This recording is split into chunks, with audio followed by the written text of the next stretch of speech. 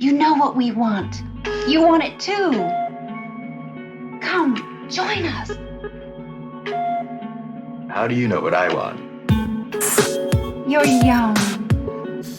Think young, brother. You make it tempting.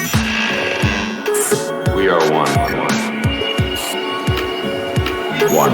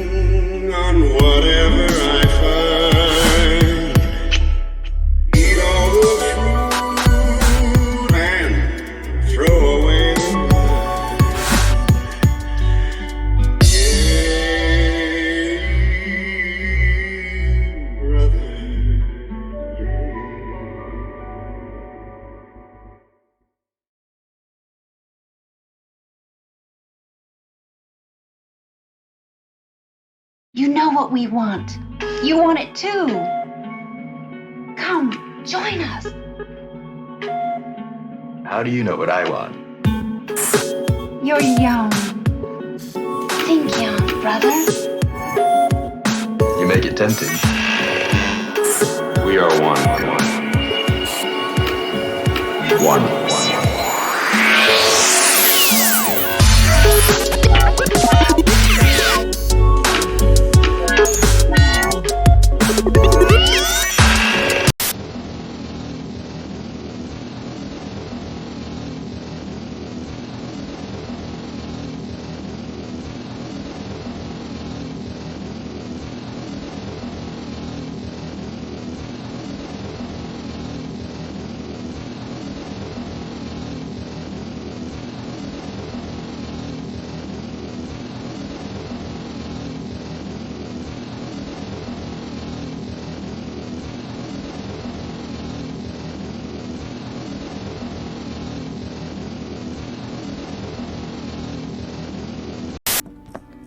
Observe the tools of the trade.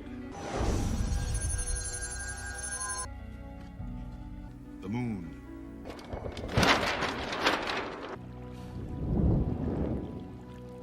Observe keys that unlock doors to hotel and motel rooms. Keep your eye on the little P.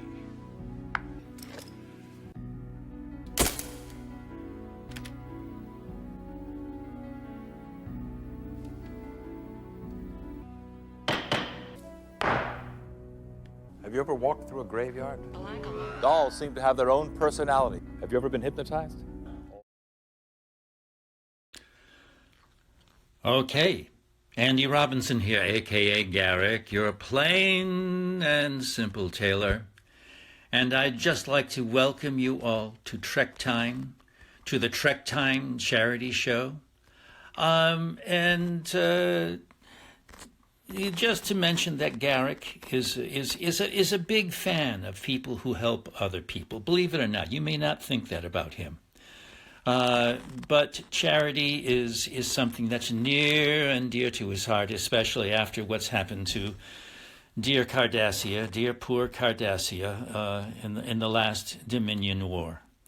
But in any case, enjoy yourselves, my friends. Have a great time being charitable, and live long and prosper, sing and dance. Garrick, I can hear him singing and dancing right now. All right, my friends, be well. Hello, I'm Patrick Stewart. Did you know that right now over 70 million people have had to leave their homes due to war and disaster? That's roughly the size of the United Kingdom. I can't imagine what it would be like to have to suddenly leave my home, where to take my family, how to survive, and most importantly, who will help us? Well, the answer is the International Rescue Committee. This wonderful organization was Albert Einstein's genius idea. They focus on the world's toughest places, Syria, Yemen, South Sudan, and deliver food and shelter, medical care. They also bring education and job training and work to rebuild communities. Please join me in supporting the International Rescue Committee. They help families just like yours and mine to survive, recover, and live their lives with hope and dignity.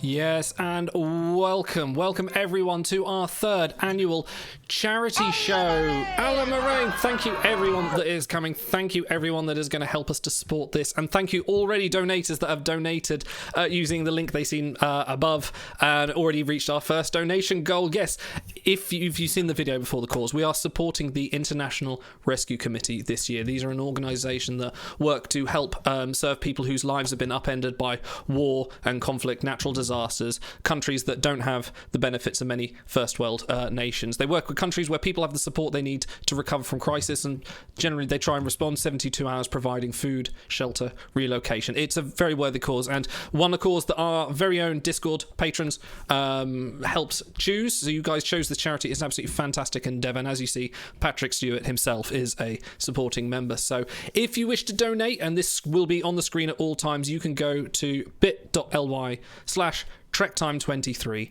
and we have a absolutely monumental night of fun activities, interviews, people coming on, us being goofs as we usually are. This is going to be so. Round the table, for those that haven't seen us before, we are the Trek Time crew on the very my camera's backwards. On the very, very far side there, you have Automaton 2000. In the middle at the top, big, McLarge, huge Frank with the sharp suit on the bottom left there. Actor extraordinaire Shia Bourne in the middle bottom, and below me directly, stars and garters. And we're here to hopefully raise a lot of money for the International Rescue Committee, and you guys can help us do that. And yeah, it's going to be fun. Are you guys looking forward to this? It's going to be interesting. This is by far the biggest one we've done so far. I'm operating on 5 hours of sleep and a lot of caffeine. I think we're going to do great. Same. I was literally tossing and turning in bed last night going, have we done this? Have I done that? Have I done that? So I got about 4 hours sleep. I was like, oh no. But we'll get through it. We're going to be running. Is your refrigerator running? If so, I need to go and chase it and get it back because it's got all my food. We start with the dad joke. Otto, can you give us an update with donations, please? Already. Yeah, wait until I mute my mic off and then we're ready to go. All right.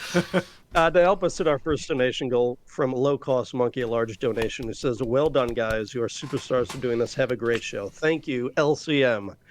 And a donation from Stars and Garters, who didn't leave a comment. Is there anything you'd like to add to that, please? Stars?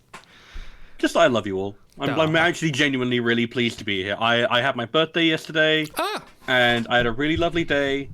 But this is a special occasion indeed, and I couldn't think of anything I'd rather be doing now that I am 29 years and 1 day old. Fantastic. There you go. That's your present to me, Shy. I get to make you feel old.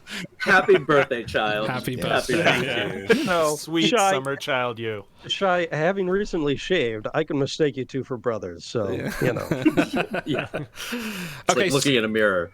Since we've hit that first donation goal, I'm going to run our first giveaway for a copy of Kerbal Space Program, which I'll be running. You can join in chat by hitting right now !giveaway in chat, and you can join for a copy of Kerbal Space Program. And you've got 6 minutes to enter, and then I'll start another one. So yeah, we've already hit that donation goal already, which is a great start. So thank you very much. So you can always keep on giving. Shall we have a look at After a rollicking good start? Well, hold on. There's also a plushie attached to that, so it's not I was just a going to do game. that as a Should we do that as the same one? Let's do that as the same one. Physical sweet merch. Well, it was up on the screen and on our Discord, and we don't want to lie to people, so we're going to include the plushie. We're going to put some plushies in there as well. Now, is that a Kerbal Space Program plushie or an unaffiliated plushie? I think they're Star Trek plushies. They are indeed Star Trek. Yeah, I'll put them up on the screen. You can see them now. Some wonderful plushies. Got a Mugatu, got an Andorian, and a plushie of your choice as well if you're the winner. So we'll get whichever one you like. You can find. We'll get the website up if Biggie, you mind putting the website up in chat. It's Mugato's all the way down. It's got to be really. I don't know. That Andorian is amazing. I love that Andorian. It's true. They're all pretty. Especially since I know that it's a fake Andorian. That's an Orion pretending to be an Andorian. Oh. It's not bad. Spoilers. Yeah, for that 60-year-old show. That is good. Trying to know who dies at the end of the Bible. Shyporn has shamelessly entered the giveaway, even though he's on the show. So. What? What do you mean? If he wins, that's a different Shyporn. If he wins, we'll recycle it to someone else. We know so many. Such a common name up there with John Smith. Shall we have a look and see what we've got on the lineup tonight? Carrying on. So we're in our opening round now. In about 20 minutes, we will have Brent Black and Mr. Shyporn from Khan the Musical. Shy being our wonderful James T. Kirk in that production. And we'll be asking the both of them plenty of questions. 30 minutes after that, we've got our pre-taped interview with Aaron Waltke and Bonnie Gordon, who sadly couldn't make it tonight, but me and Stars had the wonderful opportunity of interviewing them. After that, we will be be doing Star Trek Adventures from the files of Dixon Hill. That will be happening around about what times I put up on screen? There we go, 1400 Eastern time. After that, we've got interviews with Starship designers extraordinaires. We've got Bill Krause, who designed the USS Titan A from Star Trek Picard Season 3. Sean Torongo, who designed the Lunar class USS Titan, which has been featured in Lower Decks, in the Titan books, in Star Trek Picard Seasons 2 and 3. And Thomas Marone, the art director from Star Trek Online and designer of many starships for that production and for Picard seasons as well. After that, it's Frank versus Big in Pros and Cons to determine what is the best Star Trek episode. After that, Trexpert Quiz, the game show, will be joining us to challenge us all in some themed International Rescue Committee questions, and we'll be having a small quiz on that. After that, and the bit that Otto's most excited about, we'll be having some table readings. We'll be going through scripts, putting on our best Patrick Stewart impressions, and really, raising the house. After that, interview with Wicked Realm Games from Star Trek Timelines. We'll be doing a Q&A and getting an update on the state of the game and having a laugh with Ben, as we always are so respectful and kind to him, aren't we? And after that, at 8 o'clock EST, we're going to have the podcast roundtable. Joining us will be Julian from Strange New Pod, Rihanna from the Duras Sisters, and Dan from It's Got Star Trek to join us to talk about podcasts and Star Trek podcasting in general. And after that, we will finish the evening with some What the Dub track with everyone and anyone who's available can come and play that with us. It's a great lot of fun. And then after that, we will slowly wrap up. So that is tonight's evening of endless entertainment. It's going to be fun. We're going to have fun. And if you will be entertained. You damn right you will be. And if you have no alternative. If you want to donate, the link is up there, bit.ly/trektime23. You can go to that link, you can donate, takes all cards, all money goes directly to the charity, which is a worthy cause, so please. Even if you think you can't donate anything, you think, I don't want to, I can't donate like big numbers like Low Cost Monkey has. If you can donate $1 or 50 cents or anything like that, to coin the Tesco's catchphrase, every little helps. It really does. So don't feel bad that you can only contribute $1, $5, or $10. Or even if you're unable to do that, you just signal boost us. Put us on Facebook, on Twitter. Just tell someone else, hey, that you don't even have to like Star Trek. Just as long as you want to support a good cause, this is a very, very worthy cause. You don't even have to like us. It's not for us. It's for the children. You can just come in and donate and just go, ugh. Well, and the donation links are going to be open and available for a good long while. They will be, yes. This is over. So, absolutely. Don't think you're missing the boat by not doing it today. If you hate won't get us, the plushies do it. If you don't do it today. Yes, there are some. You need the plushies. How long has that giveaway got left? We've got 50 seconds to enter the giveaway. Exclamation mark giveaway. You can win a copy of Kerbal Space Program and a plushie of your choice. So we'll see who the winner is very soon. You even get to choose? That's great. Yeah, get to choose. Of course you do. Why not? Get to choose your choice. You can't just go, I got the Andorian. Why wouldn't you? I was going to come up with a quite hilarious little anecdote, and I've completely forgotten what it was. In itself a hilarious anecdote. Indeed I'm laughing to myself about the shipping logistics of these plushies, depending on what part of the world they're in and what part of the world they could be going to. We'll make it happen. What would be the most awkward place? Madagascar? Who's listening to this podcast from the Maldives? I mean, that's just...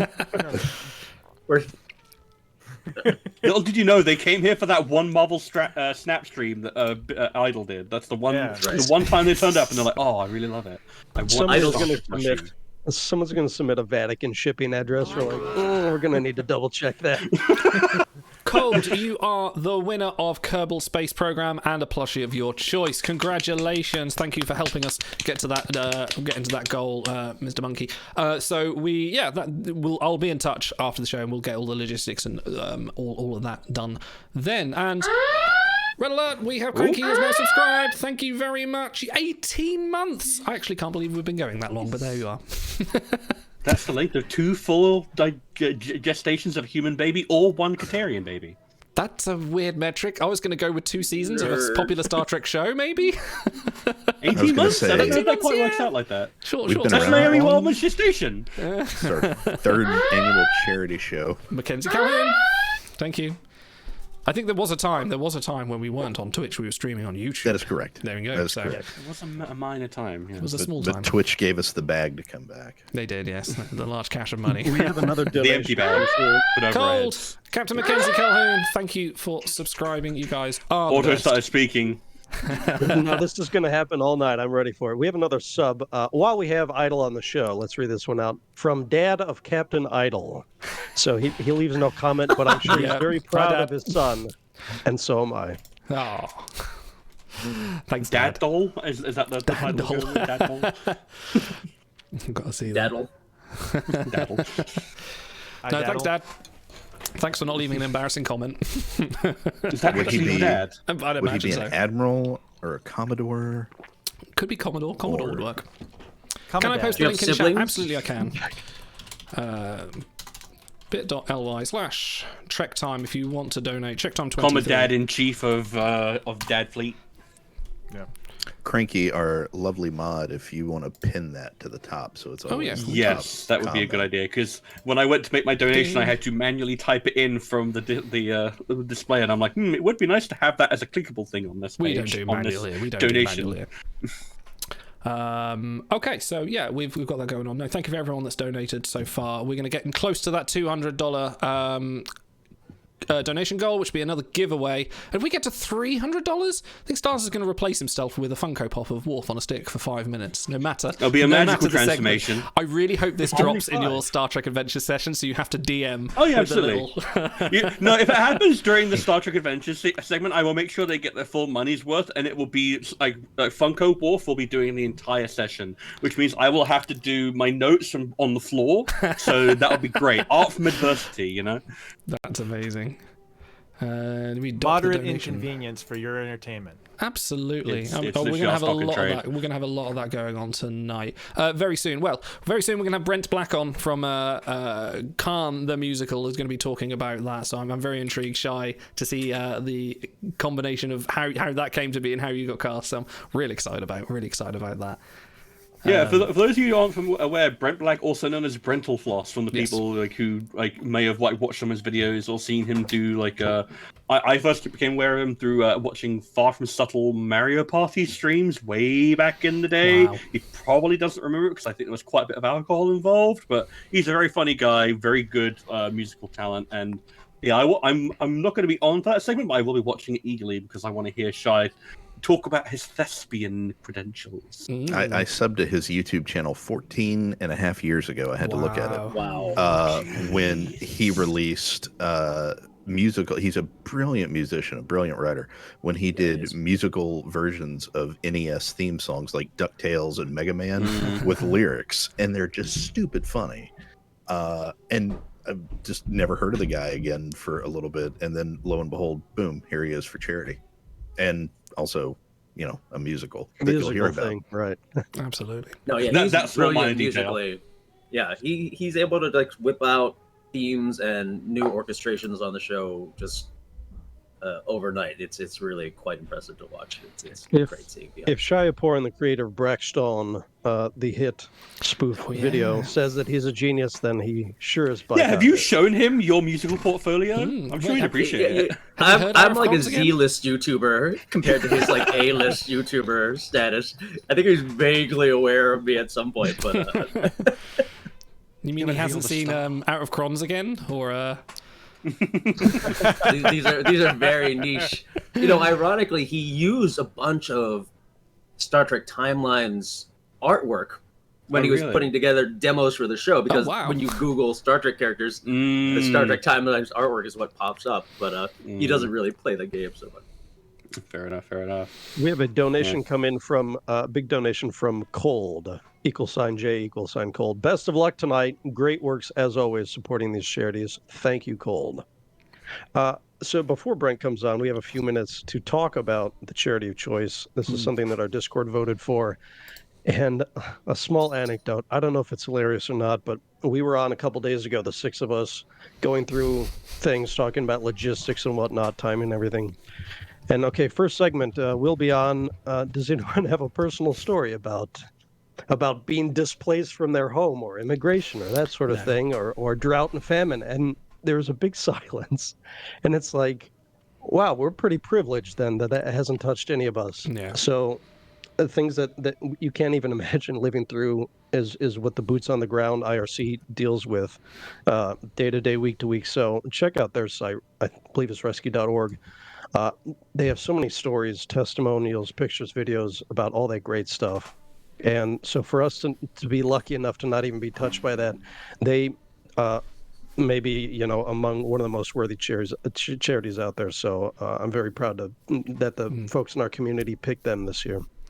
And it was a close call. A lot of the charities we posted, because we posted 5 options, and I forget what the other options were, but it was very close between this one and I believe the Trevor Project and some other ones as well. Like it was hotly. I think it was almost going to go to round 2 at one point because they were drawed for so long. But yeah, eventually I think the IRC did pull through, and then after we picked them, we had lots of people going, "What, from Thunderbirds?" I'm like, no, serious time. This is not International Rescue, the International Rescue Committee. Big difference. But no, it is a worthwhile cause. I mean, I can't imagine. I was talking to my wife about this last night. I was just thinking, like, could you imagine? There's a video which we'll play later on tonight, another promotional video from them, which just says, if you had to pack in 5 minutes and just leave your house, just go.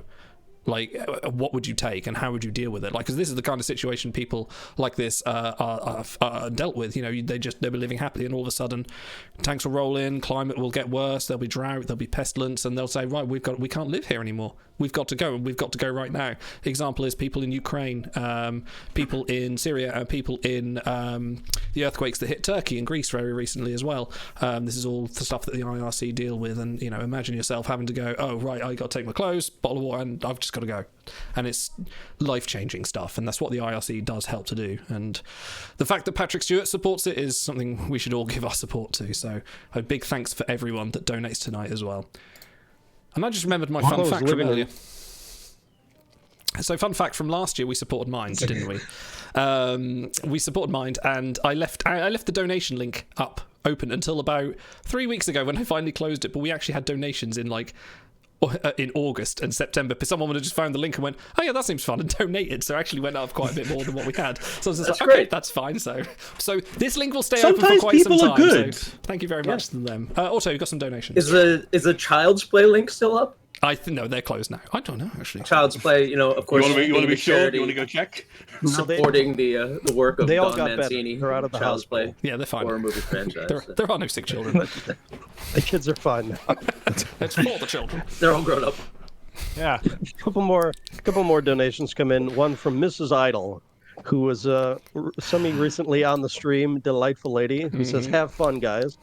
And a donation from Revolutionary Damaris says, "Keep up the great work. Thank you, guys." We are over our second donation goal at $200. Wow. What can the people win, Idle? They can win a copy of This War of Mine, which is a very thematically specific game. If you've not seen it, it specifically deals... It's a very good game for those that haven't played it, but specifically deals with growing up and living in a war-torn country. And it is genuinely a very good and humbling game. So I kind of had that one... I've got keys for that, and I was very happy that to say like, well, this is very thematical. So for anyone that wants to win that, the giveaway has started now. So type giveaway ! Giveaway in chat, and hello Senkick9999 from the International Rescue Committee. I'm glad you could support us and have been supporting us on Twitter with the retweets. So good to see you. Thank you. Thank you.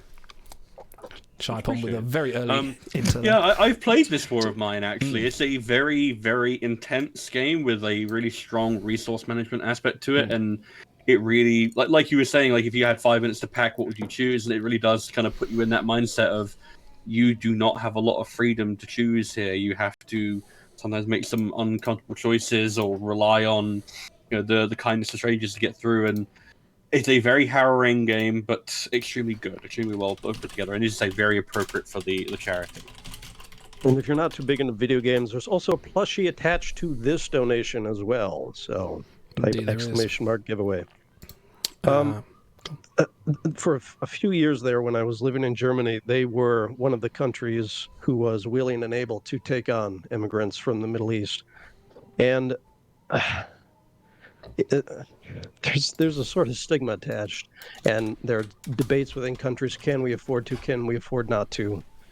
And the people living there, there's a pressure on them to welcome them into their country if they can afford to, but there's people that want nothing to do with it.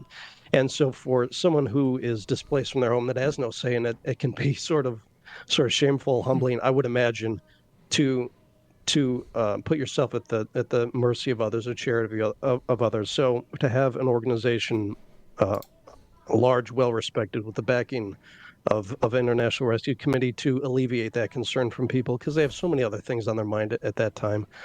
Once again, that's all we can do is reiterate what a great choice this was by our community, and how proud we are to support them. Very much so. Just had a message from Brent. He's going to be a couple of minutes late, so I said jump in when you can. So as soon as we see him, we'll begin the interview. Sorry, Stars, you were saying. At the end of the day, we're all, us people watching, are very privileged in the scheme of things. There's going on 8 billion people on this planet. Not everybody has shelter and food and electricity and water, and the guarantee that will probably be there tomorrow. Stuff happens. Yeah, disasters happen, war happens. We know that. But for the most part, we all can say we're pretty sure that we're going to wake up tomorrow roughly in the same place with the same amenities that we have right now. And there's a lot of people on this planet that don't have that. They didn't have it yesterday. They won't have it tomorrow. So that's the benefit of these charities and these organizations like IRC that go out and say, hey, you're having a bad time. What can we do to make it just even a little bit better, to give them some sort of reassurance that humanity, which is one of the tenets of Star Trek, humanity will perceive and persevere. And somebody just reaching out and giving a little bit of a hand and a little bit of a pat on the back can change a person's life. Yeah. Well said. I mean, it reminds all of us that our freedom, our safety, our prosperity, our life is all conditional, and it can change in a moment. Yep.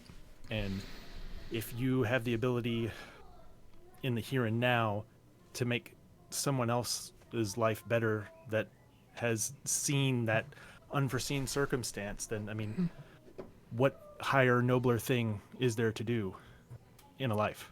Indeed. And we have just been joined on that note. We've just been joined by Mr. Brent Black. Hey everybody, how you doing? Hello. That is a wonderful voice. Hey, Brent. That is a great voice. Yes. Can you sing your own intro for us, Brent? You'll have to come to the show we're about to talk about. I'll sing through one of the best voices I know, which is Shy, who's also on the call. He'll be singing some words, and that's how you'll get it. Fantastic. I must ask, can you see me? Because I cannot see me. We cannot see you. I can see a purple void that says use your words and presumably not use your face. Gotcha. Okay. I will. Is that going to work for now? I'm Absolutely fine. Whichever works for you. Okay, great. Wonderful. I will quietly scramble while pretending to be super chill. Wait a minute. Hey, there we go. We got it. There we go. For everybody sort of taking bets on what I must look like based on my voice. Now you know. Hello, everyone. Hello, and welcome to the show. And thank you very much for coming and supporting our charity. I'm very grateful you could come and make it. And last notice, you were quite last minute. I think Shai said, "Oh, do you want Brent on?" I was like, "Yes, yes, we do." Happy to do it. Love Trekkies. Love supporting good causes.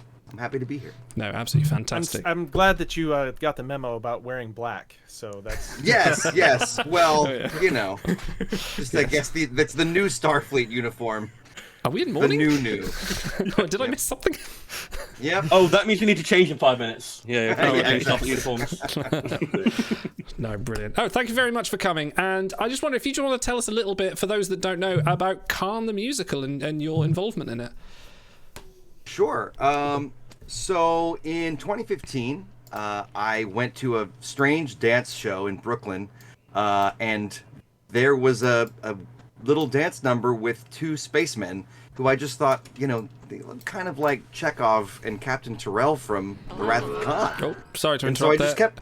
Sorry to interrupt. Shai wins the plushie and the giveaway of the game. Sorry to interrupt. Come on. Well done. Right, sorry. Please continue. No worries. So yeah, I saw these two spacemen in spacesuits and thought they really looked like Chekhov and Terrell from The Wrath of Khan. And I won't lie, the show was not really holding my attention very well, the dance show. So I just kept thinking about how one would do a Wrath of Khan musical and how deliciously terrible of an idea that would be. Thank you, Crabstar, for following. So yeah, I just kept thinking about how great of a bad idea it was. And then my friend Alina Morgan, originally I was going to have Q be the narrator of sort of a musicalization of The Wrath of Khan. And my friend Alina Morgan, who wrote for, she's written for Looper and Sci-Fi Wire and all kinds of outlets like that. She was like, what if you have Data make a holodeck program that is a musical? And he's trying to figure out theater, he's trying to figure out how to do this. And I was like, I think that's it. So that was 2015. We've had a number of readings, and now we're finally about to hit the off-Broadway stage, almost 8 years later. That's absolutely fantastic. I don't want to go too long before we plug them. This is Khan the Musical. You can find it on Twitter, Instagram, Facebook.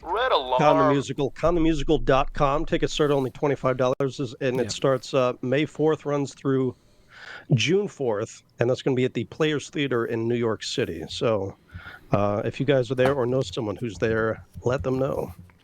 Well, thank you so much for that. I love to not have to say all that stuff. You've got it down to a science, though, right? It rolls off the tongue at this point. At this point, absolutely, yeah. No, it's absolutely fantastic. That was news to me. I wasn't aware we had KhanTheMusical.com. I thought we were just KhanIsComing.com.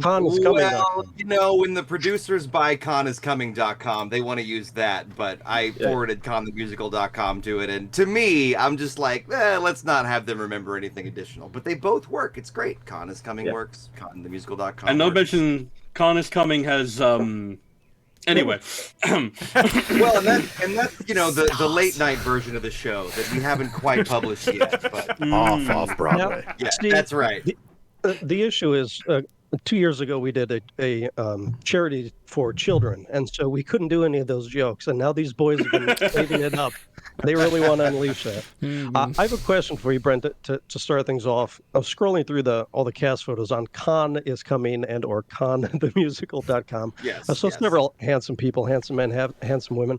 Then I see this sort of sinister-looking bearded fellow who some of us have seen pull off a sublimely dastardly Khan Noonien sing, but it is in fact Shia Porn in the role of Kirk. So what is it about Shia that you saw and thought, this guy is James T. Kirk? Well, so, I place a high premium when it comes to this role on someone understanding Shatner's cadence.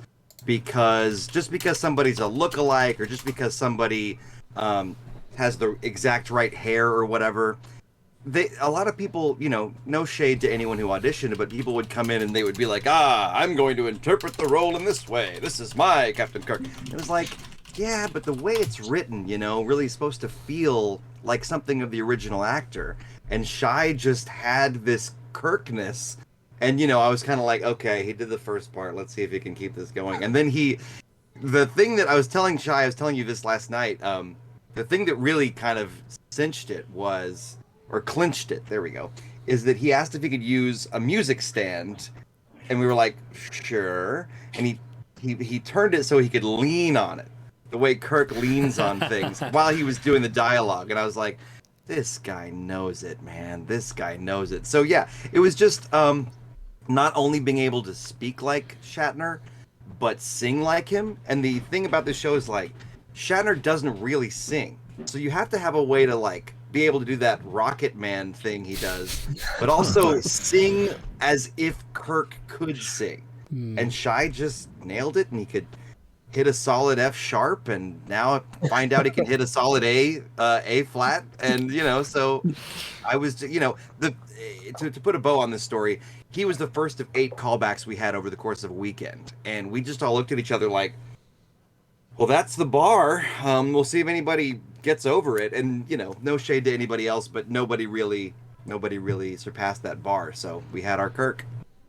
I've never seen Shai blush as much. I know. Before. You look so cute with the shaved face there. That's why I have the beard normally, to cover up all this nonsense. But, we were talking about Brent's musical genius earlier, and he's written Shatner's cadence into a lot of the musical phrases in this musical. It's really been fascinating to work through the score. It's an honor and a privilege. Well, thank you. I will say it's kind of a pain to learn. especially if people. I mean, Shy. I think that you understand it from like when you make it your own, you're still being Shatner.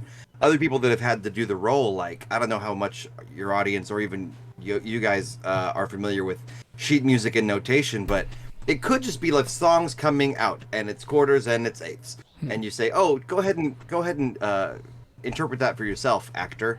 But to me, it's like I really wanted to get it exact, and you better believe that William Shatner, in the form of musical notation, is a lot of ties over measures and dotted eighths and triplet that takes up half the measure, triplet that takes up a quarter of the measure, and like it's just it's weird. But and I've asked multiple music directors, I'm like, should I just make it like a little simpler and have Kirk actors sort of interpret it? They're like, no, do it the way it is because it feels accurate to the character. So there you go. But Shy's gotten it down in record time. Already had the songs mostly down like at the first music rehearsal, so we're lucky to have him. Well, this was sort of a role that I've been studying for my entire life, as it were. The role of a lifetime. We've done some table reads before, and anyone can do the Shatner staccato. But there were a couple quiet moments in there. Exactly. There are a couple quiet moments where Shy did the cadence perfectly, and I told him afterwards, I'm like, you know, of all the stuff we've done, that is like the most impressive, because the quiet little stuff. It was the scene where he's dressing down the officers after the Trouble Tribbles, right. when he's going down the line, and we were all taking apart, and he was Kirk, and you know what we all just were stunned at the end of that. I was like, oh my god, that's amazing. I love Quiet Shatner. Quiet Shatner's really super underrated. Yes. I don't know, sir. Yeah, you know. Well, and everybody always, when they're doing the impression, it's easy to forget that the pause is what people think.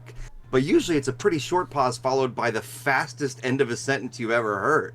He'll be talking, and then he's and like it just it flies to the end. And when people do the thing over and over, like it gets old, and he's not really like that, you know. Like one of my favorite Kirk lines is in Star Trek 3, where, you know, he's defying, spoiler alert, he's defying Starfleet's prohibition to go to Genesis, and Sulu goes, "The word, sir," and he says, "The word is no. I am never going anyway." And like he just really spits out, "I am therefore going anyway," so fast you almost can't understand it. But like that's as Shatner as the pausing and the guh is. Brett, by the way, doesn't. I was gonna say Brett does an excellent Shatner. Like he played Shatner. He played Kirk in the Philadelphia Fringe Festival reading of this show, and his Shatner's actually excellent, and he does it on a lot of the demo reels of the show. It got us here, but the thing that I needed, and this is really the truth, like I took a video of that show because I still thought at the time I might star in my own show, but I had to edit the video of the Philadelphia Fringe reading. We shot 2 different nights on 3 different cameras. So I had to sit there and watch myself play this role 6 different, 2-hour chunks. By the end of that, you really know whether you think you should play a role or not. And this is, I know Shy and I are like, complimenting each other, I suppose, quite a bit. But the thing Shy can do that I knew we needed, that I'm not as good at, is when Shy just sits there, you feel something. When the music doesn't have him singing, and we all know Spock dies, but we've been rehearsing that scene, and it's it would be one thing for somebody to just sit there and ride or red alarm. New follower, I'm guessing. Yes. Sorry. Right on. Thanks, new follower. Yes. God forbid we turn that off during interviews or anything. Either that or I need to. Do apologize. But no, there's a certain kind of pathos that certain actors just have, where when they're doing nothing, there's still a presence there, and I think I can do the voice pretty well. But I was like, there's somebody out there who can really nail the in-betweens and the white part of the script, as it is sometimes called. I'm still devastated that Spock died. I didn't. Oh yeah. Sorry, I could have told you more gently. Yeah.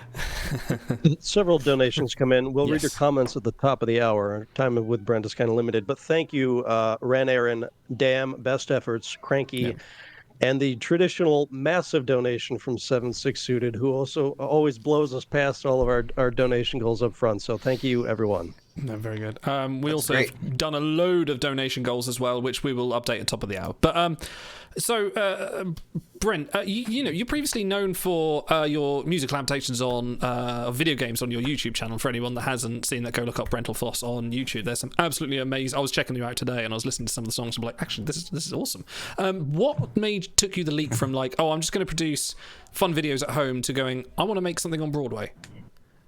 Well, it's actually sort of a circle. I'll explain this way. So I was writing musicals in high school. I had a teacher that was very like, do what you want, and I did. And so I'd written a couple shows by the time I was in college. I wrote 2 more shows in college, and then I got the weirdest master's degree in life, which is the New York University Tisch School of the Arts does a graduate musical theater writing program, which is basically like Hogwarts. It is 20 or 30 people a year learning from musical theater writers who have, of note, learning how to write musical theater.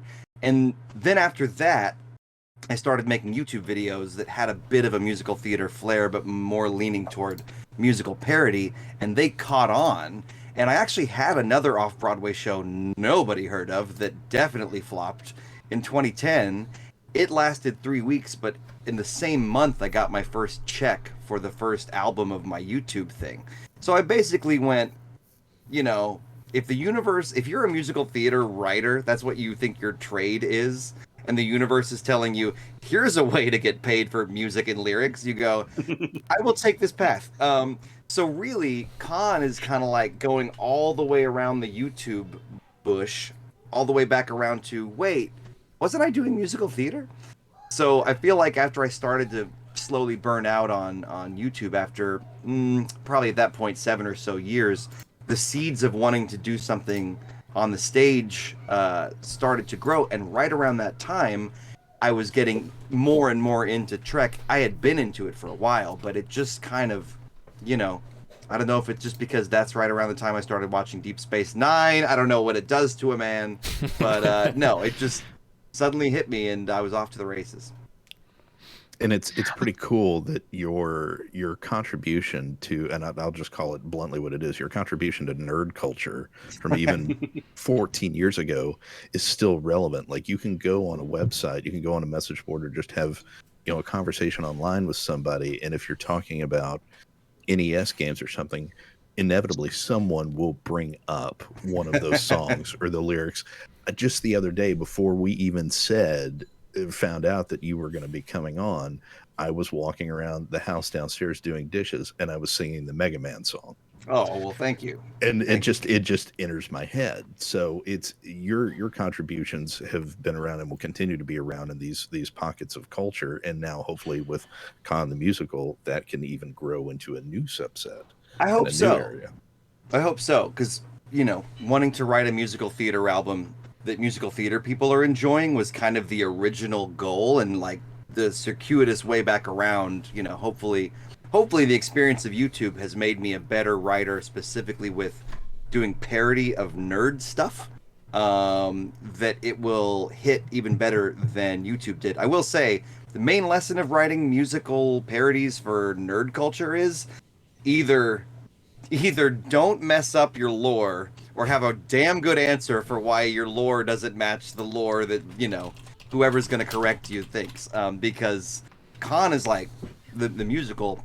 There are so many things that aren't quite right, that are historically inaccurate. Savick, for instance, the Kirstie Alley character in The Wrath of Khan.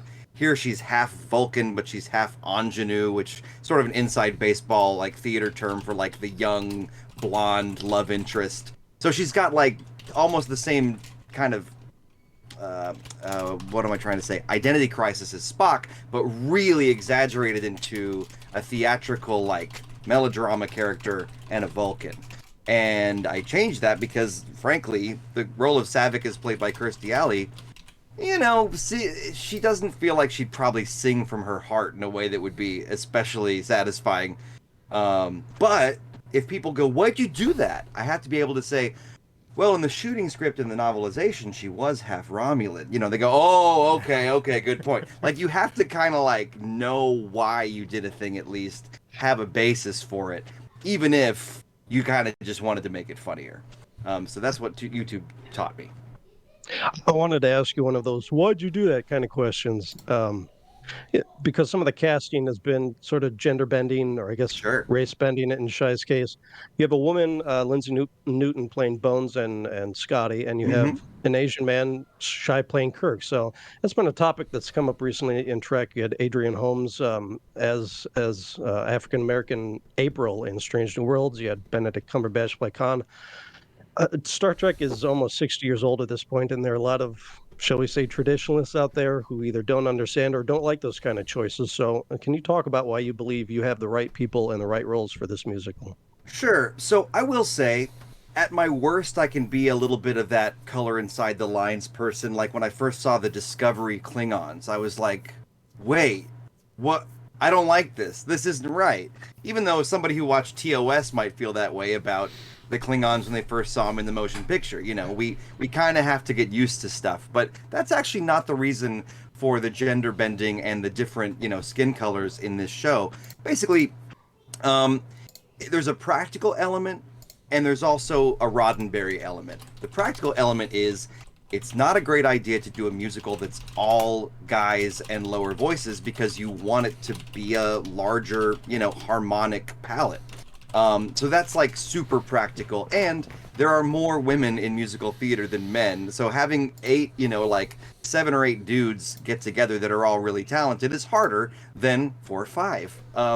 But when you broaden it out, I wanted to find a way to make a musical that took Roddenberry's dream of sort of a diverse future where we're post-prejudice and weave that into parody. And let's be honest, a lot of times people don't associate inclusivity and diversity with comedy. Some people, those feel like two different worlds. And it's like, how can I not make it feel like it's about doing this, but still not only make it diverse and inclusive, but also like make it easier to cast. So the premise has that baked in, and that was on purpose, where Data didn't get friends of his to play these roles. And he didn't use look-alike assets on the holodeck. He used like holographic actors. So it's almost like he's got this acting troupe of holograms that, play different characters. The Chekhov and the Sulu actor are the same.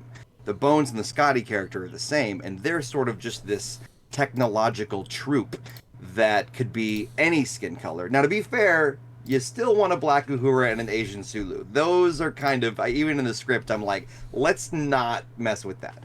And we even kind of ran into a situation with Captain Terrell where I hadn't really thought through whether that was a big deal or not, because I thought, well, Terrell's not that iconic. But we cast a white actor as Spock doubling with Terrell. And he was like, so you're wanting me to play a character who's black in the movie? And I was like, if he's bringing this up, I think we just need to take a look at this and rethink it. Terrell's not even that big of a character in the movie. So this is a bit of a spoiler. We decided to create a new character in his place called Commander Redshirt. And it's a very nuanced joke, clearly. Very, very... It's a subtlety. Yes, well, that's exactly it. So subtle. Of the New Hampshire red shirts. I get what you're... Exactly. Yes. Anyway, but yeah, so it allows us to once again have that role be easier to cast, but also more inclusive.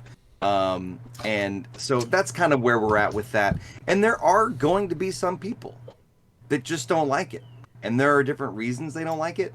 But for me, it's like in this modern world of content creation, be it on stage, be it in the media, now that you have social media, any choice you make is going to get negative comments from somebody. So it's like you have to sort of pick before you even enter it. Who am I willing to piss off? And who am I not? And the people that are upset that Kirk's not white, they're like, absolutely people that I'm just pleased as punch to piss off. As long as people that like that the show is diverse. To me, it's like if somebody would have been the kind of person who wouldn't have liked Uhura being an officer back in the 60s, then I don't really care what they think about whether our holograms are the right skin color to match the original actors. So hope that sort of explained that. Well, Yeah, your plus choice that is going to be any worse than what they did in the finale of Enterprise in the holodeck. So this is Oh boy. already much better than that. Though we don't have Jonathan Frakes narrating, sadly. But oh well, maybe one day. Well, speaking of that, have you gotten any feedback from official Trek sources? And if you have, what has it been? No, but you know, like the I think part of that is well, let me be clear. So there's copyright holders and there's actors. I'll start with this camp. We haven't been contacted by any copyright holders or any lawyers or anything. I started working with an IP lawyer. Funny story. I briefly worked at a co-working space in 2018 because I worked at home and I wanted to, be around other people. And at lunch, this guy's like, "So what do you do?" And I go, I'm writing a Star Trek musical." And he goes, Wait. I'm an IP lawyer and a Trekkie. You need to be paying me right now. And I was like, go on. So basically, he shepherded me through like how to legally make sure that what you're doing is a parody. Anyone can sue anyone for anything. But if you have specifically made something a parody, not just like, when Weird Al takes a song you've heard on the radio and uses and reuses it, that's legally not parody. That's musical satire. But if you are making a comment on the original thing that you're lampooning and you're constantly commenting on that, that's parody. So I would like to think that we won't be contacted with any cease or desists. Occasionally, off-Broadway shows will hear from lawyers and they'll just be like, "Hey, please don't do this. Hey, please cut that." For instance, a friend of mine did the Big Bang Theory parody musical, and they were like, "You can't use Bazinga in your marketing material." So they were like, and they made it Basinga, which is a fairly clever way to get around that. So like maybe we'll have some of that, but we haven't yet. On the other end, I have been trying to be like a non-annoying, slightly squeaky wheel with certain Trek people. Like if they bring up the Wrath of Khan, maybe I reply to their tweet. And so far I've sent DMs that I got responses on to BB Newworth, who played one cameo on TNG. And we follow each other. She followed me because I did one funny tweet long ago. Great, I'll take it.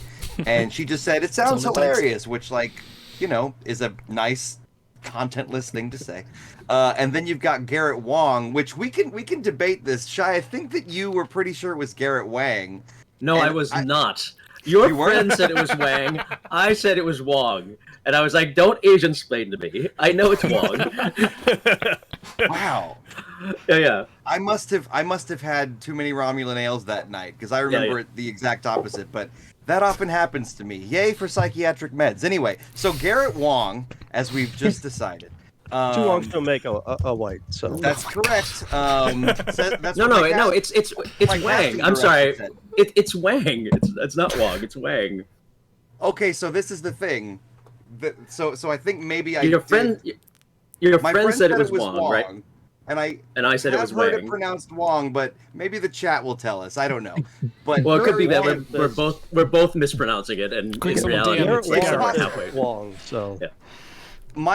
My hypothesis is that it is Wang, but he got to the point as an actor where he went, "What if I just pronounce it Wong to end all the jokes?" But anyway, so with that being said, I did DM him. He also followed me for some reason. I think maybe sometimes people will just follow a verified user that replies to them. RIP, no longer a verified user. Anyway, he was like, "Yeah, I've always thought there should be a Star Trek musical. Maybe I'll check it out." Now, once again, kind of a polite, content-free answer. Great. And I'm sure some of y'all are familiar with Larry Nemeczek, who just is the guy that has all the Star Trek stories and the keeper of the stories. But I emailed him and he wrote back, "Oh, yeah, I've heard some buzzings about that. Thanks for letting me know." Once again, I've gotten lovely, polite acknowledgments from a handful of people. But I think what's really going to get us attention and get Star Trek alums interested... Oh, wait, I have one more. I'm so excited to tell you. Bonnie Gordon, who you know, who is the voice of the ship's computer on Prodigy. She's going to be on after you on the stream. Next. Awesome. Well, so yeah, Bonnie and I go back. Like her songwriting duo, the Library Bards, would be on bills with me when I was doing live shows as my YouTube character Brentalfloss, and so we'd known each other for a while. But she is the voice of the ship's computer on Star Trek Prodigy. She will be providing the one line of the ship's computer, like the TOS ship's computer, in the show as an Easter egg, which is very exciting to me. But yeah, so we'll see. But like that sentence I was not letting myself finish is I think that once the reviews come out and once word of mouth starts spreading around, I think that's when, if it turns out that Trek alums or celebrity Trek fans get interested enough to actually come to the show, I think it's probably going to be after that. Because God knows they've heard enough. I'm writing a Star Trek musical. I'm sure you are, sweetie. I'm sure you are. So we have to distinguish ourselves from that. Take the cast and take everybody to Star Trek Las Vegas in August. At the convention, write it off as a business expense. Just stand in the lobby of the hotel and start doing numbers. Oh, I've priced this out. Yeah, just write it off. $8,000 for one night. Just write it off. Yeah. No, the thing is, if we can afford that, Frank, 1,000%. And I can't wait for the day that we get to the point where a convention tie-in of some kind, even if it's just like, hey, we're doing a short cabaret of a couple of the songs. We've got 4 people here. This person's going to play Khan this time. Okay, now they're going to play this or that. But you're absolutely right, Frank. And I did want to do something like that at Star Trek Chicago, Star Trek Long Island, or oh gosh. Well, I mean, like funny story. I did one of the turning points in the creation of the show was when I did Mars Con, which is a small, modest like Minnesota con, but it had a parody comedy filk kind of segment to the convention, and I just did a couple of songs that were drafts from the musical very early on in the midst of my video game songs, and the Star Trek songs killed. And then after that set, I had like my 3 YouTube albums set out, and people would come up and they'd look at them and they'd flip them around, and like I'm saying, multiple people looked and they were like, where are the Star Trek songs? And I go, oh, that's not really an album yet, that's just, and they're like, okay, well, let us know. And they just like walked away, like totally uninterested in the stuff that was my career musically. They just wanted to buy the Star Trek music, and I was like, okay, there's something to this. But yes, Frank, I think that bigger and better convention appearances are in our future, I hope. Oh, it will be. I have faith. Well, Brent, thank you for coming on. Obviously, you've got things to do today. So, last question for those Brent of us... is building our sets right now. Yes. For those of us that are international and really want to see our good friend Shai here in his production, like, is there a chance there'll be any clips or maybe a small video of one of the numbers come out so we can appreciate the fact that a New York flight is probably around the same cost to get you to Las Vegas as well? So this is going to be a nuanced answer. There will be footage of parts of the show, very small parts, on social media in a promotional way. Last night, we had some of our cast members sing Khan's first big number, which is called My Wrath, at an event called To Proudly Go, which is a drag show with a Star Trek theme, where people come on. Last night, we saw Moriarty, Janeway, and Seven of Nine do classic drag lip syncing to all manner of songs and to Star Trek dialogue. It was a hell of a thing. Anyway, we also had Rafi and Shai. Who was was there a Star Trek tie-in to that first act, or was it just? I think. Wait, who was the first act? The one whose shoe came off. In any case, I thought she was Rafi. Yeah. Okay. In any case, you're not caught up. You're not caught up on Picard. That's right. Oh no, I know who. I did a fan cast of season 1, which is why I didn't watch season 2. But I hear 3 is good. Let's not debate about it. I can't wait to watch 3 at some point soon. But anyway, you'll like 3. That's what I hear. Well, the thing is that watching new Trek has become work, and I didn't want that. But when you're working on a Star Trek show, it's almost like to take in new Trek that is not just comfort food. Weirdly is like, okay, once this show's off and running, I'm going to watch I'm going to finish Strange New Worlds. I'm going to watch Picard. But wait, I think I was onto something and got entirely lost. Oh, yes. So you were saying, Sharky, about footage. There are obviously people, especially internet fans of my internet video content, who are like, hey, why aren't you doing a video of this? Why can't you make a video to show us all? The fact is, there's no video until, probably not for a long time, but were there to be a video that was good enough quality for us to want to show the world? And perhaps monetize, since, after working on the thing for 8 years, you kind of just don't want to give it away for free. It's contingent upon this first production doing really well. And frankly, off-Broadway shows don't often get a second chance. So when we talk to people that are like, I'm in Belgium, I can't see this, I go, well, if you want to see it, and you happen to have a friend near New York City, tell them to go, because in that small vicarious way, it will be helping this move forward to the point where, the Diana musical was on Netflix. Maybe one day it's Con the Musical on Hulu, Con the Musical touring to your hometown, a double disc vinyl album, and it's playing at your community theater. That's the dream for me. But we don't get there till we get butts in seats for this first one. So fingers crossed there. No, that's and I will be playing Kirk in every single one of those productions. Yes! I'm gonna be like Topol in Fiddler on the Roof. I'm just gonna go from production to production. I hope you're ready to learn Norwegian, Korean, and all the other languages we're probably gonna translate it to. Can't wait. No, absolutely fantastic. Thank you very much for joining us and giving up some of your time, because I imagine you've got a busy work schedule today. As you said, you're building sets right now. So, no, thank you very much for joining us this time. No problem. It was a lot of fun. Good luck with the raising money for a good cause. I hope that continues to go well. Thank you, everybody. Even though it's not my cause in particular, if you're watching, thank you for donating. Thank you for supporting. Thanks for watching me sit here and talk for a while. And fellas, I hope you have a good rest of the stream. Lovely. Thank you very much, Brett. All Thank right. you. Thanks for coming on. See you tomorrow. See ya. Okay. Okay, let me go ahead and plug that before we do donations. The website is conthemusical.com. It's Con the Musical on Twitter, Instagram, and Facebook. Tickets start at just $25, and they'll be at the Players Theater in New York City starting May 4th, and I believe their run ends on June 4th. So 5 weeks of Shyaporn at his Kirkian best. We had several donations come in. Let me just refresh, make sure we got everyone. From Ran Aaron, who says, thank you, Trek Time, for entertaining us and taking your time to give back. Thank you, Ran Aaron. Big donation from Dam, who says, awesome show and great cause. Looking forward to the evening, guys.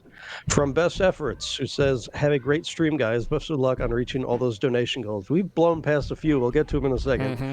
A donation from Cranky, who says, just because. We love you, Cranky. We'll see you later. Massive donation from 76 Suited, who is apparently a poker player extraordinaire. He says, have a great time today. I'm so glad you were able to make the charity stream happen this year. I'll be thinking of all of you while I'm working today. Live long and prosper. Hashtag Shinzon for charity. And a big donation from Evans of Wales, who says, working in flood management, I've fortunately not had to deal with large-scale events, but even local issues can cause people to leave their homes for months. Disasters from climate change are only going to increase, so I'm pleased to support another vital cause. Thank you, Evans of Wales, and everyone for donating. Idle, you want to catch us up on all these donation goals? Yes, so we've done one already. We've had the giveaway for Slay the Spire, which, no, was it Slay the Spire? I think it was, which Ranarian won. We're going to have at some point, maybe after the Bonnie and Aaron section, I'll do a guided tour of my board game collection. That will happen. We're going to have a Captain's Log recital. We'll probably do that after that as well.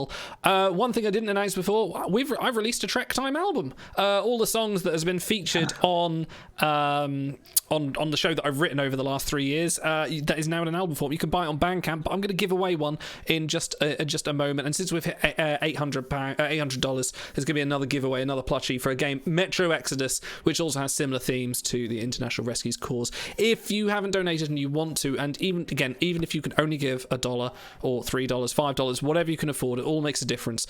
Donation link above, bit.ly/TrekTime23. It's a great cause. I'll pop the link in chat in just a moment. Please come and donate. It's going to be great. But the very next donation goal at $900. It says Otto has to say something nice about Discovery. I take it to the next level. I will wear this I Heart Disco shirt.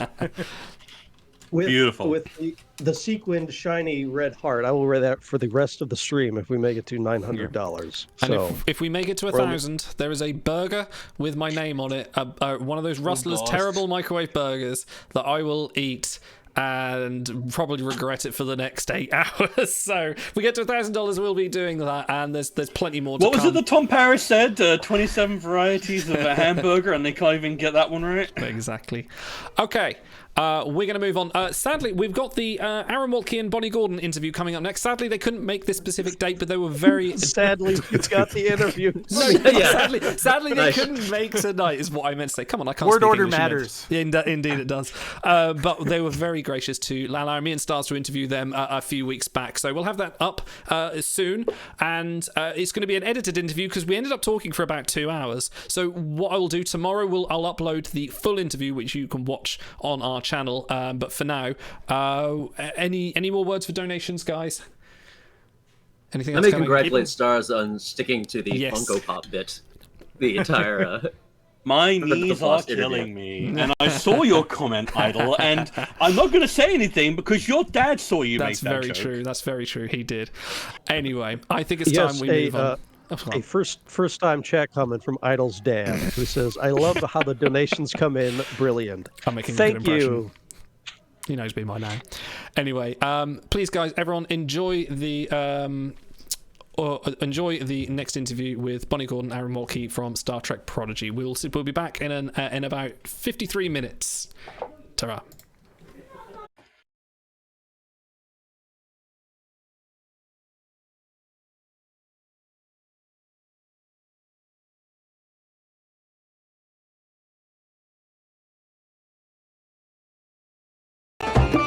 Welcome everyone to our interview with the wonderful Aaron Waltke and Bonnie Gordon. Thank you both for joining us and helping us support the International Rescue Committee. How are you both this fine evening? Wonderful. Can't complain. Absolutely great. I'm here and I have coffee and everything's fabulous. Fantastic. Living long and prospering in a peaceful long life. How are you both getting on? I imagine wheels are spinning now for Prodigy season 2. Obviously you have your limits to say how much you can say and stuff like that, but how is production going in a general sense of things? Good. Star Trek Prodigy season 2 is trucking along as it has been announced. We have about 20 episodes. We have 20 episodes, not about. We have 20 episodes that we are in various stages of production. You know, as you know, the pipeline for animation is very long. So it starts with the scripts, and then it goes into storyboards, then animatics, then layout, animation, then you have sound effects layered in, scoring from Nami Melamod. And so, you know, of those 20 episodes, they're all in different states. The first few are done completely. The next few are getting ready to go into mix. And then so I've been wrapped for a long time, so like most of the voiceover stuff is already recorded. They'll just bring us in every now and then for pickups. Nice. Or like if they have like a small rewrite they need us to redo. So but I've been wrapped for a long time. But I can't wait for season 2 because it's really exciting. You watch season 1, you're just like, oh, how can they top this? And they do. Wow. How? Well, there's an old adage in screenwriting especially, which is like, if you have a great idea, don't save it. You know, use it now because you'll come up with great stuff later. And, you know, we knew the story we wanted to tell for season 1, and we had a really good idea of what we would do in season 2. So we were like, let's just leave it all on the table and make this as strong of a 20 episodes as possible so that the next chapter can feel like a continuation, but also an evolution into its own sort of storyline, you know, because as I think we've said elsewhere, the story of Star Trek Prodigy is about these outsiders kind of looking into the Federation, setting that as their North Star to head on straight till morning. And then, you know, it's following their journey. It's a true coming of age tale as they kind of discover Starfleet, find their way through it and then into it, and we hopefully will grow up with these characters. So you know, I remember when the story was first announced, there was a lot of like, well, how could this show go on forever? You know, they can't stay away from the Federation forever. And I was just like, just you wait. We want them to get to the Federation because that's just the start of their story.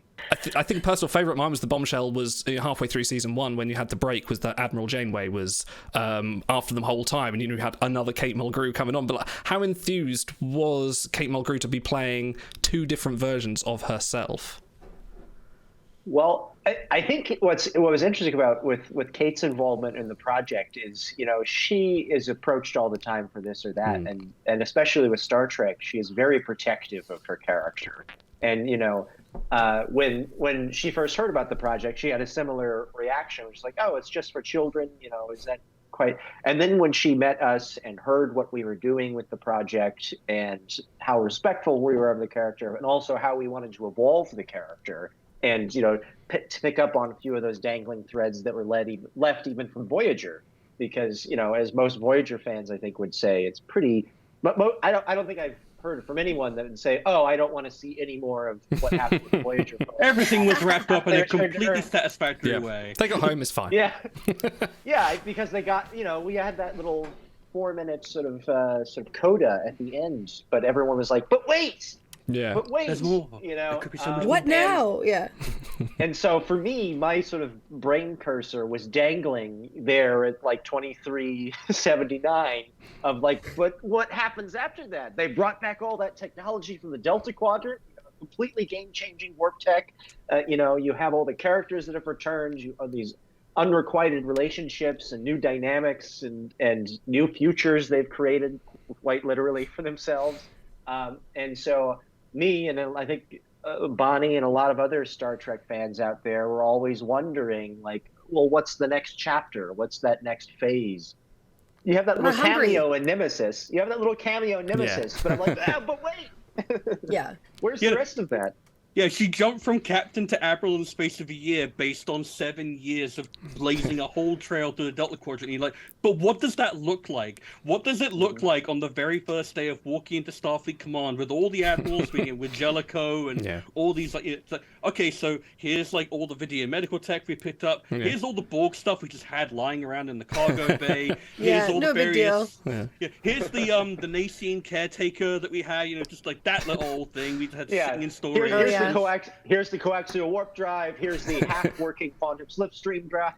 There's an entirely, fully sentient hologram with a 29th century mobile emitter. You can have a look at that. No big deal. Yeah, go ahead and take a look. Here's reams and reams of data from the Borg, and also an actual Borg, ex-Borg that can tell you. And also, we may or may not have killed the Queen twice. Just don't worry about it. It was completely transformative, and then I understand why the folks in the Berman era were like, all right, somebody else take over. Like, it feels like a tall order, and but I think so many fans here and elsewhere on our show and the other shows were like, we've been thinking about this stuff nonstop for 20 years. So absolutely, let us in, Coach. Sidetrack slightly. This one's for Bonnie. You've just put an album out on Bandcamp, haven't you? Yeah, so it's out everywhere. Just search Con Artist Bonnie Gordon. It's or very just search good. my name anywhere. I'm pretty Googleable. You are sorry. Go on. I was just saying, what's the standout track? Like, what do you expect to be like the chart topper? Well, I love. Out of my original music, I love the song Con Artist because it's also the title of the album. That song, you think I'm singing about a criminal. It's very much like Bonnie and Clyde. He's a quick-drawn son of a gun. He has a weapon full of lead, all that stuff. But if you listen to the lyrics closely, each lyric is a double meaning of, I'm actually singing about an artist at Comic-Con in Artist Alley. He's a con artist. Oh. So weapon full of lead is actually the pencil. He's a quick-drawn son of a gun. He's sketchy and sly. You're the next one to be framed. It's all art references. But a lot of people haven't gotten that. They all think, wow, what like a film noir, like 007 feel of a song. And I'm like, sure, go for it. And then you listen closely to the words. Once people hear the twist, and they listen to the song again, they're like, it's like 2 songs in one. Yeah. I do love the Star Trek medley for all my Trekkies out there listening. There is a Star Trek medley of the original series and Enterprise theme. What made you want to step up and actually put your own record out for yourself? A little bit of sad story, but so I'm in a comedy band called the Library Bards. Yay, we do nerdy parodies and perform at cons all over, and it's super fun. And but I had a couple of health scares through COVID, 2020, 2021, like some cancer scares and some different things like that, to where I was thinking that, oh gosh, something might be a little bit more serious.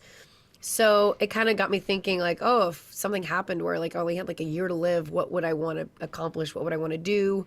And also, is everything I'm leaving behind a nerdy parody? You know, like, is this what people are going to remember of my music and my voice? So it kind of like got the fire under my ass to start. Sorry, this is a family show. It's fine. the flame under my buttocks. It got it burning because I wanted to put something out into the universe that was my own voice and my own lyrics. So that's why I wanted to put like original music out, as well as certain covers that like mean something very special to me. It also made me take that leap of faith of like, okay, I'm about to release my original music. The trolls may come. You know, these are all very personal to me, but I'm going to just throw them out there.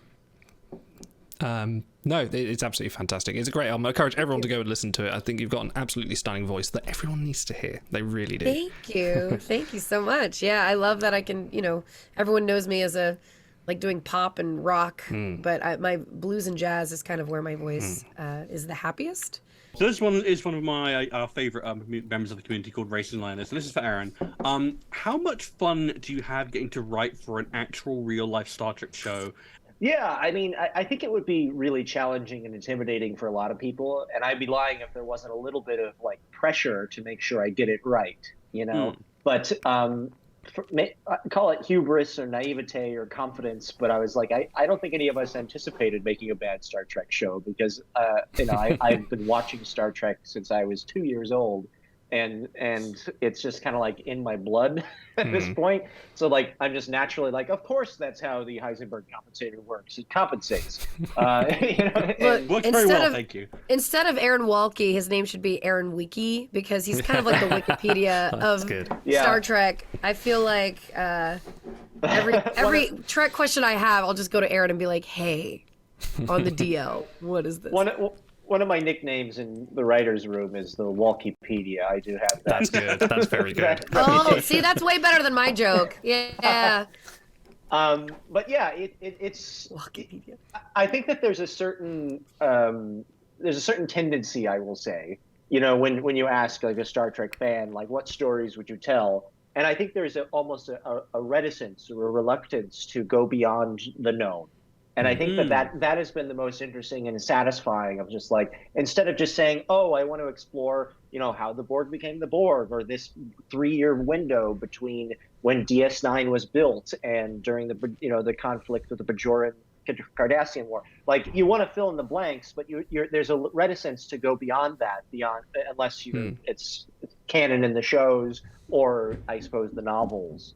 And for me, that was always the most exciting part for me, because I have sort of an intuitive knowledge of you know, what feels Star Trekky and what has been explored and what has been an open question that hasn't quite been explored yet. And I would say the same for the writers as well. The entire writing staff of Prodigy and the other shows. We all are equally excited to both pay homage and to, you know, this incredible franchise that, you know, unlike many others, doesn't want to reboot or requel, but they want to just say, yes, everything happened. You know, everything from Balance of Terror, even the salamanders, Fox Brain, especially the salamanders. They all happened. They all happened, and what I think is perhaps unique, or certainly one of its strengths of Star Trek, is that it is not so confined that it can only be one type of show. Even the original series from the beginning, you know, you had hilarious, you know, comedy episodes like Trouble with Tribbles. You had submarine warfare episodes like Balance of Terror. You know, you had sort of heady, sort of ethical dilemmas, you know, that are presented like Mirror Mirror. Like you had, like each episode was kind of like you could open the box and you don't know what's inside of it. And that for me, the fact that you could essentially do an anthology show with continuity was really mind blowing, and especially in the series that followed, all of the shows connecting and crossing over, like Deep Space Nine launching Voyager off, and it felt like this amazing sandbox to play in, and I think what I've learned from just the first season coming out, it's really interesting to watch that sort of life cycle of Star Trek canon of just sort of like, oh my gosh, that's new. Is that okay? And then everybody talks about it, about why it could or couldn't be okay. And most, at least in my occasion, say, oh, actually, that works really well. I hope they explain that. And then when they see that that's what we were going for, and we do explain it more, they're like, oh, that's great. They know what they're doing. This is great. So. And I totally understand that, because even as you're kind of like building this ship of a show, there's always that you have to kick the tires, so to speak, kick the warp nacelles, and make sure that it tracks and it makes sense, and that you're using every part of the animal, so to speak, and that every single line matters, both in a continuity. That's a great analogy. Like a butcher's shop of Star Trek. Line, especially with Prodigy, where it's 22 minutes. Like everything is either Y'all are geniuses for that. Seriously, you put so much in so little time. I think when I first interviewed, the Hagemans, before they created the show, we had worked on a show called Tales of Arcadia together on Netflix, which is with Guillermo del Toro. And while we were working on that, they came into my office like, hey, you like Star Trek, right? They asked us to pitch a Star Trek show. And I was like, yes, I do. and you were like, welcome to my PowerPoint, as you pulled the... I smashed a do not break glass in case of emergency button, pulled down a lever, and just a wall of phasers descended behind me. No, it was... but I remember they had me come in and meet the secret hideout, and one of the first things I said is like, well, I could easily just sort of... describe how the Ferengi River of Wealth has a cosmological contemporary in Egyptian cosmology, if you like. Wow. And then we're like, all right, just hire this guy, like whatever.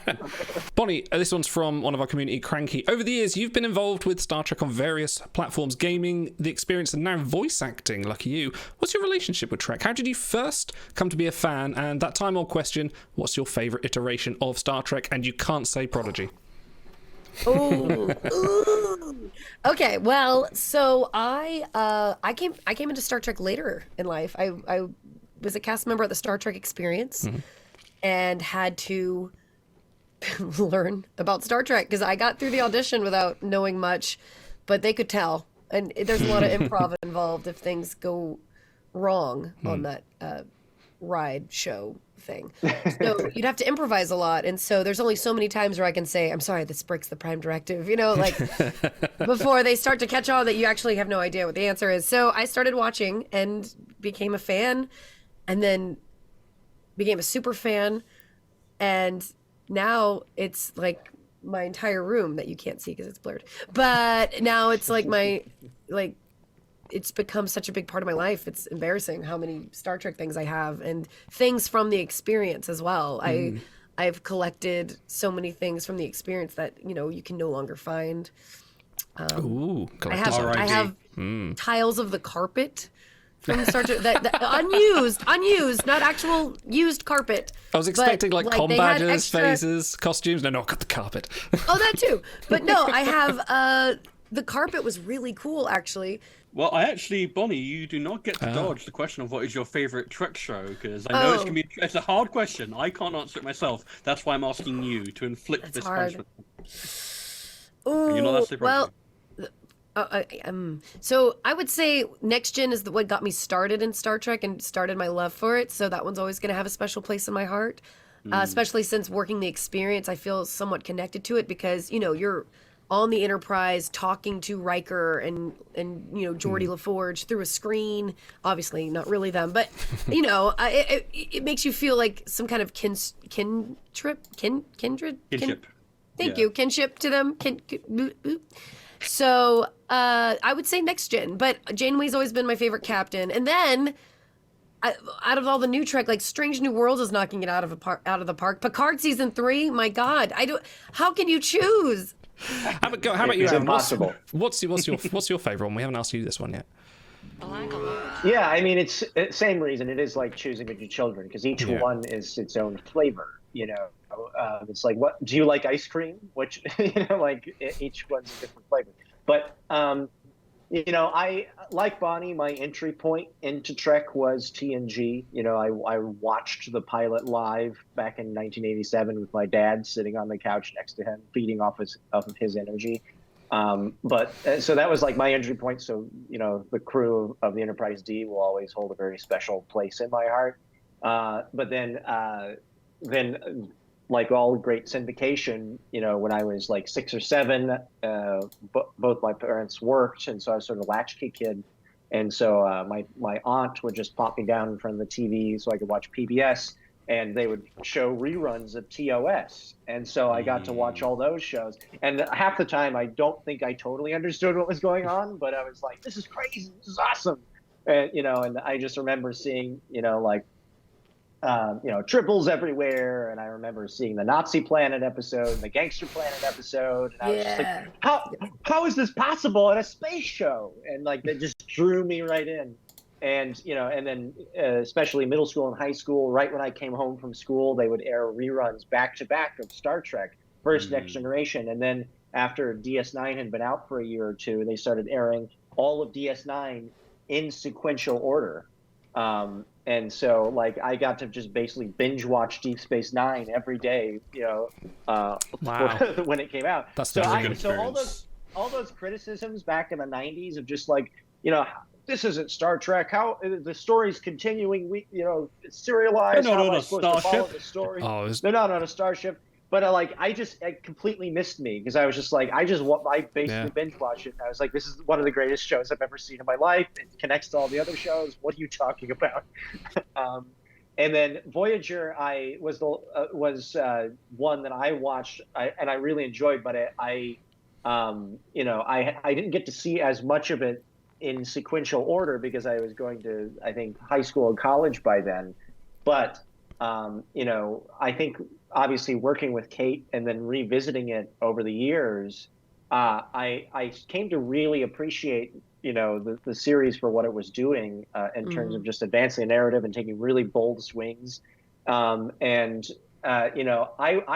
will say that season 5 of Voyager is one of the strongest seasons of Star Trek across the board, doesn't it?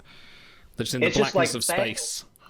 Yeah, because I watched it and it had been so long, and then I just watched it from the beginning. It's just like banger after banger after banger, and I was just like, it's like Latent It's when they really got their timeless. Latent Image is one of my favorite episodes of Trek ever. Yeah. It's so good. Such a good character drama. I did a rewatch of Voyager during COVID when I got pulled in to do Scratch for Janeway, just because I was making myself visit her voice on a daily basis, and no regrets on that rewatch. I was like, this is delightful. I missed this.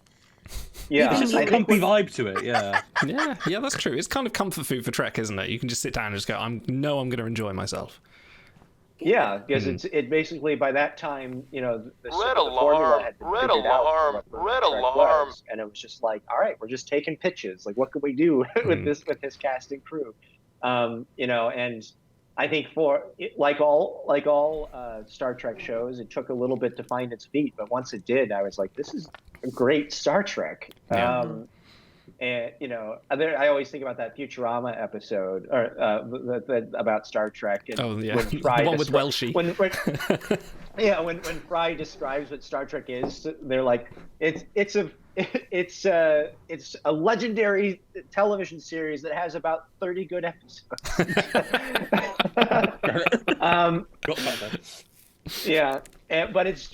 that's the fun of Star Trek. I think is like not every episode is going to be perfect, but they're all going to be asking an interesting question, and sometimes they'll be trying for something that is really interesting, and the concept of it even overshadows any flimsy cardboard sets they had at the time, or Vulcan brains being taken out. Concept over quality, definitely. Yeah. So this one's for Bonnie. So as the ship's computer, you are obviously stepping into the same territory as the famous Major Barrett Roddenberry, God rest her soul. She is the first lady of Star Trek.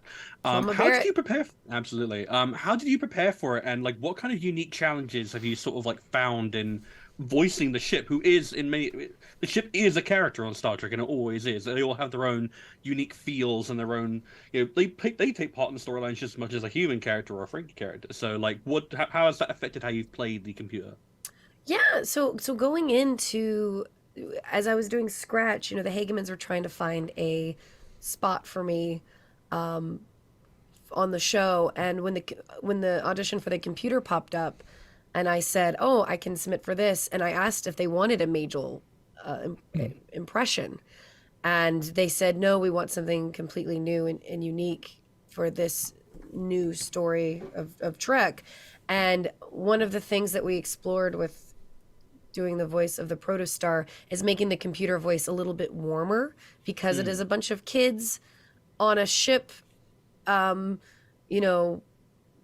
We want them to make, even though the ship has a weapon on board, it becomes their home. The protostar becomes their home, and it becomes their first idea of family. So, we recorded a few different ways of just having a little bit of hint of warmth in my voice as the computer, so it has that kind of like low,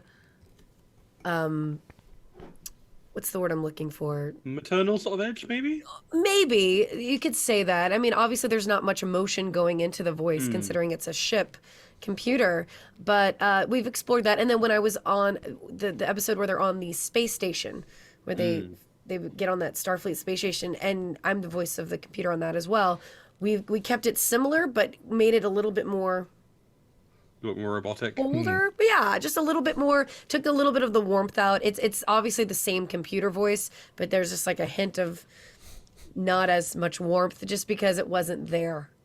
That makes sense. It's like meeting your mom's co-workers. Like, it's not the same. It's not the same. Bless you, dear. Yeah. But I love that the protostar becomes their first home or idea of home and family, and getting to be a part of the show has been unbelievable. Coming from both as a professional voiceover actor, but also as a Trekkie, like when your worlds combined, and as a fan of Star Trek, getting to be stepping into the footsteps of someone so instrumental to the Trek universe. It's been amazing. And now I've been wanting to hopefully audition for one of the new live action shows, because it would be so much more fun, even if it's for a small, cameo part, just because, everyone always says, "Oh, how does it feel following in the footsteps of Majel Barrett?" I'm like, "Oh, I want to follow in her footsteps. Give me all the footsteps." She was such an incredible character actress, and that's the kind of roles I love to do. So I'm kind of like, oh, maybe, just maybe, there's a kernel of hope. Well, another problem I'm running into is that I look very much like Ensign Tilly, or like we're very similar character tropes of like the quirky, curvy redhead. So I'm like, all right, if I'm going to audition for something, I got to like cover myself in prosthetics, put myself in a wig, be like, not Ensign Tilly. Tilly's got a sister, Shirley. I am different. Yes, her name is Shirley. Nice. Brilliant. And also you were I believe the Brunali ensign as well, in the episode where Janeway is in the brig. You got to play that part as well. Yes, that was such a great scene. That's a really awesome scene, actually. What a great Easter egg to bring back that species from Voyager. She saved these people that in that one episode years and years and years ago, and now you're seeing the results of that, of what Janeway did now changed the course of the lives of these people, and now these younger, Bernari refugees are now in Starfleet, and I like how crazy. I don't know if Aaron, if you had anything to do with that Easter egg popping up in that episode, but when I got that script, I was so excited, because what a cool nod to fans of Voyager, and also just showing how like what goes around comes around. Like what Janeway did is now directly affecting that moment. Yeah. It's one of my favorite moments in the episode. I know some people were like, "Well, is there really a coincidence there of this and that?" And I was like, "Well, I don't know about coincidence. If anything, it's thematically, it's this core idea that I really thought both to our show and Star Trek in general, which is, do good recklessly. Don't just approach it from a transactional, well, if I help you, I'll get this. You just help people. And, whether you call it karma or just sort of like the natural sort of action reaction of social sort of interactions, it will come back around to you in surprising ways. And I really liked that moment that you had with Kate, because it was like, well, how is Kate going to get out of this? She's going to be clever. She's going to trick the person. She's going to like wire this. It's like, no, in that moment, it was something that she had done. And we had watched the episode Counterpoint a few times as we were just watching it. It was like, isn't this an interesting episode of sort of, you get to see a slightly different side of Janeway, both in that she's being sort of she is being somewhat I guess spy-like or conniving, and that she's finding a way to outwit this truly terrible person. But also she's doing it purely out of a benevolence, and she just sees people that are endangered, and she helps them. Come on, Eve. Having watched some of your top streams on Geek and Sundry as the wonderful Lark Sage, I imagine. Guess what? You are great in those. I love Sage. She's so good. Thank you. Lark Sage is probably my favorite character I've ever created. Like, she's just. The character trope of the naive innocence is one of my favorites, because it can be done, kind of, so-so, but when it's done really well, the character growth is so satisfying. Well, what I loved about her too is she had this naive innocence about her, but she was she had so many secrets that I when I play a tabletop RPG, especially if it's for the long haul with viewerships and everything, I always create I'm notorious for creating a backstory with a lot of secrets, and usually one big nugget secret that I will not tell any of obviously any of the viewers, but I also will not tell any of the players either. The only person that will ever know is myself and the DM.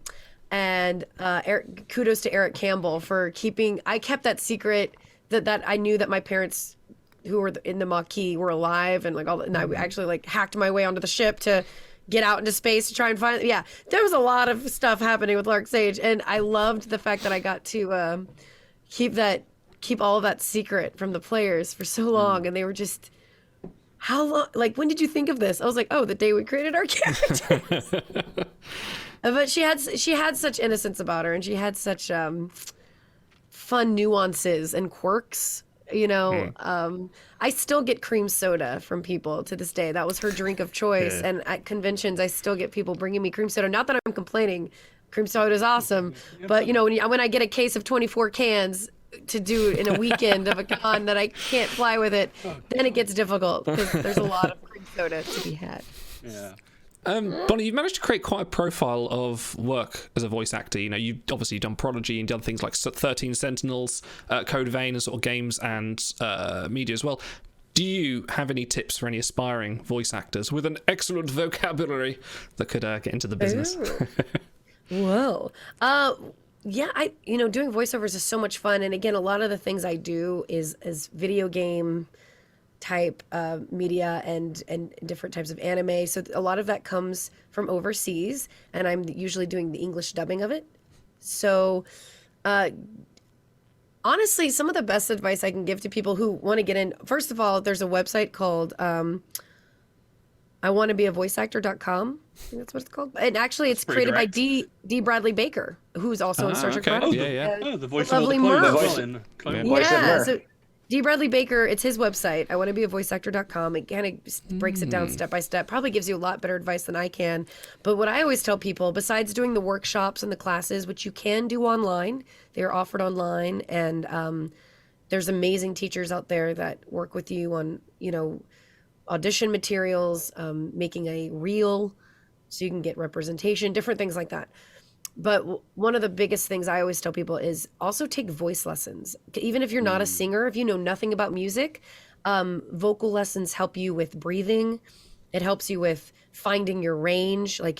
Like for example, I know my voice is very low because I sing very low too.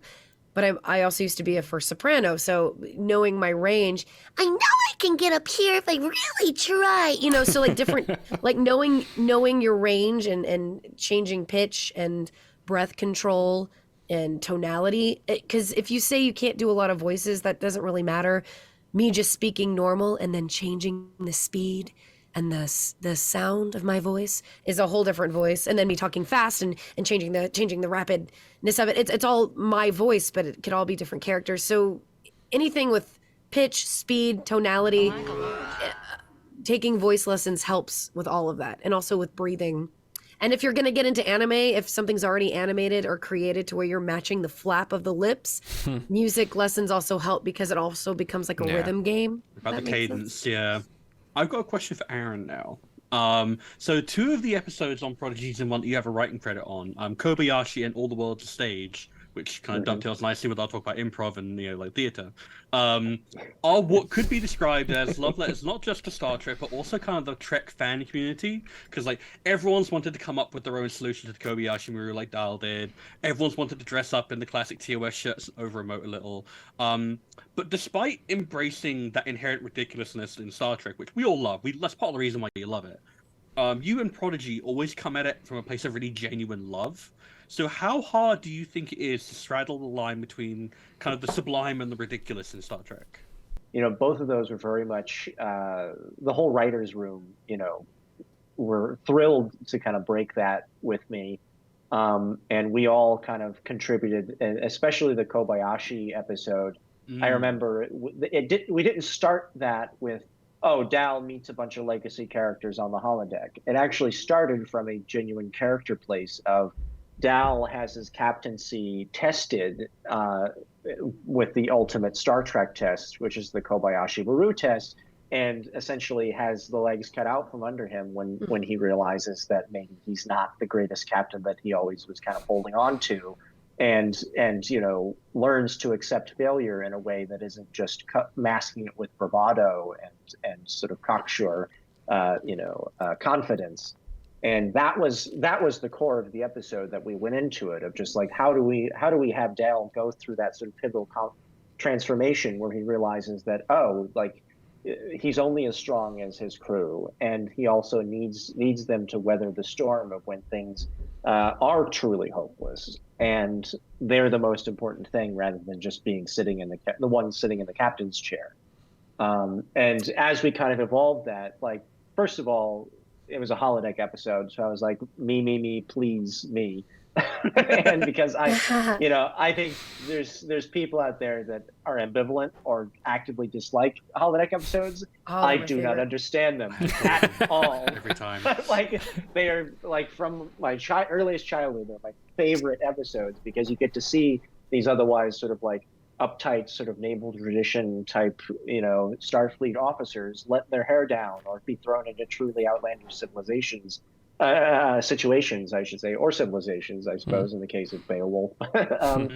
And so getting a chance to kind of explore the limits of that and introduce new and young audiences to what a holodeck can truly do, and then also, had the chance to introduce them to the Kobayashi Maru.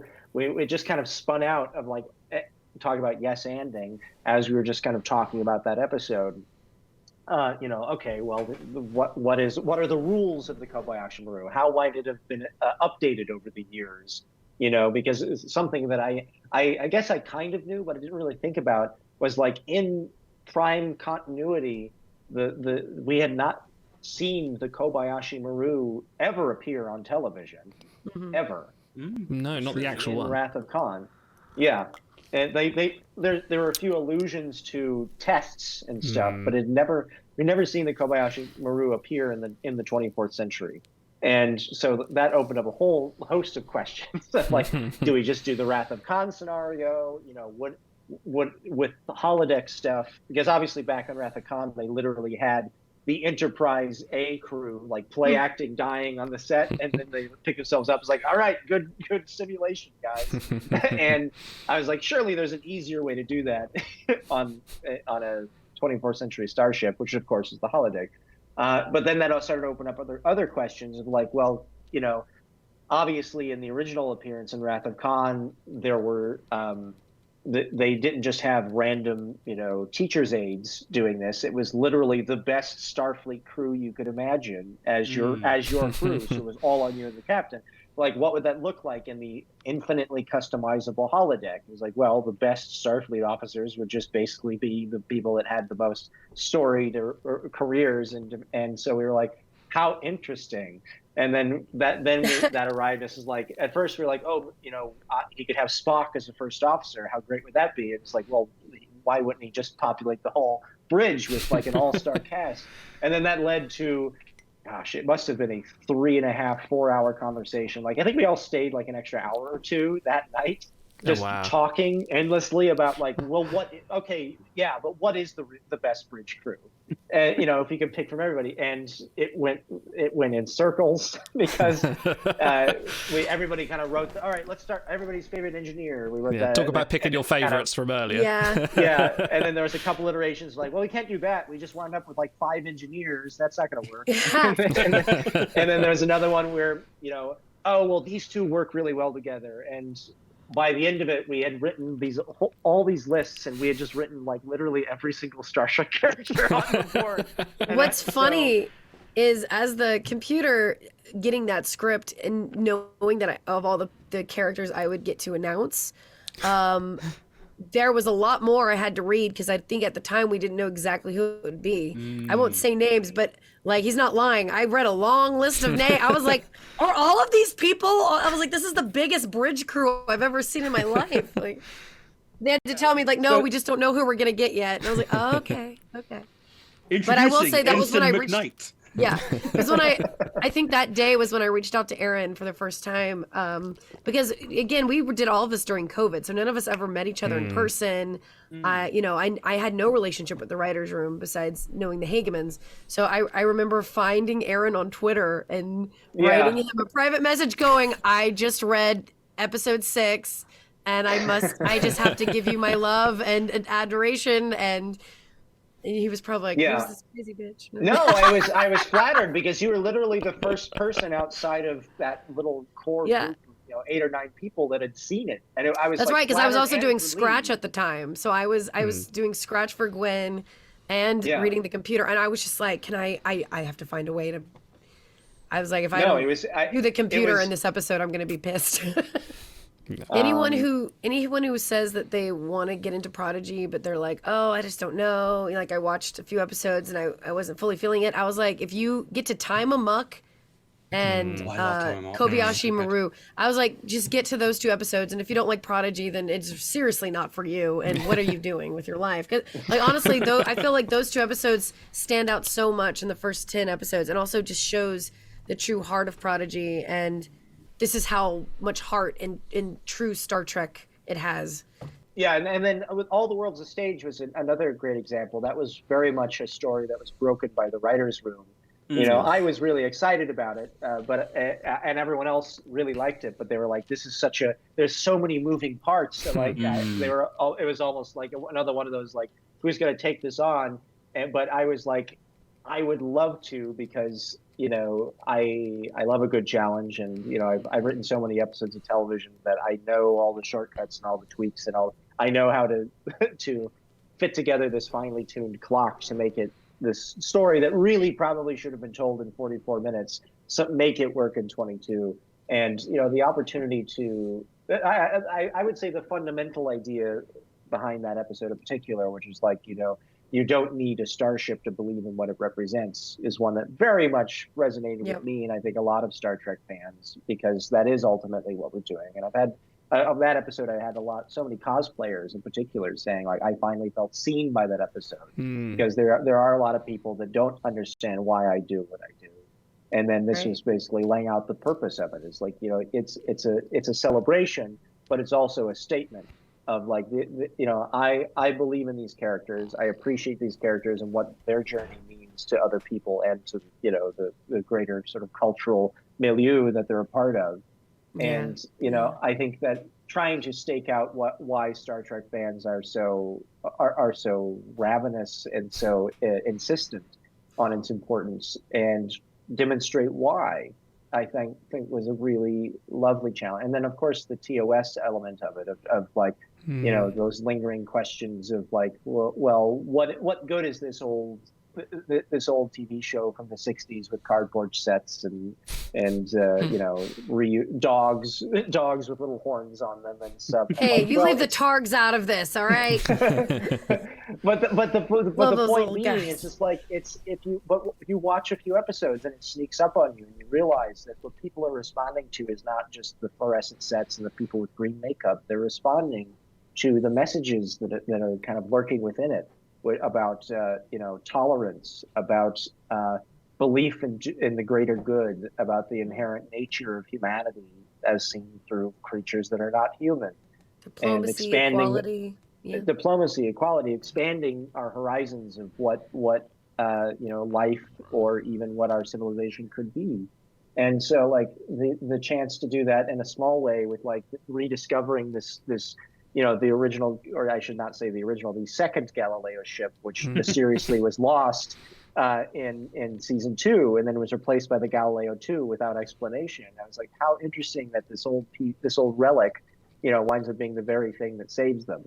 And these people that are sort of play acting of being Starfleet are the very ones that actually, despite outward appearances, have so thoroughly embraced the spirit of Starfleet that they in a pinch are able to actually do what is necessary to save everyone, even though they have different words for them, and perhaps they have sort of like an insider baseball culture about it. They still are the ones that will help you out. And I guarantee you, if you go to any Star Trek fan out there, that if they're true fans, if you're in need, they'll take the shirt off their back and help you. And that I think is 100% due to the spirit of the show. I've been creeping around on both of your Twitter streams, like, nothing creepy, don't worry. And I understand that both of you have like a pretty enduring love for tabletop gaming. Like Bonnie, obviously, you're way big into the community, but Aaron, you also. What are the chances of getting a Prodigy version of Disco Does D&D? Because that's one of my favorite streams. I love watching the Disco cast. And what the chances of getting you guys to do that? I would love to. Well, I've guested on Disco Does D&D a few times at live panels, and also I think one of their charity Christmas episodes or holiday episodes. But I mean, it's incredible how many Trek people play D&D. Like I'm actually playing with Todd Stashwick in a few days. Yes, he is as well. And a few other. Yeah, he's a big D&D. I played with him over at Guildhall. They did like this D&D show where it's a total party kill very quickly and painfully in front of a live audience, and he was the DM, and it was so funny. But yeah, it's amazing how many Star Trek people play. I mean, I'll say I would love to. I think it'd be a great idea. Yeah. Obviously somebody has to be the DM. That's the Get Todd to do it. He's so good. He's a great DM. You think Todd would do it? I think he would. Absolutely. If we did like a Star Trek D&D. He wouldn't just tell us no all the time? He would just meme it to us, and then he would. But no. I think that, no, I would love to. And Noah is a great DM over from Discovery. I mean, there's so many different ones. Obviously, both of you are big into animated shows, like given that you're working on ones right at the moment. What ones did you guys watch when you were younger, and how formative do you think they were on your current work? Aaron, I know your Twitter seems to suggest you're a big fan of classic Simpsons, though who isn't? Sure. So how influential as though is on both of you? Yeah, I mean, Simpsons was huge. That was like my days as a kid. We would watch, as a family, we would watch TNG and The Simpsons. Other shows that have definitely influenced me over the years, like Batman the Animated Series, the original Bruce Timm one. I worked on a show for Warner Brothers at one point. My office was right next to Bruce Timm's, and every time I saw him, I'd be like, It's like Kevin Conroy shit. Yeah. And yeah, so Batman the Animated Series was huge, and also like the animated Superman series was also excellent. And then, you know, I over the years there's been tons of great shows that have come out. You know, Avatar: The Last Airbender was a really great kind of so good prototype. Yeah. For a lot of the storytelling that we're doing now, you know, it's hard to go wrong with a lot of that stuff. And you know, anything from Gennady Tartakovsky, I'm in. Like, Samurai Jack and the original Clone Wars are both incredible. Oh god, the Clone Wars, the original 2002 one, that's incredible. Futurama, huge fan. Yeah. The first spec script I ever wrote was a Futurama spec. Oh wow! Awesome. Which actually had a whole. It was actually quite funny. It had a Star Trek riff in it where they go and buy. It's like a used car salesman who happens to be the giant godhead from Star Trek V, and he's just selling all the junk and starships that are crashed on this planet. What has got me for the car salesman? Yeah. And then the third act winds up being a tribute to TNG's episode Genesis, where they all turn into like weird spider people and mutants, spider people and stuff. Yeah. Oh god. That'd be fun. Love it. I'm a big fan of the old 80s cartoons. You know what I grew up on is I loved, it's why it's on my album, cartoons like The Last Unicorn. Oh wow. I loved that old the 80s Hobbit cartoon. I would watch. Yeah. I would watch that. So The Hobbit was what got me into fantasy, the book. The greatest adventure is what lies ahead. Aaron, this is why we're friends. But no, and I also loved all those like, oh man, with like all of those old cartoons that now we take for granted like the Magic School Bus. I love Miss Frizzle. All those like little like Rainbow Bright and Care Bears and like cartoons that like you watch now, you're like, oh dear God, these are terrible. But at the same time, like they have like a quality about them that has a lot of heart. I loved Animaniacs. Coming from a comedy music background as well, and parody. They were so smart with parodying. I mean, Looney Tunes did this as well, but parodying like classical music and musicals. I remember them doing like a whole thing of Les Miserables, but with Scratchy and not Scratchy, but I can't remember, Bernadette Peters, the cat, and then they did another one where it was like HMS Pinafore, a Gilbert and Sullivan parody, and the lyrics are always so clever and on it. I remember getting extra credit in my world history class because I could, or not my world geography class because I could sing all. Okay, you do the whole geography song. Oh wow! Yeah, the United States, Canada, Mexico, Panama, Haiti, Jamaica, Peru, Republic Dominican, Cuba, Caribbean, Greenland, El Salvador, too, Puerto Rico, Colombia, Venezuela. Oh yeah, I got it all, but I got extra credit. I'm there. I mean, and it helped me with my presidents. Like I couldn't remember the presidents like in order, so like.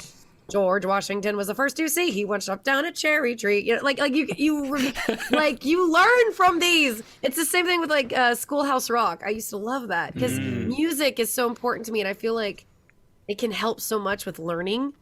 Like that's why things like the ABCs and different rhymes work for kids. Sure. And so, anyway, I get so excited when I can talk about.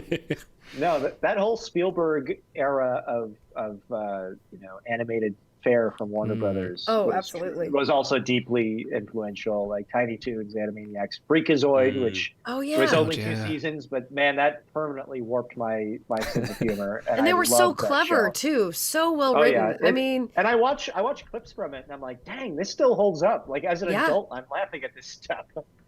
Bonnie, Aaron, thank you so much for joining us. It's been an absolute pleasure to have you on, and both delightful and entertaining as I expected you to be. So, no, thank you very much, and thank you for coming and helping us support International Rescue Committee. Apart from Prodigy Season 2, which is coming out later this year, what else is next? What else is coming up for yourselves? Gosh, I have some cool projects in the wings. I can't announce them yet, but I would say maybe NDA.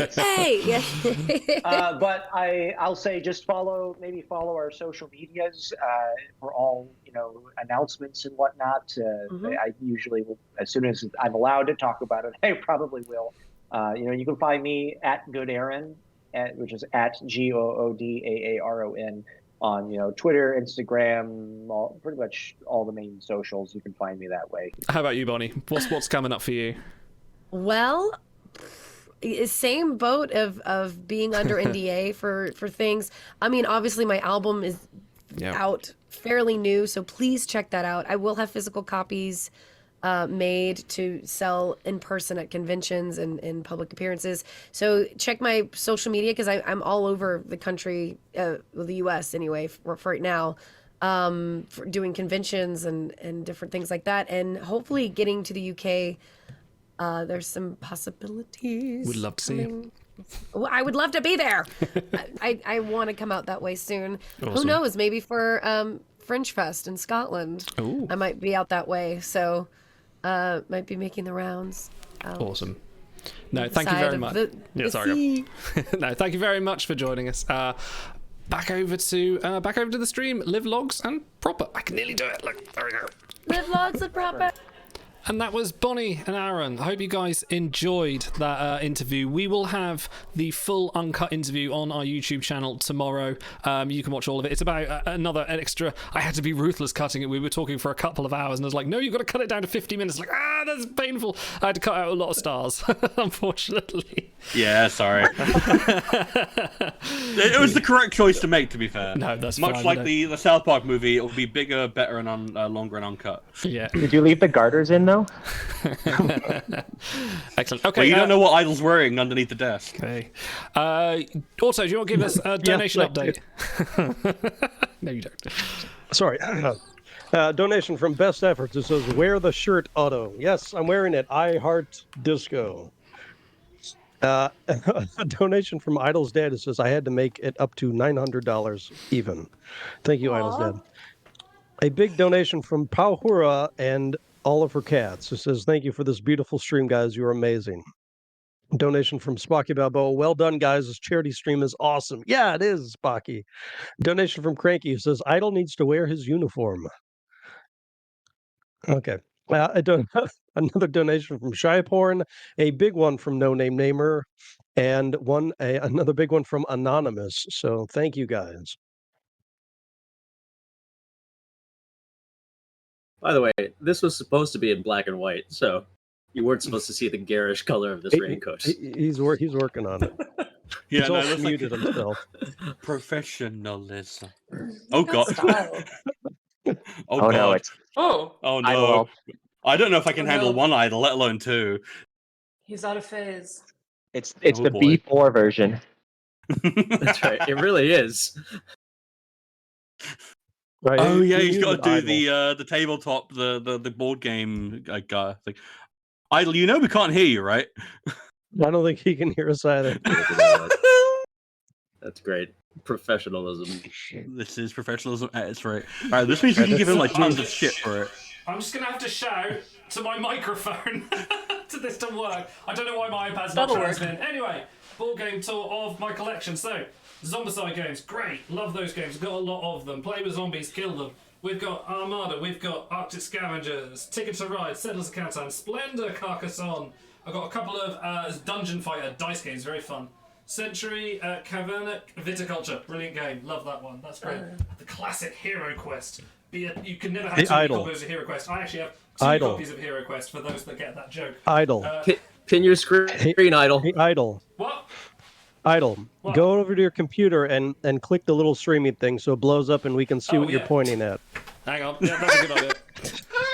Professionalism. Yeah, There I've we got go. I'm such a boomer. Right, there we go. Right, so we've got Root. Root's a great game. Love Root. Dice Hospitals. Pandemic. But more Pandemic. Scythe. Lots of Scythe. Secret Hitler. Other games. All right, this one, Agricola. Agricola has a game I absolutely hate, but I can't stop playing it. It's like Lime Pickle. You love to play it, but you hate to play it.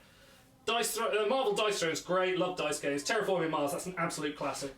Talisman, we've got a lot of Heroes of Land, Sea and Air, which I haven't played, so you can tell by the Shriek Rap. We've got Lancaster, that's a great game. We've got Nemesis. Nemesis is an amazing game. And then, hang on. We go over here, and you can see, there we go, look at that. We've got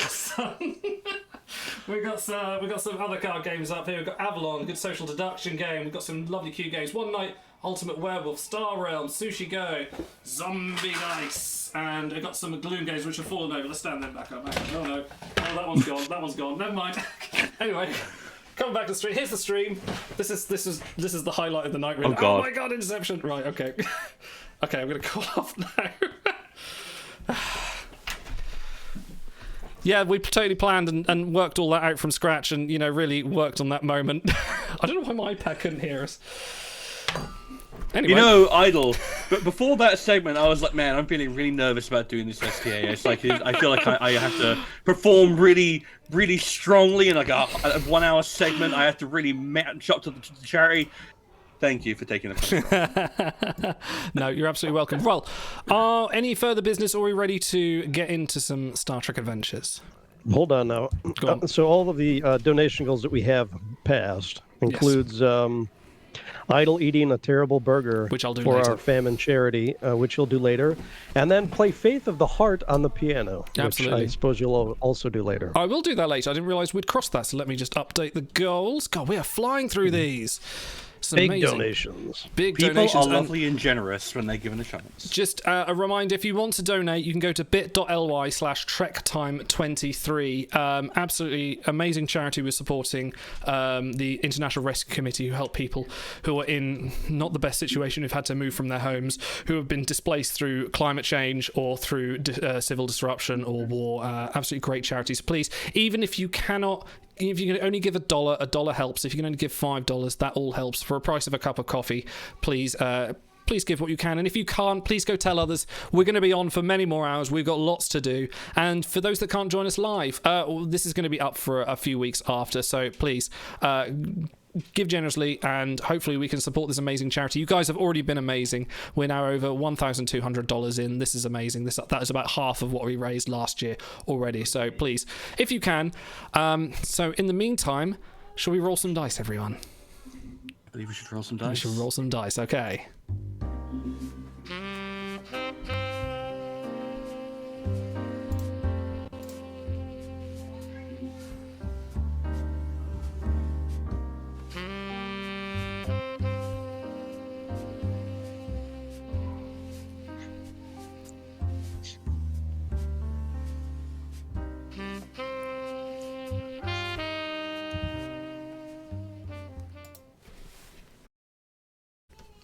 Perfect. It was raining in the City of Angels. A hard rain. Almost hard enough to wash the slime from the streets, but it never does. When the rain stops, the boulevard dries and the snakes once again slick from their holes. That's when the door opens and the helpless, the desperate walk through with a heart full of hurt and a pocket full of nothing. The unearthed, half-forgotten feelings, the same way it dug up sleeping bones in shallow, unmarked graves. It was that kind of day when the case of the studio script swipe came to the Dixon Hill Detective Agency. I need an adult. No, it's fine. It's Detective ASMR. It's all good. All right, ladies and gentlemen, welcome to the studio script swipe. Introducing Captain Idle as Thrax Banner, the private dick. Skycap as Gloria L. Aurea, the femme fatale from Cleveland. Nifty Mittens as Carlos Dos Data, the South American scoundrel. Automaton 2000 as Nails Riker, the Windy City Tough. And of course, the inimitable Shireporn as Dixon Hill, the definitive gumshoe. Now, our scene begins at the detective agency of 1 Dixon Hill. Now, I believe... How should we best start this? Yeah, okay, you're right, here we go. Yeah, so let's just go and say that you were out drinking, you're having a pleasant drink between friends, or at the very least acquaintances, because I imagine there's a... It's a detective story. There's going to be various animosities going between you. I'm sure one of you has, done something to wrong the other in some way that it will come up at some point in the next hour. But as you come back to the detective agency, you are told by Dixon Hill's secretary that a Miss Minuet, who is one of the wonderfully beautiful and sultry secretaries at the Hesilu studio lot, has a most disturbing case for the group of scoundrels, lowlifes, and unlikely heroes to crack. She's sitting in Hill's office. She's been let in by the secretary. She's legs crossed, very demure looking. Her makeup is absolutely immaculate. She looks destitute. She looks absolutely destroyed. She is in desperate need of a hero. So who among you is going to be the hero that she so desperately needs? Once the dame walked in, I knew she was trouble. Trouble, maybe, trouble, maybe. Thrax looks to himself, looks to his colleagues, and I think says, "This is one for Dix to handle. Because if anyone can handle it, it's Dix." Did you want to say my name more? By the way, Dixon Hill's just basically going to be Sean Connery from The Untouchables. Just so you know. Minuet. Long time, no drama. Why are you knocking at my door today? You say, Minuet? What's a knockout like her doing in a computer-generated gin joint like this? Hello, I'm Nails Riker, a shifty sort from the Windy City. I'm the tough type with a commanding bent to me and a deep love of jazz. I'm a hit with the ladies, and I also happen to be a master of some kind of martial art called Ambo Jitsu. I wear my hat at a Rikish angle. Nails likes to introduce himself with his full character bio. Tell us, Minuet, why are you here? Gee, Dix, the agency's really gone downhill since I was last in here. Well, you see, it goes like this, Dix. I've been working at the Hezelu Studio Lab, and we've got this amazing set of scripts that got optioned for us. They're written by these really lovely stories, a set of them, done by a guy who used to work for Incredible Tales, used to get published by that wonderful magazine. They were sent in for us. I'm pretty sure they were going to get optioned, and they've been stolen. All the copies that we were sent, missing. And no one seems to know anything. Now, I can't tell you what happened to them. I have no clue. But I suspect they might have been stolen by Nicky the Nose. Nicky the Nose? He wants to Nicky the Nose himself. The Nose knows. I think, and this is just a poor studio secretary's interpretation of the world, is he's looking to launder money from his illicit enterprises by financing the show at a different studio and enjoying the payout when the show takes the world by storm. You say Enterprise? No, I didn't say Enterprise.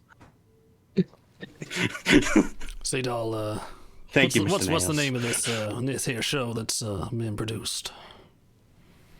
It doesn't have a name yet. They're still working through it, but it's some kind of wagon train to the stars. I'm not quite sure with the specifics, but it's from what they tell me, it's a real knockout joint of a script. Wagon train to the stars, eh? They thought about taking a bus? I mean, gal likes to drive by automobile, but whatever takes your fancy, Mr. Banner. Can you help me, Dix? I know this isn't usually the kind of thing I'd ask you to do, but gosh, I really do feel for the writer. He's beside himself at the thought that the scripts might not see the light of day. Well, it sounds like this script is going nowhere fast, so we might as well help him out. You want to take us down to Hezelu? I think we're going to need to find ourselves a dope, get some information. I might know a All guy. right, so you know a guy? I'd like to use my bending the law. Well, it's a focus, but I'd like to use my bending the law focus and intrigues to know that I know a few scrupulous characters to maybe interrogate for some information on some shady dealings. So I'd like to sort of head out into the street and sort of and grab someone and shake them down and say, "What do you know? What do you know about the Dazulu, the Hisulu swipe?" Do you want to run through a few different variations of that, or you happy with that last one you got up? Whisulu without All right. Sulu. All right. Well, guess what? It's 15 minutes into the session, so bizarrely enough, we're actually going to roll some dice. Usually it takes a lot longer to get to this point. So I'm going to need you to roll me, Mr. Banner, I'm going to say it's a presence and security difficulty 2 to shake down your contacts. I'll take for those any odds. information they can give you. All right. That's 2 failures. What do you know? All right, so I will say that you zip out of the agency. You're raring and eager to go. You've got your fists ready. You're feeling like you're ready to take on the world for this poor broad. And no one is willing to talk to you. Everyone sees you and they're like, I ain't got time for you, Banner. I'm not. You still owe me for the bar tab. You still owe me for the window you threw that guy through. Ain't no good. That window was broken when I got there. Whatever, Banner. It's not good Cardassian steel, that's the problem. We have steel in our windows. Would anyone else? Thrax is like the last guest at a party. Nobody wants him there. I thought it would take longer to get to the animosity between the characters. Don't make me occupy If it's not the right kind of steel, I do have a talent in polyalloy construction, so I could build that back up for you. Minuet right now is just like, I don't know if I took this to the right detective agency. Maybe I should have tried someone else. So I think, Shah, you want to have a look at the Hezelu studio lot? Let's go down there and talk to some people. Bend some ears. All twist right. some arms. Does anybody at the Okay. studio have a rap sheet? That's where we start. That's a good thought. However, none of you are official registered police, so you will have to try and either steal the information or ask around, or maybe offer some kind of monetary recompense. So who would maybe like to do that, to inquire as to the criminal backgrounds as to anyone working at the studio lot? Hey, Nails, you know some people around that way, don't you? That's right. I'm Nails Riker, a shifty sort from the Windy City. A tough type with a commanding band. Yeah, I know a guy. You want to talk to him? He wanted to look at me after I broke his leg because he was behind on the payment. So I broke his other leg. Now I push him around in a wheelchair when he needs to go get to where he's going. But we're still friends sometimes because we both love jazz. We're both tough types from the Windy City.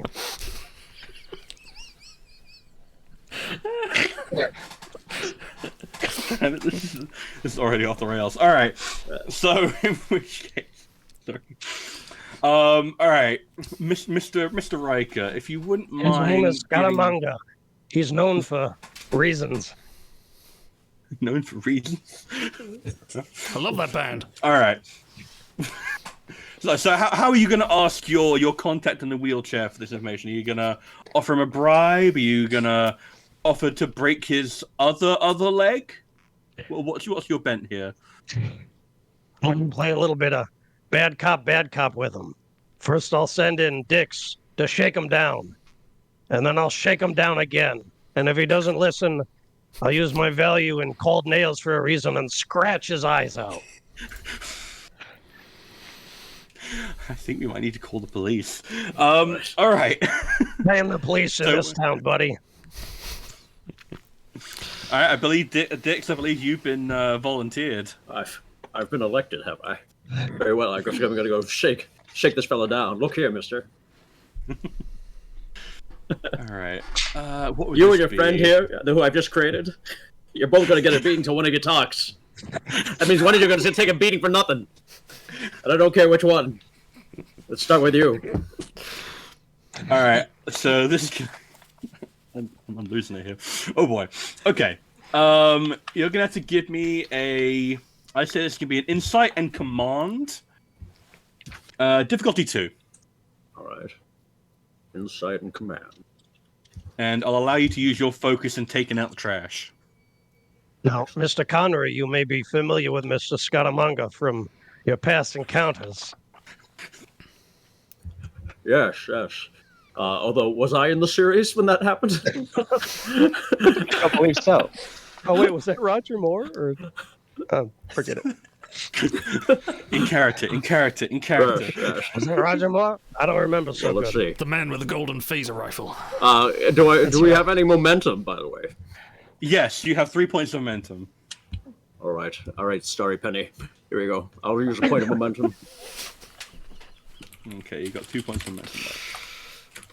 I have 3 successes. All right.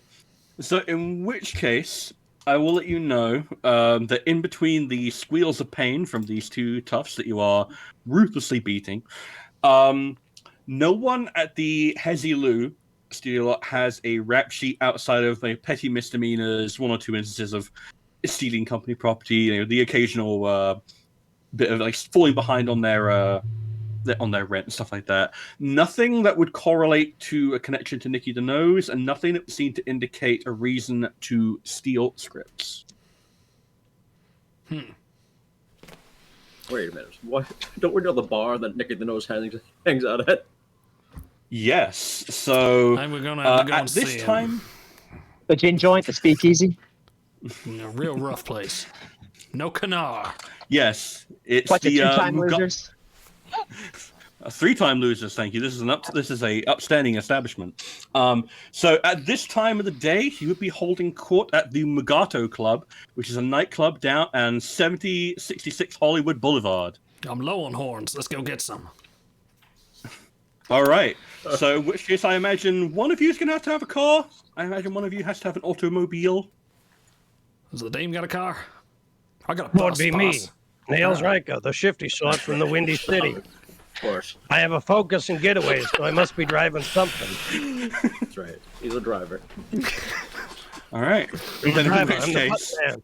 I'm the wheel watcher. I'm the pedal pusher. That's me. Shotgun. Nails Riker, Windy City. Tough guy. Commanding bent. incredible. All right. In which case, I will need you to give me a con and control check, difficulty 3, because guess what? The City of Angels, it's a rough city. What? Okay. Con and control, please. Now I roll in 2. You are rolling 2, unless you want to buy a additional dice for a point momentum. I have 1 success. What was the difficulty? It was, I believe it was 3. I failed spectacularly. I should have asked that before I rolled. It's fine. It's fine. Sure you don't want to take the bus? I'm not talking like you. I had my own voice, but now I'm just talking like you. I don't know why. Are you also a tough from the Windy City? Funny you should mention it. No. All right, so I'll say that you somehow, by the grace of God, by some angel that's looking down upon you, you managed to make it to the Mugato Club, but you've totaled the car. So, I hope you had insurance, and if you didn't, tough luck. Are we okay? Are we okay? You guys are okay. You know what? I will say that Nails, you've bumped your head. You're going to take a point of stress. So you have to apply a little Band-Aid on your head. Can I use my field medicine talent to make sure he's okay? You absolutely may. You absolutely all may. right, So let's do that. Let's. We need all our wits. Yes. So that would be a. What would that be? I believe that would be a daring plus medicine difficulty 1. How many dice? You have 2. Okay. All right. First roll is a 5. Ooh. Well, that's good, actually. I think. Yeah. Let me check. Second roll is a 7. Okay. Yeah. 2 successes. You actually earned back a point of momentum, and you lean over and you press a very loving and therapeutic and healing kiss to Rael's boo boo. Perfect. There you go. I feel like we're all healed after that. Now, you guys pull up in here, in the heart, where it matters. We have faith. So you guys pull outside the Mugato Club. Thanks to Nails' less than incredible driving, it's taking you a little bit longer than you might have wanted to. It's now like early evening, and the club is starting to get quite a bit busy. And naturally, they have deployed a bouncer, so keep the riffraff in control. Now, well, fortunately, I've changed into my evening gear in the car. Perfect. So yeah, no, you, in fact, you know, Dix, you recognize the bouncer on duty, and it's he's a tough guy. He doesn't talk about no one. Johnny Tightlips, and he's just not letting anyone through. Johnny Tightlips is just not going to let anyone in. So there's a reporter buzzing around. He's working for the Confidential magazine. He's asking all kinds of questions. And there's like a lot of people just talking and thrumming. It's a busy night. How do you guys want to try and get inside the club? I think if I walk up to this goon and offer him a cigarette, perhaps I can distract him with my focus in baseball while the others sneak in. I like it. Okay. Focus in baseball. What would this be? I will go ahead and say this would be a presence and command. Now it's Johnny Tightlips. He's a strong individual. He's got a formidable mind, and he doesn't like to talk. So we'll give it a difficulty 3. How would you like to proceed? So Here's some momentum, pal. I will definitely use some momentum, and maybe even how could I employ my positronic brain to perhaps weasel him into maybe I read him in a way that some sort of charlatan would, and I figure out what gets him to talk about baseball.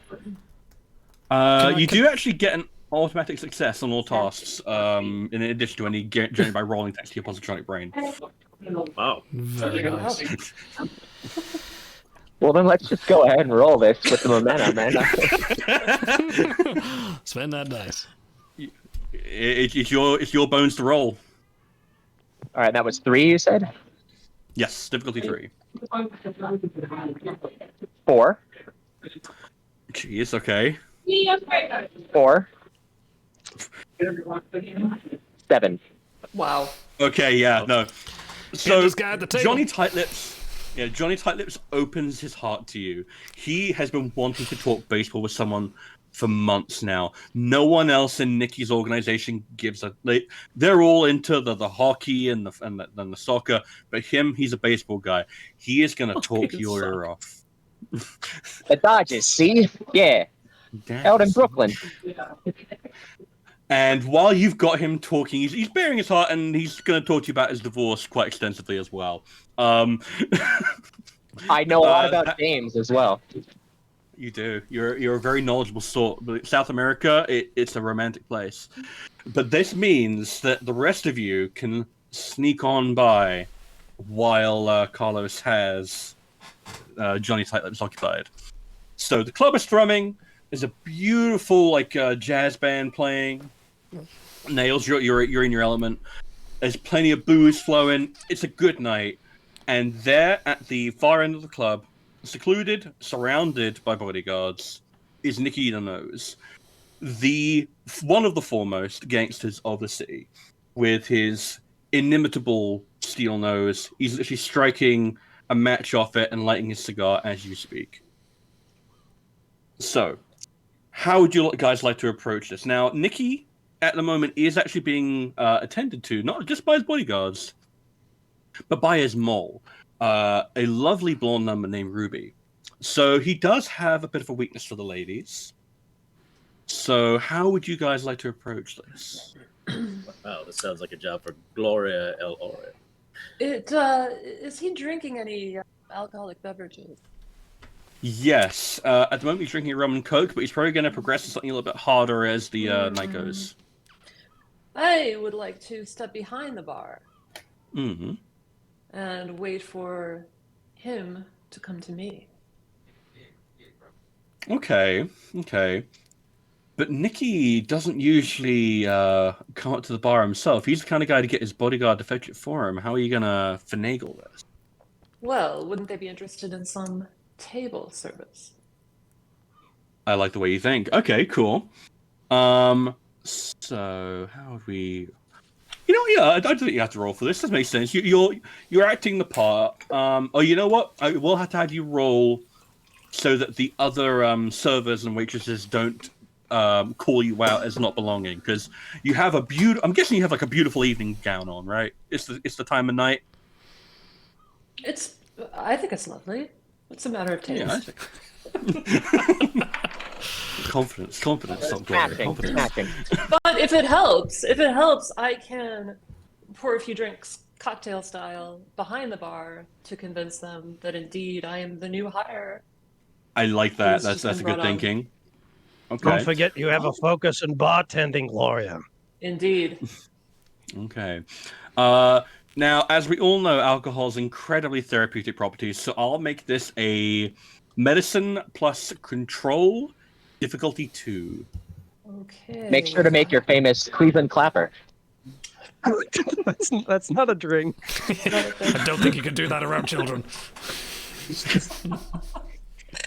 How many momentums do we have? You are back up to 3 actually, because Dix has been rolling straight fire.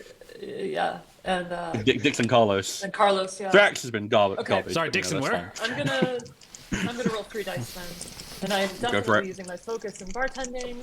Absolutely. And I probably only can use 1 focus, right? Just 1, yeah. Yeah.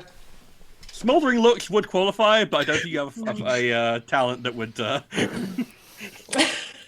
Smoldering looks. I just divorced her. I mean, I do have talent in charming demeanor. Oh yeah, let me see what. Guile and cunning. Ooh, you know what? Yeah, I will actually allow you to use charming demeanor. Guile and cunning, isn't he also? But you a want to bartender? be noticed.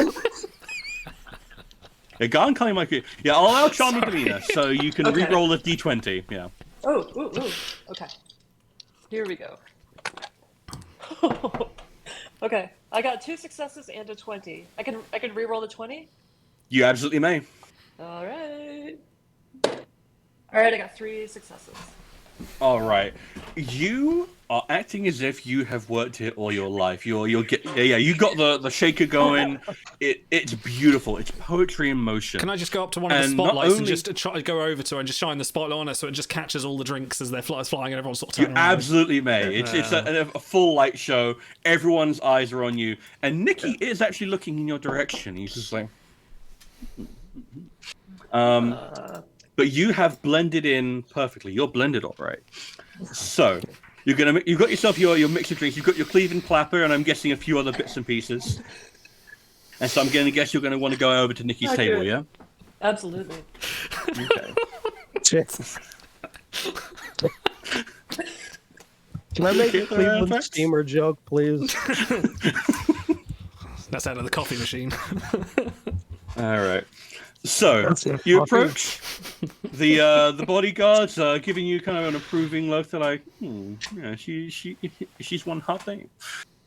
And Nicky is lays back. He's looking very relaxed. He has no reason to suspect. Just So how would you like to? Damn right. He's a complete rube. He has no idea what he's up against. So how would you like to broach the subject and subtly inquire? Well, first I hand him a drink, right? Hey, yeah, okay. He's... Yeah. Ask him if he likes Star Wars. Hey, Sugar Bear. Yeah. Have you ever tried Cleveland clapper? No, I ain't dollface, but for a pretty face like yours, I'll try anything once. And he reaches over, he grabs something, he gives it a sip. So, just for me, yeah? What else can you do for me?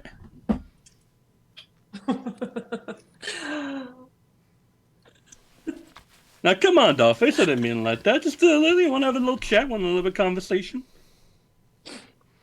May I sit down? By all means. Ruby hit tracks, and he almost shoves her off his lap, and she looks very upset and is giving you a very scornful look, but there's not much she can exactly do about it. So how's your day been, Vanilla Bean? It's been pretty good. I woke up, had a few drinks, smoked, had another drink, smoked again. Been pretty good. You should smoke a little more. It's good for you. I like the way you think.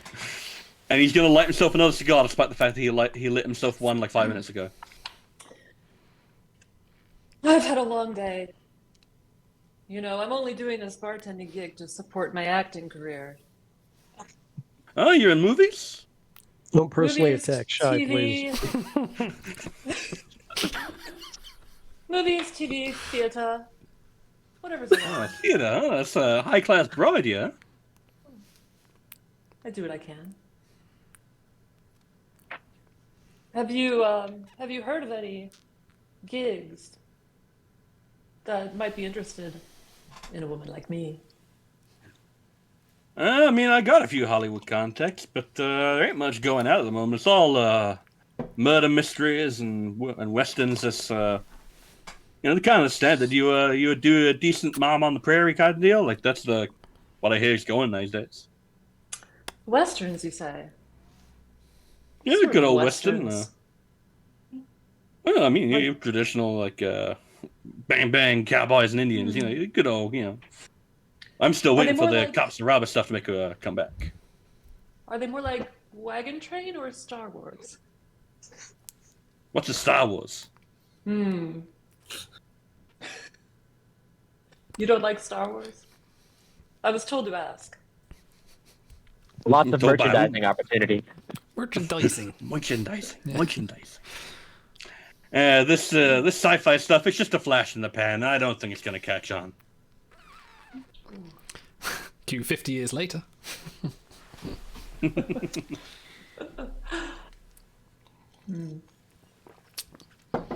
Okay, I'd like to. You wanna- I'd like Yeah, to stumble while- in. Oh, sorry, no, you go on. You go on. Oh, yeah. I was gonna say like after Nicky the Nose pushes Ruby off of his lap, I'd like to start like grab Ruby and take her dancing on the dance floor. Okay, yeah, no, she's more than happy to be appreciated for the knockout gal that she believes she is, and you believe the same. She's more than happy to see you, Dix. She's very glad that you ditched the name, and she hopes that you're watching your caboose. So, how would you like to broach the subject and subtly inquire? Ruby, or would you like what's a nice girl like you still doing in a joint like this? I ain't a nice girl, Dix. You know that. I know. Look at who you're hanging around with. I hear Nicky's looking to Nicky's a change nice boy. genres. Changing genres? What are you talking about? Branching out, getting out from westerns and talking horses. Talking horses? Oh, Dix, you're always so weird. But I like it, though. Do you want to do a roll just to see if she might know anything? Sure. Cool. I would say this come under insight and security. Difficulty 1 because Ruby is not hard to read.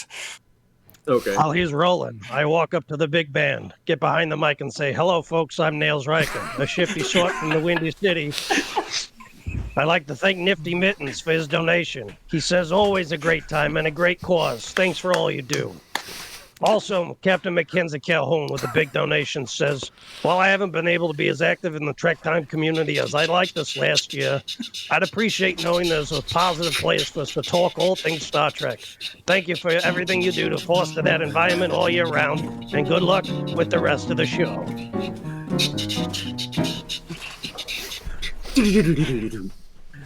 And I'll use my focus in broads. Absolutely. Yeah. Focus in broads. So. All right, give me a roll. I rolled a 2 and a 10, so 2 successes. That's my Perfect. focus in broad. All right. So you see right through Ruby, and it becomes abundantly clear that she has no idea what you're talking about. And Gloria, you're coming to the kind of the same conclusion. It doesn't seem like Nicky actually knows anything about what you're talking about. He doesn't seem to have any interest in the sci-fi stuff. And just as you're coming to this realization that maybe this is a bit of a dead end, there is a burst of gunfire from outside. Now- You'll never take me alive, Papas. Nicky backs up in an instant because guess what? He's not about this life. And his heavies and his toughs are very quick to pull their guns and they draw fire. And they very firmly but carefully get Gloria away. It's like, sorry, madam, you understand. I'd like to sidle up behind them and draw my gun and look as though I'm one of them. I'd like to sort of like stand, like just pretend that I'm there, just sort of in the background listening out. I will absolutely allow you to do that. I will allow you to look cool. Now, Carlos, you're actually still outside talking to John Tightlips, or at least you were. He just took a cigarette break, and it appears that Nikki was not the intended target. You turn the corner to the alleyway outside the club, and it appears that Johnny Titus has been hit, and he won't tell anyone where. More interestingly, the reporter that was buzzing around for the Confidential magazine appears to have been killed, as well as a recognizably 2-bit crook that he was talking with just outside the club. So how would you like to conduct your fresh crime scene investigation?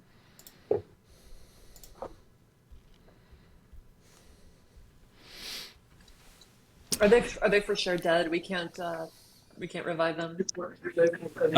Johnny's gone. Johnny's doing okay, but both the reporter and the crook are dead. They are DOA, like multiple like Tommy gun rounds to the chest, sent them ass. It's not a great scene. R.I.P. Rest in power. My field medicine is useless. Does anyone else have something they could lend?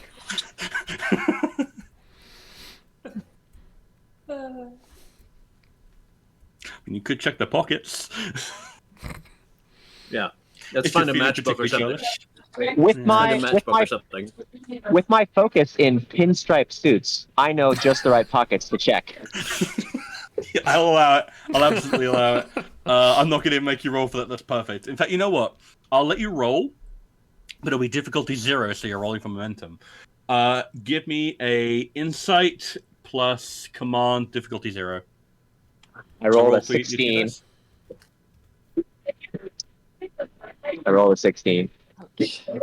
Wait, you fail on obstacle 0. I rolled 2. Oh, I rolled 2. Okay. Yeah. I rolled an 8. Okay, you got 1 point of momentum. That's all right. So you're back up to 4. Okay. So it's a pretty standard affairs inside the pockets. There's a few bits of gum, a few baseball cards, and a business card for one Cyrus Redblock, now stained appropriately red with blood. Cyrus Redblock. You know Cyrus Redblock. He's also a shifty sort from the Windy City, the tough type with a commanding bent to him. All right, let's take our lives in our hands by getting into Nails Riker's car again and going to visit Cyrus Redblock. Yes, can I swipe the keys out of Nails as a...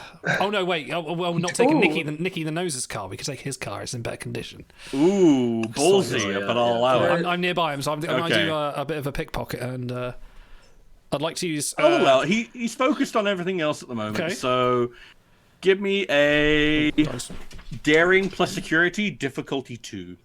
Okay, that's 16... 7 and a 16. I only got 1 success, but I'd like to use my value of the law is merely an advisory statement. I'll allow it. So that's an automatic, that's an automatic 1 actually. So you have 3 successes. So you get a point of momentum. You guys are up to 5 now. You guys are doing great. Okay, you have successfully swiped the keys, I got the keys. to Nikki's. Don't let Nails drive. I'll drive this time. You want to give it a shot? I have a focus in getaways. Let's let him redeem himself. I gotta focus in no talent and no hesitation. I jump in there. I just jump in the driver's seat. Are you guys gonna fight over it, or do you want to try and assist? Backseat drive. I'm very good at that. You're constantly adjusting my mirror. Alright. Perfect. Alright, in which case... I'm gonna floor it. Mr. Banner, if you wouldn't mind giving me a control plus con, difficulty 2, Nails, you may assist with a single dice roll of the same. That's a 5 and a 20. Okay. Oh boy, this is just as good as when Reed was For those driving. that haven't played STA before, Star Trek Adventures, 1s are good, 20s are bad. And I miraculously failed for a 3rd time. I believed in you. Did anyone else get in the car, or did we just shoot from the Windy City? Look, we use public transportation here, okay? I'm very good in the subway. Did I mention I've got a bus pass? Are we the same person? Riding the L, taking the L. All right. So the next obvious protocol is obviously Red Block's warehouses down by the docks. You could try and approach his legitimate business front, but you know you're not going to get anywhere by doing that. Now, normally you'd be able to pull up nice and quiet and try a stealthy approach.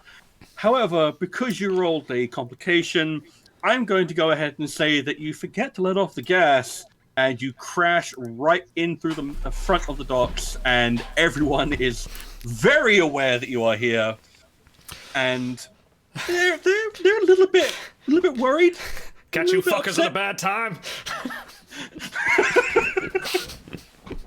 Well, how about before we need to draw our phaser type 2s, I use my focus in lamps to kind of blind them and get some of that element of surprise back. Okay, I'll allow you to hit high beams on the car. Yeah, we're gonna high beam them to try to catch that. You know, we don't want them to see us very clearly. Yeah, they just want to hear the massive crunch of metal. Let's go with a daring plus security difficulty 2. This is going so much better than I could have anticipated. 20s are bad, and I rolled a 20.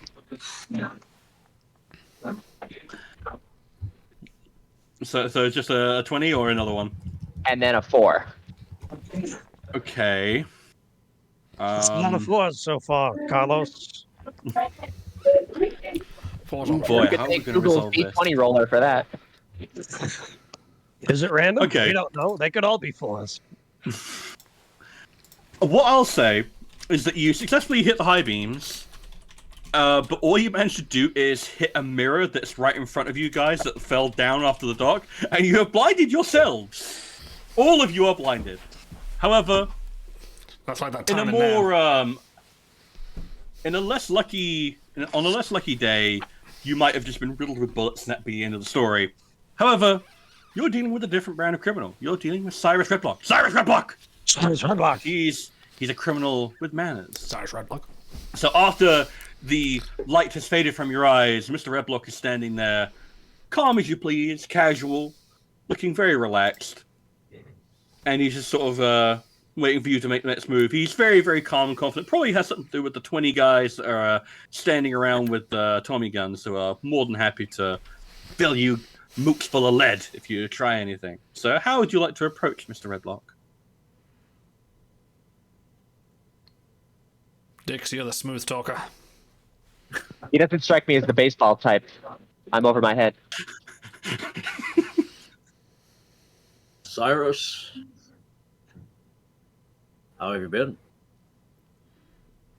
Well, I was doing pretty good, Dix, right up until car came crashing through into my legitimate business front. You care to tell me anything about it? It's just a present for your new enterprise. My new enterprise. Moving picture enterprise. Yeah, we noticed you needed an open set. Is this like that time you tried to feed me the false reality guff? Well, I mean, I wanted to give you a chance to explore strange new worlds, Cyrus. But it seems like I cut you off the knees, and then your hips, and then your shoulders. I know, Dix. I could cut you off anywhere else I like. Cut off bits and pieces of you at a time. Well, that would hardly be straight with me, Dix. What do you want? We want the script. Cyrus Redblock. Cyrus Redblock. Cyrus Redblock. Cyrus Redblock. Sorry. Just like mumbling under our breath. Hell, do you think I'm the kind of guy who gives a crap about scripts? Does that really seem like the kind of thing I'm interested in? Look around you. Oh. Yes, you do seem like you come from more of a improv background, but look, you're also a very connected man. And if you don't know where the script is, or if you don't have the script, surely you know where the script can be found. Or is that not within the purview of the great Cyrus Redblock. Cyrus Redblock. Cyrus Red. Cyrus Redblock. His name was Cyrus Redblock.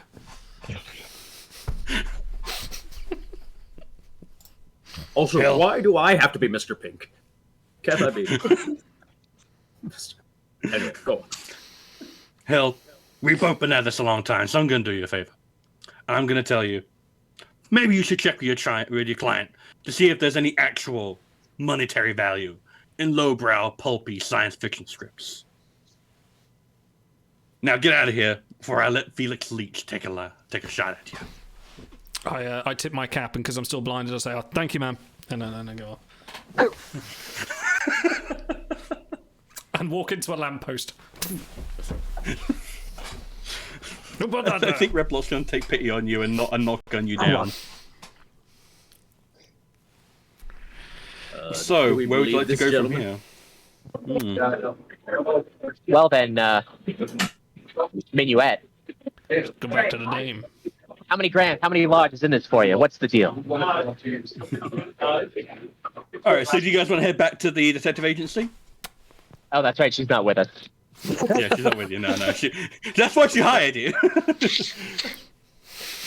All right, so yeah, she's still sitting there, just as pleased and as composed as the first time you saw her. She's looking a little bit more chipper now, oddly enough. A little bit of a mysterious smile to her face, a little bit of a Mona Lisa smile. Yes. Minuet, you seem in better spirits. Why don't you tell us, how much did you get for the script? I don't know what you're talking about. The scripts are all safe and sound at the studio lot. And why the chase? I practiced before. How many grand? How many large? Oh, plenty large when they get optioned. See, the thing was, no one's really going in for the science fiction angle right now. They all want the murder mysteries and the westerns. But I figured that if I could have some of the definitive detectives asking around all the top mooks and gangsters of the city and getting the name of the Wagon Train the Stars script on all the newspapers, maybe they'd start talking. Maybe people would start saying, maybe there's something to these scripts after all. And, well, you gentleman and lady were very more than accommodating. You wanted to I spin a regret the tale. death of the reporter, I really do. That wasn't part of the plan, but... So you thought you could knock over the studio? Get away with it? I'm afraid you don't have anything on me, but just in case I've wounded your pride, I'm sure a few C-notes will soothe the detectives' consciences once the show starts to take the world by storm. We're not in for that flim flam. Well, hold on a minute. Oh, maybe Dix is. Never mind. I got bills to pay here, Carlos. You know, small price to pay, a little wild, untamed ornithoid chase for a little PR. A bit of PR. There's nothing technically illegal about what she's done. Get a grip Listen on here, yourself. Minuet. They'll never fly. I the only got one script. question for you. Skycat paid me $50 to ask you this. Have you ever tried a Cleveland clapper? No, I haven't. How was the Cleveland Clapper? Can I try one? It's a very Okay, I'm pungent going drink. to smack her in the face. Go on right here. Thank you for your donation, by the way. That's right. Yes, we'll be taking these C notes and giving them directly to the International Rescue Committee. A very worthy cause, Dix. And I think we can call it that. Ladies and gentlemen, thank you so much. You guys are wonderful. I was so worried, and you guys are perfect. If there's any excuse we can make it into a farce, we will. I think that might have been the fastest it's gone. Maybe Captain Proton, because that was the fast from the beginning. But man, you guys are great. Well, we didn't try to parachute in or build an apparatus to take us to whatever. Yeah, like usual. I like that your car driving went awfully. You guys do not do well with cars. That's true. We nailed all the other roles. So thank you, Stars, for setting up. That was really good. Really good fun. We're gonna have to come Why back didn't to I it. drive? Why didn't I drive? I even have the fucking. Oh yeah, hold on. Got a back. Throw it in reverse. Damn it. You got. All You look behind you. No, that was awesome. Incredible. Nifty and Skycap, thank you for joining us as well. It's been great to have you on. If anyone's interested in our That was super fun. anyone interested in our other Star Trek adventures, Time to go skiing again. I gotta go back skiing. Yeah. Okay. Yeah, Work on Nifty's- that South American tan. Yeah. Nifty took time off from his bikini skiing weekend. I've seen a couple. All right, guys, we're going to run a couple of videos, and we're going to very soon come back with chats with Sean Tarongo, Bill Krause, and Thomas the Cat. We will be back very, very soon. We'll see you in a moment. Sorry to interrupt, but this is really important. I know you've seen the headlines. Around the world, 100 million people have been uprooted from their homes, their schools, and their lives, fleeing violence, political instability, and the effects of climate change. If you're looking for a way to help, make a gift to the International Rescue Committee. For nearly a century, refugee families have turned to the IRC for the resources and support they need to rebuild their lives. Please donate what you can today. If you were packing for a last-minute trip, what would you take? What if you needed to pack light?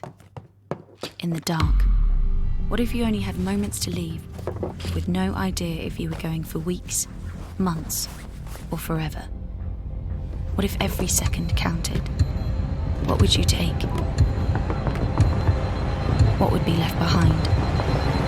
Every minute, conflict and disaster forces 20 people to flee their homes, with only seconds to make these impossible choices. یه کالای اشتکار رو گرفتیم، مقدارش را دیگه کمونیم گرفتیم آوردیم. اینقدر وقت نداشتیم. ایستم آمده سنگر استوای پایان میزد یا بالا تیارم میزد. امکان نداشت. که باز ما چیزی خدا چه رقم میتونستیم که دوسنا بکشیم. ما حسنا نحصل كم شغلات اللي مستمرة الدنيا صيف الدنيا شتاء ليس كنترول صيفي وتحته هذا صيفي داخلي. يتخليني أمدر كنا نقول حاسكم تتقارنكو صيلة نايلتي تخليني مسوسعه رأسنا حلفة بقرنا تمن بقرنا جمع ذي اللي أو ذي من شيء. We can never replace what was left behind, but your donations can help create a new beginning. Donate now.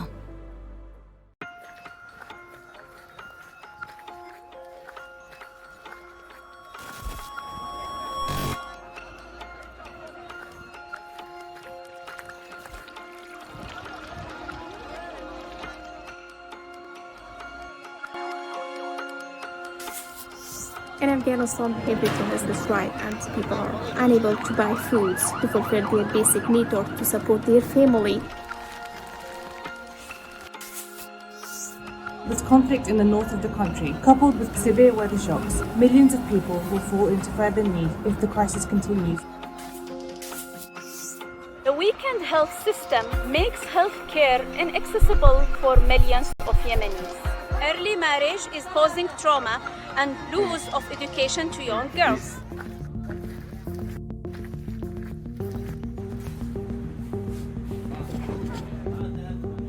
The IRC provides primary health care, Water and sanitation, access system, livelihood assistance, education, nutrition, and protection services.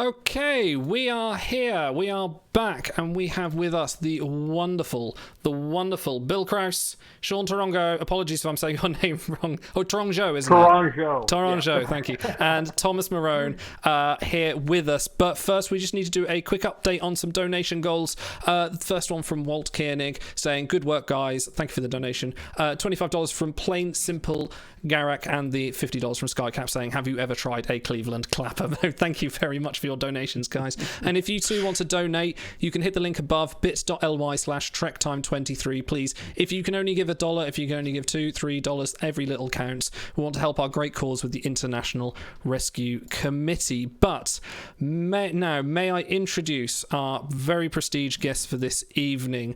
On my left, we have Bill Krause, designer of the Constitution 3 class USS Titan A and the Shangri-La, its predecessor, from which that design was based, from the latest season 3 of Star Trek Picard. On my right, Sean Taranjo, designer of the USS Titan, the Lunar class, originally unveiled in the Pocketbook series and unveiled officially in the Lower Decks season 1 finale, and as seen in Picard seasons 2 and 3. And directly below me, Thomas Marone, art director from Cryptic Studios and designer of many starships in Star Trek Online, not at least the Pathfinder class USS Voyager B, and also responsible for modelling the USS Enterprise F for Star Trek Online and Picard Season 3. An absolute cavalcade of amazing starship designers. And guys, I'm very thankful you can join us. This is probably one of my most anticipated sections. But let's start with, hey, how are you all? How is life? How is life post Season 3 Picard? Oh, one last disclaimer. We're going to do a no spoilers thing. If you haven't seen Season 3 of Picard,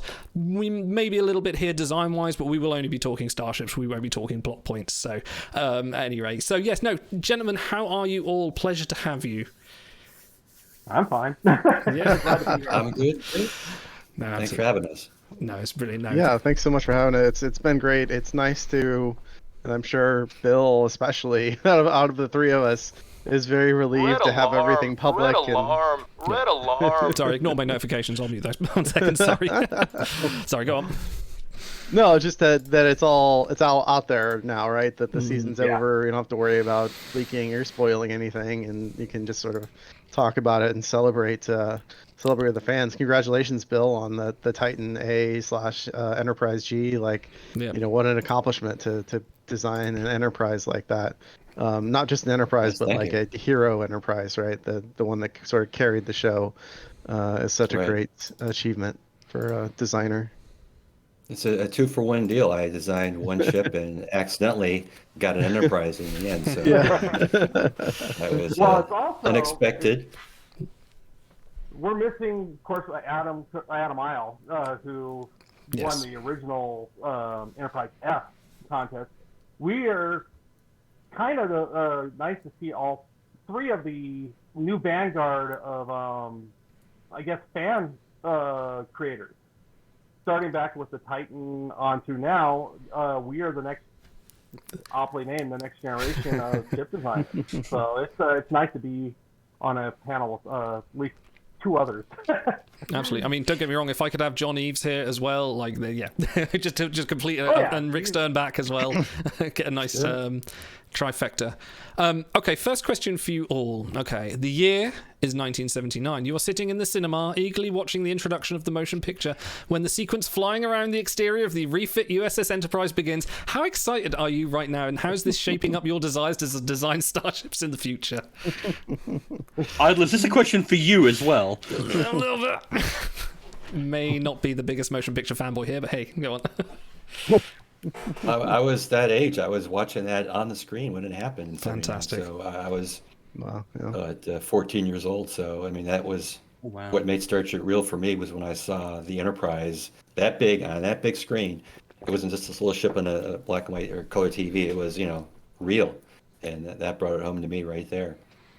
For me, I didn't see the motion picture because I was sick at the time, and I was an Air Force brat, so I didn't see a lot of cinema stuff. So I didn't see the motion picture until about 81 when ABC first put it on screen on TV.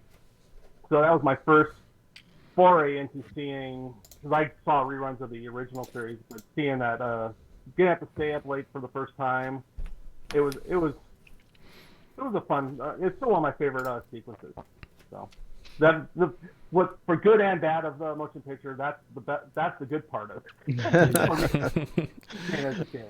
I think what's great about that sequence, and I was unfortunately I did not get to see that in the theater. I mean, I think it came to theaters recently, I believe, and I think I went to go see it then. But you know, when it was originally released, I didn't get to see it. I was too young, or I actually didn't exist yet. But you know, one of the great things about that sequence, or the great thing about that sequence, is that it treats the Enterprise as a character. And I think from the outset, you know, that's a really important thing. Every time I talk about ships, I sort of repeat this, but it's really important that people see that ships are characters in Star Trek 2. You know, they're just as important as Kirk, Spock, McCoy. The Enterprise is a character. And what I love about that sequence is obviously it's got some great ship porn, but you actually learn a lot about James Kirk from that sequence too, right? When he sees the Enterprise, and they did something really cool in the remaster that recently came out where they added a reflection of the Enterprise in the glass. So you see Kirk, and you see, like, you know, I think Shatner actually played it really well, where he's like seeing his beloved for the first time in a long time. It's like he's been reunited with a long lost lover, right? And then you see his sort of longing for the Enterprise, and then they have the Enterprise reflected in the glass too, so you can kind of see their connection. And I think that sequence is really great because it reintroduces the Enterprise as a character, and she looks amazing. And the refit design is still, I think, one of the pinnacle science fiction starship designs ever created. But you also get to see Kirk and how he feels about being back aboard. One thing I like about that scene as well, you see Scotty looking at Kirk as he's flying the pod, and he's sort of seeing what you were just seeing. Right. Yeah. He's doing it on purpose. He knows what he's doing. Yeah. And that's it's like when you It's like when you introduce one of your friends to your favorite movie and you're watching their reactions to see that they're enjoying it the same way. Right, yeah, Scotty knows that Kirk is one of the few people who will appreciate the Enterprise in the exact same way that he does. It's like that is a beautiful woman of the stars, and they will absolutely just sit here and bask in it. Right. He's taking the scenic route around the ships, not just go straight to the dock. Yes. And again, they had great music going on with it because it was such a long scene. They're showing every part of the unveil, and that made it that much more important because I'm big into the soundtrack. No, the motion picture soundtrack's brilliant. Yeah, I hear a lot of echoes of that in the new Picard season 3 soundtrack as well. Very sort of like high flutes and things like that. It's very inspired. Fantastic. Goldsmith and Horner. Yeah, definitely.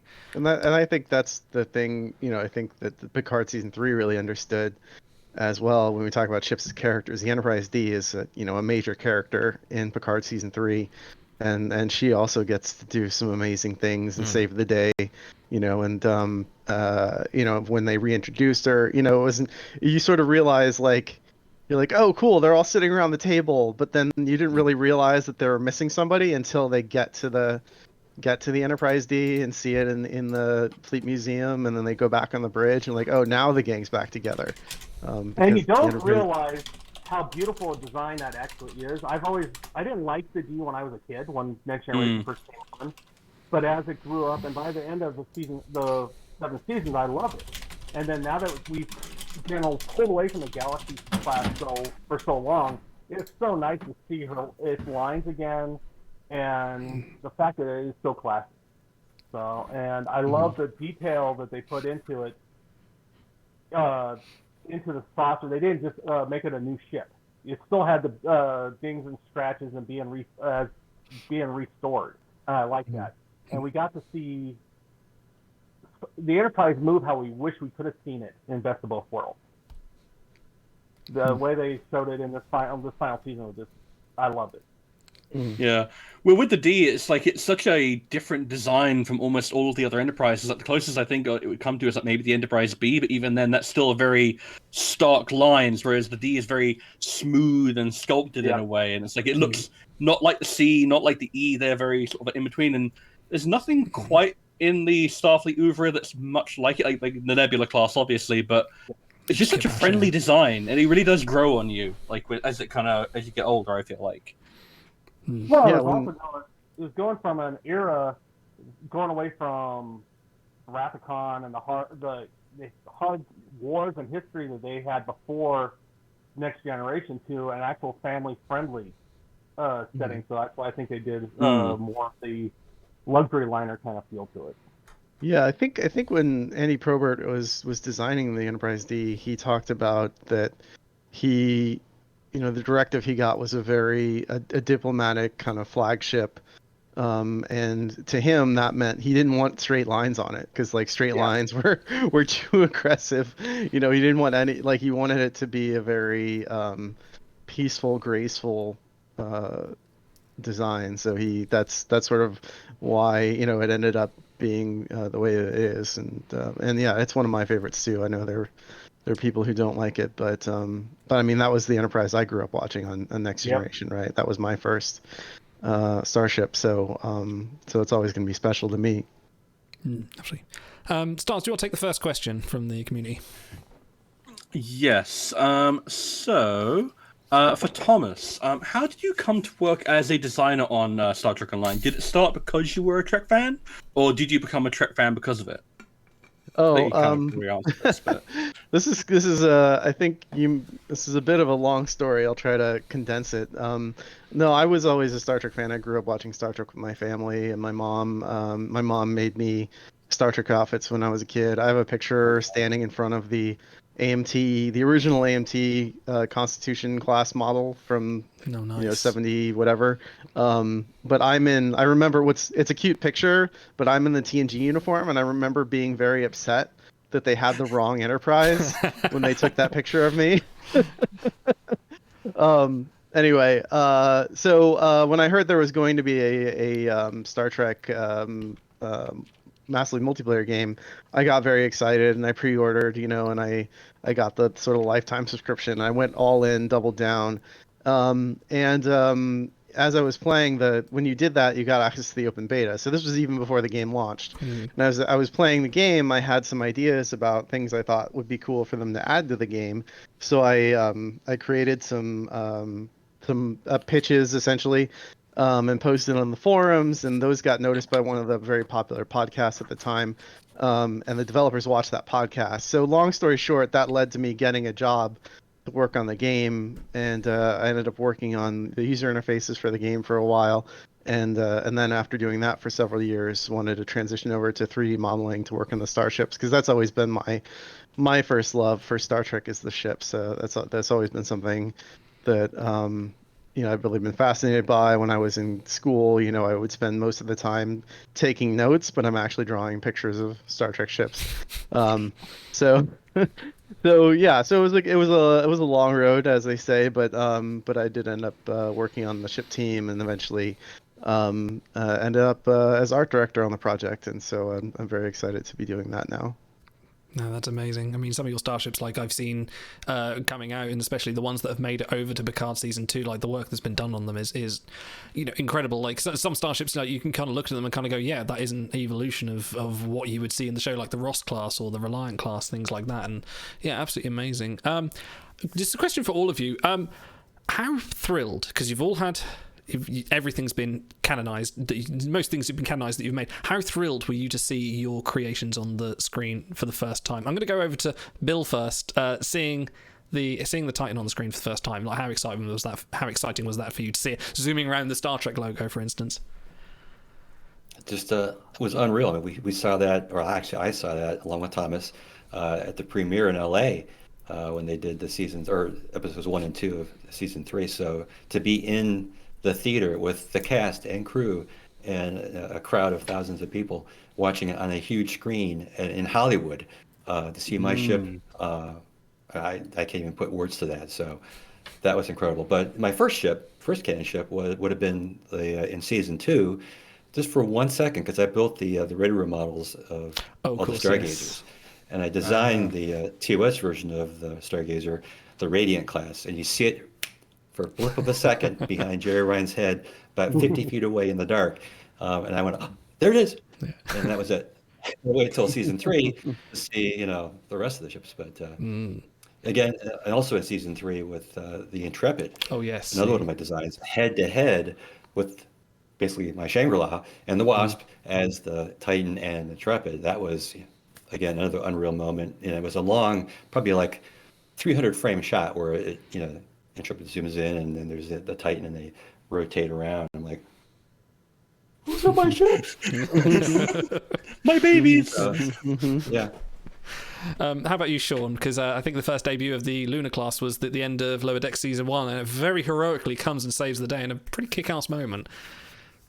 Well, for me, it's a culmination of going all the way back to 05 with that contest. Not thinking, because back then, unless you saw it on screen, it wasn't real. And after winning that contest, which I entered on a whim, one of my friends said, "Hey, you need to do this." And I said, "Whatever, I'll try it." And I put one in. And then right after that, I got contacted with John Van Sitters to do that 6-foot model for the tour that they were going to do.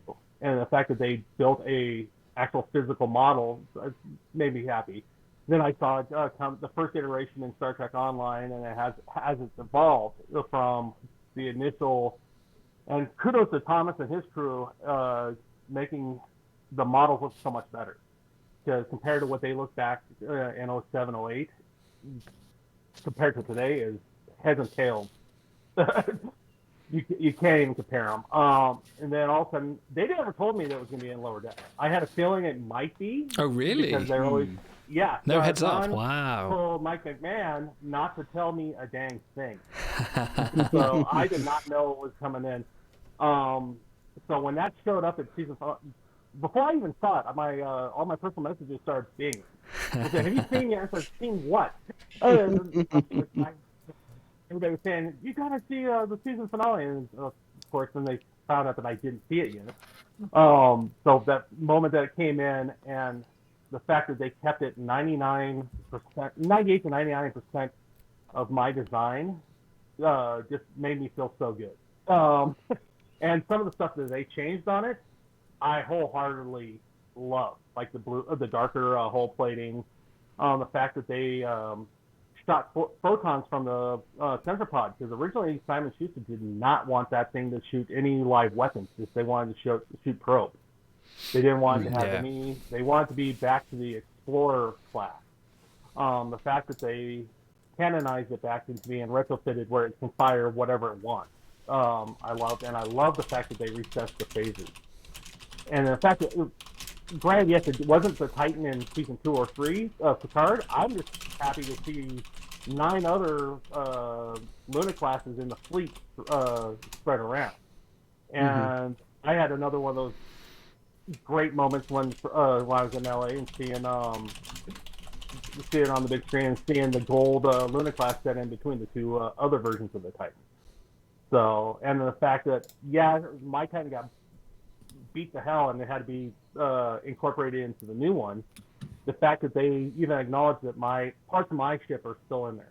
So, and so parts of the Luna class are actually in the new, so it makes me feel good that there's parts of my ship in the new Enterprise. So yeah, we should give a shout out. I mean, to Dave Blass. Dave is incredible. He really sees Star Trek as a world. It's not just a TV show.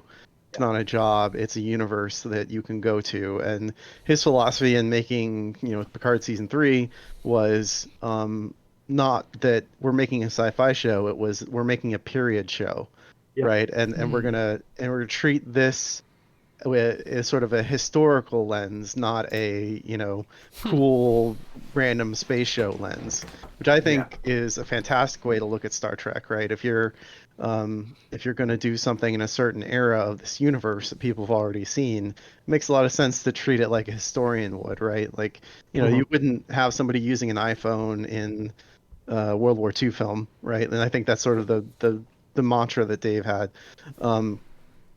And Dave cared about those details. He cared about, okay, this is a refit of the old Titan, but it looks entirely different. So how do we sort of square that circle? And he came up with some really cool stuff. And he worked with an artist called Pundus, 3D artist who does a lot of amazing renders and videos. He's done a lot of good stuff for us too on STO.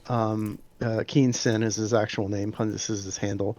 To do a really cool render of like them taking the warp coils out of the Luna Titan and moving them over. Oh, I did see that one. To the Connie 3 Titan. That was very cool. I like that. Yeah, it's really cool stuff. So Dave, Dave understands how those details are important to fans and to creating the Star Trek universe as a place, which I think is really important to a lot of us. And another shout out I want to give to Dave is, if it wasn't for him, I wouldn't have got my foot through that door. I've been trying to get into the Trek official productions since all my life. The fact that he saw one of my tweets on Twitter and says, "Hey, I think I might be able to get you into something," and that's where I got. Granted, I wasn't a full-time person because I wasn't unionized. Now I am, thanks to him. That's where they gave me a shot of one of my other ships in season 2. So, and then I got to do some backup work and then some little stuff in season 3. So, I owe everything to Dave, and it's for that fact, Harry, for having faith in our fans. So, they really put a love letter out to a portion of the Trek fan base that I think is sort of fell back behind over the last couple decades, and now hopefully everybody will feel like they're one big family again. I implore anyone to go look at Dave Blass's Twitter as well if you're into starships. Like, he posts a detailed description of every ship that has appeared on screen in a nice little dioramic. And I think Pundus has done some of the graphical work for that, and they're great. I mean, as someone that just loves little details, I love the look of the ship, but just knowing like, yeah, we've given that one a name. It's that starship. It's that length. It's great, and it's a nice, like you say, he's building a world. He's building a period, and it's nice to have those accuracies. It's great. Sorry, Tom, what about yourself? Seeing the Enterprise Air Force, seeing the Pathfinder class, as well as the other starships you've modelled on behalf of other artists that have gone into the Picard series. How was that like seeing them in action? Yeah, I mean, I don't have a lot to add to what Bill and Sean said. It's a transcendent moment for you as an artist who's been making your own starship since you were a kid, right? And part of me is like, okay, well, what do I do with my life now? like where do I go from here? I'm just gonna go sell insurance or something because I don't know what other accomplishment I could have as an artist that will top this. So I'm very grateful and humbled that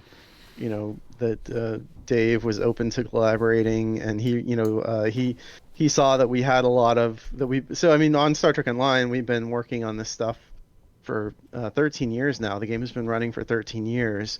I've been with the game for essentially 12 of those years. I've been making part of the process of making ships for 8 or 9 of those years.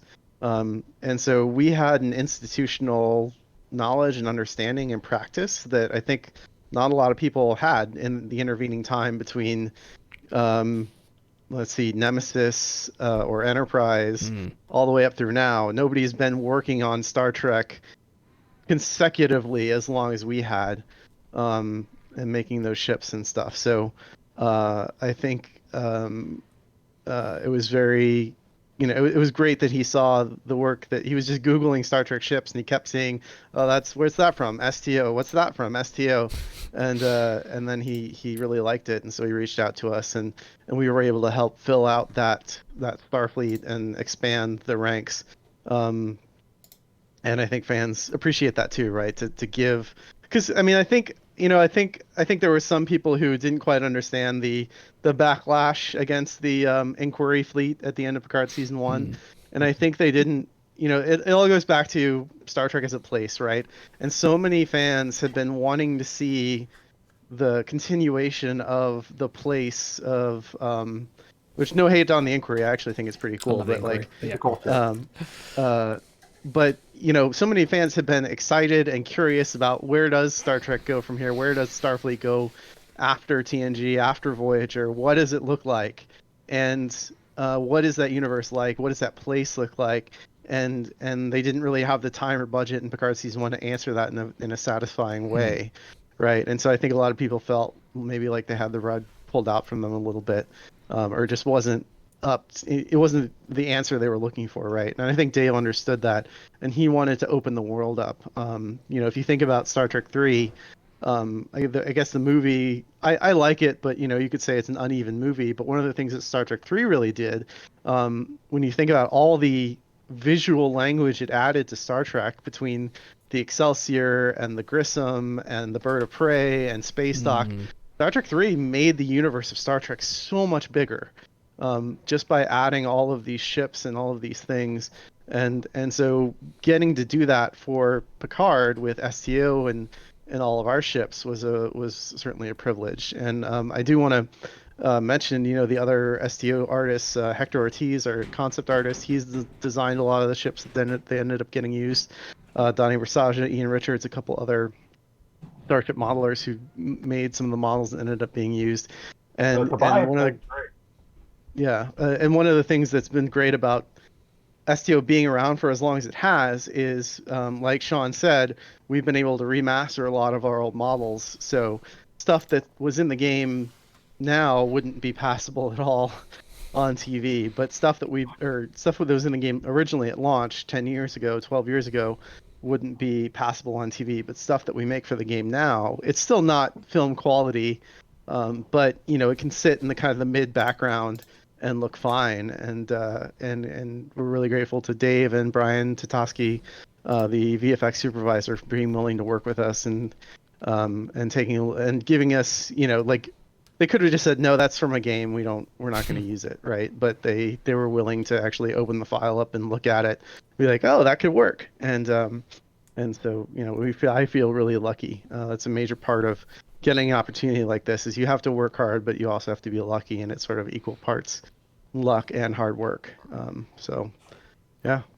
No, it's fantastic. Yeah. Stars. This next one's for Bill, and this is actually kind of like a subject that's kind of near and dear to my heart.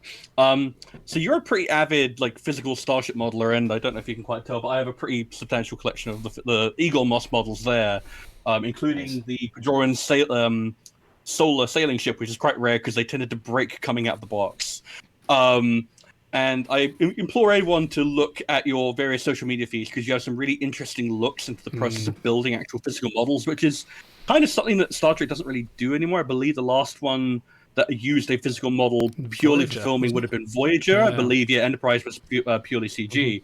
So how did you come to start first building and then eventually working on commissions in this hobby of creating physical models?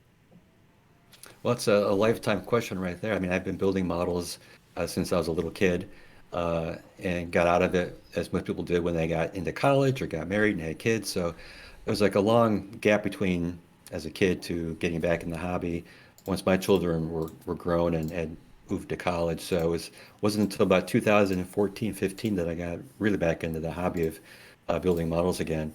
And the first two ships I built were the Shangri-La and the Wasp, which you now know as the Titan and Intrepid. But that was when I started posting these images of models online on Instagram and Facebook, and I was starting to get noticed by some of the people in Star Trek, like Doug Drexler and Johnny Eves, and I got to be friends with them, most of these guys. And that's how Doug discovered me, kind of by what I was posting with my models. I was taking photographs of my finished models and compositing them into space backgrounds so they looked real. And I was just doing it for fun. And he saw, well, I'm kind of already doing this for the calendar. So that's how I got into the calendar too. And I've been doing it since, I think, by 2000. I think the first one was 2018, but we do them 2 years in advance of each calendar. And I'm now in my 7th year of doing them. So I think I'm one of the only few people who actually composite physical models within a space background versus those who are doing it digitally. And I've done some digital backgrounds, and some ships in the background are digital, or some assets are, but for the most part, they're all physical models that I photograph in my studio. That's fantastic, because these ships of the line have been, they've kind of the big breakthrough for a lot of different sort of starship designs. I think, they've had a variety of different designs, not just sort of the standard models, including some from yourself. What was it like to be picked up and work with the likes of Doug Drexler and John Eves, some of the legends in that world? Right, that was the big thrill when I got that email from Doug Drexler, or text via Facebook saying, "Hey, I love your stuff. I want you to submit something for the calendar. I'm like, wow, I've made the big time. This is my so first cool. foray out into fandom, and it's just been every year it's another thrill to get that email. Hey, we're doing the calendar. Do you want to do it? Yes. I mean, I'm never saying no, but I'm always hopefully I hope I have something available to and ready to photograph again. And sometimes I have to dig back in the archives, pull something out like the Shangri-La, which didn't appear until the 22 calendar, and I had done that years ago. It was one of my first models. So I do have a backlog of models that I photographed that I can pull into, but they're dwindling. I've sold most of the models I've built myself as I've gotten more into commission work for people, and that's a whole nother ball of wax where it takes months and months to build these things sometimes, and it's now become my full-time career because I've retired from my regular job just this last year. And that's how I think got noticed. Well, thank you. That's how I got noticed by Terry and Dave. Was my postings onto Instagram of these models, and actually John Eves had asked me to put together a portfolio of my stuff when they were doing season 1 of Picard, and to just put my foot in the door, see if there was an opportunity for me to design something for season 1. Of course, they didn't need any starships for season 1. And then when 2 rolled around, they thought, well, here's a guy who's a model builder. Maybe he can build some of the props for Stargazer Ready Room. And I said, sure, available for that. And while you're doing that, do you mind designing another ship? I could do that. Thank you. And Terry had been a fan of the Shangri-La model, and he knew that I was working on season 2, and he had asked me to build him a model of the Shangri-La because I had sold the original years ago, and so I started to build him a Mark II version of the Shangri-La. Just as in between, while I was building the gold-plated models for season 2, I was working on this other thing for Terry, and then one Saturday evening, I got an email from Dave Blass saying, "Hey, are you working on this model for Terry?" I go, "Yeah." He says, "Could you mock something up so what this might look like as a 25th century ship?" I go, "I could do that." And I just finished priming it. I thought, I really don't want to take this thing apart and mess with it. Do you mind if I just Photoshop something together really quickly? He said, "Yeah, go ahead." Because I had extra engines from the Stargazer, and I just Photoshopped that in place of the standard Shangri-La engines, and I emailed that back to Dave that night. And the next morning, I got a text from Dave saying, "Hey, we're good to go on that." I'm like, good to go for what? I had no idea what that was for. And I come to find out that this was going to be the hero ship for season 3, because Terry really liked the Shangri-La, and wow. I was leaving that Monday morning to go to Denver to shoot work on another film. And because David asked, well, can you send over the digital files of this Shangri-La? I go, there's no digital file. I hand built this thing. I had some, wow. I scratch built with this one for Terry. And so we had to get Doug, Greg Drexler involved, because he had, been making these concept model ready to get ready for the visual effects people. And he was available to do that. And he actually had the models, components of the Stargazer, like the engine. So I had to send him photographs of the Shangri-La from every angle so you can rebuild this thing digitally. Within a week, he had 1 week to do this. And I designed this model in 5 minutes. And I had no idea what they were going to use it for. It's like, you have a 25th century ship with 25th century engines. Okay. And then off it went. And, I saw some updates here and then. I thought, it's a good start. After the first week, I had some notes I was sketching. We can make this different. It was basically just a very rough draft concept model, but very little changed. I was surprised. I go, "This is what you want?" Okay, so off it went, because they had to get into production. They had to do LCARs and on-screen graphics, build sets, and so forth. So, because seasons 2 and 3 were shot back to back, and they needed a model too sweet. They had 4 months to design and build the Sagan class Stargazer, and I found out later they have 4 months to do this. I have a weekend to build the Shangri-La, or a Titan, which is the hero ship, for 10 episodes. You see this Sagan class in like 1 episode, 2 episodes. Yeah. So I was really surprised that we had very little time to play with this. But when I did the Intrepid, I know there's another ship I was working on. When I finished working on the Titan, Terry had somebody working on playing with another ship I was playing with was the what I called my Chaparral class, which was a TOS version of my Wasp. And Terry's like, "Hey, I have an idea for that ship." I go, "Oh yeah?" And says, "Can you make this 25th century?" I go, I can. Now that we know where we're going with this, I can do that. So I had more time. It was Terry and I back and forth via texting on Instagram. So what do you think of this? What do you think of this? And we had more time to play with it and find out, that ship's in like one shot, one episode. But we had much more time to play with that than the Titan. But it's closer to what I was envisioning for a ship than the Titan ever came out to be. Go ahead. Sorry. No. I was just going to make a joke and just say, do you think Terry Matalas goes around just saying, can you make anything 25th century? This coffee, make it a bit more 25th century. Right. My daughter needed more 25th joke. Century. Yeah. What would this look like? What would this can look like in 25th century? Just a few more nacelles, some more glue. They say tune lines. They just kind of kitbash. They took parts off the Sagan and made every ship look like, they took the bridge and engines off the Sagan and put them on the other ships. They look the same. Yeah, that's great. Sean, speaking of LCARs, like you had a little bit of work on that yourself in season 3. You had designed some of the LCAR systems as well, didn't you? So how was that sort of getting drafted for that kind of work as opposed to starship modeling work?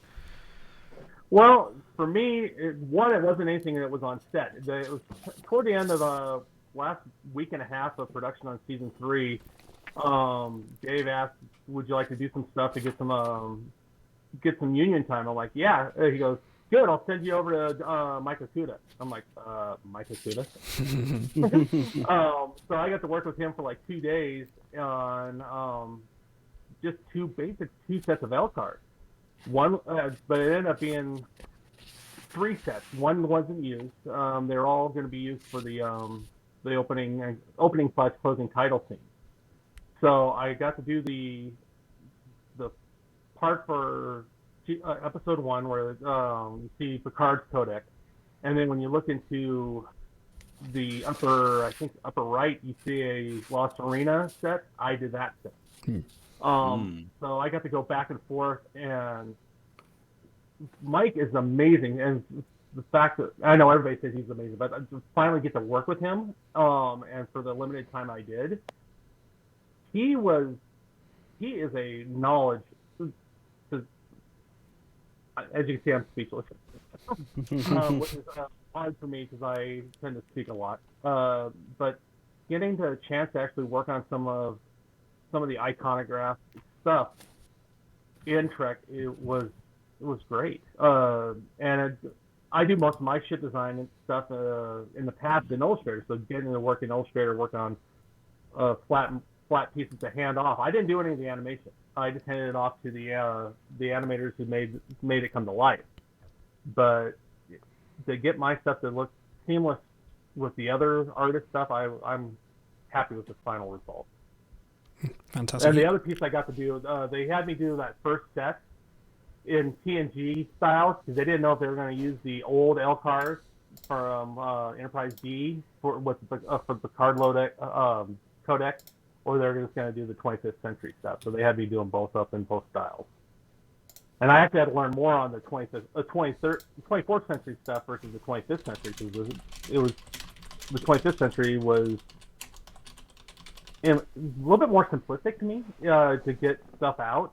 To get the old classic TNG one, that was harder for me because I wasn't getting the spacing right, and the way Mike had his set of rules for those LCARs. So it was a real good learning experience for the 2 to 3 days I got to work with him.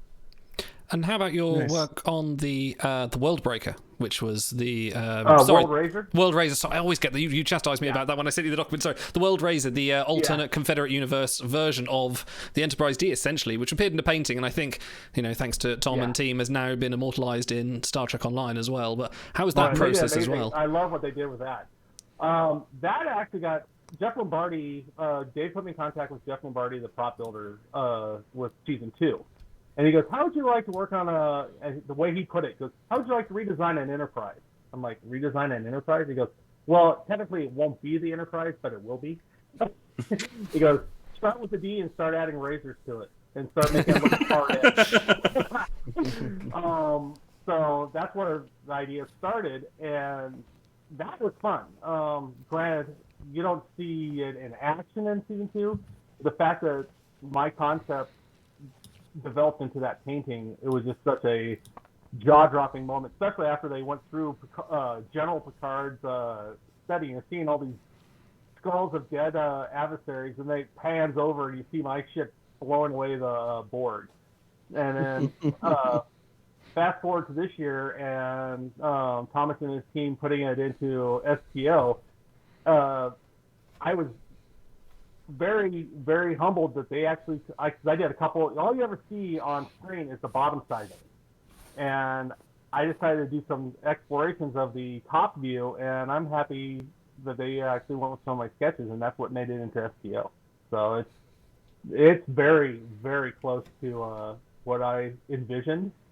And yes, before people out there saying it looks like a certain other franchise's ship, yes, it did have some influence. Hard not to. Yeah. Yeah, especially since I have a few of those Eagle Moss ships sitting on my shelf next to where I draw. Because when they were doing rework, Jeff kept on saying, "Oh, this is close." Because I went back into the TNG tech manual that was put out by when TNG was out, the red tech manual, and I was looking in the back, and they had what would the other enterprises look like. I had those pages, and so some of my early explorations, I started doing that with the saucer section, and they said that's close, but cut this out, add this. Think of a battle axe with nacelle, and so that's where I looked over to my shelf next to me, and said, I think I can use that. Started doing explorations on it. So, and then they handed it off to Document. I think it was Don Document. Darren. Yeah, Dan Document. He did the initial 3D to get it ready for the painter, so they can get into the right position, and then that's where they handed it off. So then the rest is history. I still wish it would have been in season 2 chasing the Lost Arena before they went back in time, but I can totally understand for budget-wise reusing some of the old ships, and they used a couple of my favorite ships in there anyway. So I was like, I can handle that.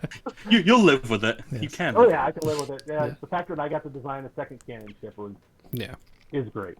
So, yeah, and I want to say that Tobias Richter modeled the World Racer for STO. He's a great, well-renowned fan artist, and I guess he's not really a fan artist anymore because he's done a lot of professional Star Trek work, including working for Stowe. But he's also, I think he did some models for the CBS project, the remaster of TNG. I think he's done a lot for like Star Trek Adventures. Tobias is a fantastic artist, and we're lucky to work with him, and he did a great job bringing the World Racer to life. And I knew as soon as I saw it that anything like crazy and mean looking, people are gonna, somebody's gonna want it in STO. So as soon as I saw it bristling with weapons and the battle axe look, I'm like, oh man, that thing's crazy. Like, absolutely, we're gonna have to put that in STO. There was no like, I wonder if we'll do it. I was absolutely immediately like, that's going in STO for sure. Oh, one thing that people know for me, besides my ships that are on screen, I'm known for my love of anything alternate reality. I'm totally into the Star Trek embracing a mirrored universe and stuff. So I've been doing variations of standard Starfleet stuff and fan and commission stuff for years, especially with Dark Mirror stuff. So the fact that I actually got to do one that wasn't mirror but was kind of mirror, and it was based off of an iconic ship, it was great. And the fact that it's got as many lovers as it does detractors, because a lot of people, when you see it in the episode, you don't get to see what it truly was. All it was is pretty much a concept painting. So some of the stuff doesn't line up right. People are like, why does this run into this? It's like, it's a painting, exploration painting. It's eye of the beholder kind of painting. So the fact that fans have embraced it's a vibe. Fans have embraced it, and the fact that so many fans have been sending me photos of it in STO, and some of the some of the variations that they do. It humbles me that people like another one of my designs. Definitely. Stas. Yes, so this one is for Thomas, and going back onto STO. Out of the many starships you've designed, redesigned, and remastered for Star Trek Online, including such designs as the Andromeda, the Eros, and many more, which was your personal favorite to work on? I mean, that's a good question. The Pathfinder was my very first Starfleet ship that I got to build and design for STO, so that's always gonna hold a special place in my heart, and it's really cool that they decided to make that the Voyager B in Picard. That's really special, and it was great to see it in the fleet. Hi, Luna. So I think the Pathfinder is a really big one, but usually what happens, and I'm sure Sean and Bill can kind of attest to this too, is you'll work on something and the thing you just made becomes kind of your favorite for a while. And then you go on and make the next thing and like, oh, now that's your favorite. The honeymoon, yeah. Yeah. And so, but I will say I'm a big fan of the motion picture era, that look. And so a while ago I did a motion picture era ship called the Giorgio, which was basically taking the Walker class ship from Star Trek Discovery and reinterpreting it through the motion picture lens. And that's really one of my favorites that I've ever done aesthetically. I've always been really pleased with how that came out. That's fantastic. Okay. Can I say one of my favorites of I don't know if you designed it. I like that I've seen in the STO is the Gagarin. No, I didn't design that. That was designed by Hector Ortiz and Donnie Versace modeled it. Pass it along to them that it's a great. Yeah, it's a great. STO. Yeah, it was a lot of fun when Discovery came out, taking all of those Discovery designs and reinterpreting them through our own version of what the 25th century Starfleet would be, right? And so taking because those Discovery ships, they have their own unique style, but they have some pretty classic like Starfleet arrangements, but also some cool twists. And so reinterpreting all of that through STO's paint scheme and style. Hector Ortiz did a great job. We got a lot of great designs out of that whole process.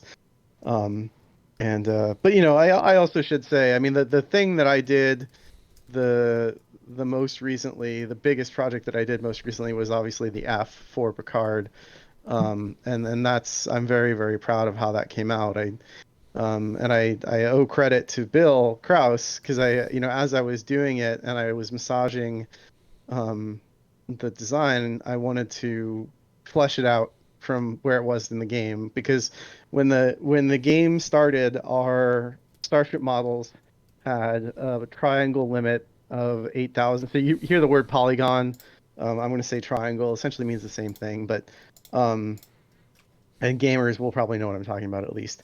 But with a real-time game, you need a hard cap on how detailed your models are for processing power, so that your frame rate doesn't get too low, right, when people are playing your game. And so at launch in 2010, our triangle count for a ship was 8,000 triangles. And we've slowly been upping that over the years. And so we go from 8,000 to 12,000 to 20,000 to 30 to 40.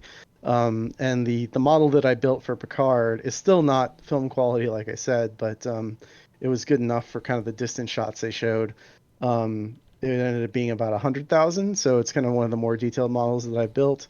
And with that extra detail, I also wanted to massage the design, and I took a look at a lot of the stuff that Bill had done that were inspired by like P-40s and P-51s. A lot of World War II. I'm assuming I'm making those connections in my head. I don't know if that's exactly where you got the inspiration for the nacelles and stuff. They are, yeah. Yeah. And so I brought some of that language into the Odyssey when I rebuilt when I was building the new model. I tried to pull it back to give it some of that retro styling that I feel is a very, very Star Trek thing to do. Okay, now for the big, tough question. This is the one you'll spend weeks after regretting your answer. And you cannot pick something you've designed yourself. The big tough question: what is your favorite starship design that has not been designed by yourself, and why is it the Constitution refit? Bill. Well, I don't know if anybody can say anything because you answered the question first. Yeah. Bill, go on. What is your epitome of saying this is my starship design, my favorite? That's tough because there's so many things that you like out of so many other starships, to find one that has everything you like on it is hard. But I think I go back to probably the Enterprise E that John Hughes did. It's just such a nice collection of lines and curves that'll just flow together from the bow to the end of the nacelle. It just flows, and there's nothing out of place, and you can just look at it forever and just fall and fall and fall into all this detail and painting and the little architecture that he's got throughout the thing. It's a sculpture. It's a work of art. And especially given how the miniature they built for First Contact is just incredible. It's exquisite. Like all of the little channels and everything that they did to that for that ship. Just go Google First Contact, or Enterprise E Studio Miniature, and just look at some of the close-up pictures of that model. It's phenomenal. Yeah, well, they show it off so much in First Contact when you first get to see it, and it's what I remember hearing a design ethos that was like, if you can design a ship that looks good from any angle, and I can't think of any angle that the Enterprise E looks bad from. It just looks so good. Like you can shoot it from the back upside down, and it would look great. Did you ever see? Well, the fact that they actually did do the upside down part of it for that battle scene with the board. Yeah, I mean, there was. That's always the key, is the ship that looks good from every angle, and it's you can't. Not every ship has that. You have to take that model in your hand and rotate it in every direction, and the E does it. Did you see? It was. I had a book, The Art of Star Trek: First Contact and Insurrection. In there, they went through the design process of the Enterprise E, and one of the things they said they had to change was the way the nacelle pylons were angled, because they said if they swapped them around in the original design, it made it look like a roast chicken. So they had to swap those around pretty fast. I hear that a lot from people when they see my Ford. Yeah. How about you, Sean? What's your favorite design? For me, I saw this question coming, and it's hard to pick out one, so I picked out one from a couple eras, if that's okay. To me, the original Star Trek pilot with the big dome, the needles on the nacelle, the original Enterprise. The original Jeffries, yeah. Wow. Yeah, the Jeffries prize is the for me, because that's what I grew up with before Next Generation came. I grew up with reruns, so I always loved the original Enterprise. Fast forward to the TMP era, I love the refit, but I have always loved the Reliant. The nacelles. That's what probably influenced my Luna class. The fact that it had the downward nacelles, and the fact that its history is a case of the original blueprints were signed upside down. So the nacelles were actually. Oh, that's right, they were. Yes. Roddenberry originally signed was with it being flipped, and then fast forward to TNG to current era, Sternbach's Equinox. It was it was enough of the TNG era. First, for me, it was the first TNG post era ship that felt like an Enterprise but smaller, if that makes sense. This whole fact that it was a small ship that was beat to hell, but it was still holding together was throughout this whole thing, and it had enough parts of the standard Starfleet look. You knew it fit right into the fleet as a mid-range explorer. So I had many other favorite ships, but those are my top three. Tom. Yeah, I mean, I have a real soft spot in my heart for the original Constitution as well. I mean, I think one of the things I really like about it, that it's easy for Star Trek designers, especially these days, to get away from, is it looked like a spacecraft. Like, it looked like it was something that someday humankind might actually be able to build. All right, because Jeffries was he was a pilot. He was an aviation artist.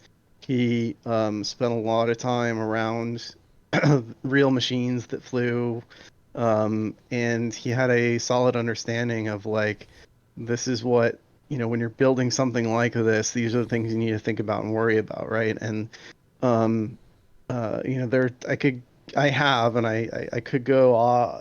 given talks, like hour-long talks, about why that original Enterprise is such a brilliant design, and it was revolutionary as far as science fiction goes. Science fiction TV and film, that design really sort of changed the rules in a lot of ways. Yeah, so I think we just need to recognize that when it all comes back to the original Enterprise and how different it was from everything that had come before it. It didn't have strings. It didn't have exhaust like rocket. Didn't have fins. It was all of these things were very purposeful. And it even the registry number was something that Jeff Reeves was thinking like, well, the ship is going to fly past the camera really quickly, and so I want something you can read, and so that's why he settled on the 1701.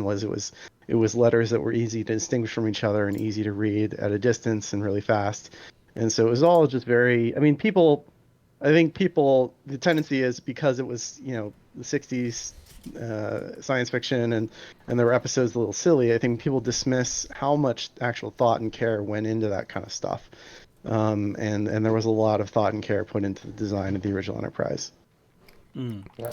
Well, you're all wrong, and it's the Constitution refit. So sorry. No, very good. I mean, you can only pay projecting. Everything came from the original, the Constitution back in 1967. So yeah, you can't help but every design since then has always imitated that one. So no, go on. That's the one we all build off of. The first exactly. thing you draw is a saucer and student itself. Yeah. That's the way you go. Yeah, pretty much. That's the genius of it. I mean, that's something. There's a great story Michael Kuda talks about when they were trying to design Deep Space Nine. Their original attempts were really based on like an oil rig, very lots of pipes and very complex blocky shapes. And so Rick Berman looked at all that stuff and he's like, these are cool, but it needs to be something that a child can draw, right? It needs to be something that's recognizable silhouette. Yeah, with a recognizable silhouette. And that's when they backed off and they started, doing the circle with the spokes and everything. And that's exactly, I think, one of the big strengths of the Enterprise is because it's these several distinct shapes kind of linked together in a very specific way. It creates something that kids can draw and sticks in your imagination. And that's what's really powerful about it. And and all of the Star Trek ships that follow it inherit that legacy. Right, and that's why it's that shape language has been able to persist for almost 60 years, because it was just brilliant. Absolutely. Stars, we'd like to do our final question for our esteemed guests. Absolutely. So, gentlemen, what advice would you like to give to someone who is perhaps interested in pursuing a career in starship design for science fiction film, TV shows? Like, what would you say this is kind of like what you would need to do if you want to try and foster this interest and bring it forward? Work really hard, I think, is my glib answer, but it's also, I mean, ultimately, there are a couple aspects to this. The first thing is there is, as I mentioned, there's always going to be an element of luck. You're always going to be, either somebody notices you or they don't. And so, to get a job working on Star Trek, you need to be noticed, or you need to know somebody, you need to have that connection, or somebody needs to take pity on you, and give you that opportunity, right? But to get there, you have to be ready when that opportunity does happen, right? And the only way to get that, to be ready, is to do a lot of work, is to become essentially like Bill, world class in what you're doing, right? When you're making these models and you're making these designs, and you're just so good at it that nobody can deny the fact that well, he's a fan, but also he is really one of the best visual designers out there, right? We have to hire him. We have to use him, and so you do that by working. We can. One of the great things about this era is that you have access to Blender, which is a free 3D modeling package. There are lots of digital pieces of software that can help you create art, but you just have to start doing it. And you have to do it, and you have to not just do it, but you also have to be have a healthy self-awareness of like, oh, this is cool, but I could do better next time, and you have to keep going, and you have to keep going. There's a great video of radio personality Ira Glass talking about how there's a gap between your good taste and then your ability to execute things that you yourself like, and the only way to close that gap is by just doing a bunch of work over and over and over again and getting better. And you know, I think that it's really important that if people do have those ambitions and they have serious ambitions, that they do the work and they keep making things and getting feedback, and expect that for the first few years you're not really gonna be producing stuff that kind of hits the quality bar that you would need to get a job, but you have to power through that and just keep working until, you know, like I've been working on SEO for 13 years almost, and I don't think I've got, you know, it took me, I don't know, until recently that people beyond the SEO player base sort of took a look at what I was doing and said, oh, that's cool, you know, that I got broader recognition for the work we've been doing. It just takes a while to get to the point where people, you know, you have that skill set. So I love this question because it's an important one, but it's something that, you know, if you seriously want to do this, you have to seriously put in the work to earn it, and also have a healthy self-awareness of like where your skill level is and where it needs to be to get access to these kinds of opportunities. No, well said. Guys, I would like to echo that as well. Thank you. No, definitely. Well, for me, I'm predominantly and still predominantly a 2D artist. But don't close yourself off, because I am teaching myself 3D. So some of my stuff that's on there is nowhere near pro stuff, but it's getting to where I can at least start off a rudimentary concept to go through there. But I keep my sketchbook with me. I keep any kind of drawing material with me at all times. So you never know when an idea is going to come to you. It also acts as the fault. Yeah, you're going to get a lot of rejections, and I still get a lot of rejections. That's part of the industry. But if you network with the right people, doors open, and they are willing to say, hey, well, your skills may not be where we are here, but we'd like you to go and try something try this. And keep yourself open to the fact that, yeah, you're not going to necessarily be designing a hero ship every time. You may be just doing a little cargo ship floating by in the foreground or in the background. But that will lead you to maybe another ship or another design or even a prop design. For me, I'm being at this turning 50, I'm starting my journey into this new industry called film. So where I go from here, I don't know. Depends on what doors opens up, and depends on what they ask me to do and how fast I can churn stuff out. It's helped me in the past with my illustration career. Now I just want to hopefully see if I can translate that into this new career. So that's where I say just don't give up, because you will get stepped on. You will have haters. You will have people saying that you're why did they pick that versus this? That's a stupid idea. It's like, you got to remember, once you're hired to work on something, it's not yours. It's that company's IP, and you work on what their vision is. You may not like it all the time, but it ends up being a stepping stone to the next thing. And if you take the critiques right and work with them, they'll know that you are a person they can come to and depend on. No, fantastic. Gentlemen, thank you so much for coming tonight to come and talk with us and help us raise money. Honestly, this is one of the highlights, because I'm a huge, you might get the impression I'm a huge Starship fan, and being able to talk to the three of you about this has been absolutely brilliant. If people want to follow you on social media or otherwise, where can they follow you? Bill? I am on Instagram.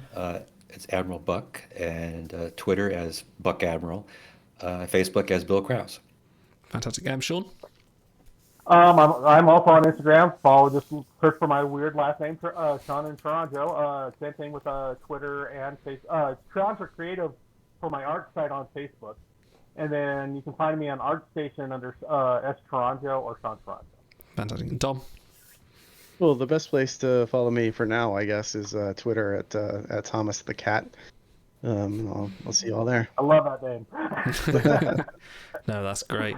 Absolutely fantastic, gentlemen. Bruno, absolute pleasure to talk to you. So we'll keep in touch. Maybe we'll have another talk next year or something like that. But no, absolutely fantastic. We're now going to take a cut away, and we'll be back with a normal stream. Guys, hit the donate link if you're going to. We'll be back very soon.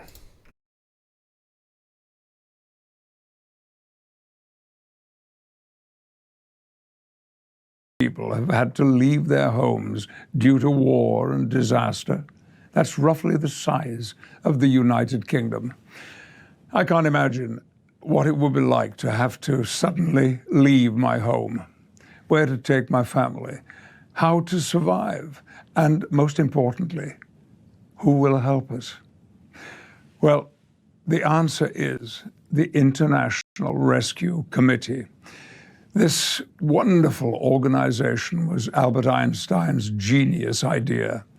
They focus on the world's toughest places, Syria, Yemen, South Sudan, and deliver food and shelter, medical care. They also bring education and job training and work to rebuild communities. Please join me in supporting the International Rescue Committee. They help families just like yours and mine to survive, recover, and live their lives with hope and dignity.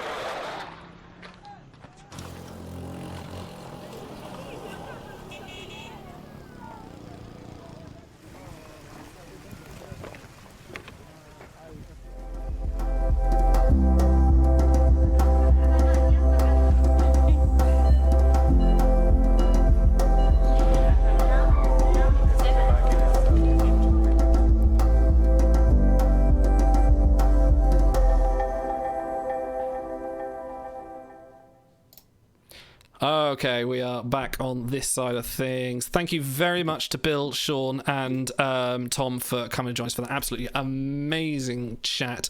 Auto, we've got a lot of donation goals to. Before we start with pros and cons with these two wonderful fellows, I need the toilet, and we also got some donation goals to do. So I'll be back shortly while Auto fills you in, and we'll have a look. Rudderless, cast adrift in the sea with no leader. Coming soon, folks. This is what it's going to look like.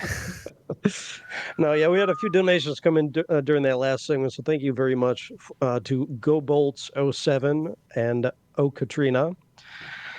Also, one from Cranky who says, "What a fantastic interview! Loving hearing from these guys, as is everyone else." And Julian, on behalf of the Strange New Pod, with a big donation. Thank you very much, Julian. We'll see him in the 8 o'clock hour Eastern, along with a representative from the Duras Sisters Pod and It's Got Star Trek podcast. So keep an eye out for that.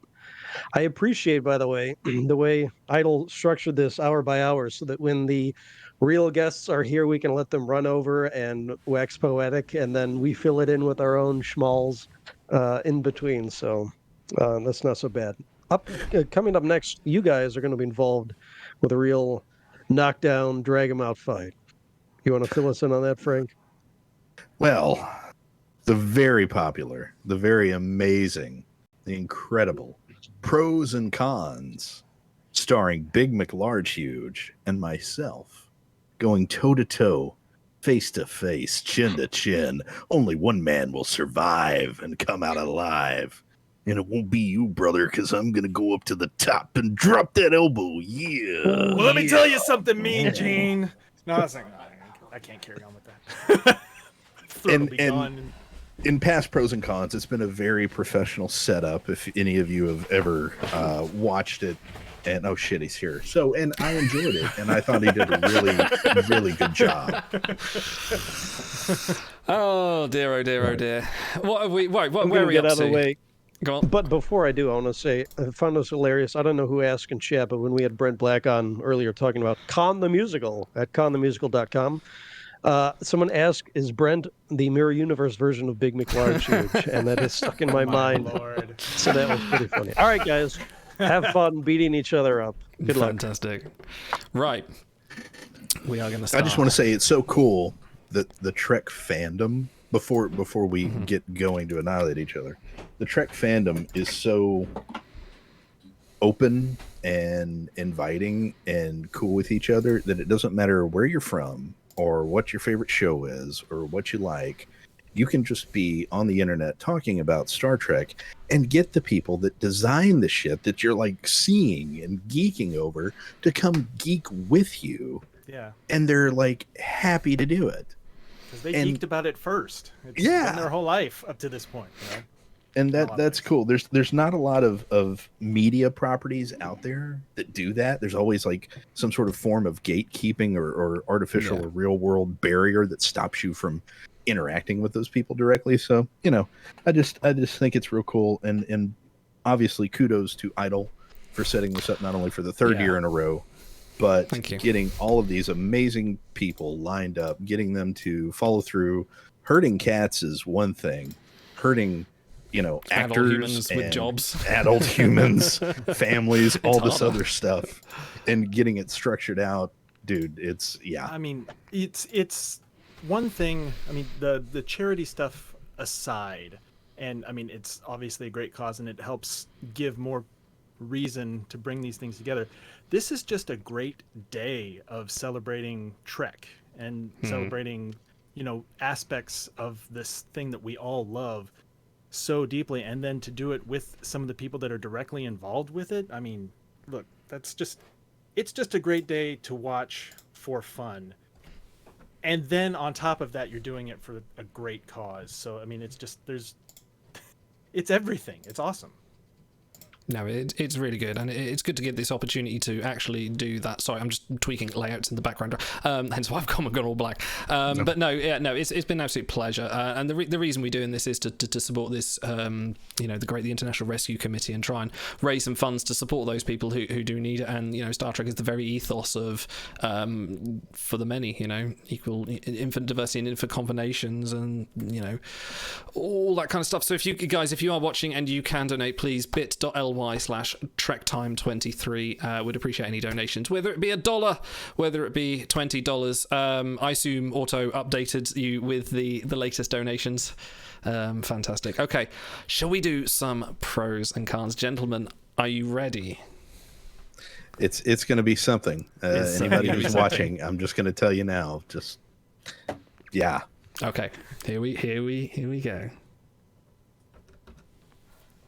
What is the classic, the epitome, the one episode that you think defines the best of Star Trek? The one thing you can say that, yes, that is indeed a Star Trek. Well, here in the Court of Q, we will judge two of our contestants to provide the answers where none others can. What will be here in this court the definitive episode? Welcome, ladies and gentlemen, to Pros and Cons special charity edition. I would like to introduce you to our two guests. And, well, you've already met them. Here they are. That is Frank and Big. Welcome to the chat. And you've got too many points. Let's get rid of those. No. This is a charity stream, so we need the charity, all the charity you can provide. Especially today. If you've not seen our Pros and Cons show before, this is a debate show set over 4 rounds. The first round will be opening statements, where you will deliver a statement declaring your intent. Second round will be evidence gathering. You will provide 2 pieces of evidence to support your claim. Third round will be cross-examination, asking each other questions to prove your intent. And finally, a closing statement. I'm already seeing lots of options from the chat. So I believe it is time. I think, Frank, you need to start with your opening statement. We used to have a hesitation, deviation, repetition rule. I have struck that from this week for expediency more than anything. But should you deliver a concise statement to my pleasing, me being the overriding judge of all things, then please go ahead, Frank. Thank you, Your Honor. And may I say, you are looking absolutely Q today. That is the point. Ladies, gentlemen, and other gendered species watching us from around the universe today, thank you for joining us on this momentous occasion, raising money for charity, celebrating each other, celebrating Star Trek as we all know and love, and coming together to ask the question, what episode truly embodies the message, the vision, the mantra, the core of Star Trek? And I intend today to bring you just that in a wild, amazing spew of non-tangible, incoherent sentences that absolutely have nothing to do with anything else, and no episodes will tie together. I'll probably name 8 episodes, but that's the point and the heart of it, because Star Trek is not defined by one thing.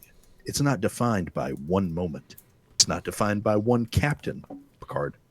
And it's not defined by one episode. No, it's defined by a universe of things.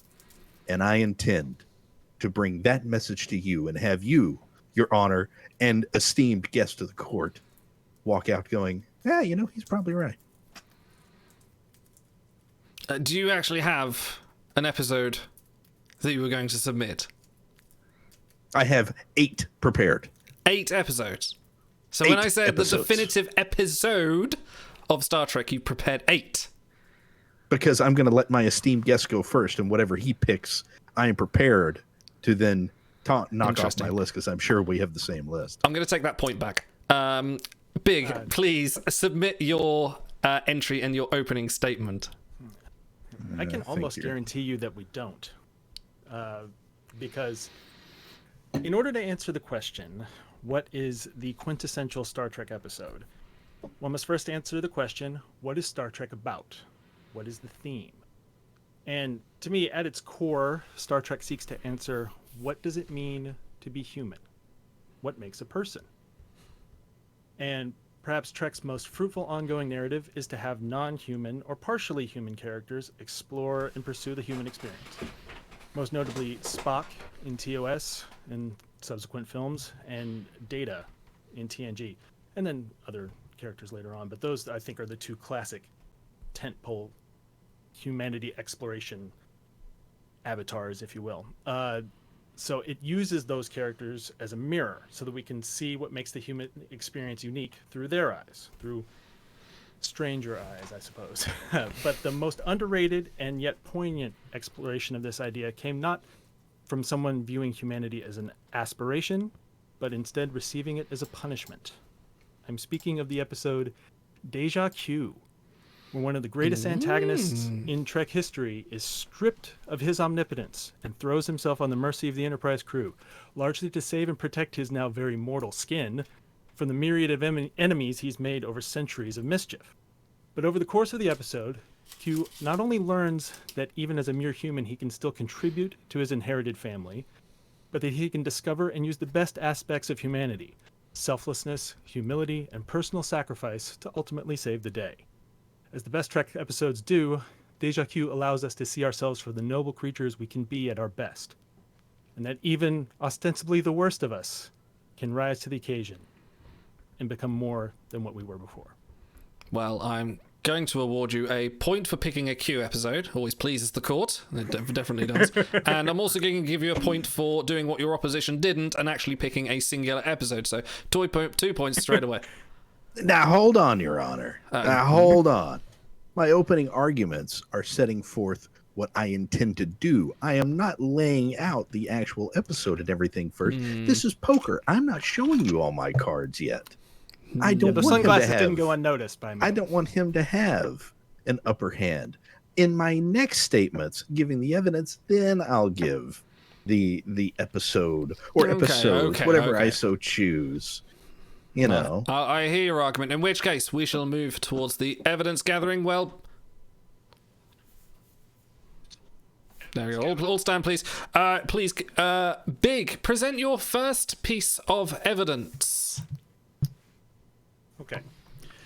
So, if we are defining quintessential Star Trek, definitive Star Trek, we cannot explore that idea without acknowledging the creator of Star Trek, Gene Roddenberry. It is his vision that created the entire universe of Star Trek. And very famously, Rick Berman had a bust of Gene Roddenberry on his desk. And when writers would, when they would explore ideas that Gene Roddenberry didn't like, they would put a blindfold on the bust of Gene Roddenberry because they don't want to blind the great bird to these ideas. But because the writers could kind of see that as a straitjacket narratively, because he was very famously against conflict between human characters and things like that. But all that said, this Deja Q contains the last and maybe the last great contribution of Gene Roddenberry himself to the Trek universe. And I'd like to read something from Michael Piller regarding this episode. And I quote, "One of the great lessons that I learned about Roddenberry's vision came 3 or 4 weeks after I got on the staff. It was about a Q show called Suddenly Human, eventually Deja Q. The story was about Q coming on board the Enterprise and pretending he had lost his powers and taking the Enterprise on a wild goose chase around the universe. We went into Gene, we pitched Gene, I said, it's a wild goose chase around the universe and it all turns out to be a Q joke on the crew. And Gene says, very simply, well, yeah, but what's it about? And I said, well, it's a wild goose chase, Gene. But what's it about? If you want to really tell a story about a god who must find what it's like to be mortal, then tell that story. But all you're telling me now, he said, is just stuff. It has no theme. So in rededicating it to his original idea and primary focus on exploring humanity, this was the last great gift that Gene Roddenberry gave to writers and gave to Star Trek and gave to the fans of the show. So it is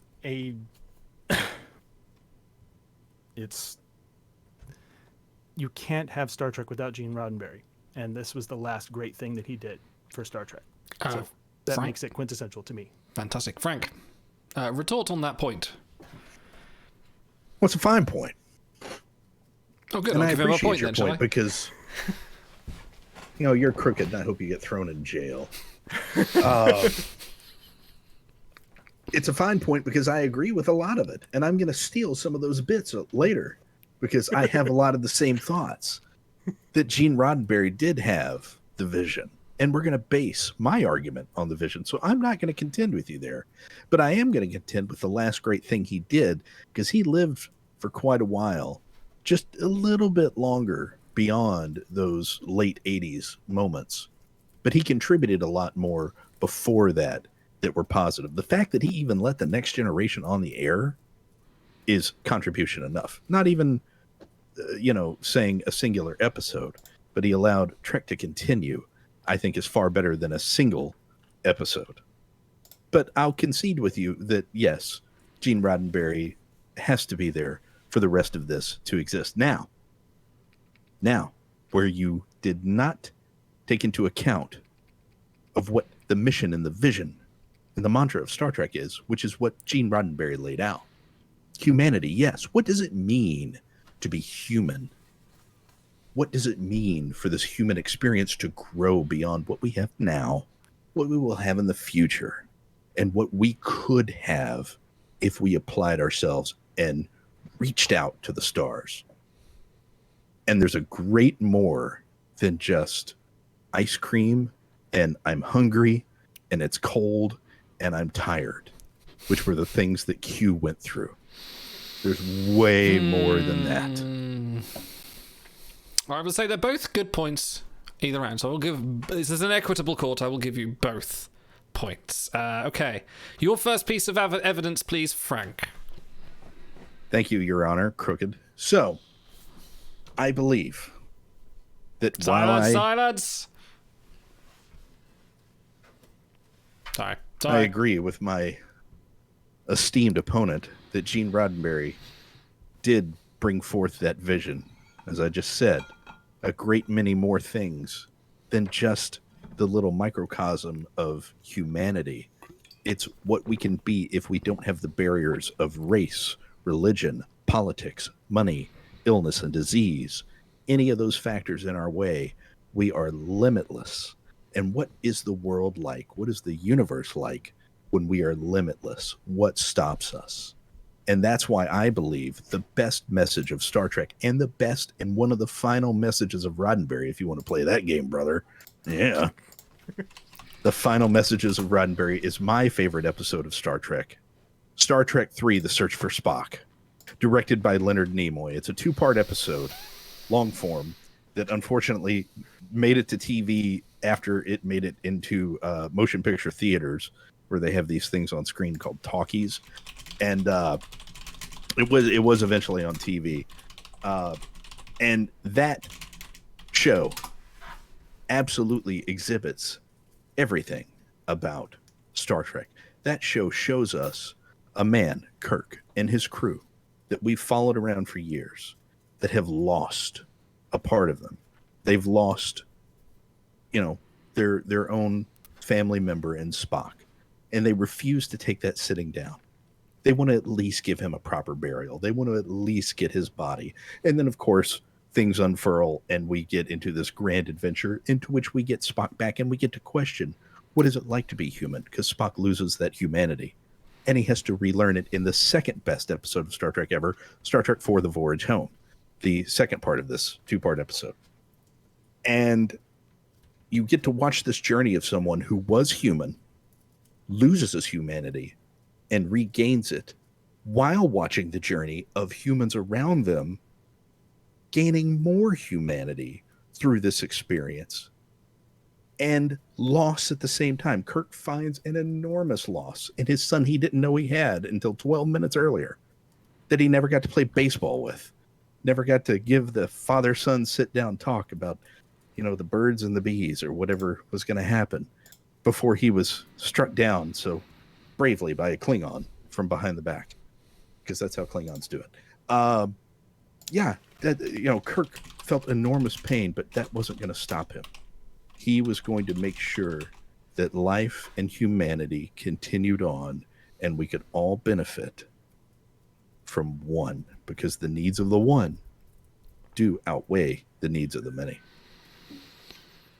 So you've narrowed it down from all of Star Trek to a few films, so that's progress. I'll allow Big to counter retort here. I sort of zoned out where you said that your favorite episode of Star Trek, favorite 2 episodes of Star Trek are movies that aren't actually episodes of a television program. They are long form episodes. Settle down. Settle down. So I think just on the face of the argument, the fact that you didn't pick episodes of a television show for your favorite episodes of a television show, do I need to counter any of the other points that you made? That's a very good point, and I like the interaction there. I'm going to give Big a point for that one of calling you on the title of this particular episode of Pros and Cons is what is the definitive episode of Star Trek? So, Big, it's your turn now for evidence, part 2, please. Objection, Your Honor. Please. Define episode. An episode that has aired on a television during a season run of one of the 5, 6, 7, 8, 9 current running series. This honorable court is adjourned. Big, your piece of evidence, please. Okay. So my second piece of evidence is a little bit more about the broader influence of Star Trek on the culture. And what truer measure of an episode's influence on the public consciousness can there be than the aspects of it that have grown beyond the episode itself? Sure, anybody can say live long and prosper or ask to be beamed up and expect the message to be understood. But what about the ideas that extend past the bounds of Trek fandom and Trek context and take on a life of their own? I'm talking, of course, of memes. And Déjà Q has some of the most well-known and well-loved to have ever come from Star Trek. I'll start small and local to us. Of course, mariachi music that is used to celebrate all kinds of things. Yes, I'm expecting it very soon.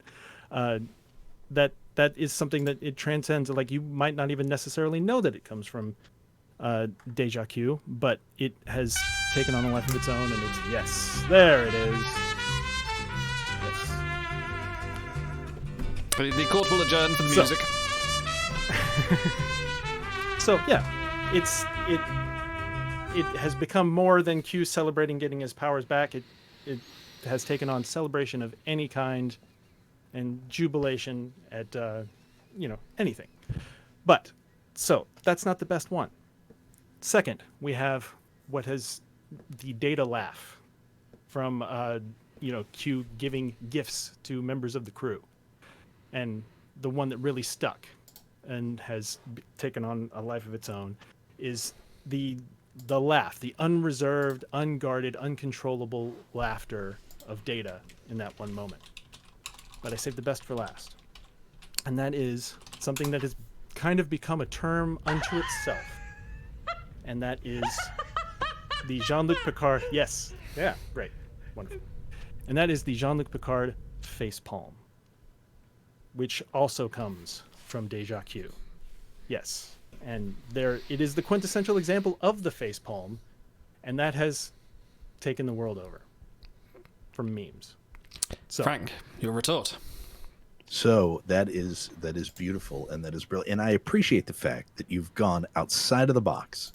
Instead of talking about the normal tenets of what makes up a good person and the morality that we try and eschew from these 42-minute episodes, or in my case, hour and 40 minutes. It was just a long episode. You don't know. You don't know that it didn't air in some countries on TV.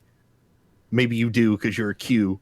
But I'm saying in the Maldives, where we air and we have viewers, shout out to you Maldivians, that, it aired on TV. Anyway, you want to talk about memes, brother?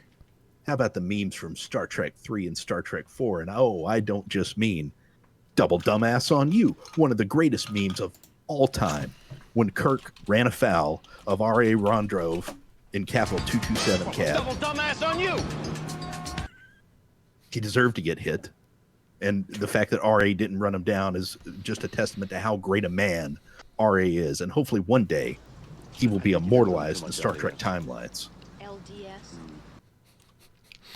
I'm on LDS right now. Beyond that meme, Scotty. Hello, computer. One of the most famous of all time. Hello, computer. And look at that. See, he's even the cosmos knows we have the greatest memes from my 2-part long episode because they're even immortalized in sound bites here, just like yours. Not taking away that point, but the greatest sound bite of all, the greatest moment of all, the greatest meme of all from my 2 parts. I think that has to be your most coherent answer yet. Settle down. I'm going to reward you. Finish his answer. Both a point on that occasion, since you both have most memeable entries on that occasion. But Frank, please say the meme you're wanting to say. Oh, you have more. Sorry. Memus interruptus. Thank you. You know what? I for once, my brother in arms here figures out that the judge is crooked. He's trying to steamroll me. I guess I was going to say you were in his pocket already. I'm just going to sit here and drink my Cleveland Clapper. Please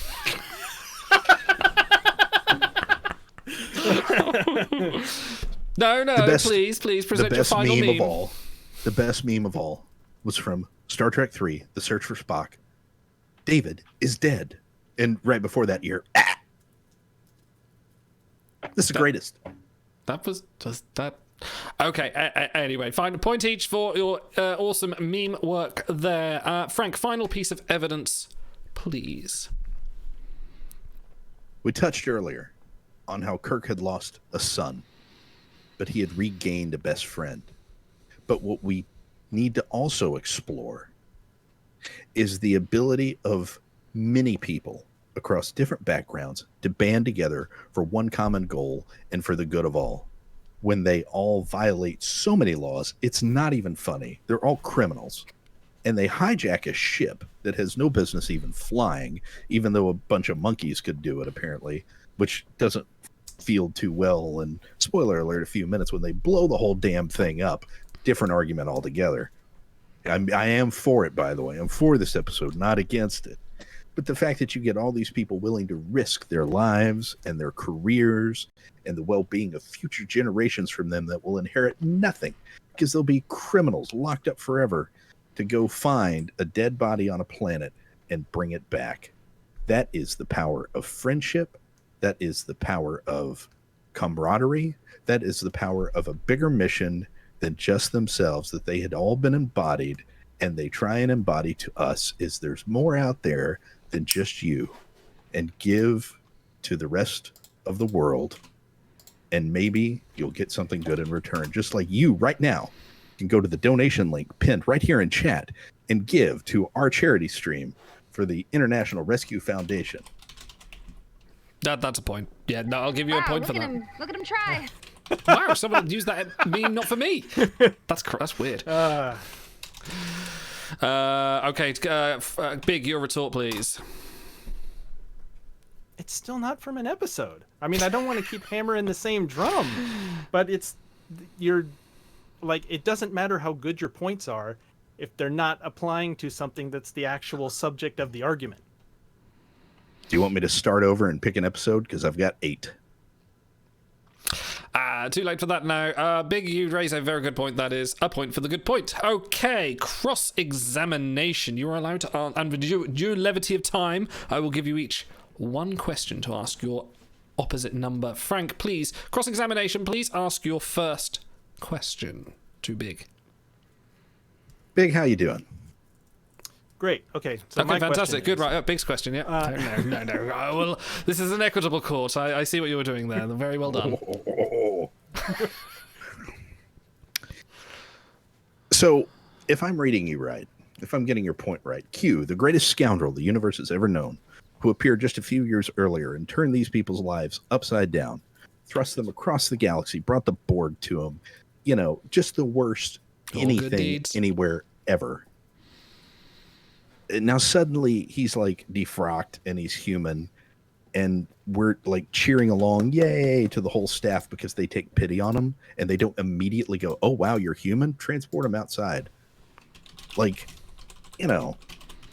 he at what point do they lock him up and go, okay, well now you're human, you're going to face charges for the crimes that you've committed, off to the brig with you, and then immediately off to a starbase where you're locked away forever. Throw away the key, bury the starbase, blow up the starbase. I don't care. Well, for one thing, they do lock him up. He is in the brig for a significant portion of the episode. But I've never seen it. Oh. So, I think another aspect of the human experience and the human condition is faith in the idea of redemption. And that even the worst of us can be given a chance to redeem ourselves and to be better than we were before. And I think it's a testament to the crew that they give Q that opportunity. And that even when it looks like that faith is very much misplaced. And in the end, it is rewarded. And I think that is what we have to do. I mean, that is what is... What, Is it rewarded? Is it rewarded? It is. Because he brings the mariachi band. He gives Riker 2 women who he's like, I don't need your women. Bullshit. He had those women sent to his quarters. He gave Worf the women. Worf was like, hey, thanks. Everybody got a cigar. Like, what kind of reward is that really for the scourge of the galaxy that's going to come back and do worse crap 30 days later? Like, you don't think that they're flying along and then Q appears and John looks like, oh God, why did I not shoot this guy? Since my esteemed opponent has not come prepared by knowing this episode, I will be his memory alpha for him. And Q goes out on a shuttlecraft and sacrifices himself in order to save the rest of the ship. That's a conspiracy theory, because Q2 shows up and allegedly, if I've heard, I don't know, never watched it, but it's a Q conspiracy. It's a Q-spiracy. Your Honor. I will give Big the point there for strongly defending his argument that, in fact, there was a good... I can't stop the heterocyclic declination. We need a biomolecular physiologist in here. This man is dying. He is indeed. But no, well, you know, if we're going to play to the court's rules, and this is an equitable court, as I do keep reminding you, okay, we are going to move swiftly on to closing arguments. I'm going to start with our very respectful of the judge's attention, Mr. Big McLarge. Please start with your closing argument. Okay. So, in the end, it's not the memes or even the contributions of the great bird of the galaxy himself that makes Deja Q the quintessential piece of Trek. It's the way that Q himself solves the central conflict of the episode and learns for himself what it means to be a human. Q learns the importance of compassion and self-sacrifice, venturing off into the darkness alone so that the Enterprise might have a chance at survival. His willingness to give up his own life serves as an act of selflessness that redeems him in the eyes of the Q continuum. With his power back, and despite insisting that he hasn't learned a lesson, Q saves the day, and the Enterprise continues on its way. It's the most optimistic ending possible under the circumstances, and a beautiful expression of the optimism that many people have come to expect from Star Trek. It suggests that if you put people in the right conditions, they're capable of truly wondrous things. For all the power that he held and all the knowledge that he retained, Q only truly became the person that he could be when he was exiled to the Enterprise. Now, none of this is to suggest that Deja Q is in fact the greatest episode of Star Trek, or even the greatest episode of Star Trek The Next Generation, or even Star Trek The Next Generation Season 3. But what I am saying, that Deja Q understands better than almost any other episode what the central theme of Star Trek is, and that is the exploration of humanity. Thank you. I couldn't have said it better myself. Frank, your closing argument. Please. You got an annotated bibliography for the website you stole that article from you just read? Oh, settle down. Yeah, if I'm going down, I've got nothing but contempt for this court, buddy. So, you have absolutely laid out a masterful argument, and you have spent longer than 5 minutes working on this. I concede that to you, as someone who spent 3 minutes working on it. I absolutely do agree that your 2 minutes extra of preparation has in fact laid out the groundwork for an excellent argument that does extol the virtues of Star Trek, humanity, and what we can all aspire to be. However, Star Trek 3 and Star Trek 4 together as a 2-part episode, as they have aired on television somewhere, maybe in my own house, I don't know, are better than the other option that I had that I was going to use, which is Strange New Worlds, unrelated 2 parts, Memento Mori, and Those Who Wander, which show us the true ability of humanity, of loss, of understanding, grief, growth, and acceptance. And you learn to be a better human. You learn to be a better person, a better starship captain or crew member, what have you, and how to deal with situations that sometimes you cannot win, but sometimes you just have to accept. And an acceptance of humanity, acceptance of our lesser being, we grow higher. That's all she wrote? Fantastic. Well, that is all she wrote, yes. No, very, very eloquent argument presented. I will give you a point there for your closing argument. However, I believe you still haven't come to the conclusion of which is the definitive singular episode of Star Trek. So with that... let me look at my list.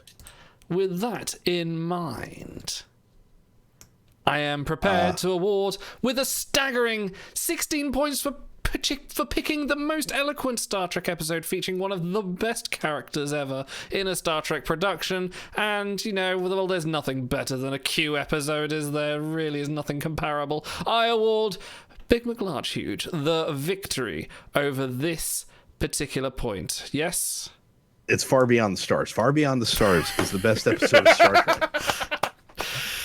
And the reason being... No, anyway, that's been a wonderful episode of Pros and Cons. We will be back with another one some other time. Congratulations. Hang on. Sorry, no, we need to... bye-bye, Frank. Bye-bye, Frank. Anyway, we will congratulate our winner, and we will be back another time. Thank you very much for joining us.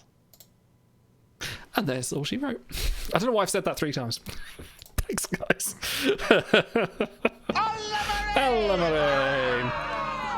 That was a lot of fun. Yeah. Oh, well, right. We've got some new donations. We've got some new stuff to do. We've got some donation goals to catch up on. And then very soon we're going to be doing the Trexpert quiz with Davey from Trexpert Quiz, who will be joining us very shortly. But we've got some stuff to do. We've got some stuff to do. Otto, welcome back. Very importantly, I have to make a very large donation on behalf of everyone that has subscribed to us over the last year. You already visited the toilet. Segue for a bathroom break. Yeah. Yeah, no, not quite. No, so throughout the last year, everyone that subscribed to our channel, I always said this is all going to charity, and very nicely, I've got the final figure here somewhere, which I'm going to donate. Let me just pre-clapping. Yeah, pre-clapping. Keep clapping. I've got to scroll a little way up. With the total sum of £342.31, which I am now going to throw into the account. So please, Otto, read some of the new donations while I'm doing that. Sorry? Can you convert that for us into freedom units? I'm going to have to do this actually here because it's in dollars. So I might have to do that myself. Pounds to dollars. Let's get... yes, one more donation from Bondi Bond, who says, good job, guys, for hosting and arranging the event, with a little Bajoran clap emoji. And thank you, Bondi Bond. That's $425.66 that I'm now putting in. So that's going to nearly match. Thank you, subs.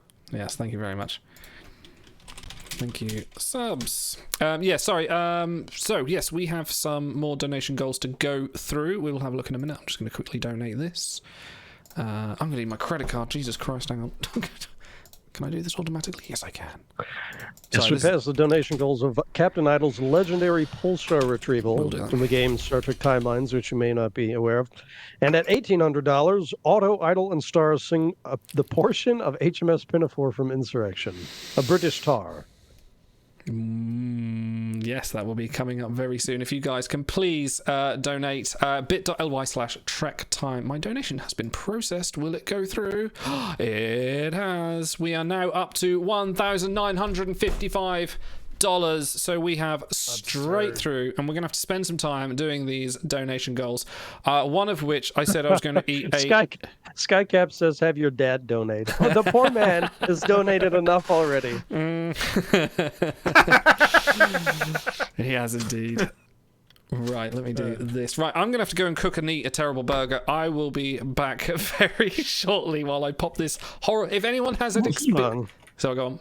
Are you really allowed to cook it? This is supposed to be a serious challenge goal. You can't cook that. That would be untoward. I've got to cook it. I'm not eating that thing raw. That would be a medical emergency. I'm going to connect my iPad again. Let me get the iPad up again. I won't talk. I'll let you guys just watch the horror of this because I said I was going to do it. Oh, let me mute my iPad as well because... All right, let's do that. Oh no, it's back. Please enlarge that on stream this time. Yes. I'm going to go make a terrible burger. I'll be back. You guys riff. I literally just said enlarge that on stream, and he just doesn't do it. All right, folks, you're going to have to full screen. Going to have to full screen this. Oh, good. There's even a little ad popped over it. Oh, Idle never changed. Yeah, what is the United Kingdom 911 number in case we have a medical emergency here? I believe it's 999, isn't it? Or is that somewhere 111? 111. Just start dialing all the three-digit numbers, you'll get it. Getting different answers. One of you is trying to kill Captain Idle in chat, so. One of them is actually from the UK, so I'm gonna go with. Oh, that doesn't mean anything. Yeah, but that's Stars. He has more reason than most to see Idle dead. So. Oh well, you know. All right, let's split the difference. We'll call 555 if something goes wrong. Man, we're like seeing every last cupboard in the Idle kitchen. This is riveting. Is he pouring orange juice on the burger? What's going on? He's got some American cheese. It's got some nice char marks there, so that's a good-looking piece of something. Yeah, it's probably spray painted on, but you know we'll take it. And now we're at 2,000. Nice.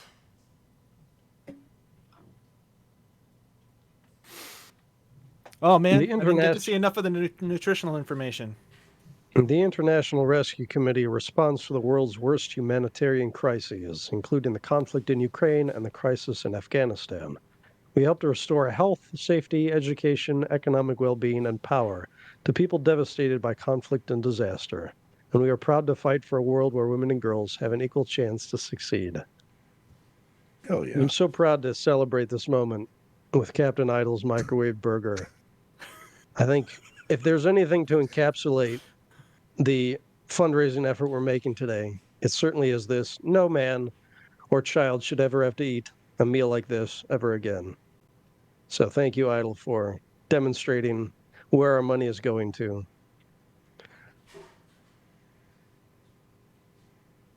And -1 points for not melting the cheese on top of the burger, I think. It's just... maybe he's going for maximum pain there. I don't know. Of course, I guess if you melt American cheese in the microwave, it turns back into gasoline, so...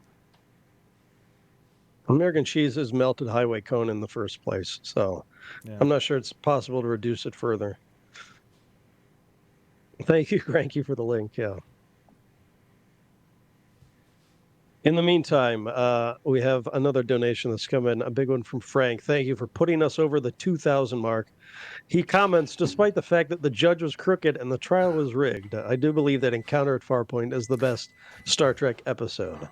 And if you want to get the last word on that big, I'm afraid you also have to donate to the International Rescue Committee. But if you're going to, you need to do what Otto and I have to do, which is to say that the greatest Star Trek series going, Discovery. We love Discovery. I heard Disco. Discovery's great.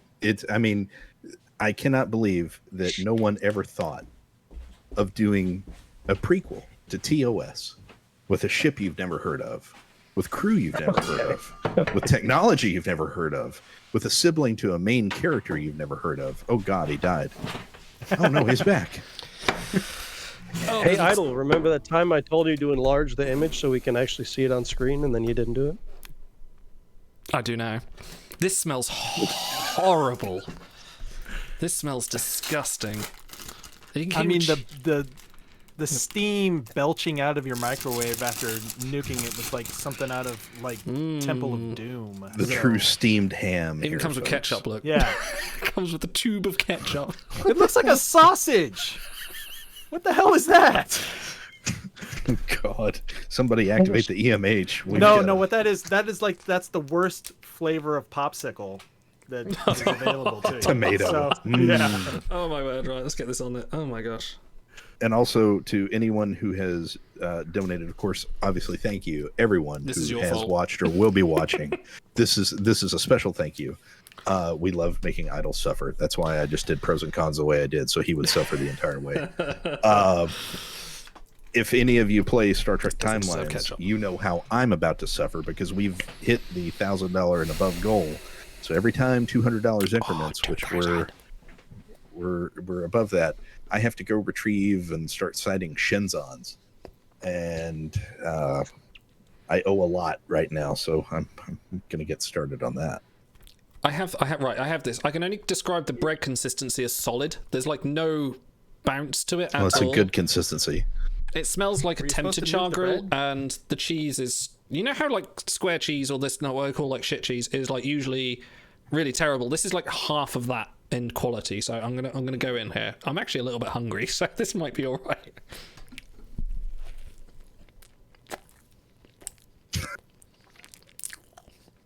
Sorry Great for the noises. ASMR, by the way. Yeah. Sorry. Yeah, as we hemorrhage viewers. And just think, folks, with your donation, International Rescue Committee will make sure this doesn't happen. They will give actual good food, water, clean clothes, and shelter to people in need in countries that have been hit hard by tragedy, and they will never have to eat shoe leather or whatever it is that Idle is eating right now as a demonstration. The burger doesn't taste like a burger at all. It's like a kind of like a soft flesh that's just there. Stupid. This is the dumbest thing we've done, and we've done some dumb stuff. And the bread isn't. I'm going to end this experiment right here. Let's stop now. Okay, what else have I got? What else have we got to do? Via their website, rescue.org, they say the best ways to help us: volunteer, take action with us, join the supporters and representatives who've written letters and share their campaigns, make a planned gift, and of course, eat microwaved hamburgers. So Idle is. I don't know if you can even call that a hamburger. I doubt there was any ham content. It said 46% beef, but I think they forgot to put that in. 46. What's the other 54%? God knows. Starch. We go away for one segment. We go for one segment. This is the filler. All right. 27 varieties of hamburger, and they can't even get the cheese right. No, the real filler is the meat he's consuming. I know exactly it is. Okay, I'm going to start the latest giveaway. Let me get over there, and it's to win Pathfinder thingy adventures. Let me get this on here now. That's a great game. That's a really legitimately really great game. Also, shout out to Shy, star of Con the Musical. Tickets available now at coniscoming or conthemusical.com. For the constant, non-stop costume changes he has done today. This man is like in full-on production mode. Tickets start at $25, folks. I'm just out of laundry is the actual thing. I'm a shill. I'm a whore. I'll sit here and plug anything. New giveaway started. Right, I'm going to boot up my copy of Timelines. Davey should be joining us very shortly to come do Trekspert quizzes. Very own quiz, going to challenge us. So I've said jump in now. He'll be here momentarily. In the meantime, I'm going to meantime, should we go on? Go ahead. If you haven't in the meantime, let's see I haven't yours. in the meantime, which is me pulling a random Polestar. And I have the quantum. I also need to know who are all the players that I need to be writing up my scoreboard for. Millie, observe your screen. Is Cranky joining us, Auto? Is Cranky joining us? Cranky, are you joining that's us? up to him. I believe he was invited. He was invited. Cranky, jump in if you're coming in. Full house. Full house. No, we're not watching that. Okay, my timelines won't log in. Everywhere you look, everywhere there's a heart, a hand to hold on to. Hey, Bob Saget welcome. went before his time. Yes, that's true. That's very Right. Here we go. Do I have a legendary? Here we go. Right. Legendary poll. Legendary poll selected. Over I'll there. take screenshots of mine so I can post And you're going to remember Discord. to blow up your image on screen, we right, should- Idle? So we everyone should can all we should all guess a random gold that way we can. Oh yeah. Tick a pool. What do you think we're gonna get? Joseph Cisco. Nice. Strong pick. So it's any legendary out of the Any 5 legendary. I've just done billion one available? legendary Polestar. One legendary Polestar. Just Shinzon. Shinzon. I don't need a Shinzon. I wouldn't mind a Shinzon. Can you imagine? All right. I Said will. no I one will say. Chat is saying one skill Scotty, Duelist Torres, Vargas. I Everybody's think going for crap. I think you're gonna get. Hold on, I'm scrolling through my crew because I don't remember who the hell is in this game. Who's the guy you got once? Martinez? who was the Lieutenant JG Martinez is. Well, he's a 4-star. No, he's a 4-star. Yeah, I wouldn't get him. Oh, no, who was the guy from like Siege of that you got? Vargas. Vargas. Yeah, we don't want him. Fake I'm gonna say Seeking Spock. Seeking Spock. Is Spock. my Oh, that's pick. mean. Oh, that's kind.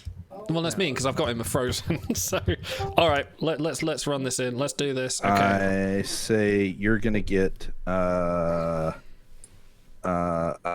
original to Pring. Original to Pring. Do need a star on her. Here we See go. what Here we we get. go. Come Moment of on, truth. Vargas. Oh, Prince Bashir. No, I've Prince got him. Bashir. He's frozen. He's frozen. Rishi was here. Oh Polio. dear.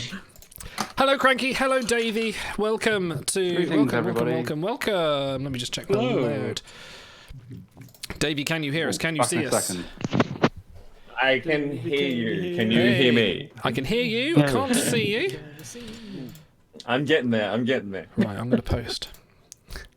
It is early in the morning here in Australia. What time is it there? Oh wow! Good morning. It's 7 a.m. Oh Lord. Okay. As I was telling Captain Idle, I am jet lagged. I just got off a flight from London. Oh boy! Less than 12 hours Oh, my ago. word. This is going to be My a wild condolences. ride.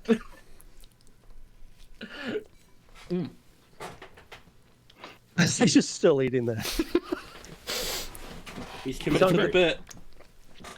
Right, hang on. No, I shouldn't eat that and try and talk. That's my apologies to viewers. Okay. All right. So I have my scoreboard. Wonderful. We have Admiral Big, Commodore Shy, Captain Auto, Commander Cranky, Lieutenant Junior Grade Frank, and Chief Petty Officer Idle. So you've gotten your chain of command in order, and I appreciate it. Damn right. I shall be doing my best to assist with keeping everything in line. Right, let me just. No, I've never seen Star Trek. The buzzer. Yes. So if you go to, I'll put it in show chat, Cranky, if you want to do that. No, yeah, it's there. Auto's put it in. Ah, nice. I am joined, and well, do you know what? Since it is your show, Trexperts, I'm gonna play your intro. Woo!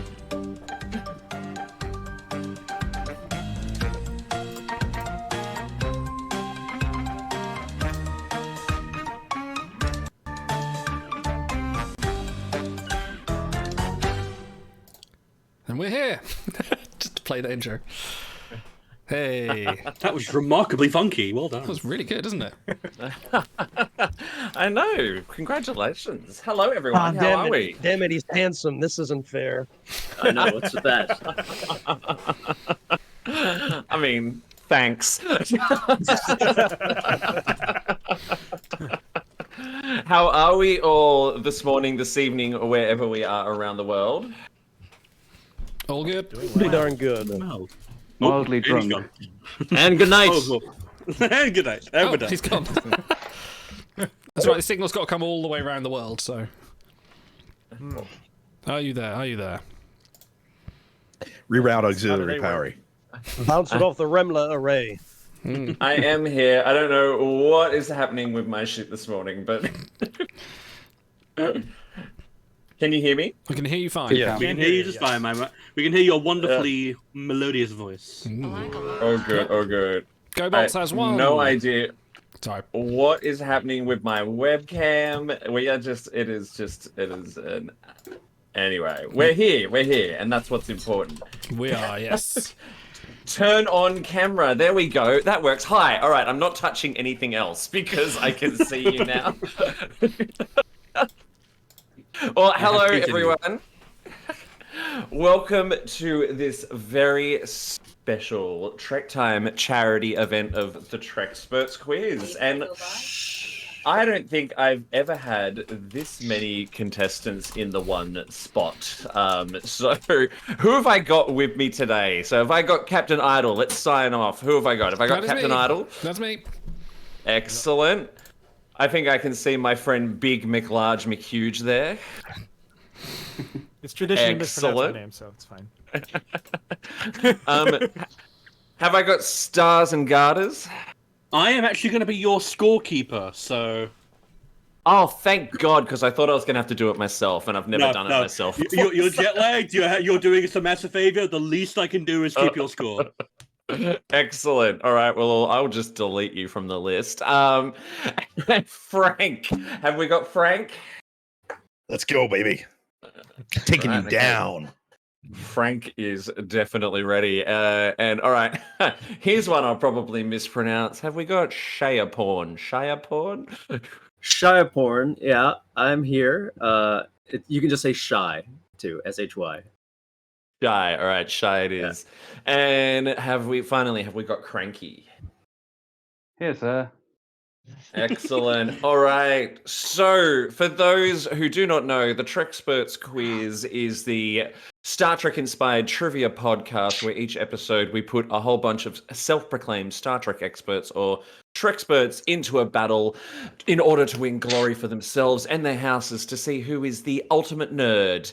So, for today's edition, I've come along for this special little charity event for the International Rescue Organization, and I've done you 3 rounds of trivia where I've picked 3 of my favorite Star Trek rescues of all time. Very good.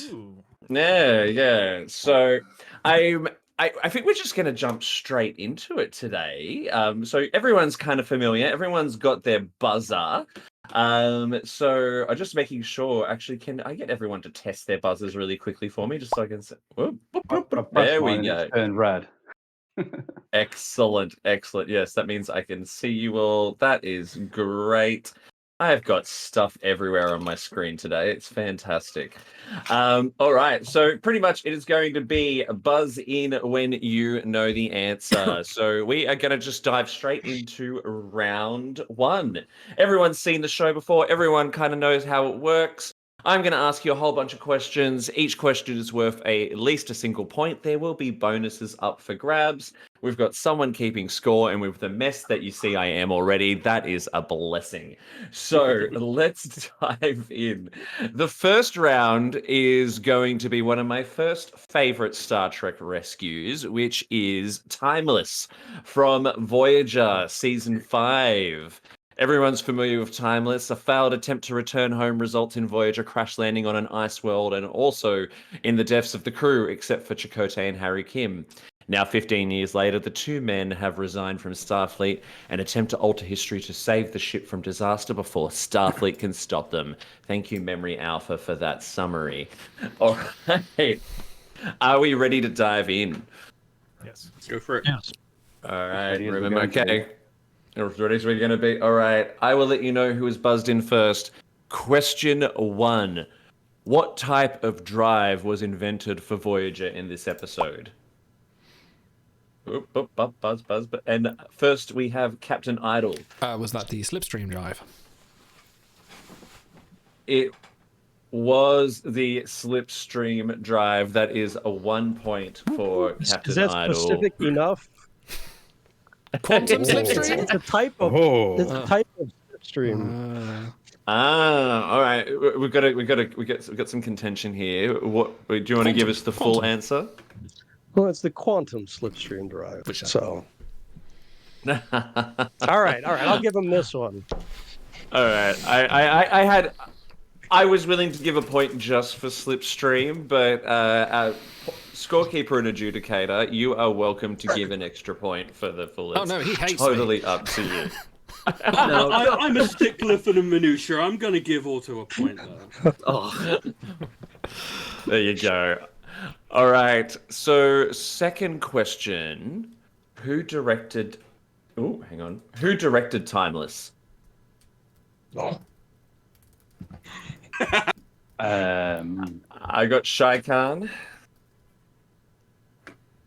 Dawson? I'm afraid not. By the way, do we lose points for wrong answers? Because otherwise, I'm just happy to just throw out wrong answers left and right. No. There's no losing of points. Cranky, I Perfect. can see you buzzed in. Is it Robert Duncan McNeil? Is it? McNeil. It was not Robin Duncan McNeil either. I can intercede if no one knows.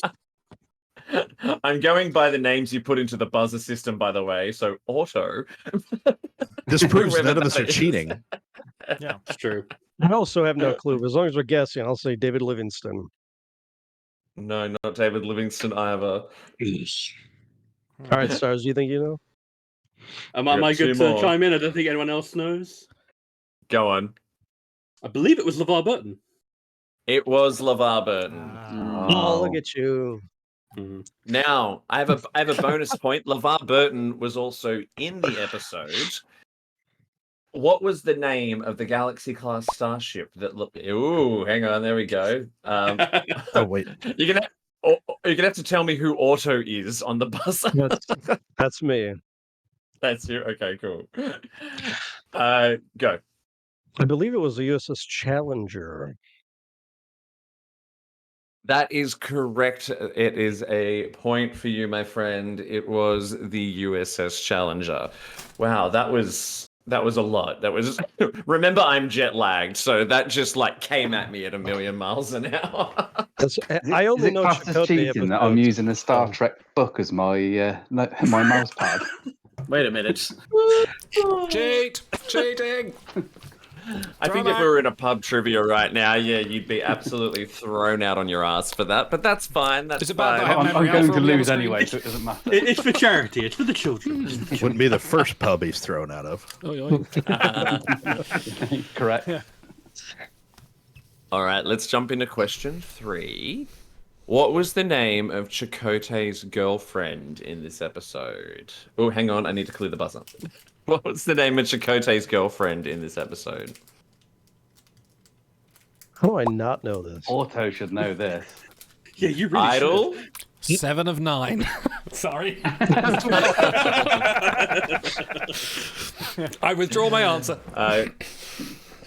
Cranky? Is it Automaton 2000? I don't remember her name. I was busy staring at Chakotay the whole episode. Yeah. It was not what you said.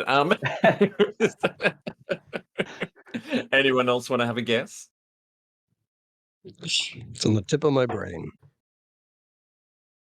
5, 4. I think I remember maybe a first name, but no. No. All right. No one got it. Tessa? Tessa, Oman. Yes. It was Tessa. It was Tessa. You shouldn't have chose to keep score. You'd be killing it. Yeah, that's fine. I get to sit here and judge everyone for losing. Yeah, Stars is our Ken Jennings. Yeah. Just to confirm, I think we've only gotten two people have gotten 1 point each at this stage. Is that correct? So far, also has... Nobody said we'd be good at this. Yeah, I didn't know they were all going to be from like one episode. right. To maximize results, I would like it if someone made a donation every time someone got an answer wrong. That would be great. All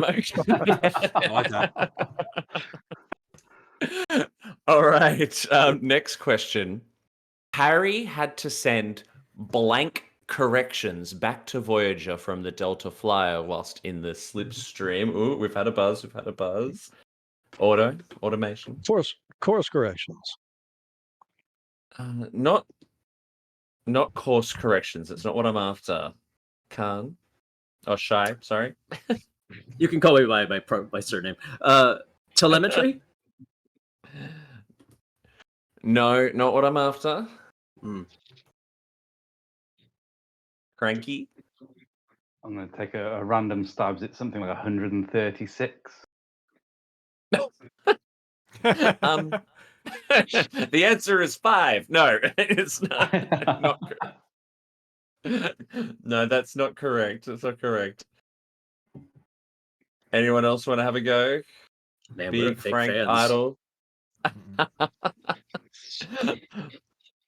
All right, I'll put us all out of our misery. Yeah, that were phase corrections. He had to send phase corrections. I mean, they were kind of resulted in course corrections, but yeah, there was a phase variance that he had to send corrections through for.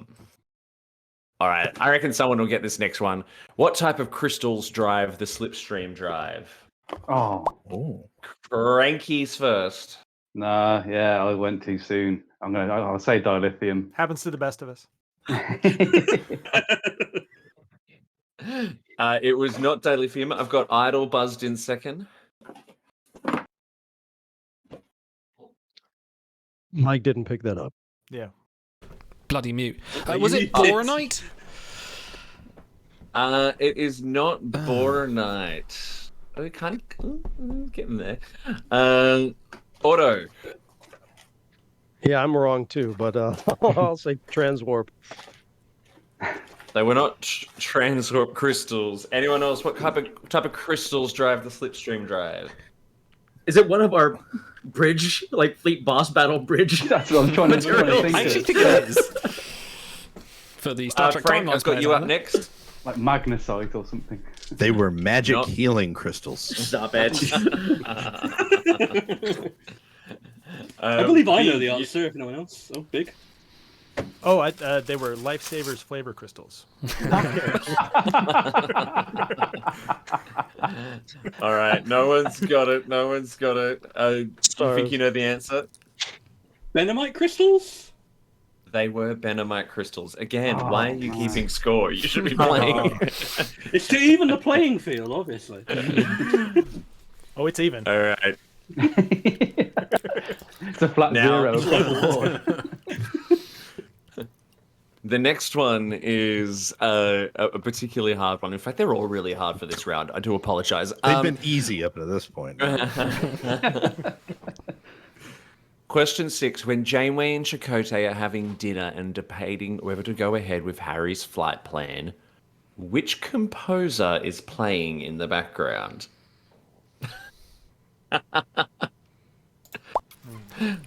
Oh, we've got some buzz. Auto.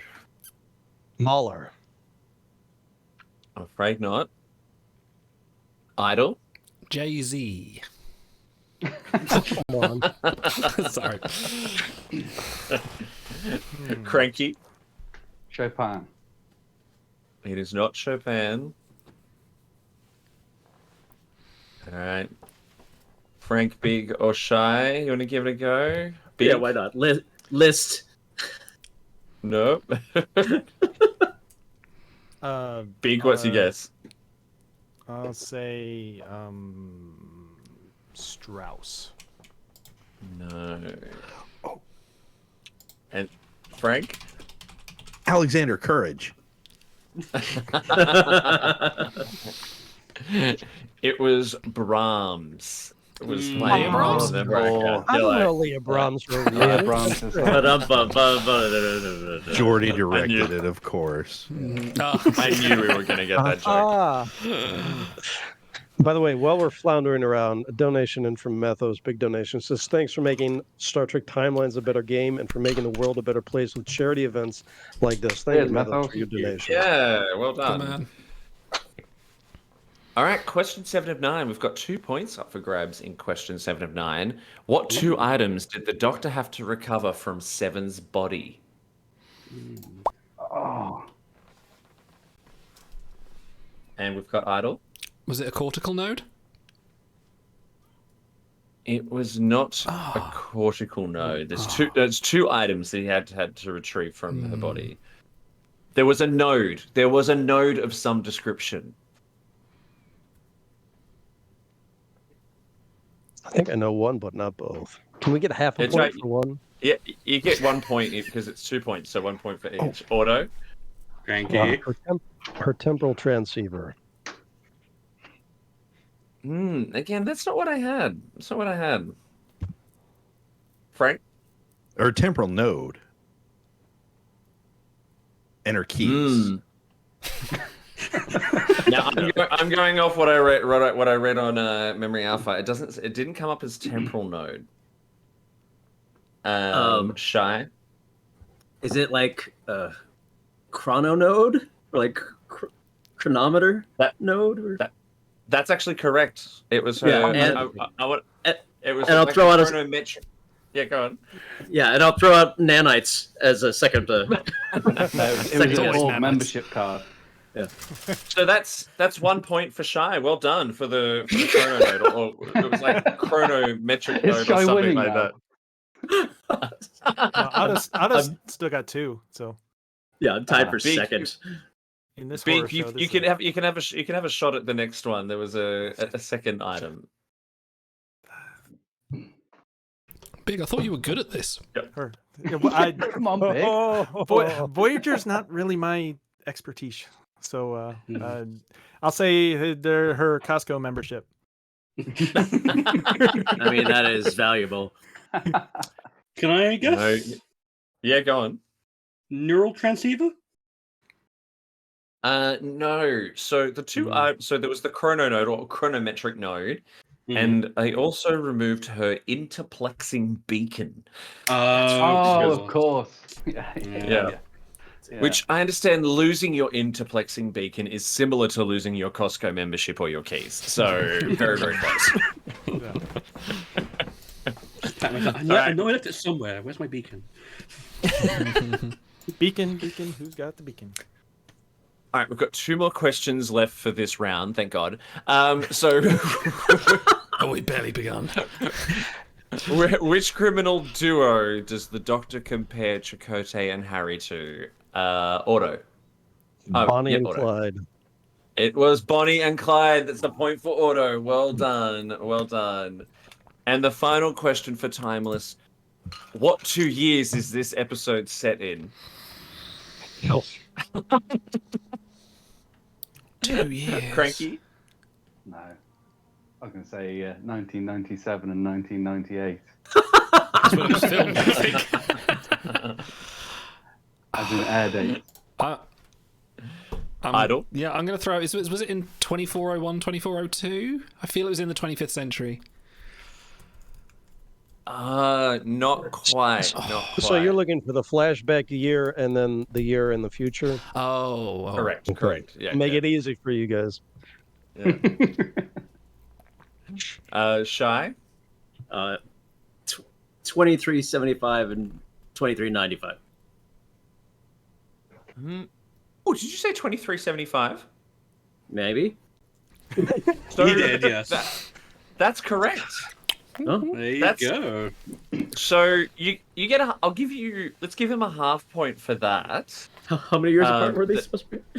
So you didn't get the second one right though. Right. Frank, do you know what the second is? I know it's 2375 and then 2390.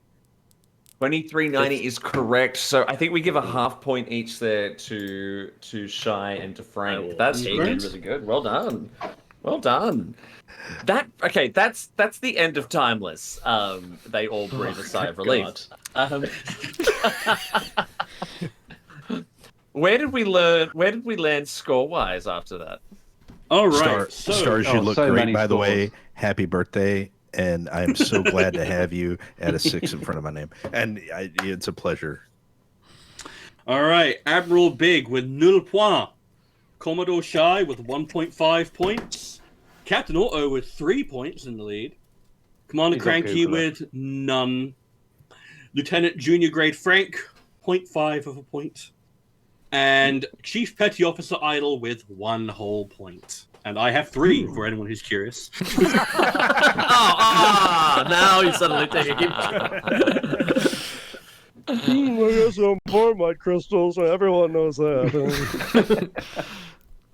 Well done, well done. All right, so that wasn't too bad. That wasn't too bad. These are good questions. I think the second round is going to be something that's probably a little bit more on the popular / well-known side. So the second round is going to be about the rescue of Spock and the rescue of Earth. So the next round is all about Star Trek 3 and Star Trek 4. Oh, wow. The fix is in, boys. Quick question. The fix is in. About the blink of an eye Voyager episode. We watched that. Would you consider Star Trek 3 and 4 to be episodes or movies? We were having this. They're movies. Thank you. Damn right they are. Doesn't matter. I revised for this. I planned for this. Here's where it's going to pay off. Let's not confuse our guest here, shall we not? It's missing context there. That's okay. Please carry on. The previous segment we were chatting about that. That's why they're getting all uppity. Okay, I thought you were going to ask me to throw the round out because it's not an episode. So. No. You ask these questions with the diligence and the absolute confidence that you have to deliver them. And I know you're going to do great. All right, he's got his glasses on. He's ready to go. All right, let's dive into the first question. What was the name of the agent who secured the Genesis information for Krug in Search for Spock? Wow. Even Frank hasn't got a clue. Oh. Well, that was anticlimactic, though. If you thought last round was bad. Her name is said once. What was the name of the guy stood behind the third guy to the left? It was Lady something. Yeah. Don't rag on him. He thought we were real Star Trek fans when he came on. I know. I swear. I played along with your game on YouTube and thought I did better, but this is just... Would you believe I wrote these questions immediately after getting home from my flight last night? So maybe that's what... All right, I can throw in. Go on. It's Valkyris, I believe. Well done, Valkyris. Well done. Yes, it was Valkyris. All right, let's try the second question. Whereabouts in San Francisco do they land the bird of prey in Auto? Is first. Dang it. I only know the nuclear vessels in the Alameda. It's not Alameda, is it? It is not Alameda. No. Second is Frank. Golden Gate Park. Damn it. That is correct. That's a point for Frank. It was Golden Gate Park. Well done. All right. Third question. What evidence does Spock use to conclude that they are in the latter half of the 20th century in the voyage home? Auto? Is it carbon emissions? I mean, kinda. I'm gonna not quite the answer I'm looking for, so I'm gonna skip to the next person, which was Shy. I believe it's a condition of the ozone layer. Yeah, pollution in the air, judging by the. I would say yes, that's definitely correct. So Shy, you get a point. Now, I mean, Auto was kind of right as well. So scorekeeper and adjudicator. Do we give a half point? Because, I mean, carbon emissions in the atmosphere is kind of similar to sort of saying the pollution content in the atmosphere. What do you reckon? I would agree with you on that. So maybe a half Stars doesn't care. He's winning. Yeah. I mean, I was going by, like, the exact quote, which is where he said, judging from the pollution content in the atmosphere, we've arrived in the latter half of the 20th century. So, yep. Yes. All right, so I'll leave that up to you. Definitely a full point for Shy. Whether we give Auto a half point or not is up to you. You can surprise us with that one. He doesn't need it. Alrighty. So the next question, now this is a behind-the-scenes question. What did the writers originally want to include in the story as to the reason why Savick stayed behind on Vulcan in the Ooh. Idle? She was pregnant with Spock's child. Yeah, that is correct. Well done. Yes, she was knocked up. You wouldn't believe that is a point for how Idle. many /fiction novels I've read, but no.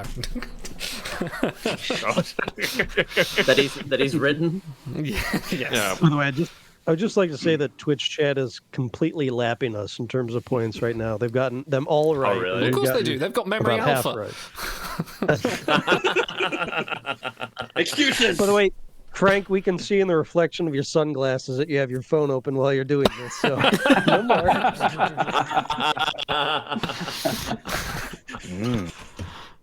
We know you have a second phone. I might as well just go and play the event at this point. Oh, that's right. There's an event. This is the event. This is the event, yes. Yeah. All right, the next two questions are who said it questions. First one. This is fantasy. Shy? Uhura. That is correct. That was Uhura with Mr. Adventure. And the next one is... How can you be deaf with ears like that? Frank? That would be Dr. Leonard McCoy.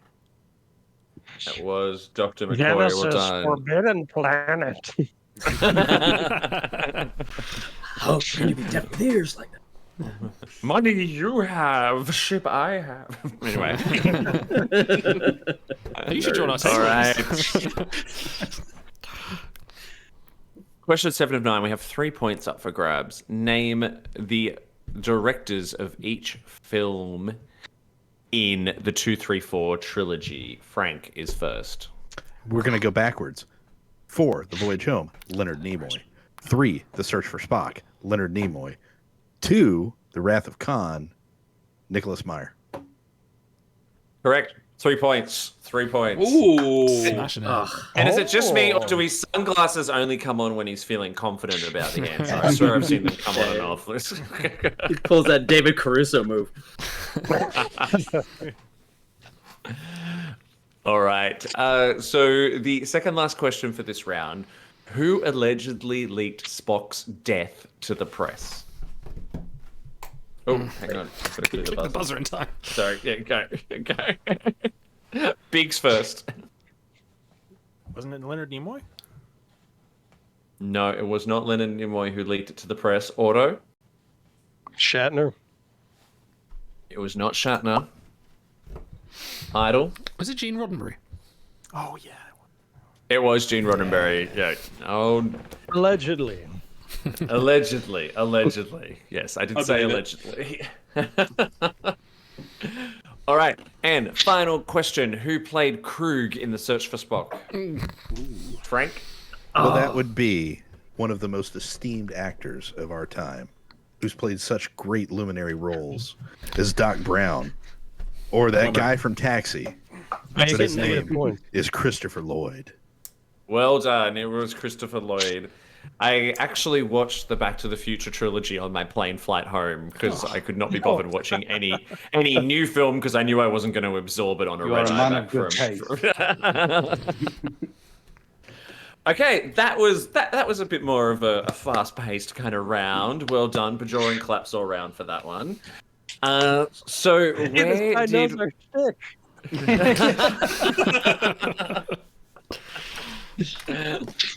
Where did we land score-wise? All right, so big shake-up to the standings. I'll go from top scorer to least scorer. So Lieutenant Junior Grade Frank with 6.5 points. Captain Otto with 3.5 points. Chief Petty Officer Idle with 3 points. Commodore Shy with 3.5 points. Oh, yeah, sorry, that should have been swapped. So I've written that weirdly. And then Admiral Big and yeah, I know. Admiral Big and Commander Cranky with 0 points. I have 4 points, so pick it up, Otto. Pick it up, Otto. All right. This is good. This is good. I've never had to do this many contestants before, so it is. Yeah, this could be the new standard for the Trexperts quiz. All right. So our final round, our final rescue is again the rescue of Earth, the rescue of the Federation, but also the rescue of Captain Picard. It's the best of both worlds, part 2. Oh yes, I watched this just last week. Reset the buzzer. Reset the buzzer. I'm gonna get everything wrong still. All right. First question for a single point. Which species sent ships to assist the Federation with defending against the Borg? Idle Was it the Klingons? first.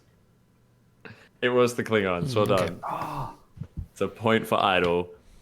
Now, the next one, I've got 3 points up for grabs for this next question. It's not even a question of 7 of 9, and there's 3 points. Which 3 characters assist Data with Locutus in the cybernetics lab? Otto is first. Troy, Crusher, and LaForge. So it didn't have LaForge in there. Troy and Crusher, yes. No. Big. Oh, I didn't mean to, because he had the same 3 answers. I'll say Wesley Crusher. Not Wesley. Yeah, I don't know the third one. Shy, do you want to try pick up this last point? Troy, Crusher, and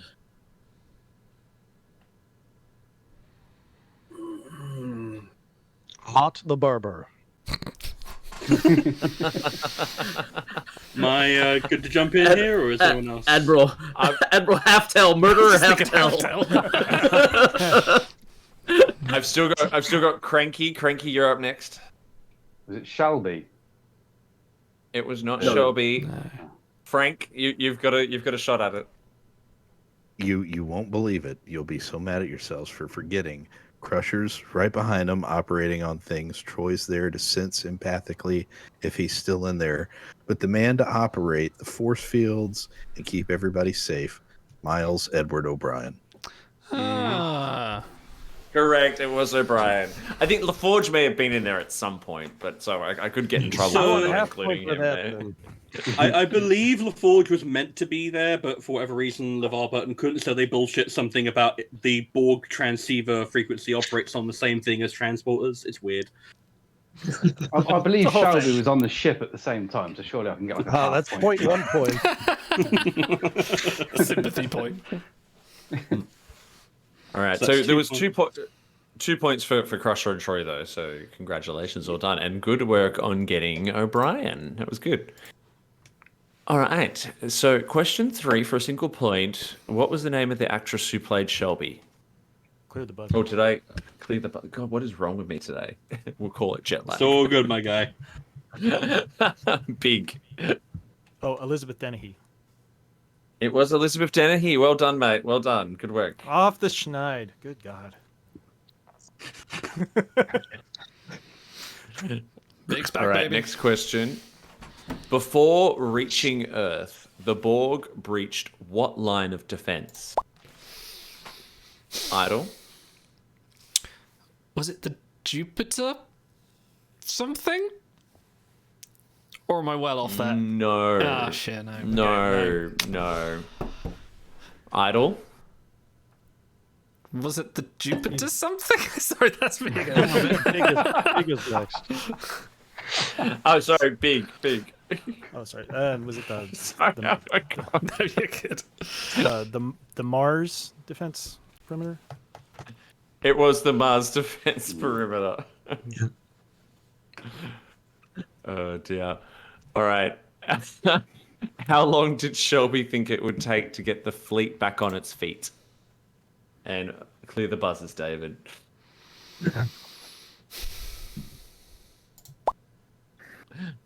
Biggs up first. 18 months. No, incorrect. Idle. A month? Incorrect. $1, Bob. Cranky. 3 days. Utopia Phoenicia, hell of a work site. Shy? That's Was a it no then. 6 to 9 months? Not what she says, no. Okay. Alright. Anyone else want to have a crack? No? Oh, Frank? No? Otto? I'll say 6 months. No. Now, look, all of these could be technically correct. I'll says say within a year. within a year is what she says, yes. So technically, with 3 days, I was right because that's within a year. No. Yeah, we all get points. Yeah. We all get points, so none of us get points. All right, the next question. What does Locutus refer to Data as, subsequently suggesting that he will be obsolete? Christ. Shy. Primitive artificial life form? I will give that to you. It was primitive artificial organism. Organism. Okay. But I'll take it. I think we can give that to you. That's very, very good. Yeah, well done. All right, your question, 7 of 9. We're at the pointy end. 3 points. Name the 3 ships Shelby mentions by name when the Enterprise arrives at Wharf 359. Otto. I don't even know 3, but I'm going to say Saratoga, Yorktown, and Lexington. Incorrect on all 3 accounts, I'm afraid. Shy? I believe one was the Honshu, and then the Admiral ship, which was... Oh, now I know them. Damn it. The Yorktown, the Hood. Let's say Hood, Honshu, and Yorktown. None of those are correct. Oh, really? I'm afraid, yeah. I thought Honshu was definitely one. It's not Honshu, no. Not what I have, anyway. Big? Well, I just want my free point for Melbourne. Yes. So, damn it, that's it. Riker's ship. Yeah. So also where I I live. get 1. Oh, really? Yeah. I'll say the lollipop and the Excelsior. I don't know. I just wanted my point, damn it. So there is a point there. It was indeed the Melbourne. Cranky. Do you know the other 2? One of them the Yamato. It was not the Yamato. Yeah, Yamato. No, that blew up from the virus, the nanovirus. Idle and Frank, either of you want to jump in and try the last 2? No? All right. Was one of them the Crazy Horse? No. I don't So want to it point was. for it. I'm just guessing. No, Shay, I think you were kind of close. So the view screen comes on. She's like, the Tolstoy, the Kyushu, the Kyushu. Melbourne. Thank you.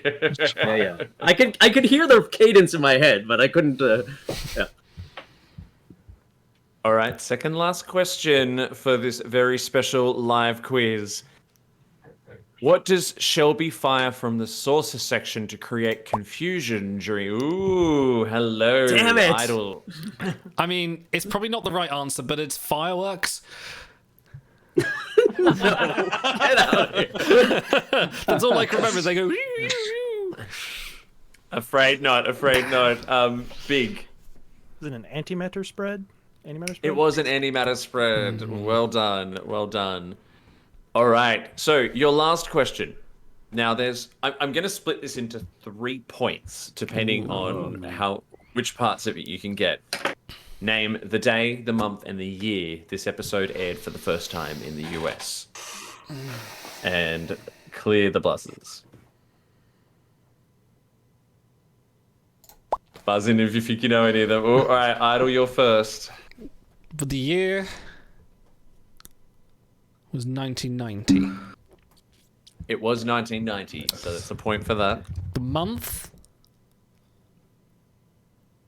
was June?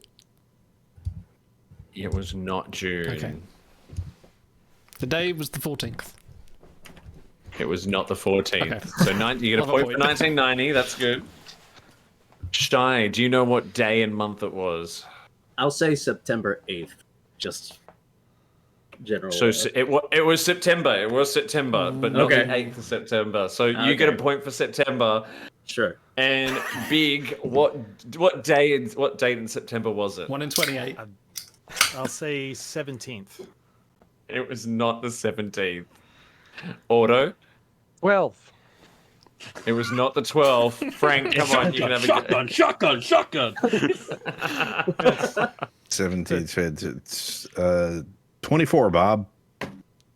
Correct. Oh my God! Incredible.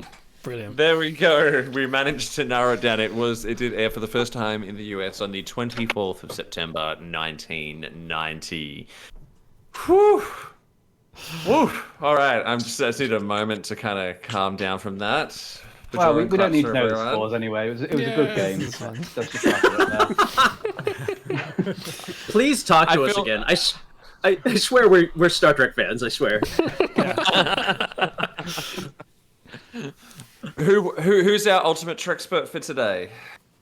All right, so I'm gonna let this one build in tension. So, in last place, but not in our hearts. In our hearts, he's beloved. Commander Cranky, we love you, buddy. Thank you for coming on. Well done. Second to last is Admiral Big with 4 points. Yeah. What? You'll never win a game show like that, buddy. Come on. Next up, Chief Petty Officer Idle with 5 points. Respectable. A dead heat between Commodore Shy and Captain Otto with 5.5 points each. Wow, that's an honorable tie, my friend. That's right. But that's right. The runaway winner, thanks to his encyclopedic knowledge of the Voyage Home trilogy, is Lieutenant Junior Grade Frank with 8.5 points. Mate, you're due a promotion. Redemption. Well done. Congratulations. Very good. Very well How done. How is Myers Nimoy a 3-point question? I ask you. That's John's, my friend. That's Salty Jones. You could just call it a guess trick Nimoy. question. Guess Nimoy and you get a third of the movies right. That's like not fair. and I got those because not even 50 minutes ago I said, "Oh shit, I'm in a segment where I'm going to talk about my favorite episodes. I better look. Let me bring up Star Trek 3 and Star Trek 4." And that's the only reason I knew who it was directed by. So thank you, bad preparedness me from the previous segment, and no one else. Well, I think a solid effort from everyone, because normally if you come on the show, I ask you a bunch of questions beforehand so I can find a topic that speaks to your strengths. So I had no idea what any of your strengths might be. You So see, we have no I just... strengths. That's the. That's not secret, Cap. I'm David, impressed with the quality of it. Yeah. No, Davey, thank you very much for coming on. It's been appreciated for you coming and running this. And where can anyone find you? We need to do this again. Yes, definitely. Yeah, we need to get you on here. Sorry for our madness. We are a mad bunch, but you used to like 1 or 2 people, and there's the 7 of us. But yeah, where can people find you and find your show? Yeah, absolutely. So the show is just about to wrap up its first season. You can find audio version wherever you get your podcasts from by searching for the Trexperts Quiz. Our YouTube version, our video version, is doing extremely well at the moment over on YouTube as well. You can catch the final episode next weekend, which will be a live to air on YouTube broadcast, and the quiz will all be about Picard Season 3. Find me by searching for Trexperts Quiz across all the socials as well. No, brilliant. Thank you very much for coming. It's been an absolute You're an pleasure. absolute joy. Thank you. Yeah, and go get some Thank sleep. you. Yeah. I know. Catch up with Coffee, each other. please. All right, take care, everyone. Enjoy. See you later. Go get some sleep. Bye. Love you, man. Oh, wow. Poor guy.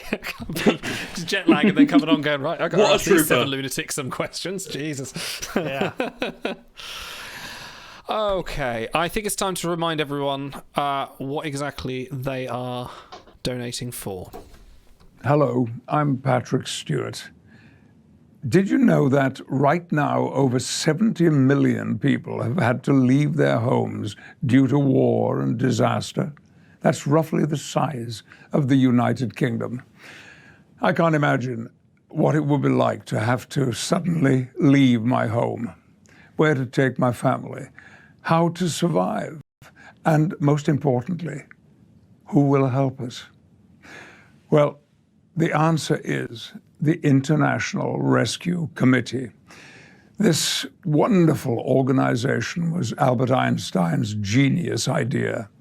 They focus on the world's toughest places, Syria, Yemen, South Sudan, and deliver food and shelter, medical care. They also bring education and job training and work to rebuild communities.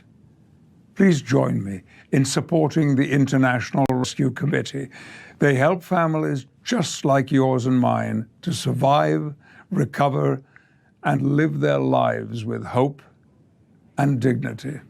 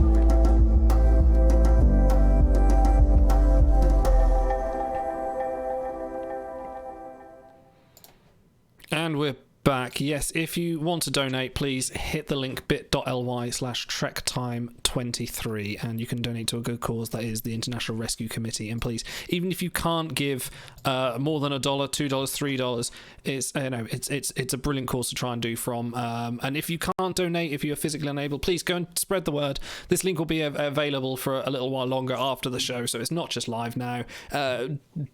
Do what you can to help spread the word of the International Rescue Committee and help us here raise funds for it. I believe we've got some more donations, Otto.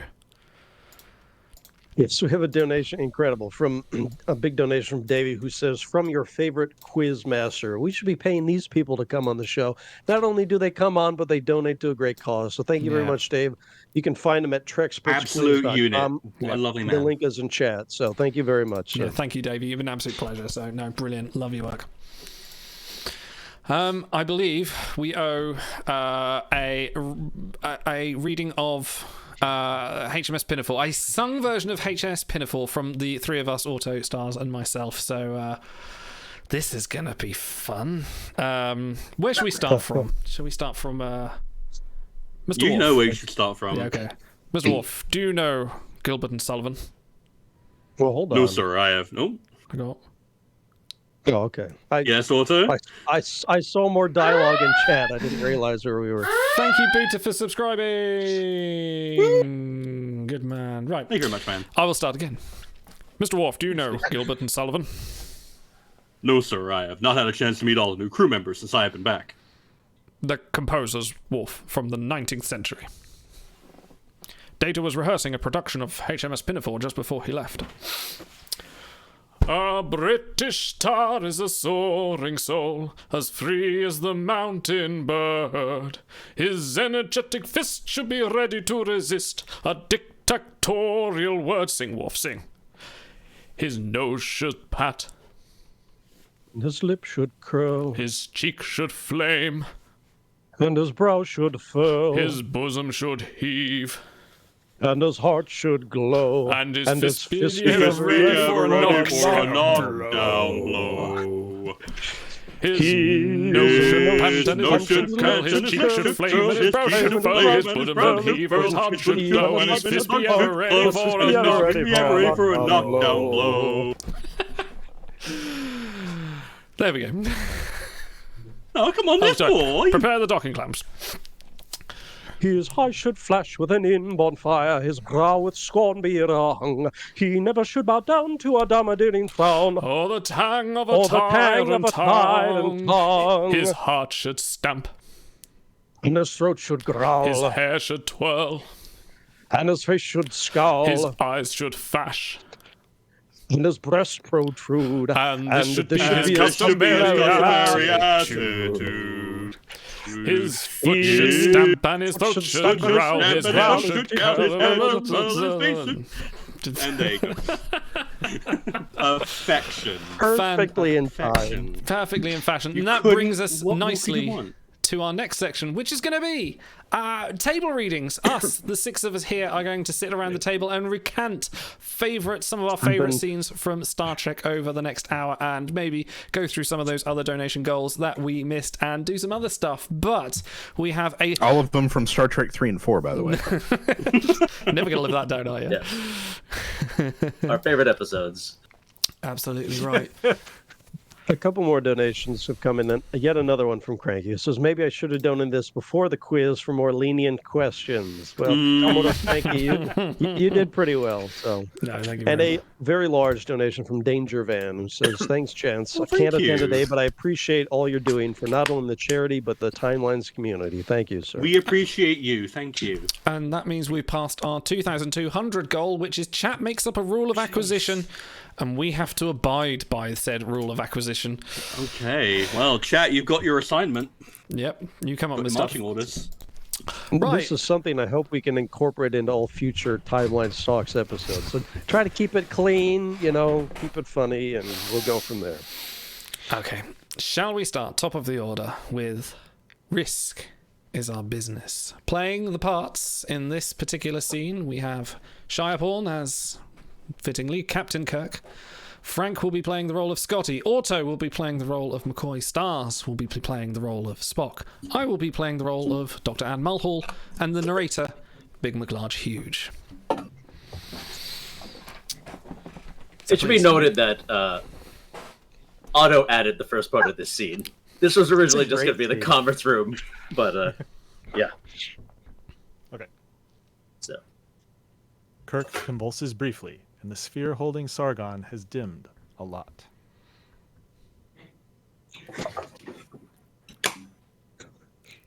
Lungs fill with air again. To see again. Heart pumping, arteries surging with blood again. 500,000 years to be again. Your captain has an excellent body, Dr. McCoy. I compliment you both on the condition in which you maintained it. What are your plans for it? Can you exchange places again when you wish? Have no fear. Your captain is quite unharmed, although his mind generates insufficient energy for him to speak from there as I do. Doctor? Yes, I have the same readings. Are you aware of what's happening to his body? Heart action doubled. Temperature 104 degrees. He'll die if you don't leave his body. Soon. What is it you want from us? In the next room there are other receptacles. The other two of us that survived. You, Dr. Anmahal, and you, Mr. Spock, we require your bodies also. We must have Captain Kirk and you so that we may live again. In the briefing room. You're going to what? Are they all right in the head, Doctor? No comment. Simple transference. Their minds and ours. Quite simple. Happens every day. Scotty, I need your approval too, since you'll work with them, furnishing them all they need to make the android bodies. You won't be working with them, you'll be working with us, our bodies. But they'll be inside us, and we'll be... It all seems rather indecent to me. I'm not so certain of that, Doctor. It is scientifically fascinating. Once inside their mechanical bodies, Engineer, they can leave this planet, travel back with us. With their knowledge, mankind could leap ahead 10,000 years. Bones, they'll show us medical advances, miracles you never dreamed of. Scotty, engineering advances, vessels this size, with engines the size of walnuts. Joking. No, he's not. Are giants, and we're insects beside them. They could destroy us without meaning to, and all he wants is the body of our captain and our second in command, too. Coincidence? They selected us as the most compatible bodies. What's your attitude on that, Doctor? Well, if we all agree, I'm willing to host Thalassa's mind. I'm a scientist. The opportunity is an extraordinary one for experimentation, observation. A starship engine the size of a walnut? That's impossible. But I don't suppose there'd be any harm in looking over the diagrams of it, sir. Bones, you could stop all this by saying no. That's why I called all of you here together. We'll all be deeply involved. It must be unanimous. I'll still want one question answered to my satisfaction. Why? Not a list of possible miracles, but a basic, simple, understandable why that overrides all danger.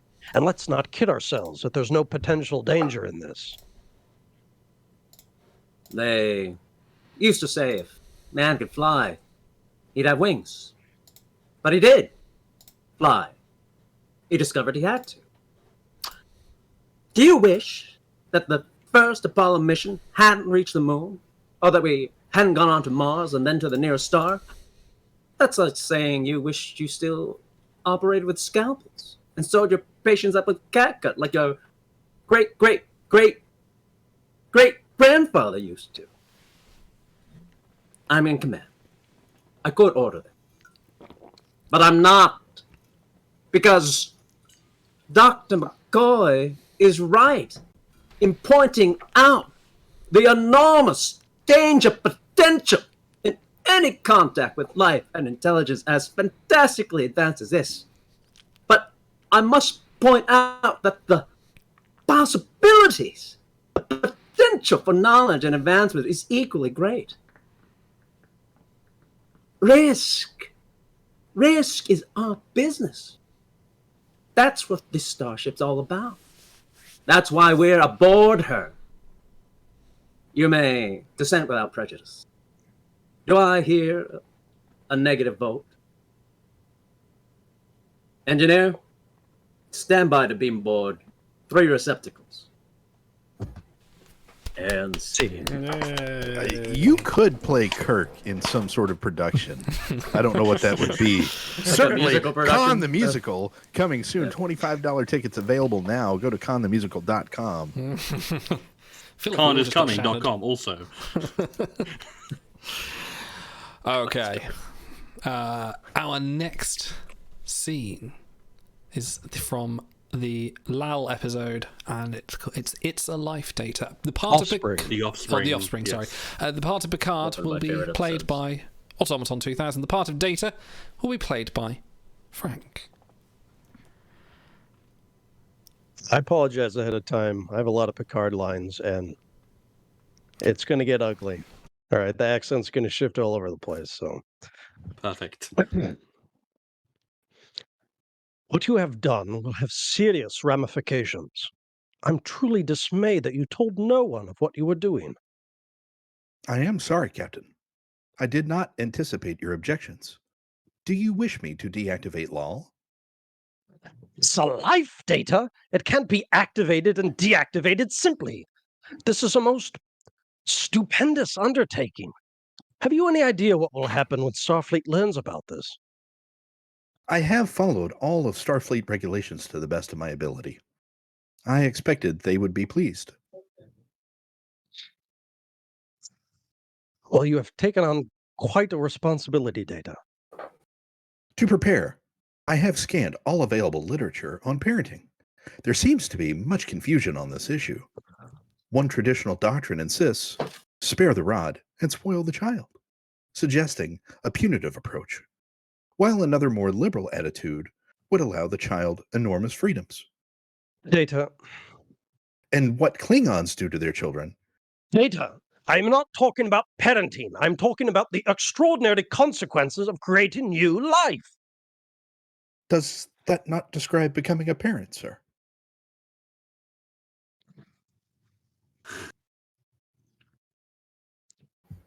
Data, you are seeking to achieve what only your own creator has been able to achieve, to make another functioning, sentient android, to make another Data. That is why I must attempt this, sir. I have observed that in most species, there is a primal instinct to perpetuate themselves. Until now, I have been the last of my kind. If I were to be damaged or destroyed, I would be lost forever. But I am successful with the creation of Lao. My continuance is assured. I understand the risks, sir, and I am prepared to accept the responsibility. And seeing. Very nice, very nice. Very good. Oh, we've costume changed, though. Well, I didn't have a lavender and gray onesie to slip into, sadly. But no snoods, unfortunately. Yeah. So the next scene is I'm only an android from. I think you muted Idle. Oh, my muted? It's from the most toys. No, Idle is muted. Oh, Idle is the most toys. Sorry. Sorry, yes. No, we just had another donation from Transporter Murderer Genos Idanian Rand. Just giving a generous. He says, "Gentlemen, this is among the top 3 Trek Time, formerly known as Timelines Talks, charity streams I've ever seen. For Podcast listeners, thank you for being the most influential players in the history of Star Trek timelines, and be sure to count your sinks." Thank you, Janos. We appreciate you. Janos. Yes, the next scene is I am only an android. The part of Data will be played by Shireporn. Varia will be played by Big. Kivas Fajo will be played by Automaton. O'Brien stars. Riker will be played by Frank, and I shall be the narrator.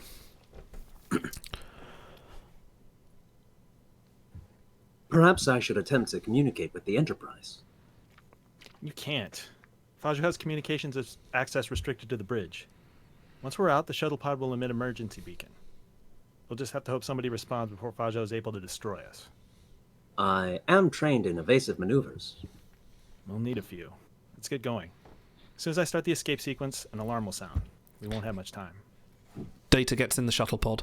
Varia goes to a control station and presses buttons. The alarm sounds. A man runs in. She points the disruptor at him, then is jumped from behind by another crewman and disarmed. Man number 1 cancels the sequence while Data rescues Varia. Data ends up throwing both men across the bay. They go to start again when Fajo enters. The disruptor is lying on the floor. Varia dives for it, but lands short. Fajo aims another disruptor at her. For a moment, he starts to turn away, then fires. Varia screams for several seconds before she finally disintegrates. Data comes out of the pod. It's your fault. You knew the price for disobedience. And so did she. Well, there's always another Varia. Data picks up the disruptor and points it at Fajo. You won't hurt me. Fundamental respect for all living beings. That's what you said. I'm a living being, therefore you can't harm me. You will surrender yourself to the authorities. Or what? He'll fire. Empty threat, and we both know it. Why don't you accept your fate? You will return to your chair and you will sit there. You will entertain me and you'll entertain my guests. And if you do not, I will simply kill someone else. Him, perhaps. It doesn't matter. Their blood will be on your hands too, just like poor Varia's. Your only alternative, Data, is to fire. Murder me. That's all you have to do. Go ahead, fire. If only you could feel rage over Varya's death. If only you could feel the need for revenge, then maybe you could fire, but you're just an android. You can't feel anything, can you? It's just another interesting intellectual puzzle for you, another of life's curiosities. I cannot permit this to continue. He levels the disruptor at Fajo again. Wait, your program won't allow you to fire. You cannot fire. No! A transporter beam takes hold of Data. Transporter room. I'm reading a weapon in transit with Commander Data. Appears to have discharged, sir. Discharged? I'm deactivating it. Well, welcome back, Mr. Data. Are you all right? Yes, Commander. Please arrange to take Kiva Spajo into custody on charges of murder, kidnapping, theft. The arrangements have already been made. A Veron T disruptor. It belongs to Fajo. Mr. O'Brien says the weapon was in a state of discharge. Perhaps something occurred during transport, Commander. Brig. Oh, if you come to see me repent, is this your final satisfaction? Want to see me beg for mercy? You're not going to get any of that from me. I expected nothing. Our roles are reversed, aren't they, Data? You're the collector now. Me, I'm in a cage. So it seems. Just don't count me out too quickly. I had you in my collection once. I can have you there again. Unlikely, sir. Your collection has been confiscated. All of your stolen possessions are being returned to their rightful owners. You have lost everything you value. It must give you great pleasure. No, sir. It does not. I do not feel pleasure. I am only an android. Unseen. Spiner's so good in that moment. He's really, really good. he just nails. He epitomizes it, he really does. Perhaps now something wait for... during transport, Commander. Yeah, sure, Data. Perhaps yeah. O'Brien's like, that's bullshit. Like, I'm some sort of idiot? You think I'm an idiot, Data? Don't worry, I'll cover up your murder just casually. That's right. I mean, he is a Cardassian war veteran. He understands. It's true, he understands the brutal arithmetic. Okay, from the best Star Trek movie out there, Cybok starts to break down the walls, not of shockery, but of emotion. We have Frank playing Cybok, stars as Kirk, Shyporn as McCoy, Big McLarge as McCoy's dying father, and Captain Idle as Spock. That's supposed to be in a bathrobe. Shakari. The source. Heaven. Eden. Call it what you will. The Klingons call it Quitu. To the Romulans, it's Vortavor. The Andorian word is unpronounceable. Still, every culture shares this common dream of a place from where creation sprang. For us, that place will soon be a reality. The only reality I see is that I'm a prisoner on my own ship. What is this power that you have to control the minds of my crew? I don't control minds. I free them. How? By making you face your pain and draw your strength from it. Once that's done, fear cannot stop you. Sounds like brainwashing to me. Your pain is the deepest of all. What? I can feel it. Can't you? Leonard. Some kind of trick. Leonard. Father. Oh my God. Don't do this to me. Leonard. I'm here, Dad. I'm with you, Dad. The pain. Stop the pain. I've done everything I can do. You've got to hang on. I can't stand the pain. Help me. All my knowledge. I can't save him. You've done all that you can. The support system will keep him alive. You call this alive? Son, release me. I can't do that, Dad. But how can I watch him suffer like this? You're a doctor. I'm his son! McCoy turns off the life support. Why did you do it? To preserve his dignity. That wasn't the worst of it, was it? No. Was it? Share it. Not long after, they found a cure. A goddamn cure! If you hadn't killed him, he might have lived. No! I love my father. I released him. Then you did what you thought was right. Yes. No. Release the pain. Release it. This pain has poisoned your soul for a long time. Now you've taken the first step. The other steps we'll take together. Each man's pain is unique. I hide no pain. I know you better than that. Do you? Spock, don't. It's all right, Captain.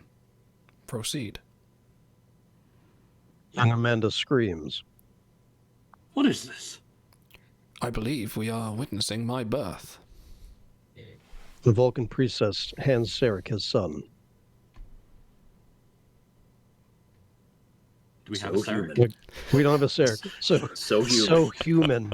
So human. Spock, what have you done to my friends? I've done nothing. This is who they are. Didn't you know that? No, I didn't. Now, learn something about yourself. No, I refuse. Jim, try to be open about this. About what? That I've made the wrong choices in my life? That I turned left when I should have turned right? I know what my weaknesses are. I don't need Cybok to take me on a tour of them. If you just... To be brainwashed by this con man? I was wrong. This con man took away my pain. Damn it, Bones, you're a doctor. You know the pain and guilt can't be taken away with a wave of a magic wand. The things we carry with us, the things that make us who we are. If we lose them, we lose ourselves. I don't want my pain taken away. I need my pain. Cybok. Says Cybok. Captain, I'm afraid you'll have to remain here. Spock, Dr. McCoy, come with me. Spock? I cannot go with you. Why not? I belong here. I do not understand. Cybok, you are my brother, but you do not know me. I am not the outcast boy you left behind those many years ago. Since that time, I found myself in my place, and I know who I am. I cannot go with you. I guess you'd better count me out, too. Then I'll see you on the other side. Wait. You know we'll never make it through the Great Barrier. What if we do? Will that convince you that my vision was true? What vision? Given to me by my God. He waits for me on the other side. You are mad. Am I? We'll see. Scene. Wonderful. Now, can we do that again with the Sean Connery Cybok? Share your pain with me. A donation come in from I'm a Doctor who says, I joined Timelines many moons ago and expected to find a game. Little did I know I'd find a compassionate community. Thanks for the organization and efforts, my friends. Good times, great cause, phenomenal human beings. No, thank you very much. Yeah, Thank you for your actually, donation. that hits right here. Thank you. Yeah, let us know if anyone finds the game, actually. That would be a great Oh no, I just lost. Coming up next in our next segment with Wicked Realm Games. I'm joking. Developers of Star Trek Timelines. Oh, they know Stay what tuned. we're like. They know what we're like. Okay, our next scene is from Season 3 of Star Trek Discovery. Unlike the Terran Empire, which is starring myself as Dr. Kovich and Shia as Empress Jojo. You're curious about my badge. I'm bored. I thought I could break it down for parts. Play with it. Giorgio steps on the communicator, breaking it. It's clear, Emperor, what you're capable of. What's not clear to me is why you chose to come here. I have a curious nature. Really? April 5th is my birthday. A Terran holy day. April 5th, 2063. First ever contact between Terrans and a Vulcan survey ship. But then your people slaughtered everyone on board. Vulcans need to learn to stay in their lane sometimes. And it's not like it's a high holy day. I've been fascinated by Terran history and methodology since I was a boy. There are very few species that do things simply to do them. We're mostly untroubled by pesky motivation. Except for revenge. We do like that one. It seems you've created an empire based on the maxim, because we feel like it. So why would you ever join a Starfleet crew? If you simply wanted to butcher them, you would have. Much as I enjoy being fetishized, and I do, I'll answer your questions if you answer mine first. No, you won't really do that. Correct. And even if you did, you lie. So the only way I'll glean any information is via the questions you ask me, so please. Who's really in charge now? The burn appeared to be quite the humbling experience for the Federation. Who was responsible? That's 2 questions. Pick one. There are conflicting theories, but no hard proof pointing to any one particular bad guy. Sounds like the Federation lost a step. Or 5. And yet it endures. Unlike the Terran Empire, which fell centuries ago. Were you aware that the distance between our 2 universes started expanding sometime after your departure? There hasn't been a single crossing in over 500 years. You didn't know that, did you? You're all alone now. I think you and the Federation are afraid. Because whoever did this must be merciless. A threat to whatever or whomever you hold dear. The weakness of people is generally other people, isn't it? You're not wrong. But that could also explain why you'd fall in line with Discovery. There's a person on the crew you care about, isn't there? Scene. I enjoy that. I'll fetishize Shy any day. Can't wait for the Section 31 movie. It's gonna be awesome. Yes, I'm looking forward to it. If it happens, it'll happen. Have faith of the heart. Yes, so just a reminder to everyone, if you want to donate, bit.ly/TrekTime23, please give as little or as much as you can, or tell a friend who can give if you can't. So, you know, we are fast reaching our next giveaway at $2,400, which is, this is remarkable. We're nearly at the same level we were at the last couple of years, so that's a third year in a running over $2,000 is just brilliant so far. I'm amazingly happy. Eldor Joy. Yes, Eldor Joy. Yes, do the Frankie dance for that. The trouble with tribbles. Myself as Captain Kirk. How did that happen? How did I end up as Kirk? Oh, God. Everyone gets to go. Okay. Everyone gets to go with Kirk. Oh, I'm going to do a terrible Kirk. Okay. The guard is played by Frank. Spock is played by Shy. Barris is Otto. The narrator is Big. I added you late, Big, because I realized there's some directions. Right, I can do it. Storage compartments. Is that door secure? You're muted, Frank.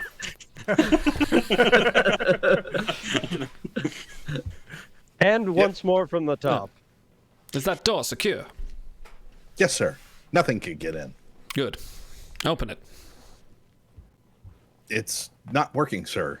It seems to be stuck. Here, let me try it. But he can't open it either. So we tried one of the overhead doors instead. That does open, and a whole load of tribbles fall out, burying the gallant captain up to his shoulders. Spock examines one. They seem to be gorged. Gorged on my grain? Kirk, I'm going to hold you responsible. There must be thousands of them. Hundreds of thousands. 1,771,561. That's assuming one tribble multiplying with an average litter of 10, producing a new generation every 12 hours over a period of 3 days. That's assuming they got here 3 days ago. And allowing for the amount of grain consumed and the volume of the storage compartment. Kirk, you should have known. You're responsible for turning the development project into a total disaster. Mr. Barris. And I'm through being intimidated, Kirk. You have insulted me. You have ignored me. You've walked all over me. You've abused your authority, and you've rejected my requests. And this is the result. I'm going to hold you responsible. Mr. Barris, I'll hold you in irons if you don't shut up. Here's McCoy. Oh, we didn't cast him McCoy, goddammit. Jim. Stars, you're McCoy. Go. You're McCoy. Jim. Yeah. Okay. Jim, I think I've got it. All we have to do is quit feeding them. We quit feeding them, they stop breeding. Now he tells me. Captain, this tribble is dead, and so are these. A lot of them are dead. A lot of them are alive, but they won't be for long. The logical assumption is that there's something in the grain. Yes, Bones, I want the tribbles, the grain, everything analyzed. I want to know what killed these tribbles. I haven't figured it out yet, what keeps them alive. All right. If I find out anything, I'll let you know. McCoy leaves. That isn't going to do you any good, Kirk. This project is ruined, and Starfleet is going to hear about it. And when they do, they will have a board of inquiry, and they will roast you alive. And I'm going to be there, Kirk, to enjoy every minute of it. Until that inquiry, I'm still the captain, and as captain, I want two things done. First, find Cyrano Jones, and second... As another tribble hits him on the head. Close that door. Very nice. Excellent, Barris. Very good. Not my grade. Yeah. Excellent Gidget's mom there. Cranky asked, was that Barris or was that Mark Twain? Oh, why have we not got a times arrow? Oh no, we do have a times arrow scene in it, but why don't we have one with Mark Twain? We do. We have a times arrow. Yes. Okay. Our next scene is from The Wounded, and I will be playing the part of Captain Picard, and Otto will be playing the part of Maxwell. Captain. Pleasure, Captain. Please, sit down. You must think I've gone mad. The thought had occurred. Picard, I have to tell you I was grateful when I realized it was you Starfleet sent after me. Somebody who really knows what it's like out here. I know of nothing out here that could possibly justify what you have done. And listen to this. The Cardassians are arming again. That so-called science station? Military supply port. How do you know this? Information comes my way. From whom? Where is your documentation? I know what they're doing. I can smell it. There's no good reason for a science station in the Qualar system, but it's a hell of a strategic site for a military transport station, a jumping-off point into 3 Federation sectors. They're running supply ships back and forth, and nobody's going to tell me it's for scientific research. But whatever circumstances you encountered, why didn't you notify Starfleet? Wait 6 months while the bureaucrats sit around reading reports, trying to figure out what to do? They don't know what's going on out here, but you should, Picard. You should know what it's like to be under fire. You weren't under fire. Lives were at stake. Whose lives? We had to act now. Why? Smells musty in here. Like a bureaucrat's office. You have killed nearly 700 people, and you have taken us to the brink of war. I have prevented war, or at the very least delayed it a good long time. The peace treaty was a ruse to give them breathing room, time to regroup. And so all alone you decided to dispose of the treaty? I took the initiative. I did what had to be done. What had to be done? For whom?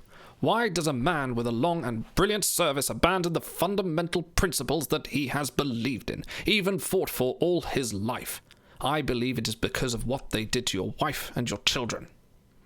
Not true, not true. To avenge their deaths. You're a fool, Picard.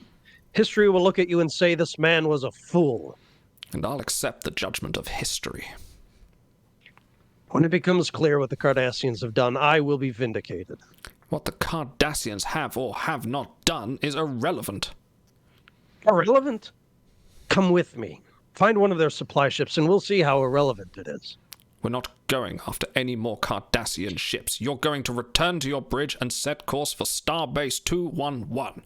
The Phoenix and the Enterprise will return to Federation space together. Those are Starfleet's orders. I will permit you the dignity of retaining your command during the voyage.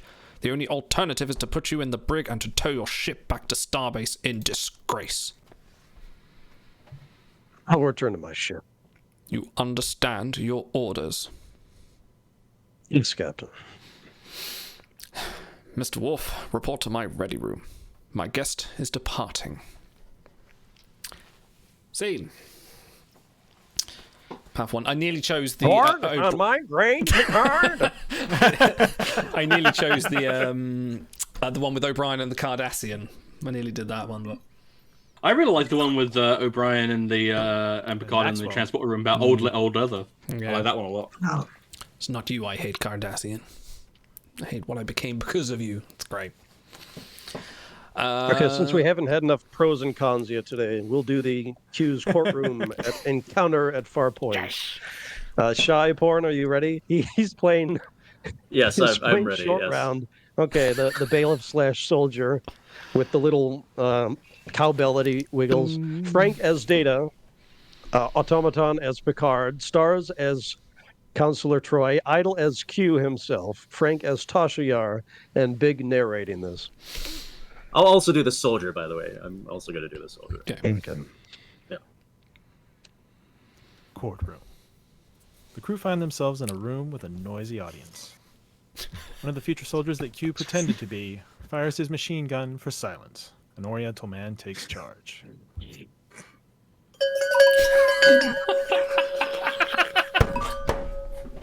The prisoners will all stand! Picard sits down. Fuck, I can't read.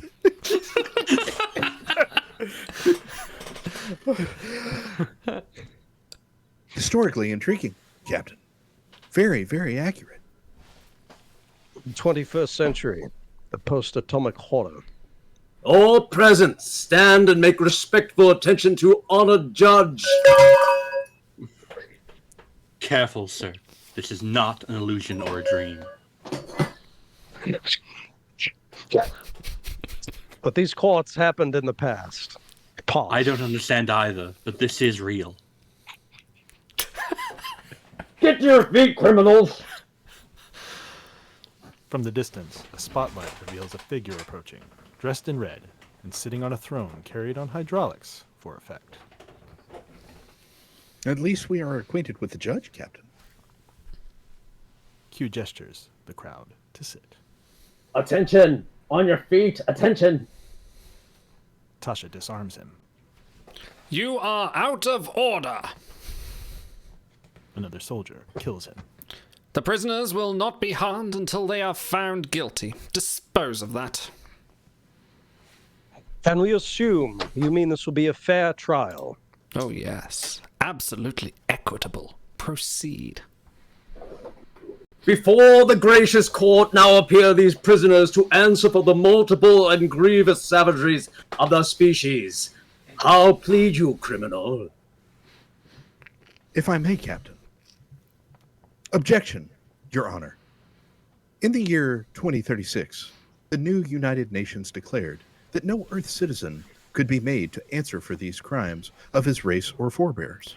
Objection denied. This is the court of year 2079, by which time more rapid progress had caused all United Earth nonsense to be abolished. Tasha, no. I must, because I grew up on a world that allowed things like this court, and it was people like this that saved me from it. This so-called court should not get down on its knees to what Starfleet is, what it represents. Q freezes Tasha. Varian, this woman has done nothing at all.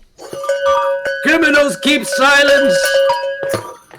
You've got a lot to learn about humans if you think you can torture us or frighten us into silence. Will she live? Uncertain. When he froze Lieutenant Torres on the bridge, we had our sickbay to help thaw him out. You will answer the charges, criminals. Or what? Or this? Her death? Or worse? You promise the prisoners will not be harmed. We plead nothing so long as you break your own rules. I suggest you center your attention on this trial, Captain. It may be your only hope. I suggest you are now having second thoughts about it. You're considering that if you conduct a fair trial, which was your promise, you may lose. Lose? Yes, even though you're judge and prosecutor. And jury. Accepted. So long as you keep to your agreement. God, that accent. And assaulting prisoners is hardly a fair trial. This is a merciful court. Tasha is thawed. Silence! Continuing these proceedings, I must caution you that legal trickery is not permitted. This is a court of... Court of fact. We humans know our past, even when we're ashamed of it. I recognize this court system as the one that agreed with that line from Shakespeare, kill all the lawyers. Which was done. Leading to the rule guilty until proven innocent. Of course, bringing the innocent to trial would be unfair. You will now answer to the charge of being a grievous savage race. Grievously savage could mean anything. I'll only answer specific charges. Are you certain you want the full disclosure of human ugliness? So be it, fool. Present the charges. Criminal, you will read the charges to the court. Picard takes his time to read the pad that is handed to him, then gives it back. I see no charges against us, Your Honor. The rabble are discontented. You are out of order! Guns are placed at Data and Troy's heads. Soldiers, you will press those triggers if this criminal answers with any other word than guilty. Criminal, how plead you? Dramatic break to commercial. Dun, dun, Guilty. dun. Guilty. Provisionally. The court will hear the provision. We question whether this court is abiding by its own trial instructions. Have I your permission to have Commander Data repeat the record? There'll be no legal trickery. I'm losing it. These will be your own words, Your Honor. What exactly followed His Honor's statement that the prisoner will not be harmed? Yes, sir. The captain had asked the question. Can we assume you mean this will be a fair trial? And in reply, the judge stated, yes, absolutely equitable. Irrelevant testimony, entirely irrelevant. All right. We agree that there is evidence to support the court's contention that humans have been savage. Therefore, I say test us. Test whether this is presently true of humans. I see. And so you petition the court to accept you and your comrades as proof of what humanity has become? There must be many ways we can be tested. We have a long mission ahead of us. Another brilliant suggestion, Captain. But your test hardly requires a long mission. Your immediate destination offers far more challenge than you can possibly imagine. Yes, this Far Point station will be an excellent test. All present, respectfully stand. This trial is adjourned to allow the criminals to be tested. This honorable court is adjourned. I have one job in this court. Stand respectfully. Captain, you may find you are not nearly clever enough to deal with what lies ahead of you. It may have been better to accept sentence here.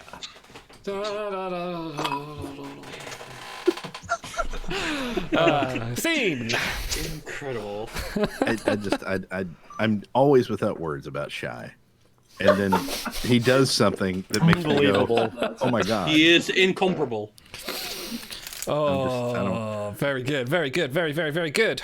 We are cracking through these. Reminder, people tuning in, just watching, you can donate at bit.ly/TrekTime23. My lack of sleep is catching up to me, and I've now got my second win, and I'm going hyperactive. Perfect. Perfection. Next scene, Mrs. Carmichael. The part of LaForge from Time's Arrow will be played by stars. I shall be playing the role as Councillor Troy.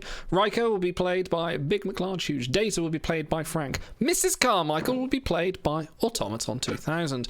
Picard will be played by Shy. And the narrator, also Auto. In their rented room. If we tune a phaser to the approximate frequency of triolic waves and lay down a field burst, it might respond. The phaser shot turns the cane head into a writhing snake's head. The Ophidian the aliens were carrying. The snake head sends off energy charges before reverting back to the cane. What the? These look like minute distortions in the space-time continuum, like the one we saw in Davidia 2. They were so small, and they lasted only a second. The aliens appear to be to concentrate the distortion and direct it to a specific time and place. We did not have a Damn it. Maybe they have something, a mechanism that focuses it. Just like the show.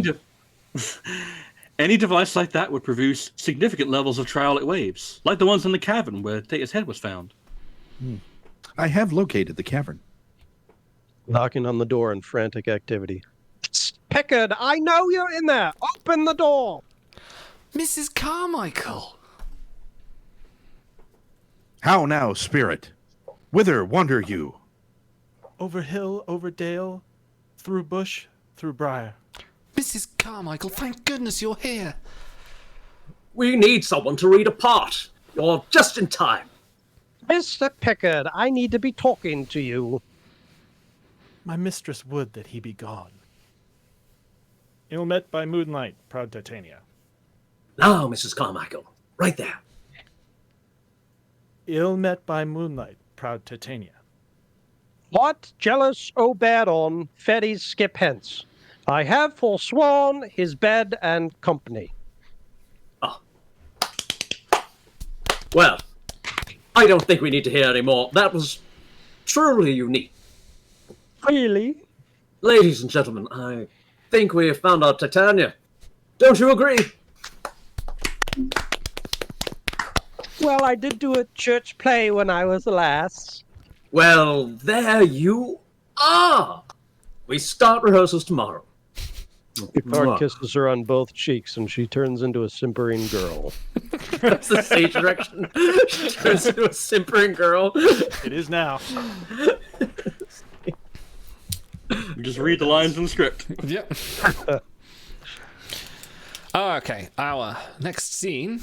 Very soon, 15 minutes, we'll be heading over to WRG soon and talking to them. But first, we have to do Ship in a Bottle, the scene featuring Barclay as Auto. No, Auto as Barclay. Big McLarge Hughes as Picard. Myself as Professor Moriarty. Narrator is Stars and Garters. Cripes, I gotta follow Shy's Picard. I had like 4 lines in that whole scene. We've got to follow Shy's everything. Like, that's true. Computer, access protected memory and run Moriarty program. Professor, it's good to see you again. If you'd missed my company, I should think you'd have summoned me before now. I want to assure you that we've not forgotten you. We spent some time investigating how you became self-aware. Frankly, it still remains a mystery. It is also irrelevant. What concerns me is finding a way to leave the holodeck. We've been wrestling with that problem too, unfortunately without any success. We have turned our findings over to Starfleet's most experienced theoretical scientists. And what did your friends come up with? Unfortunately, they've not arrived at a solution either. I see. Professor, I'm concerned to learn that you experienced a passage of time while you were stored in the computer memory. I can assure you we had no idea that would be the case. Enough of this. I no longer believe anything you say. Professor, I understand your frustration. Do you really? When this is over, you will walk out of this room to the real world and your own concerns, and leave me here trapped in a world I know to be nothing but an illusion. I cannot bear that. I must leave. That is not possible. You cannot exist outside this room. Are you certain of that? Computer, exit. The door opens onto the corridor. Although an object appears solid on the holodeck, in the real world they have no substance. Picard throws out a book. It vanishes. An object has no life. I do. Professor, you are a computer simulation. I have consciousness. Conscious beings have will. The mind endows them with powers that are not necessarily understood, even by you. If my will is strong enough, perhaps I can exist outside this room. Perhaps I can walk into your world right now. Professor, I ask you to believe me. If you step out of that door, you will cease to exist. If I am nothing more than a computer simulation, then very little will have been lost. But if I am right, mind over matter. Cogito ergo sum. Moriarty walks out into the corridor and does not disappear. I think, therefore I am. See. Loving this. Very good. Yep. Oh, dry my throat. You need to get you playing more stodgy British men. Funny, because I am a stodgy British man. We laugh, but we're crying inside. Okay, our next scene is in a pale. I can't wait to see what. Oh no, Shy's not in this one, is he? No, okay. In a pale moonlight, the part of Cisco will be played by Automaton 2000. Bashir will be played by Bashir.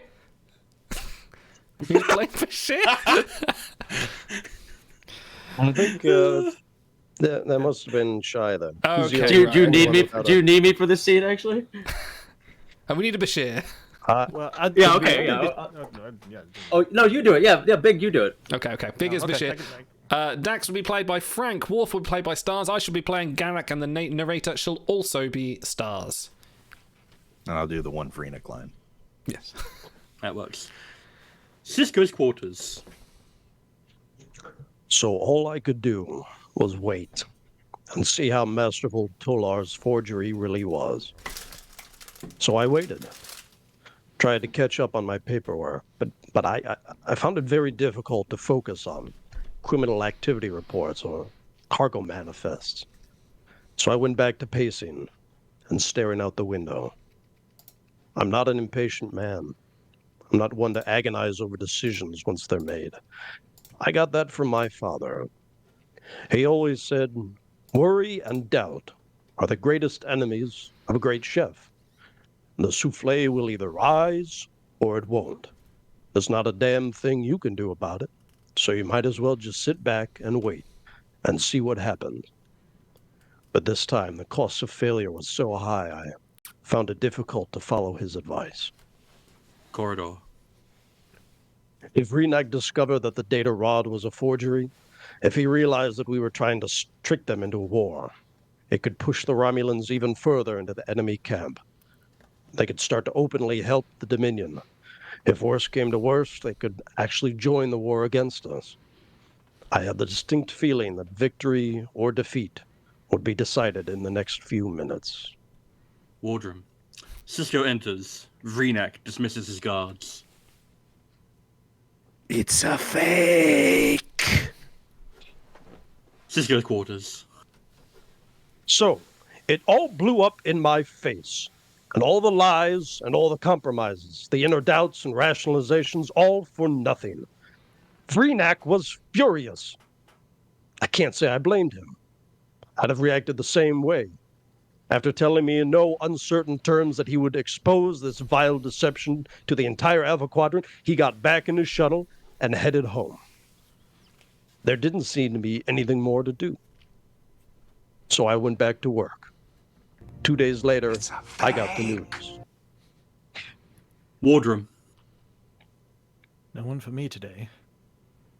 I had one. Maria Tatalia, wounded in action. Friend? Friend of a friend. I actually only met her once. I don't think she'd remember me. A friend of a friend between the two of us. I know it sounds a bit strange, but I'd say we're off to a pretty good start today.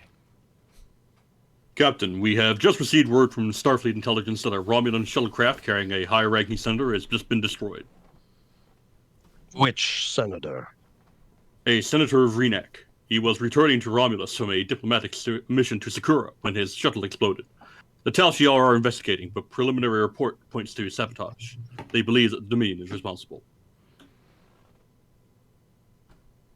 The Dominion assassinated a Romulan senator? On a diplomatic mission. That changes everything. It could even bring the Romulans into the war. Excuse me. Garrick's shop. Cisco the Thunder God storms in and hits Garrick, sending him flying. You killed him! That's right! That's what you planned to do all along, isn't it? You knew the data rod wouldn't hold up to scrutiny. You just wanted to get him on the station so you could plant a bomb on his shuttle. Oh, it wasn't quite that simple. I did have hopes that the rod would somehow pass inspection, but I suspected that Tolar may not have been up to the task. What about Tolar? Did you kill him too? Think of them both as tragic victims of war. Go socks Garrick again. If you'll allow your anger to subside for a moment, you'll see that they did not die in vain. The Romulans will enter the war. There's no guarantee of that. Oh, but I think there is. You see, when the Tal Shiar finishes examining the wreckage of Renak's shuttle, they'll find the burnt remains of a Cardassian optolithic data watch, which somehow miraculously survived the explosion. After painstaking forensic examination, they'll discover that the rod contains a recording of a high-level Dominion meeting at which the invasion of Romulus was being planned. And then they'll discover that it is a fraud. No, I don't think they will. Because any imperfections in the forgery will appear to be the result of the explosion. So, with a seemingly legitimate rod in one hand and a dead senator in the other, I ask you, Captain, what conclusion would you draw? That Frenak obtained the rod on Sukara, and that the Dominion killed him to prevent him from returning to Romulus with it. Precisely. And the more the Dominion protest they're innocent, the more the Romulans will believe they're guilty, because it's exactly what the Romulans were done in their place. And that's why you came to me, isn't it, Captain? Because you knew I could do the things that you weren't capable of. Well, it worked, and you'll get what you want. A war between the Romulans and the Dominion. And if your conscience is bothering you, you should soothe it with the knowledge that you may have just saved the entire Alpha Quadrant. And all it cost was the life of one Romulan senator, one criminal, and the self-respect of one Starfleet officer. I don't know about you, but I'd call that a bargain. At 0800 hours, station time, the Romulan Empire formally declared war against the Dominion. They've already struck 15 bases along the Cardassian border. So, this is a huge victory for the good guys. This may even be the turning point of the entire war. There's even a welcome to the fight party tonight in the wardroom. So I lied. I cheated. I bribed men to cover the crimes of other men. I am an accessory to murder. But the most damning thing of all, I think I can live with it. And if I had to do it all over again, I would. Garrick was right about one thing. A guilty conscience is a small price to pay for the safety of the Alpha Quadrant. So I will learn to live with it. Because I can live with it. Personal log. I can live with it. Computer, erase that entire personal log. And scene. Bravo. Bravo. I think we've got time to do one last more.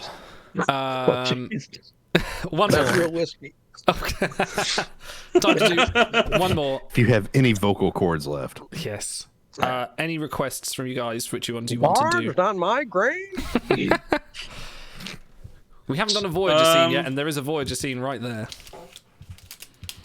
Which one is the Voyager one? The Marquee Way. The Marquee Way. The Marquee Way. Should we finish on that? You know what? Let's do the chat side. Okay. Chat, you've got 1 minute to decide. You can have the insurrection. How many lives does it take? Dougherty Picard. You can have the Marquee Way scene from Voyager season 1, or you can have the root beer speech from Way of the Warrior. Make your decisions now, or hold your peace. Or suggest the shoe anything. destroys the world. Destroys the world. We only have time for one scene. Yeah. Suggest anything from Star Trek 3 or Star Trek 4, and I can just do it. Everyone says root beer, so. Oh boy. Okay. So this one. Everyone wants the root beer. Oh, this is me again. Everyone wants root beer. Yep. Okay. You nearly missed out on past so many prologue, and I had the Wii scenes music theme written there. But okay, this will be myself as Garrick again, although I did protest I played Garrick before, but everyone said fine. And Stars as Quark. Who wants to narrate as well? There's like one line. I'll do it. Might I trouble you for a glass of Canard? Help yourself. It's on the house. How uncharacteristically generous of you. I'm in an uncharacteristic mood. Besides, I've got 80 cases of this stuff sitting in my stockroom, and the way things are going, I'll never unload another bottle unless it's to you. How thoughtless of me not to consider the effects the destruction of my homeworld will have on your business. These must be trying times for you. Be brave. I should have listened to my cousin Gala. He said to me, Quark, I've got one word for you. Weapons. No one ever went broke selling weapons. But I take his advice? No. And why not? Because I'm a people person. I like interacting with my customers, like you and I are doing right now. Talking to each other, getting to know one another. I can see the attraction for you. But when you're dealing in weapons, buyers aren't interested in casual conversation. They just want their merchandise, no questions asked. It's so impersonal. Your charms would be wasted. Exactly. So now, Gala owns his own moon, and I'm staring into the abyss. And the worst part is, my only hope for salvation is the Federation. I know precisely how you feel. I want you to try something for me. He pours a glass of foamy brown stuff. It's a great Oh, chorus. that's double narration. Yeah. Take a sip of this. What is it? A human drink. It's called root beer. I don't know. Come on. Aren't you just a little bit curious? Garrick sips. What do you think? It's vile. I know. It's so bubbly and cloying and happy. Just like the Federation. But you know what's really frightening? If you drink enough of it, you begin to like it. It's insidious. Just like the Federation. Do you think they'll be able to save us? I hope so. Scene. And scene. Oh, Very thank you, nice. thank you. Nicely done, everyone. I shall retire from the part of Garrick for now. Okay, we are going to jump over to the WRG server in just a tick. We will be playing a video. We'll be back very shortly. Please take a look at the donation. Otto has a thing. Oh, go on, Otto. Before we do that, we have a new top donator for the day, a huge contribution from Schuler, aka Scholar, who says, let's push these donations higher.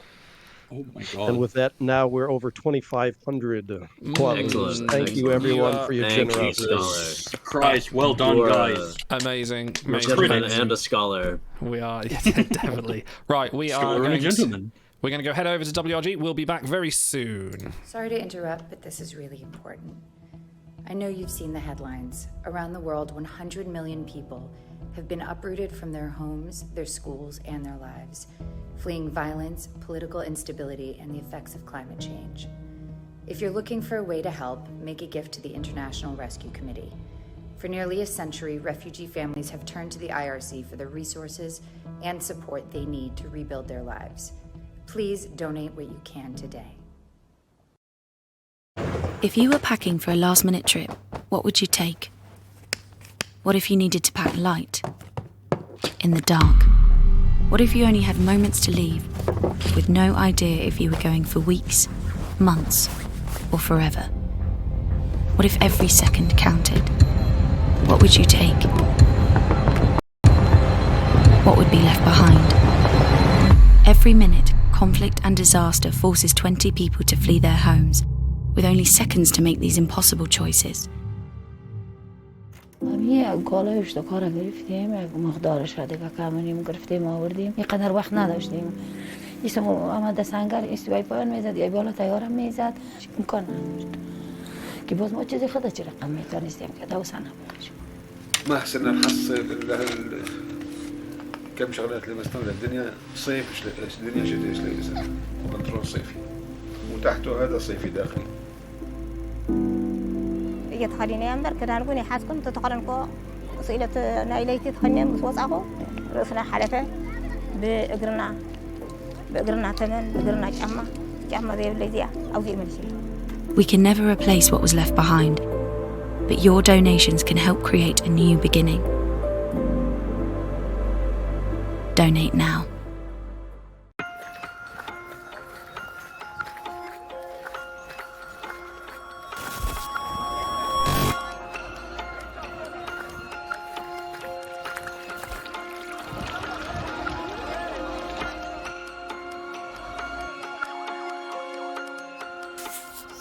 In Afghanistan, everything is destroyed and people are unable to buy foods to fulfill their basic need or to support their family. With conflict in the north of the country, coupled with severe weather shocks, millions of people will fall into further need if the crisis continues. The weakened health system makes healthcare inaccessible for millions of Yemenis. Early marriage is causing trauma and loss of education to young girls.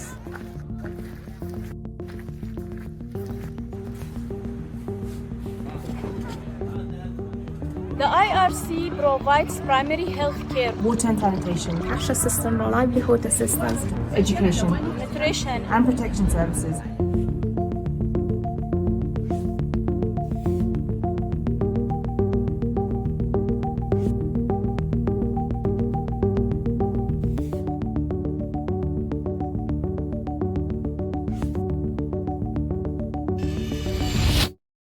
Hello, I'm Patrick Stewart. Did you know that right now over 70 million people have had to leave their homes due to war and disaster? That's roughly the size of the United Kingdom. I can't imagine what it would be like to have to suddenly leave my home, where to take my family, how to survive, and most importantly, who will help us? Well, the answer is the International Rescue Committee. This wonderful organization was Albert Einstein's genius idea. They focus on the world's toughest places, Syria, Yemen, South Sudan, and deliver food and shelter, medical care. They also bring education and job training and work to rebuild communities. Please join me in supporting the International Rescue Committee. They help families just like yours and mine to survive, recover, and live their lives with hope and dignity.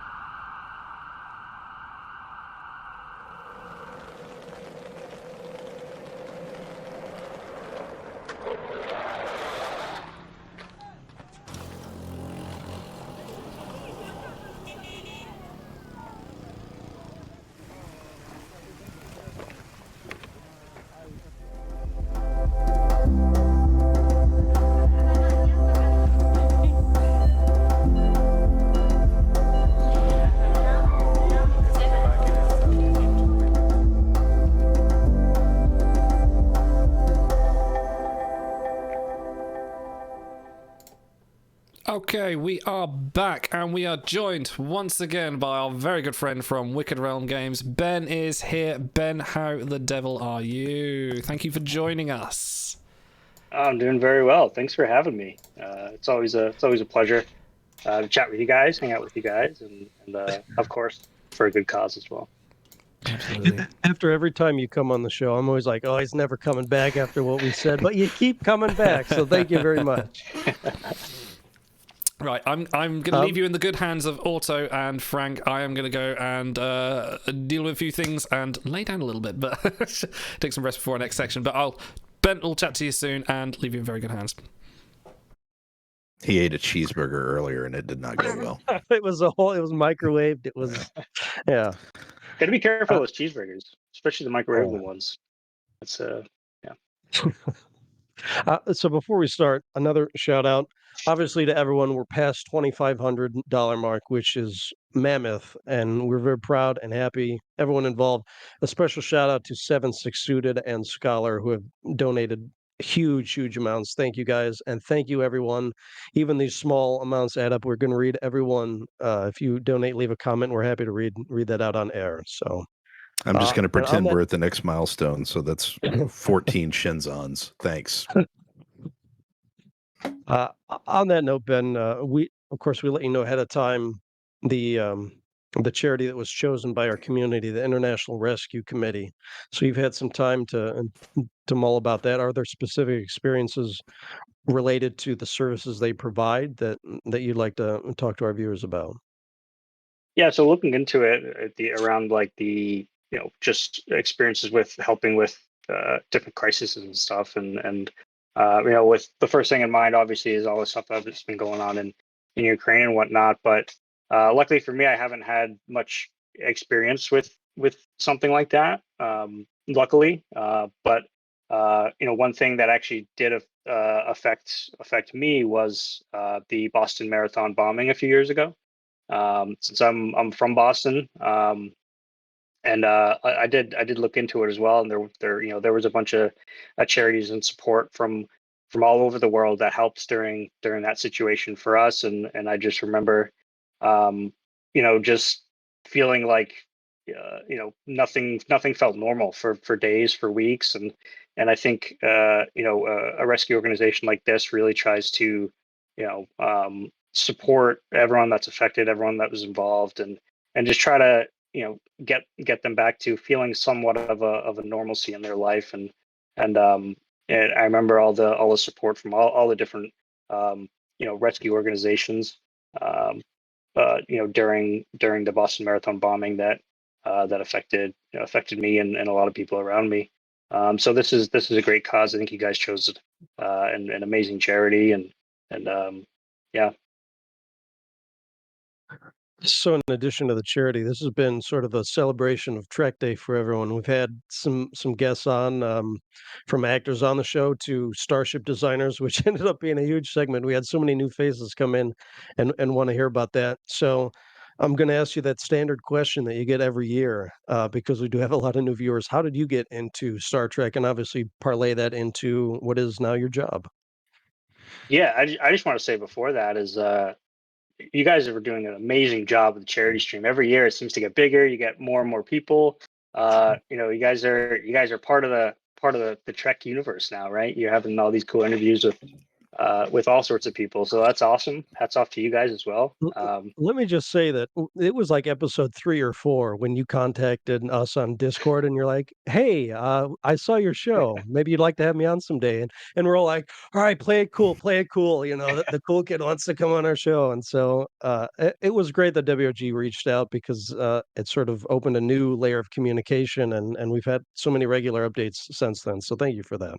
No, of course. I'm not the cool kid anymore, though. You got all these other people that know all the details about Trek. But yeah, no, it's such an honor to come on. But yeah, so for Trek, I mean, for my first introduction into Trek, I remember watching it on TV after school with my dad. Both my brothers are very much more blue collar mechanics and laborers and guys like that. And I was always into tech and games and movies, especially sci-fi. And my dad was the same exact way. So my dad and I connected over Star Trek, and a lot of sci-fi movies and shows, and that was my first introduction to it. And I remember right after college. I remember watching a lot of Star Trek as I was working, late into the night. I would do a lot of landscaping and construction during the day, come home and then network, practice my craft, try to find my foot in the door in the game industry. And I remember I would always have Trek on in the background while I was doing some 3D art and networking and stuff on the computer late into the night.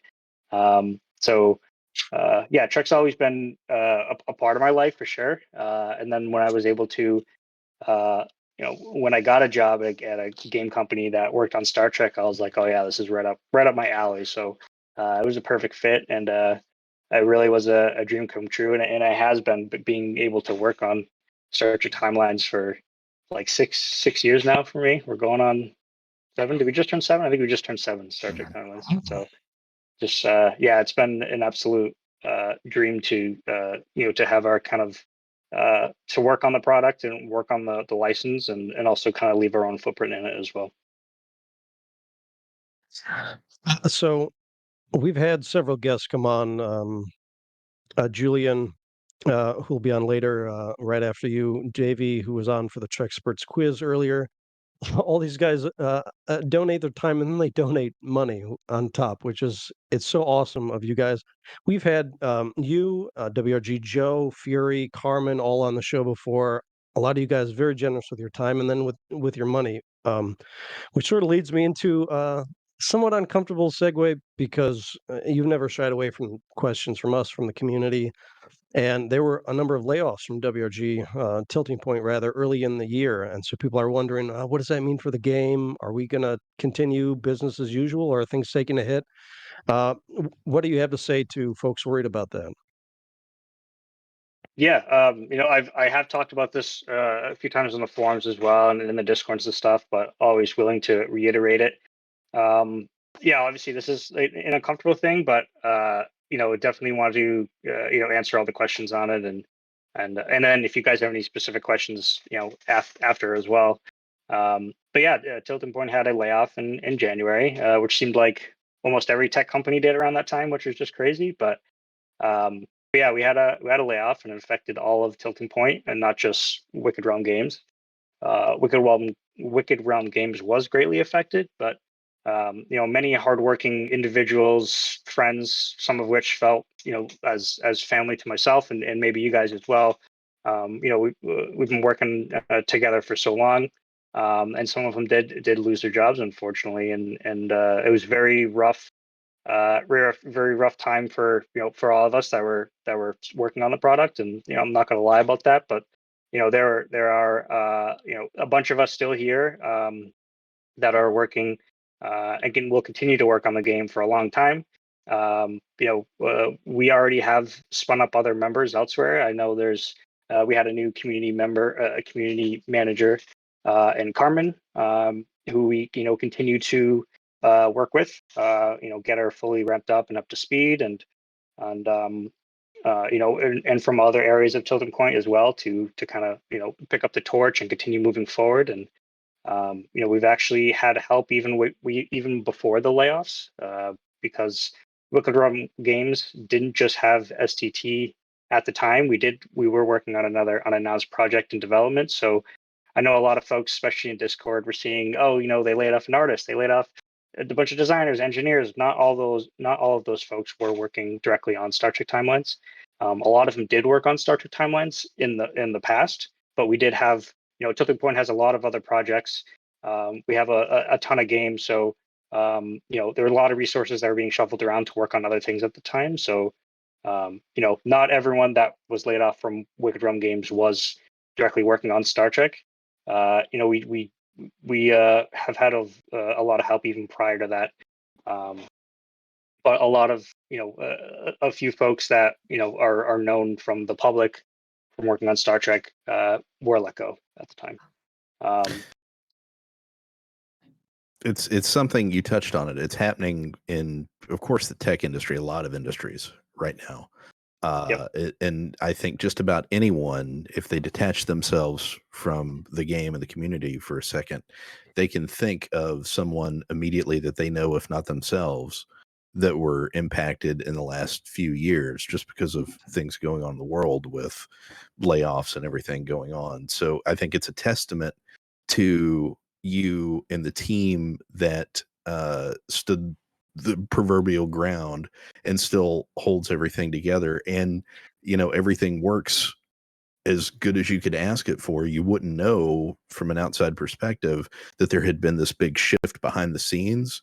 The well-oiled machine just kind of still went on. So, big kudos to you and the entire team for weathering that storm and still being here right now. Obviously, talking about it like a champ.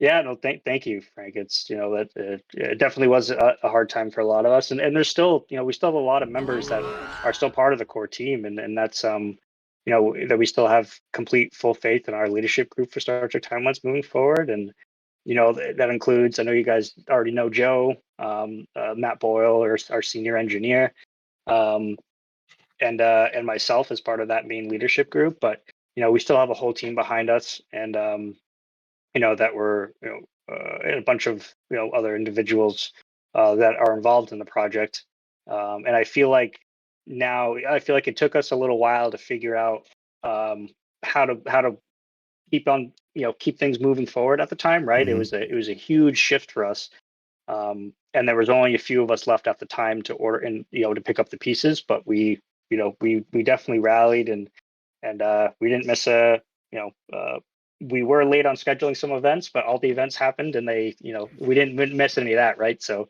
and we're, I guess that being said, and I said it before, but I'll say it again, but we do still remain fully committed to fully supporting the game moving forward through this year and through next year. This means events, collections, all the weekly content that we have been releasing for years.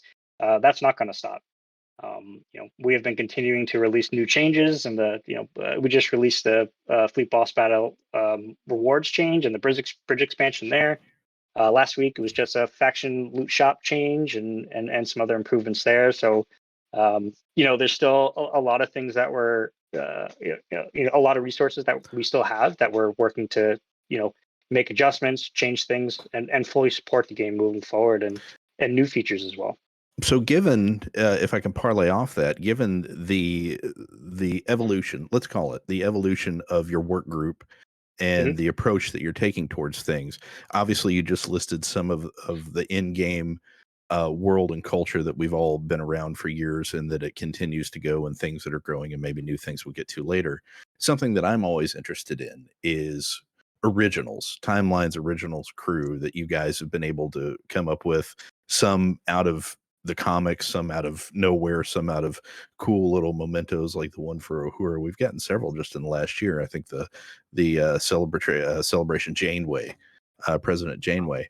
How do you guys? Dread Pirate Q. And What a Dread great Pirate crew Q. that was, by the way. Forever my favorite. Forever my favorite. Yep, mine too. What's it like? I know a lot of people, we've discussed it before, but for always new eyes and new ears. And we have had, and I'll even say this as a total testament, looking at the social medias, the Facebook groups, the forums, and even the Discords, there's a lot of new players that are signing up daily and weekly that are coming in and saying, hey, I just started. What am I supposed to be doing? What crew should I be doing? How do I fuse this? So the game's alive.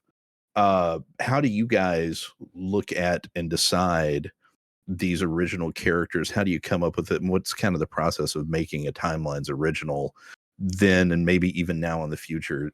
Will it change at all? Yeah, it's amazing. It's something that we actually worked a long time on with our relationship with CBS, just to be able to do something like that. And it's a chance to bring our creativity and the designers and the team's creativity, and some fanfare to our game as well, and the series. And the process is very similar. For a regular crew, like from a idea or a concept just in a meeting, it's like, hey, it'd be cool if this character was in this kind of costume or in this kind of scenario. How would they react, or what would they look like? And then that point, checking that idea with CBS and our licensor, and then kind of talking with them to make sure that they're okay with that sort of character in that sort of costume or scenario. And then if the actor as well, checking with them, and then from there it's a sketch to full art, and then back to the licensor for approval, and the actor for approval. But it's so much fun to be able to kind of just have these conversations during meetings. It's like, and that was what Pirate Q came out. It was just a meeting. I think we were making another pirate crew. It might have been Pirate Pendy, or one of the pirate characters from Lower Decks. And we were like, well, what would Q look like as a pirate? That would be pretty cool. I'm like, oh yeah, it would be pretty cool. And then it just started to snowball, and then next thing you know, we're getting sketches, and art comes in, and we're all super jazzed about it, because we're like, this is amazing. So yeah, it's really, really fun, and building the backstory of those characters too, and coming up with the flavor text for it. Yeah, it's such a blast to be able to do that, and there will be more in the future. No, I'm obviously not putting you on the spot to ever say anything bad about CBS, Paramount, the overlords of Star Trek, to whom the license we so much are greatly indebted to. Have they been pretty cool to work with over the years with these, new and original crew where you're like, hey, check this out? And they're like, hey, that's cool. Yeah, they've been very cool, very direct, very forward with us. And there have been ideas that we sent over to them, and they're like, no. They're like, there's no way you're gonna be we will never allow that. We're like, okay, so maybe we try that with a different character, or we do that, right? Yeah, I can't get into it, but there have been ideas where we're like, that's really cool, and then we send it to them, and then they come back to us, and they're like, no, that's not cool at all. We don't want that character looking like that at all. And we're like, okay, maybe it wasn't a good idea, but but it's so cool, because we have such a good relationship with them now, working on the product for this long, that they're just ideas. They're not they're not going to be mad at us for asking for something, or pitching something to them. They always like that communication back and forth, and we're working on it with them as well. So it's always good to have their input. Okay, one more question from us, sort of before we dip into the player Q&A, and we will take Ben's willing to take some questions live from chat. So if you guys want to throw them in there now, obviously we don't have a ton of time. We have a cavalcade of stars coming up, Ben among them. So throw them in chat, and we'll get to as many as we can. I want to ask you about the hot topic around the teapot right now. All these new exclusive crew. We have Chance the Steak and Kirk from Boss Battles, Chakotay and Admiral Black from Voyages. Another new Gauntlet exclusive just 2 months after the last one. So we've been getting a lot of those. A faction exclusive crew as well. How do you decide which characters are worthy of the exclusive status and what level of stats they have? And about the faction crew specifically, players seem to have liked Mirror Tuvok. Are there plans to repeat that for the other factions, or is this kind of more of a one-off? Yeah, well, first with a feature exclusive, it comes with the idea, right? And that basically comes from product of looking at interaction and engagement within certain features, and saying, all right, well, maybe I would like a little more engagement within this feature. We should probably release another a new exclusive for that feature. And then once we kind of pick that, I want a Voyage exclusive crew for maybe this month. And then it's all right. Who can we use for that? We have a big list of all the different crew that we think, but sometimes with a new exclusive, that's more of a special thing. It's like, all right, maybe a bunch of the crew in our future list is not grand enough for something like that, right? So then we have to kind of think and figure something out. But We usually look at the rest of the crew that are featured from that event, or the previous crew featured from that feature, and try to find a crew that maybe has a different sort of skill set or different traits. And so that's what we really look at first, and then picking the crew itself, and which one kind of fits this fits this mold that we're trying to set. And if no one fits in that big list that we have, then we order something special, or we figure out something more grandiose than that. And then that's right. The second half of the question with the factions, there was something new that we wanted to try. We haven't updated the faction shops in general for so long. I think actually we've never updated them, the faction shops itself. So that was something that we wanted to do. And then, we wanted to know, we wanted to try this out, add a new crew to a faction shop, and we wanted to see your feedback and the data from that. That's something that we don't have enough data back on that yet, but that's definitely something that we want to look at your feedback and figure out if you guys enjoyed that or not, and then we might be able to do that in the future. And before we jump into the player Q&A, you want to talk a little bit about a roadmap for features upcoming for Star Trek Timelines? Absolutely, yeah. We definitely want to try to be more transparent. I do want to say this: take all this with a grain of salt. Things change all the time, especially with the kind of shift that we've had in the past. These are all kind of loose kind of buckets of things that we're trying to do. Timelines are very loose and can move a lot. So with timelines, I'm going to be very, very, very broad with those, but at least we kind of know what's going on within our next few clients that I'd like to update you guys on. And so coming soon, we have our 922 client. That is there's a crash, a bug that we weren't able to fix with the 921. So that is something we wanted to address more quickly with 922. That should be released fairly soon, probably within a week or two.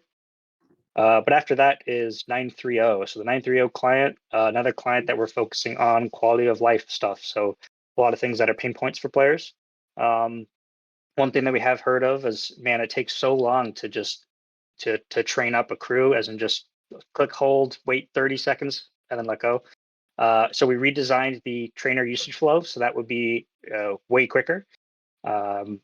We added a pull again option when claiming a free pull in the time portal. You don't have to go back to the time portal itself to claim again. It's just you were able to pull again right from that reward screen. We did some more store optimizations, so things will be much faster, much more responsive, load quicker. We also added a search for avatar functionality. So you can quickly search for your avatar that you want to change if you just unlocked one. It was very painful to scroll and try to find the one that you're looking for, so we managed to fix that as well. The voyage ship selection. So we got your feedback on the new the voyage ship selection that we released with the 920 client, I believe it was. So now even just opening the voyage ship selection panel will automatically select the highest antimatter ship, including the bonus, if that is applied or not. So with that, and then the functionality of beholds in gauntlets, voyages, and objective events. So this will not go live with this 930 client release, but after we force upgrade and make sure we get enough time to properly design how we want to do that. But that will be something that we're definitely looking forward to. We know that was a big pain point for players, just having beholds. And then I know we are pretty close on time, but I have 10 pretty big bug fixes. So I'm going to be posting all the stuff on the forums very soon, probably tomorrow. So I won't go all through them now, but they're all pretty big pain points that we know that were of players that we wanted to improve that functionality. And then you're posting them to the what now? I'll post them on the forums within the next few days. Okay. Yep. Why did I say something else? I might have said something else. No, that's like a mythical place. We're not sure if it really exists or if everything happens on Discord. I've never been there. I don't know these forums. Well, yeah, sometimes it's for the better, but So let me ask you, because you mentioned beholds for voyages. Is that going to be for every like super rare and up drop, or just the exclusive legendary crew that you've been adding? That's not determined just yet, but I am leaning towards maybe not every 4-star drop, but some 4-star drops. It won't just be ones that include the the limited time Voyage exclusive. I think it might be something bigger than that. And then something that's farther out in development, 10.00. We know this kind of leaked on the Discord a little bit. I saw you guys talking about it. Me and our engineer Matt Boyle were watching for like an hour, just seeing how you guys were speculating. And it was so cool. But yeah, our post immortalization advancement feature, improving crew after they are immortalized by equipping new types of equipment, increasing their stats in various ways. But not all of these special equipment can be given to every crew. Only certain crew, maybe crew with certain traits, or crew with certain rarities. And then we also have the continuum. So this is a challenging generated away missions for only immortalized crew. So there will be always new away missions, challenging new away missions for you to play and for you to try to get 3 stars on. And these will be very difficult. So you'll be using that post immortalization advancement equipment and that feature. That will be key in order to be completing all these continuum missions. And there's much more in 10.0.0. This client is a little, much farther off, but we are aiming for a second half of the year release. So what I'm hearing is the game is not dead. The game is very much alive, and it will continue to be alive for a very long time. Yes. And all the naysayers that want to say otherwise, well, they've been saying it for a very long time too, and I'm pretty sure it's still here. So it's not going away. I think I said as long as I'm breathing, this game will not go away. So people have been talking about hiring hitmen and all sorts of things when you said that. So watch your back, Ben. If we have to keep you alive and breathing, all right? So if Matt is watching, shout out to him, by the way. He's been pretty active around the Discords. He even popped into the Data Core Player Tool Discord to help them with certain upcoming changes. So that's great to see. Shout out to him. Also, shout out to Ronaldo, who donated a little while ago. Said, truly a wonderful community to be a part of. Thanks for all that you do. Thank you, Ronaldo, for the donation. Let's go ahead and jump into the player Q&A stuff, and we will cover everything asked in Twitch chat at the end of this. So, Frank, you're in the pole position. Try not to make this one too long. I know you've been really waiting for an answer. I've been waiting for years. I've been asking for years. It's been ignored. But you know what? I have you as a captive audience right here with me. We're going to take a sip of water from our disruptor beam water. And here we go. Ben, this November marks the historic 36-year anniversary of the greatest episode of Star Trek ever, Star Trek IV: The Voyage Home. Now, this newly accepted anniversary gift for 36-year anniversaries, because it's not one you would normally think of. You haven't been married long enough, but Bone China is the 36-year anniversary gift, which is fitting because this is my re-question. It's a re-question, yes, because I'm asking it again exactly 406 days since I asked it last time, and it's also a request. Will you put into consideration a card, a fusion card, or just a special card to commemorate the time that Kirk's bones were almost turned into bone china when he ran afoul of R.A. Rondell, the cab driver of Capital 228 in San Francisco? Thank you for your time. Can you guys still hear me? I had to switch out my headphones. Yes. Yeah. I don't think we have that on the pipeline, but I'm going to talk to some folks to see if that's something that we can get. And thank you for including the picture in there as well. Yeah, that's actually his real name. He was a stuntman, R.A. Rondell, and they just had him on set, and they're like, "Hey, jump in this cab and say dumbass," and history was made. The greatest line in all of Star Trek. I guess if we can get Punk Rocker from the movie, we could probably get a cab driver too. So, okay. A question from Ran Aaron. The new month-long objective event for Fleet Boss Battles has been a great boost to resources, especially Magnesite. Can we expect this event to be repeated at any frequency, and/or can we expect other different sources of boss battle resources? Yeah, this objective event was something we actually had built for. It was a while ago, but we did wanted to wait until the bridge expansion was in before running it. We knew that there were a few issues with fleet boss battles, especially with smaller fleets, and being able to do enough to do enough damage to get up to that next difficulty. So this was something that we had in mind for a while. We just wanted to make sure we had out that bridge expansion before running it. And this is something that I want to look at the data from when this one's run. I think it's almost over, I believe.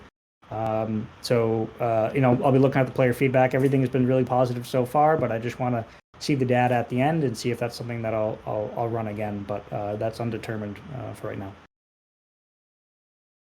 That is a pain point for the player base, 550,000 magnesite to take the bridge from 20 to 30, which that just means it's a grind. Star bases were a grind when they came out. Genocidinian asks, I know some traits are up for interpretation, but what method would you prefer us to alert WRG for obvious factual missing traits? For example, Mirror Mariner missing Starfleet. Starfleet is still a Mirror Universe institution, and she is wearing a Mirror Universe Starfleet uniform. Yeah, I think the obvious place would be the forums. Our forums, I think there's probably a better system there to be able to either have a thread for only more obvious things that are more missing, and then others that are more discussion oriented, right? Because all the discussion ones that those do take a lot of time, especially for our designers, to have these conversations to figure out if this crew were to have this trait or not. But if there may be a thread that are ones that are more obvious, more black and white, right? I think that's probably the best place for it. Okay. The existing thread does have, I went through and bolded all the ones that should be pretty obvious. So that may help you out.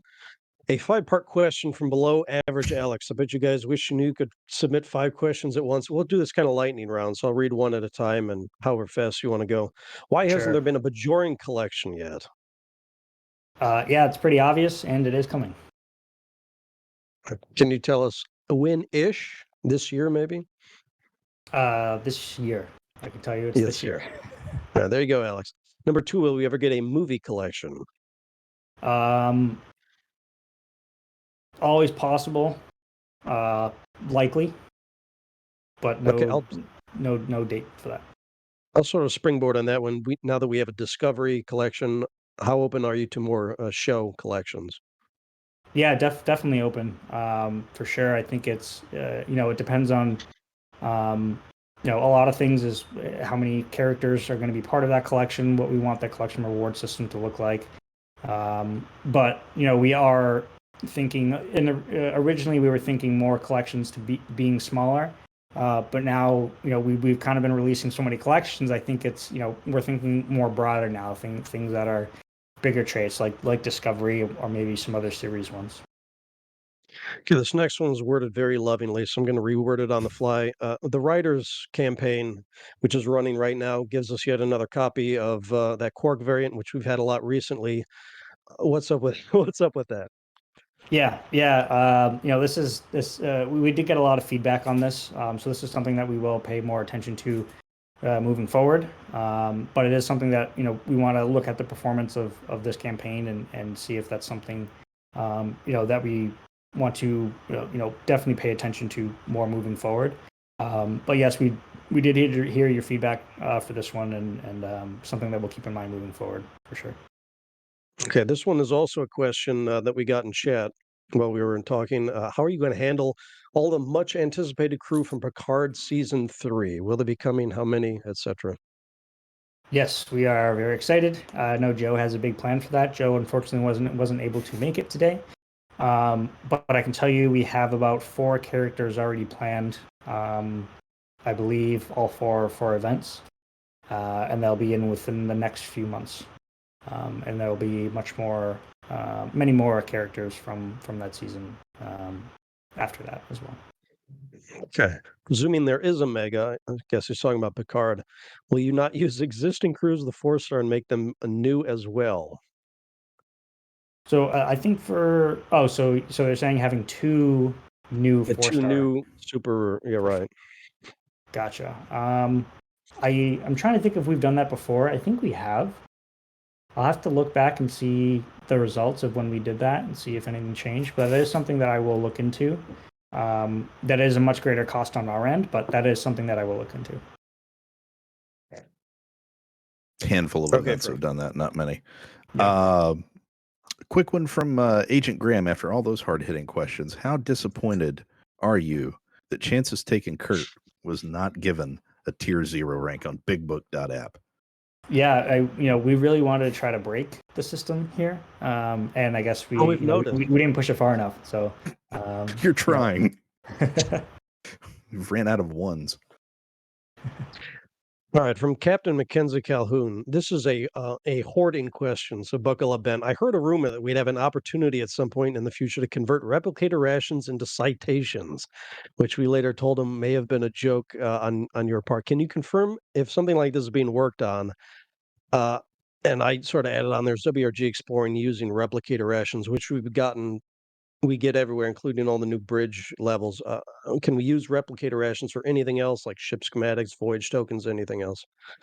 Yes, I think I do remember saying this, and it was April Fool's, and I did say April Fool's, and I was even contemplating even saying that. I was like, I don't know, but I just said it. That isn't something that we're looking at doing. That is, I'm always thinking of possibilities, and the team's always thinking about possibilities for another usage of replicator rations. There's nothing set in stone at this point, but I have had a few conversations around kind of just floating some ideas around with the other team members. That's not something that's a super high priority for us at the moment, but it is something that we've been passively talking about recently. I'm going to actually rope these next two questions together because they're kind of related. First off, and this might be addressed in the 9.3 or forward client releases.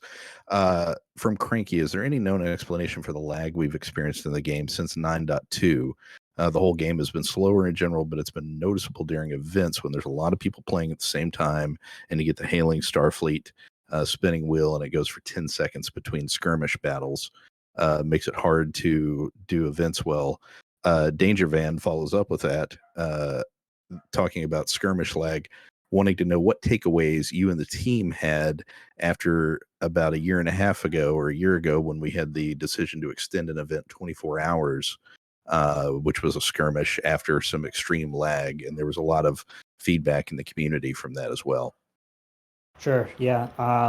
With the most recent lag with the 920 clients, that client was a very risky client for us. So there was a lot of tech debt that we had to pay over the years. We had a lot of other things that ended up taking priority, but we ended up pushing all these SDK updates and all of these engine upgrades off into what is the 920 client. So it was a very risky client for us, and one that we needed to spend a lot of time on. That is something that we are aware of, that issue, and that is something that we're looking to address with future updates. So that is something that we're hoping to address. With the 922 client, there were a few different crashes that we're also looking to fix with that. And then with the second part of that question, last year when we extended the event for 24 hours, I will probably never do that ever again. That's something that I guess I definitely learned my lesson on. But instead probably go the more compensation route. But that was something that was a team decision in certain members of the team. But that's something that I will probably never do going forward. I was pushing to try to win that event, and I think you broke me with that, Ben. So I have not competed seriously since then. So very, very, very let sorry. it be on your head. A question from Cranky, who I guess we sort of already covered your history with Star Trek. So let me modify that a little bit. What's your favorite iteration or series, and your hopes for Trek moving forward outside the game? Yeah, my favorite Trek is TNG. My hopes for Trek for the future, honestly, I feel like Strange New Worlds was such a massive step in the right direction. I hope that they kind of hone in on that, grow that more, and just do more of that. I think the way that they structured the kind of the arc for the season, but also had like a new thing going on every episode. It kept me very engaged, and it kept something new was happening every week, but there was still an overarching story to that. So has been one of my newer favorite Trek series. I hope that they I guess bottle that up and kind of use that template or kind of figure that out moving forward to grow that as well. I'm really excited for Strange New Worlds for the future of that. Next one from Below Average Alex. What happened to the legendary Crew Weekly LTO? I guess he means the $10 ones. Yeah, I have thought about bringing those back. There's something that we stopped doing a while back, but if I'm gonna bring it back, I was thinking about just doing that on the web shop to start, or doing one on the web shop, one in game every week. So that's something right now that I'm kind of playing around with, getting some ideas around. So you may see that coming back.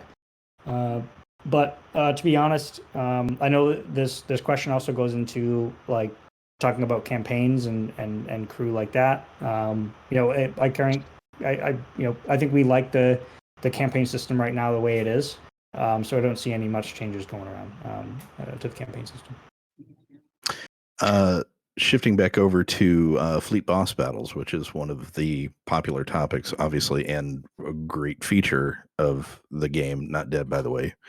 Frisky Dingo wants to know, and I'll summarize this: looking for help with smaller fleets in fleet boss battles, and you've already done enough by adding the different tiers of bridge items into the reward structure for 25, 50, and 100.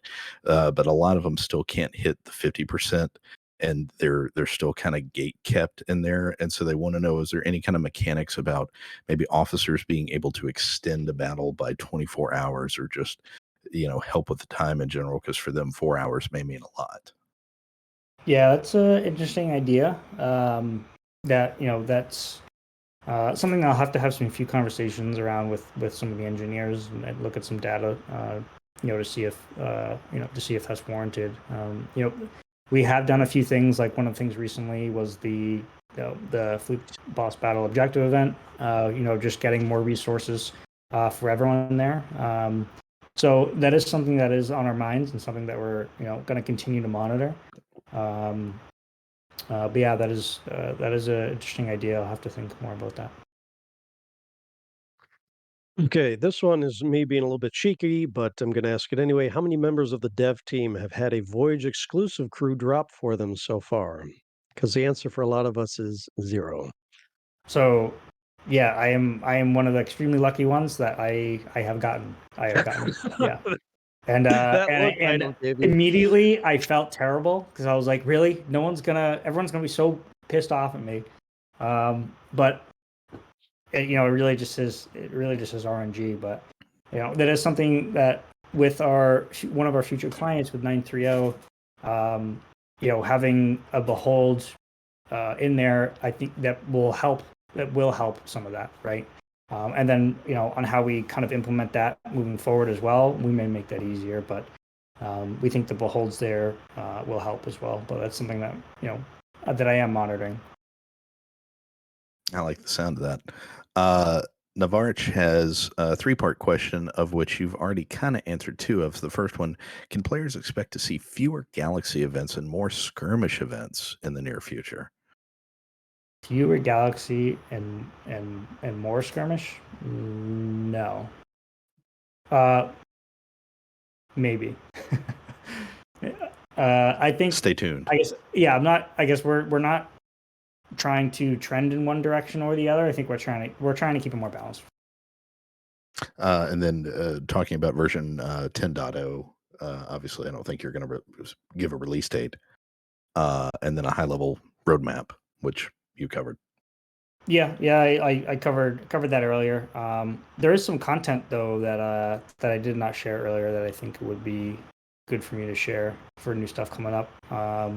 That I can go into that. So for some content in May, we're gonna have a month-long objective event, a free 5-star crew giveaway, with some of those crew also being in that month-long objective event. It'll be a lower decks crew. And then we're also going to have a new Honor Hall crew, also a lower decks crew. And we're also going to be bringing back a few theme packs from May as well. So having some new crew and theme packs. And then maybe instead of a theme pack, we'll do a mixed behold back with new crew in there as well. So kind of playing around with some things. For June, Players' Choice Month, voted on by the community. So we have Heating Up, Mega Arc, that's the theme, featuring Temporal Agent and Enterprise characters. I'm not going to tell you the Mega Crew just yet. I'll save that surprise for a few weeks. But we do have the EV Suit campaign also voted by players. And then we'll celebrate Picard Day with a free 5-star crew as well. So that's some of the content coming up.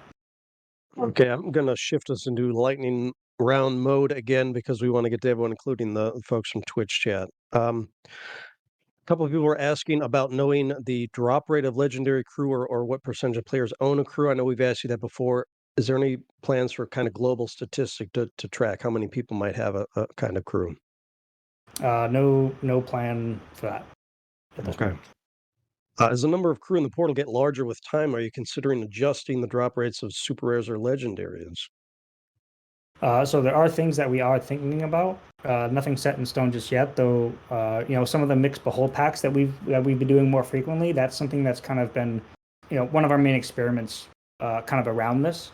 So we're very curious on your guys' thoughts on that mixed behold pack and the way we've been doing that, because that is something that we have been thinking about and trying to address with the mixed behold packs.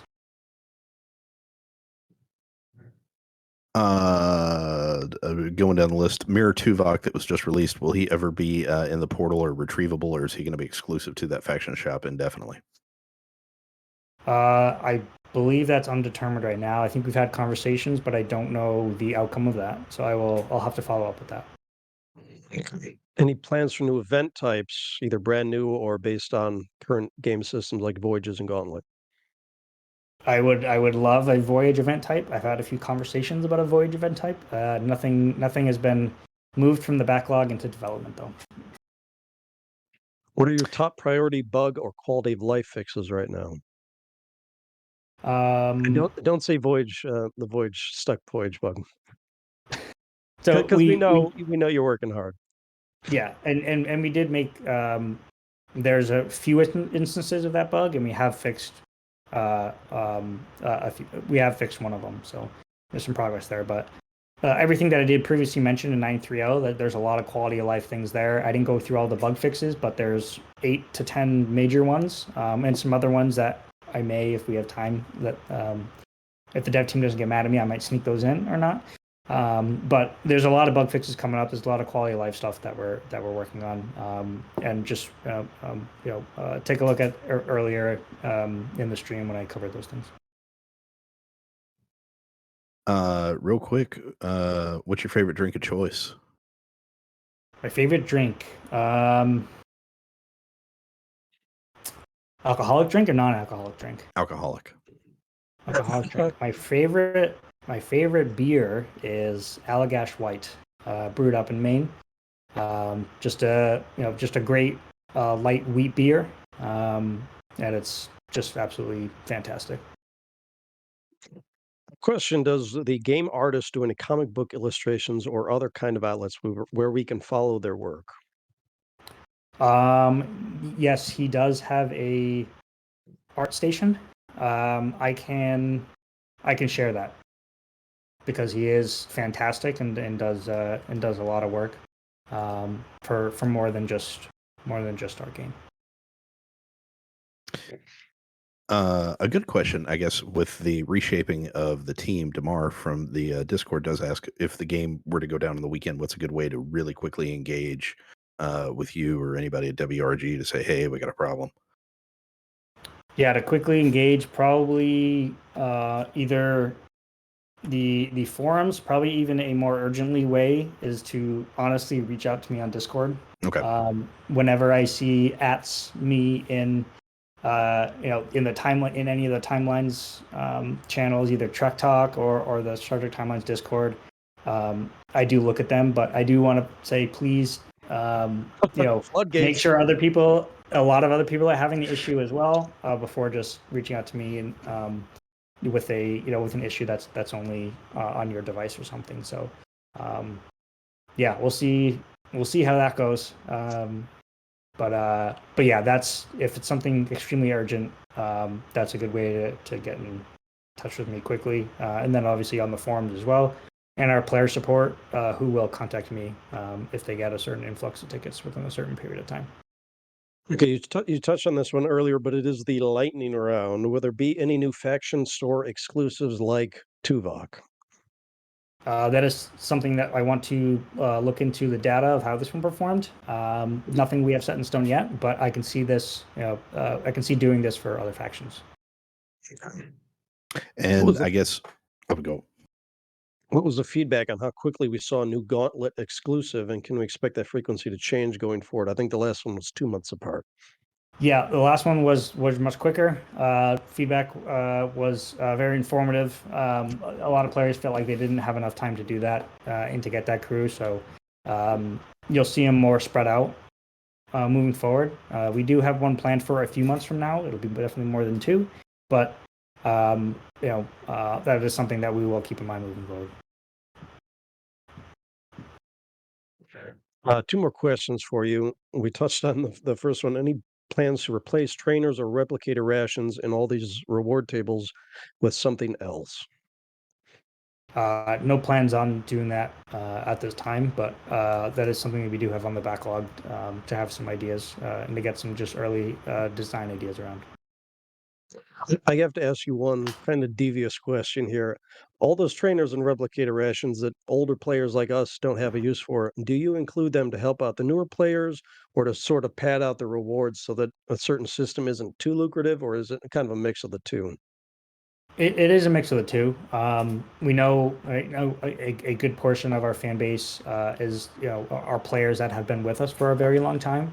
But we do know, we do get thousands and thousands of new players every day. So that is something we also need to keep in mind for.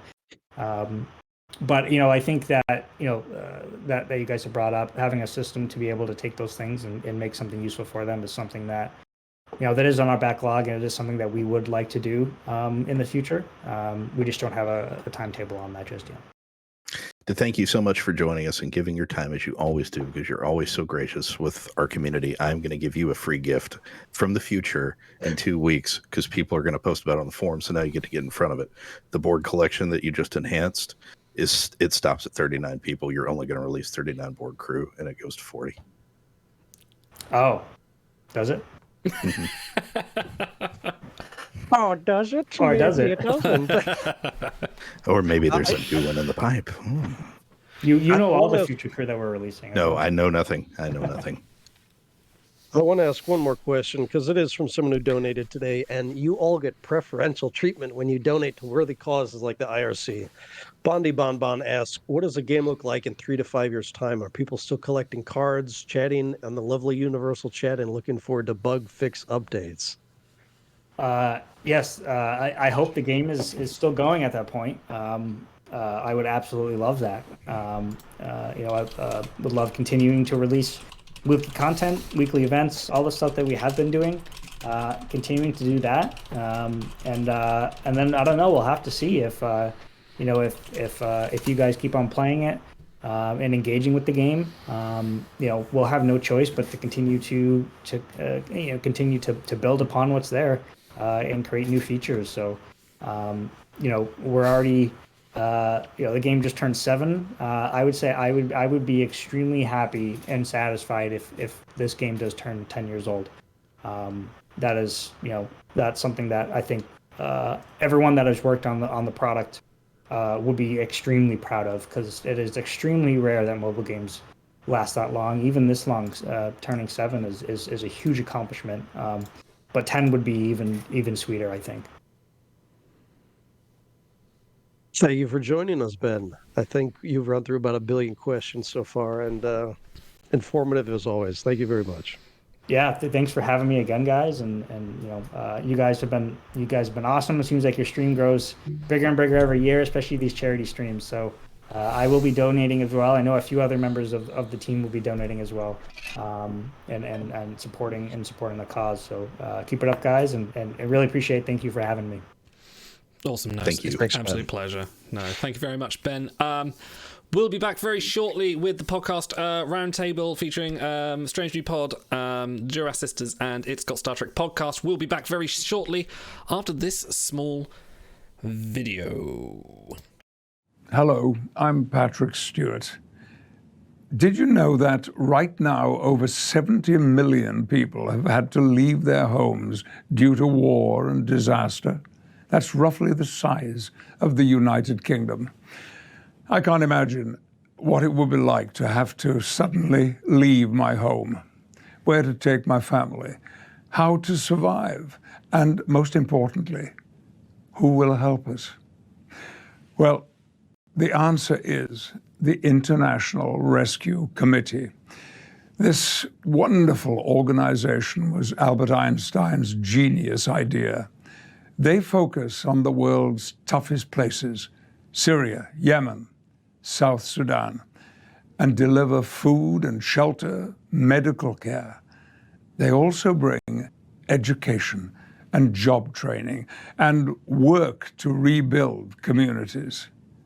Please join me in supporting the International Rescue Committee.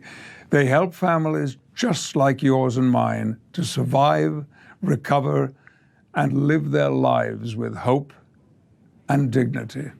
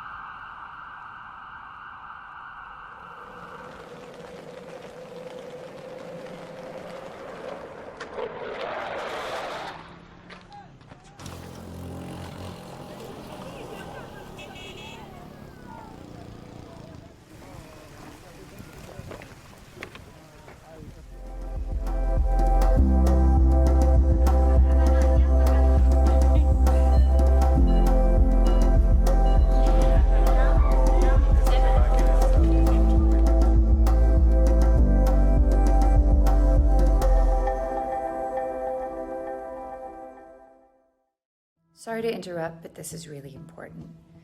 I know you've seen the headlines. Around the world, 100 million people have been uprooted from their homes, their schools, and their lives, fleeing violence, political instability, and the effects of climate change.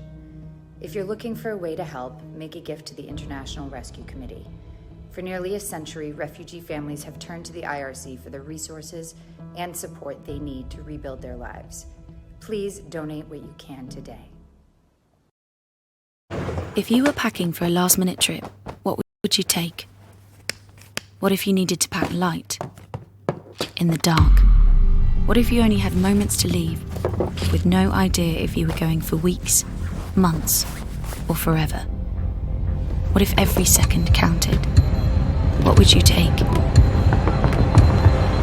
What would be left behind? Every minute, conflict and disaster forces 20 people to flee their homes, with only seconds to make these impossible choices. یک کالای اشتکار گرفتیم، یک مقدارش را دیگه کمونیم گرفتیم آوردیم. اینقدر وقت نداشتیم. ایسا آمده سنگر استوای پایان میزد یا بالا تیارم میزد امکان نداشت که باز ما چیزی خدا چی رقم میتونستیم که توسعه نبودش. ما حسنا نحصل كم شغلات اللي مستمرة الدنيا صيف الدنيا شتاء شلي سنة كنترول صيفي وتحته هذا صيفي داخلي. يتخليني أمبر كده نقولي حاسكم تتقارنكو سئلة نايليتي تخليني مسوسعه رأسنا حلفة بقرنا تمن بقرنا جامة ذي بليزيا أو ذي منشي. We can never replace what was left behind, but your donations can help create a new beginning. Donate now.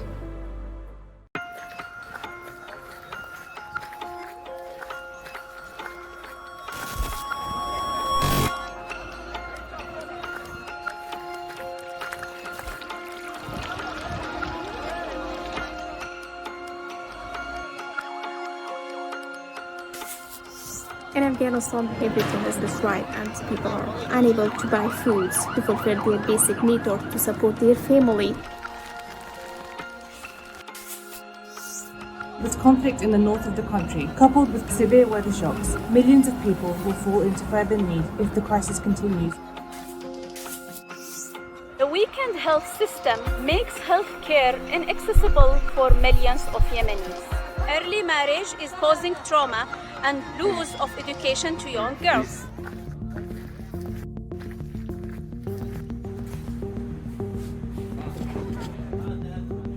The IRC provides primary health care, Water and sanitation, Access system, livelihood assistance, education, nutrition, and protection services.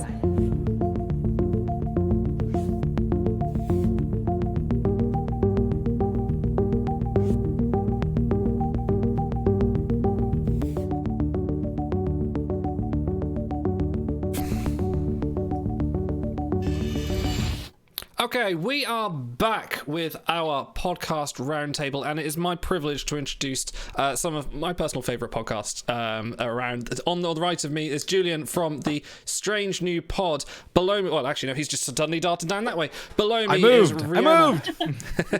For Rihanna from the Duras, one of the better half of the Duras sisters, shall we say? Oh. She's not listening, is she? No, that's fine. And to the right, we have Dan from It's Got Star Trek. Dan, are you with us? I'm here finally. Fantastic. I told you I was a noob at this Discord stuff. Me too. Don't worry. It's absolutely fantastic to see you guys here, and thank you very much for joining us, and thank you very much for helping us support the International Rescue Committee. It's a privilege. We have just passed $2,700, which is more than we raised the previous year. So this has been absolutely, this has been really great. If anyone still wants to donate, the donation link is bit.ly/TrekTime23.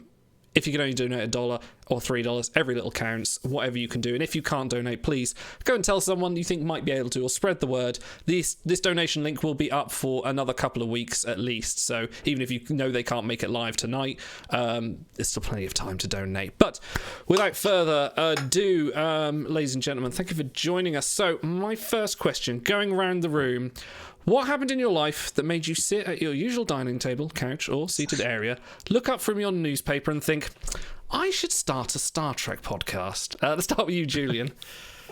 Yeah, so this is actually a really easy question. I was already doing another podcast, and, Captain Pike showed up on Discovery, Mr. Anson Mountain himself, and I said to myself, if they greenlight a Star Trek show with the Enterprise again and Captain Pike and Una, I'm going to start a Star Trek podcast. It was a dare to myself. Well, Paramount called my bluff, and they greenlit the show, and here we are almost 3 years later. So pretty easy. Yeah, it's awesome. I love doing it so much. Thank you, Captain Pike. Yeah, seriously. Dan, how about you?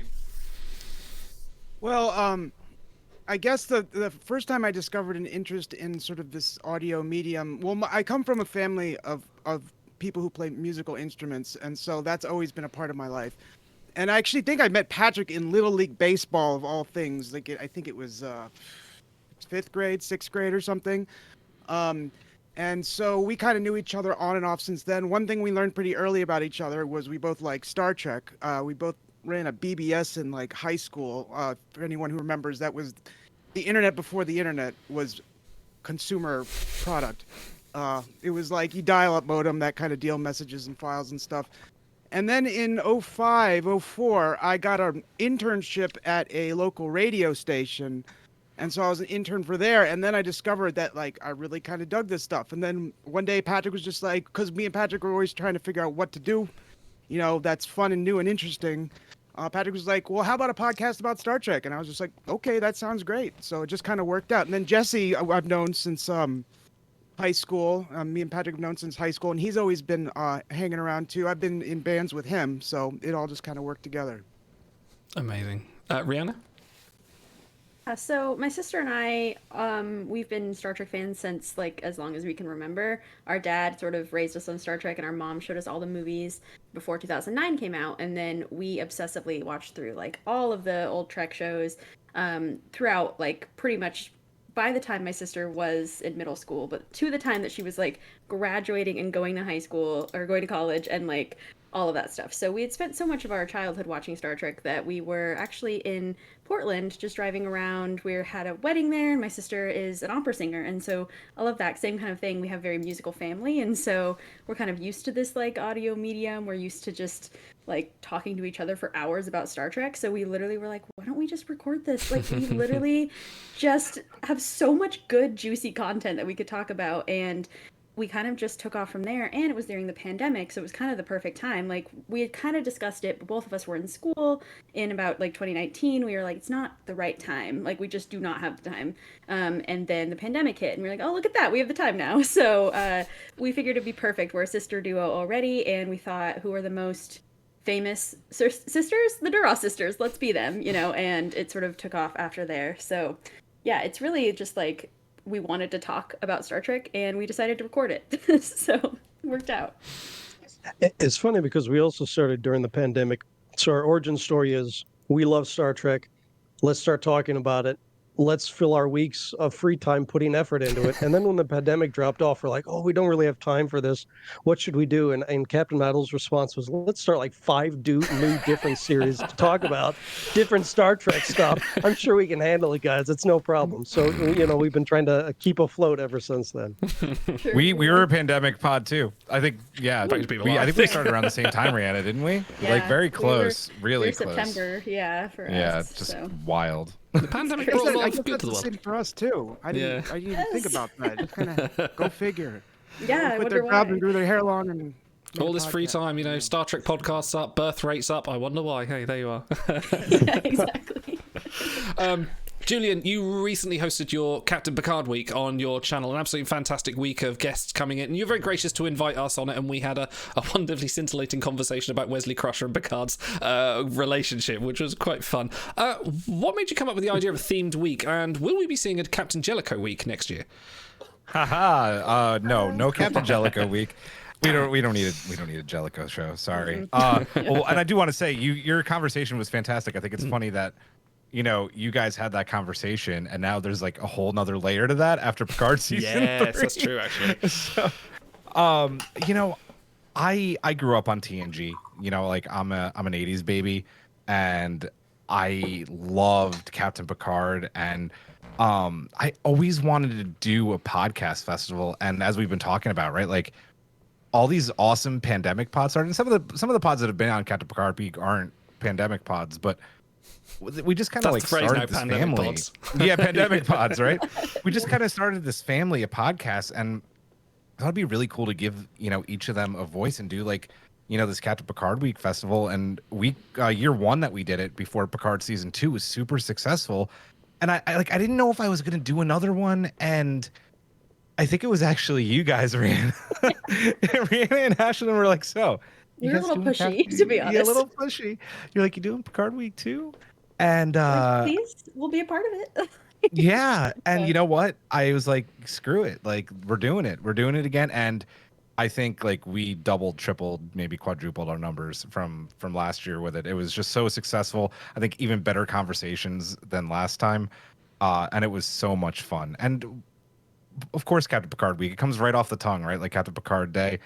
We are doing another festival next year. co-hosted by the Duras sisters. We're doing the Last Days of Disco, which is going to be a 1-week tribute to Discovery. Such a good name. Yeah, such a good name. That was probably the hardest part, was coming up with the naming. It was. honestly. There was a fierce vote. So, Yeah. but that is going to be our 3rd ever podcast festival, and we are delighted that Rihanna and Ashlyn are helping to host that with us. So. You can only do it though if you're wearing big afros, flared trousers, and there's a disco ball in the background though. That's Yes, it's with got to the be the disco Bee Gees on. I did put sparkles on Discovery's saucer section for the logo, Nice. so there are sparkles, and there might be a disco ball behind me next year. So fingers Awesome. crossed. But sorry, not sorry, Jellico. My bad. Yeah. No, you don't want a 4-shift podcast anyway, so. No, don't need that. No. All right, Dan. Honest to God, I have never laughed so much, and this is my personal taste, but I have never laughed so much as a podcast as when I first tuned in and you were doing your Shadow Play episode, and just hearing the constant phrase like hologram, some kind of hologram, and just I had to pull over the side of the road because I was crying with laughter. I had to stop. So like, how sick of that sound clip, like especially the Chief O'Brien one, are like Jesse and Patrick, or do you think like Cyril Lofton's prepubescent tones never get old? I think that they personally bait me, honestly, during the show sometimes. I think they purposely say lines that will get me to play that line. And honestly, I don't get tired of it. I don't think they do either. So it was just that whole sound clip business. I'm not sure really why that started. I think it's because I got a new laptop and we were just thinking of ways to do it, to add another dimension to the show. It kind of coincided with around when Picard started, maybe a few episodes before. And like I said before, like I've always just really been into sound and music and stuff like that. And so I just think it's really fun to pull out lines and just sort of like, mess with them and stuff like that. So it kind of worked. But yeah, those were really serendipitous, those holograms and the Chief O'Briens, to have those to be the very first ones that I kind of pull out. And those are the ones that seem to stuck the most. That and Balana's on it. So yeah, Balana's on it. Yeah, so. It's got to take quite a good amount of work for yourself to get like all those sound clips out. You know, I put in as much. When we do our episode reviews, I'm like, we're just reviewing the episode and we're doing that. I don't have time to do all the cutting up. But like, do you get what's like? You put a lot of work into doing that. But do you get what's? It's called. I had to look this up. Sorry, I'm not that intelligent. I did do a bit of googling, but it's called semantic satiation. When you hear a word too many times, it gets weird. If you say like thrust too many that's times. What it's called. Yes, that's what. Yeah, semantic satiation. Yeah, I had to look it up.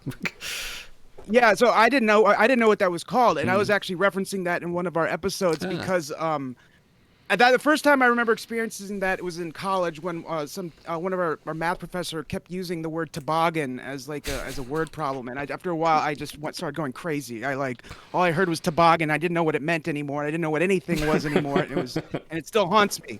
So yes, that happens, and that actually is kind of like the inspiration for one of like these mini game shows that we do, where we play a sound clip, where I play a really small sound clip, and you try to guess what context it plays within the line. So it might be just a small clip of Riker like laughing in a funny way or something, and you just play that 10 times over and over again, and then when you play it, the full clip with that sound included, it sounds ridiculous. It sounds like someone's cut in a silly sound. So yes, I do get that, and that's the inspiration for. I believe the current name of the game show is guess the context based upon the short portion of the sound. That's the name we came up with. Yeah, exactly, and it changes from week to week too. So yes, I definitely get that a lot, but I try to use it to my advantage. So. For me, it's the word trek. I've seen it and heard it so many times, I don't even know what it means anymore. We even called one of our series Trek, like a trek through Star Trek. Yeah. So the next one's going to be called Trek, something like that. I don't know. We keep adding a Trek every episode. A big donation from WRG Matt. Hope to see you on the WRG spot on next year's charity show. So thank you very much for the donation. Takes us over 2,800. Got to do another giveaway.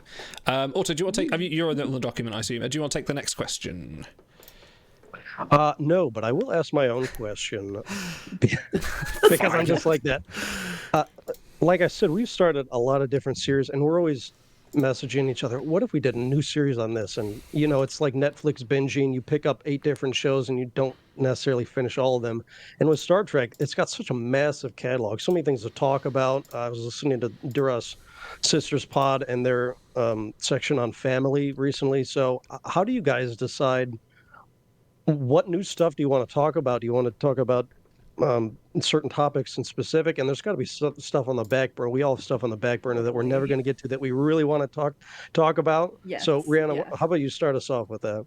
Yeah, you know, it's really fun because Ashley and I have a blast getting to decide what our series is going to be each time.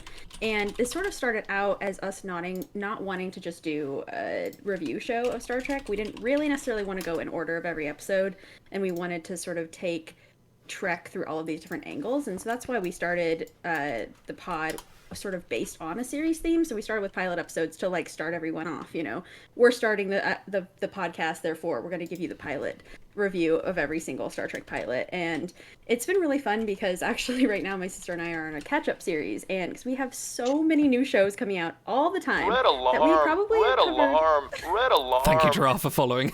Sorry, we have very inconsiderate alerts. I love it. That's a really great alert, actually. Yeah, and so we realized, like, we only have, like, 3 or 4 Strange New Worlds episodes up total, which is just not fair to the show, obviously. Like, that's the hardest part about not being a review show, is that we don't get to review episodes that are, like, new coming out each week. And so we have actually, our second series ever was Family, and so we are now going back and covering the family moments in the shows that we haven't like gone to yet, or we were just like, the show isn't out yet, so we have no clue, or we just don't have enough content. Like with Prodigy, we had to wait until, and we're glad we did, obviously waited until the entire first season was complete to do our family series. But yeah, I think for us the process is sort of just, we write down a gigantic list and then we each just switch off choosing the topic. I think really our only like hard no's are doing like really similar themes back to back. So when I chose villains, Ashlyn was like really wanting to do Mirror Universe, but we're like, we can't, like it's just too similar and we'd be talking about basically villains again. And so we're gonna wait to do Mirror till it's like we have some palette cleansers, and we try to do themes that are feeling really different. Like it kind of works out honestly, because sometimes I'll choose a really dark theme. Like I'm like, let's talk about like, I don't know, let's get into villains, or let's talk about family or something. And then Ashlyn's like,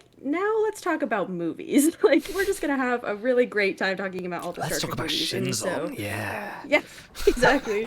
Which is great, because that means we can hopefully talk about this new Section 31 movie, like add it to our movie series. And so this is the joy of like doing the podcast the way we do, is that we're always adding on to our new series, and we're always like, okay, you know, we're gonna cover Picard time travel because now it happened. But when we were on our time travel series, Picard season 2 had not come out, so we were like, there's no time travel yet. So it's been really fun, and we just finished up our holodeck series. Now we're catching up and just doing kind of a lot of housekeeping of like, we're just gonna go back to the beginning, cover all our series again on the stuff that we missed. So it's gonna be really fun, kind of chaotic right now in this transition period, but we love having themes. It creates such a fun way also to have guests on, because like you literally can only, you of course can watch the entire episode, but we have these massive watch lists. Julian knows, he's been on our pod. Like we literally, for our first Officer series, we're like, here's like 15 episodes for you to watch about Riker. Enjoy, like have fun with your full-time job. Which wasn't a problem with me. Like Yeah. I love any Riker. Any time to celebrate this man is. It's perfect. Exactly. We figure people aren't going to complain about getting to rewatch Star Trek, so we always make our watch list like very intense, very deep. We like to do really deep dives and stuff, and it's really fun to see our guests be like, it was so frustrating only getting to talk about like the 2-second family clip in this entire episode. I'm like, yeah, that's how it goes. Sorry, like it's best of both worlds, but we're not talking about that. Like, so it's just really interesting and a fun way to look at it for sure. Awesome.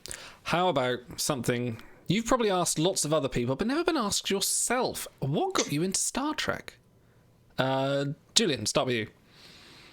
What got me into Star Trek? My mom had it on the television.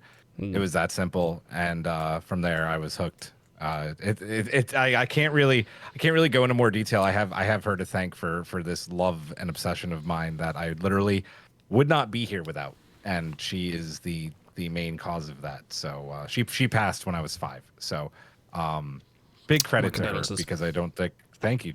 I wouldn't have had it without her. So I know that's a very simple and boring answer, but Not boring at all. We had the same conversation when we had a chat with some of our subscribers, and then literally 80% of the answers were, "Oh yeah, my dad, my nerdy dad sat me down and sat and watched Star Trek." I was like, okay, this is probably the familiar theme. How about you, Dan? What was the catalyst into you going, wow, yeah, I like this shit?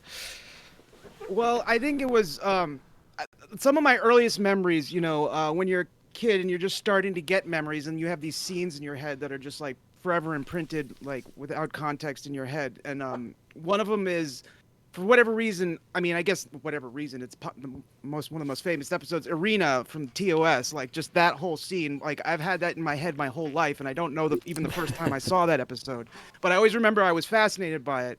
And then vague memories watching Nickelodeon and seeing the animated series. But really, I think I'm also TNG is where, yeah, for me as well, is where I really got into Star Trek, because that's when the family, me and my mom and my brother would get together, and we would eat dinner in front of TNG, and it's just like, I don't know, it just there's just really warm memories about like that whole experience, you know, and yeah, and since then I just was after that I was just hooked, and I just kept watching more and more and more. So it really began a long time, but TNG is really what got me back into it. I remember even hearing the first ads for TNG when it was first coming out. And I was like, oh, neat, more Star Trek. And that back then I was like, I'd watch it here and there as a kid. And then the TNG came, and that just like, I was in it from there on out. So.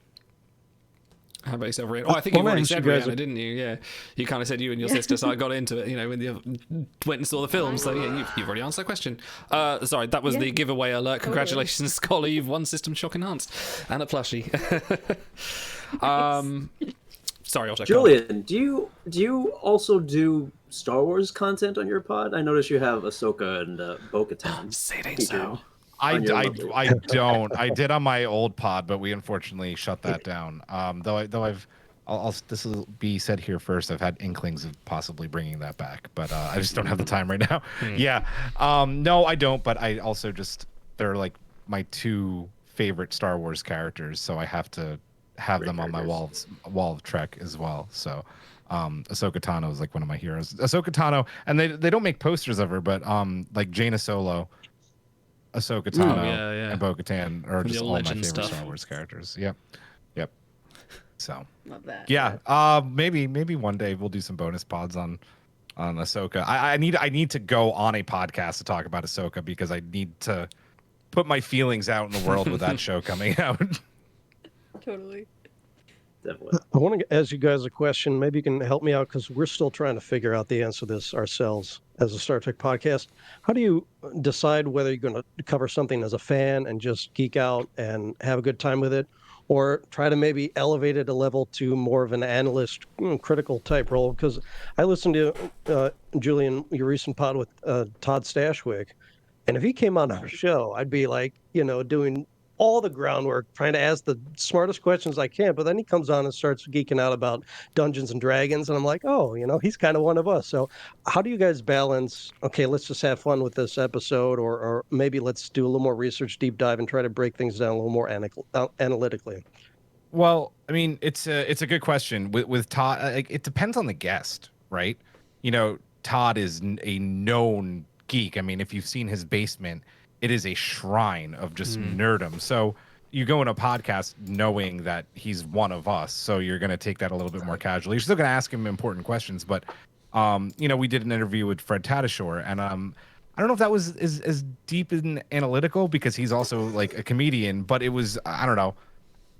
I just don't know. Like, we have an episode coming out. This isn't an ad, but this is my best example. Oh, no, feel free. Right now. Promote. We have an episode coming out on Thursday where Eric and I interviewed Freddie Weidman and Stephen Barton, who did the score for Picard season 3, and that's very, I would say, analytical, because we're really going in and talking about the music. But I think there's always a happy medium where you could do both, where you could really deep dive it and be analytical, but still have fun. I think when we don't have guests, actually, is when we deep dive and get more into the analysis, and we're not always kind, and I think we're kind when we need to be, and we're critical at the same time. So it just depends. It just depends on the episode, who's on, and what the subject matter is.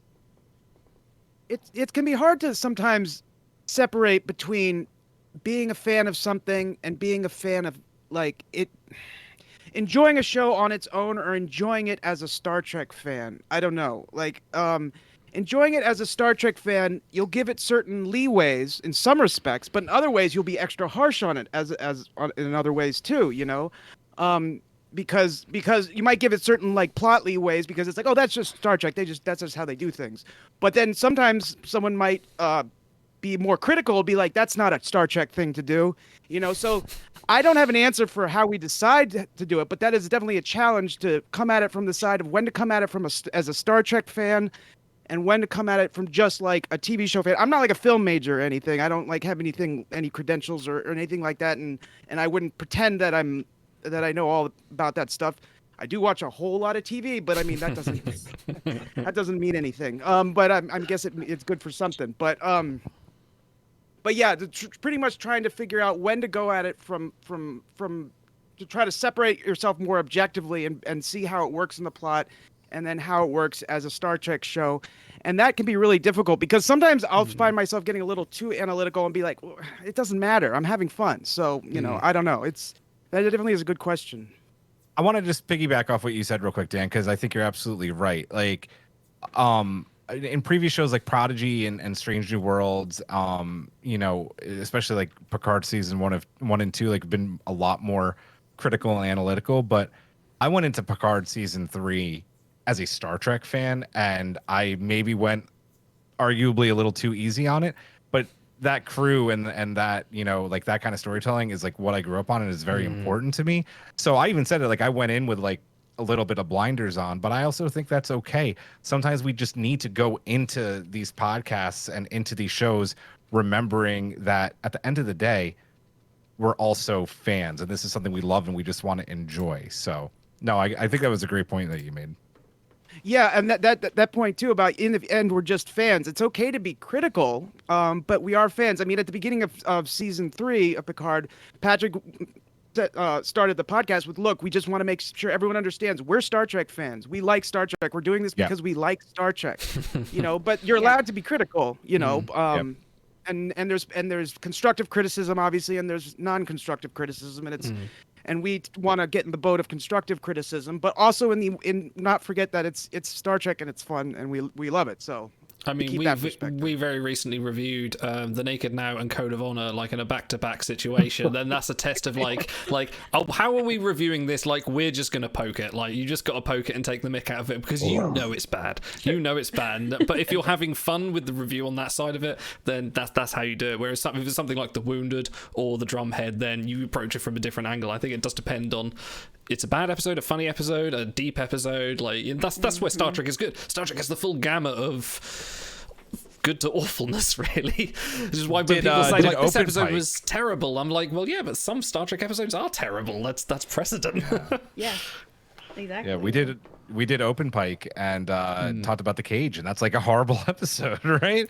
But like you could have fun and still be very analytical, and we had a blast tearing that apart. I'm torturing Julian. We all agree that we absolutely love the cage, so I don't know what you're talking about. Okay, what the cage is so bad. But there's a lot of good bones in the cage. Yeah, is what we basically. Okay, there are. Yeah. There's some good things about the cage, but there's a lot to be said about sharing experiences and learning from other people's point of view. Shai, we're so glad to have him join us in the last year because he knows what it's like to be in front of the camera. He has a lot of insight on directorial choices, that kind of thing.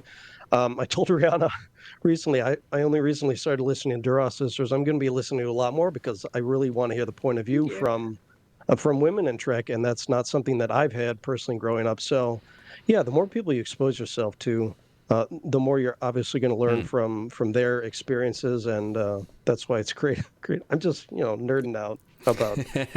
I think what's interesting, hanging out with other Star Trek nerds. Usually, I'm stuck with Captain Idle and Shia Point, and that's all I have. So I love listening to other podcasts. Like you mentioned, women in Trek fandom. Like I listen to the Women at Warp podcast. Oh, we love them. Quite a bit. Yes. They're great. And I can only assume you have a rival podcast named the Delaney Sisters, right? Like, you guys just face off. Please, Is some there not? sisters start that because we I would want one. love that. Yeah, we didn't even think about the Delaney sisters when we were thinking about famous Nobody Trek thinks sisters. of the That's Delaney awesome. sisters. Yeah, I think it's really important what everyone was saying about, like, it also really depends on the show or the episode that you're covering. And for us, since we're covering like whole shows through a theme, it just depends, because I feel like that's sort of the beauty of having more than one host, you know. And I have so much respect for people who can just like host a podcast on their own. Like that's so daunting, and I could definitely not do this without my sister. And I think that it also helps just to create like a really different balance. And we kind of joke that I'm definitely the more like, I had a philosophy minor, like I'm an English major. I'm very much like really want to take the deep dives, really want to get analytical and serious. And my sister can get that way totally, but she also will just be like, what? Like, now let's laugh and talk about this hilarious moment. And so it's perfect. Like, it really makes the podcast kind of this like perfect balance, because we call ourselves a philosophy podcast, and I think we definitely do those deep dives, especially if we're talking about a series like Family. Family is insanely intense. Like, Star Trek characters do not have happy families, and so we're obviously going to be talking about a lot of trauma, a lot of like really serious stuff. But even in our like most serious family episodes, we'll still be cracking up about like Riker being like, wild girl of the woods, you know, to Kestra. Like, there's still some really funny moments that you can like pull out of it. And so I think it's nice to have a co-host who can be silly and who we can like, plus we're sisters and we have so much like just chemistry from being literal best friends since birth, that like we just know sort of the theme and the vibe of the episode going in. If we're like, this is going to be pretty serious because we have like 5 really heavy hitter episodes, then like, yeah, the tone's going to be pretty dark and we're going to be halfway through like, are you guys okay? Like, drink some water. This is pretty serious, you know. But I think too, it also depends, being a Star Trek fan versus being like a Star Trek critic. You know, I think that Ashlyn and I have kind of a difference in what shows are our favorite. I'm a Deep Space Nine person for sure, and she's definitely more TNG/Voyager. So depending on the week, and obviously we love them all in different ways. And sometimes TOS is my favorite show. Like, it truly depends. But I think also, like Julian was saying, the blinders do come on for both of us in different shows, but the other person doesn't really have that. So it works out great, because I'm like, I love everything about like Move Along Home, even though it's an awful episode. I still love it. I treasure it because it's Deep Space Nine and it's like funny and just like Where are my not Clompies? war oriented. Like, Ella Moraine, Where's the let's third go, shot? you know. Don't do it.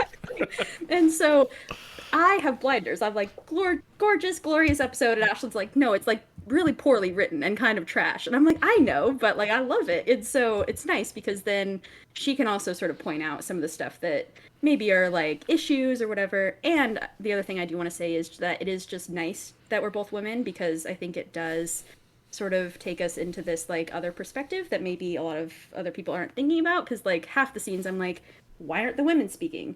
Where's Troy's lines? Why is she just saying, I don't know, half the time? And so it's really important, like, that we did our feminism series.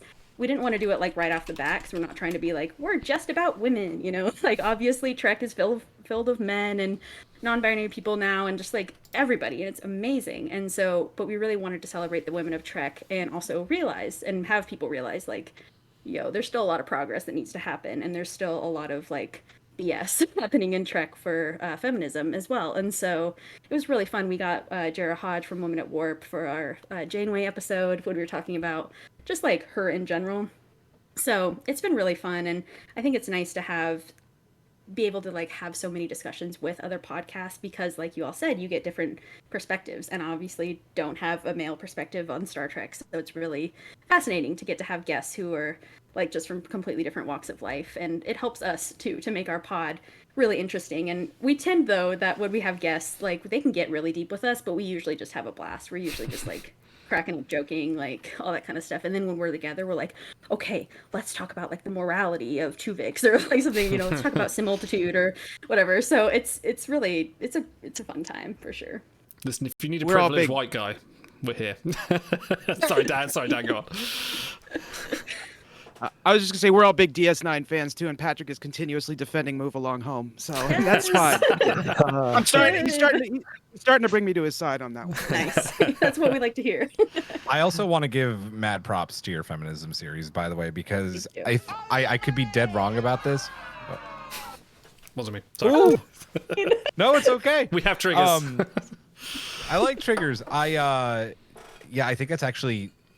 I think it was a series before that I started, but I'm just gonna say it was the feminism series that I started with you guys on, and you're one of like 3 Star Trek podcasts I listen to. So, but you know that. Wow, honored. Yeah, thank you. You And definitely. it's fun I mean, too because there's yeah, sorry. like not a lot of all women pods. Definitely more. I mean, Women at Warp. Jera was saying when they started, they were the only like all women Star Trek podcasters.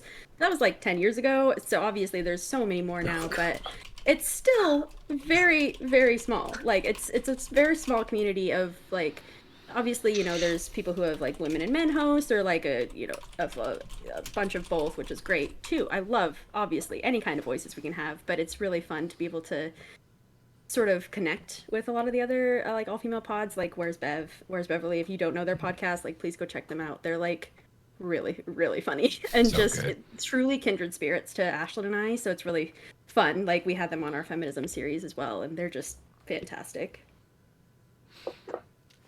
I had a point and I forgot what it was.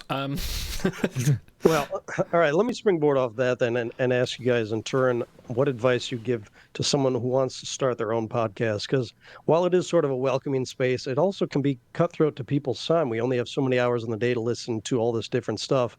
And we're all kind of, in a sense, competing in the same space. So, Dan, if someone wanted to start their own, would you say it's a lost cause, or has the journey been worth it just for the friendships that you build? Well, I guess it defines what you're looking, what lost cause is defined by, and like, you know, what are you looking to get out of it? It is very specific. Red alarm. Thank you, Dexter, for following. Sorry. It's a very specific and but worthwhile and close-knit group of people I've found, and it's been awesome finding this circle of people. If you want some sort of basic advice though, like, stick with it if you really are serious about it, stick with it for a while, because there's a million podcasts out there and a million people starting podcasts, but not millions of people continuing to do podcasts. So people are going to probably look with some skepticism if you only have 10 or 20 episodes. That's fine. Just know that you're going to have to get like a cachet of episodes stored up before people are going to start taking you seriously. Also, it's my opinion that you should always try to do it like, everyone has their method, but we've always tried to make it a point to release it at the exact same time every week, just so because people also need to know what to expect, you know, and like when to expect it, and just have something to rely on. We're still hooked on that, like, it's 9 o'clock, this is when the news is on, this is 10, you know, people still want their schedule. They like to know, like, oh, it's Wednesday night, People are creatures of habit. Yeah. True. Yeah. But yes, to answer your question, yes, it's absolutely been worthwhile. I loved it, and it's given me, like, you know, just it's been a great outlet, and even saying it that way feels like it's kind of undercutting it in some way, because like it's just to say, oh, it's been a great way to blow off steam. Like, no, I mean, it's really been meaningful in my life to be able to do this and connect with people in this way and talk about what I love and you get to do creatively what I like to do too. It's a lot of work to do the audio stuff like you asked earlier. It is actually a lot of work, especially when the new episode comes out Thursday and we have to do something Friday night. I generally watch the episode, watch it a second time, taking notes, pull out the sound clips, which the sound clips alone take anywhere from 2 to 3 hours, depending on how, you know, how I'm feeling that night about how whatever the word is. But it's worth it. It's totally worth it because it allows me to be creative too. So yeah, I've loved it, you know. I think like we've approached it from the, you know, when we started like years ago as Timelines Talks, we were just doing like Star Trek timelines. That was our thing because that's what we did. But we came from the approach of like, well, we all get on along really well. We're enjoying this, even if we have like 2 viewers, 3 viewers. We're still going to do this because we're enjoying doing it, and that kind of carried on. And we have a fair amount of like anywhere between 15 to 50 viewers. It just depends on the week, the content, and the mood. But it's enjoyable, and it is enjoyable getting that feedback. But I think like we always have the opinion of, like, we've had a great show, I've had a laugh, I've enjoyed myself, I'm satisfied, this has been worth it. And I think if I'm a musician myself, and I feel like I do things for other people's enjoyment, and if I get the feedback from that kind of enjoyment, that makes it better. So I always like getting feedback from people, and people saying like, oh, I enjoyed that, oh, this is really funny, or like, and on the flip side as well, people saying like, I don't think that worked, I'm don't find that. Okay, no, I'm listening. We need that kind of stuff as well. But I think it's definitely me and Auto and Stars and Shy all sitting down together and just being idiots for a couple of hours. Yeah, exactly. Me too. That's putting it nicely, by the way. Yeah, I came to the podcast as a listener, and Dan, you were talking about consistency. Like every Wednesday at 3:30, I knew I could tune in and fall asleep. Get lulled to sleep with their voices for a nice afternoon nap. And so it was a nice consist. But I would wake up and hear some nice fun content later on in the podcast. So yeah, I was going to say real quick, when we switched, we used to release on Saturday afternoons, and then we switched to Mondays, and that actually our downloads took a hit from that transition. They came back, but it just goes to show you it does make a difference even when you just switch times. So anyway, I would also say, especially with like, I think there's some crazy statistic now about how many podcasts there's going to be in the next like 10 or 20 years. It is quickly overtaking radio. It is insane how many podcasts there are. The most important thing I would say is have a theme. It's totally cool to say, hey, I want to do a Star Trek podcast, and then if you want to just go and do TNG and then DS9 and then Voyager, like you could do that. But this is maybe going to come across as harsh, but there's already a ton of Star Trek podcasts that do that. Have an idea, have something unique. Like I started this because I wanted to talk about the Enterprise and I wanted to talk about Strange New Worlds. And yeah, this pod evolved into something a lot more than that. But at the end of the day, we always do come back to Strange New Worlds. Like we just did the teaser breakdown. And that's, I think, why a lot of people still follow us, is like we are, we are a Strange New Worlds podcast. So have a plan, have an idea, make friends. I think some people do sometimes think that it is a competition. It's not. Like I don't see myself like competing with other pods. Like I'm a competitive person by nature, so sometimes I'm like, oh, like their numbers are better than ours. But like at the same time, we wouldn't do things like Captain Picard Week if it was a competition. Yeah. It's about building a really strong community and be a part of that. Reach out, ask for advice, ask for help, ask to guest. The best way to gain traction as a podcast is to go on other podcasts and do that. Ask the community. 99% of the time is one of the most welcoming communities in fandom. So have a plan, have a theme, reach out, build a community. Except those Delaney sisters. Screw them. Screw the Delaney sisters. Yeah. Yeah, I think those are all excellent points. And another thing I want to mention is like expectations going into the pod. For my sister and I, we literally were like, we don't care if no one listens to this. Yeah. And we're not saying that just because now people listen to us. Like we legitimately did not care. Because it's just like, we wanted to do this, and if it brings some people joy, even if it's just our mom, like, great, and she is our first and probably our largest supporter, which is awesome. And of course, like, we love our mom. We are so here for her. But, like, we also have people from, like, international fans who have literally listened to our pod multiple times through, which I can't even fathom, like, listening to my voice for that long, but that's amazing, that people love us that much. And I think that it really comes from a place of like, we just wanted to create something awesome, and we're so glad that people like it, and we're so glad. And I think it's also about not compromising once you like quote unquote become big or become like bigger, compromise what you are as a pod just to like, okay, cool, well, we didn't like this certain episode, but let's not drag on it because other people liked it. No, like, you do you, because otherwise you can't just cater to everyone. You got to be yourself. And I think a lot of the times with my sister and I, like, we will accidentally go on 10-minute tangents about Janeway in a Deep Space Nine pod because we love Janeway. We're like really obsessed with Janeway. And we're not taking it out because it's a Deep Space Nine pod. We're like, sorry, we talked about Janeway for 10 minutes. Like, if you don't like that, whatever, skip for that. And so I think also what we sort of realized coming into it is that, like, exactly what Dan was talking about. It's also just waiting and waiting for those numbers, taking like a lot of time to maybe not get a lot of results at first, and that's totally fine. Like, I mean, Ashlyn and I do all the editing, everything. It's just the two of us, like all social media, and it's exhausting sometimes. Like, I'm gonna be honest, like there's some days where I'm like, I literally editing this podcast sounds like my worst nightmare. Like, I do not want to do it. But then you take a break, you watch some Star Trek, you come back in an hour, you're like, okay, I can do this now. It's fine. I'm over it.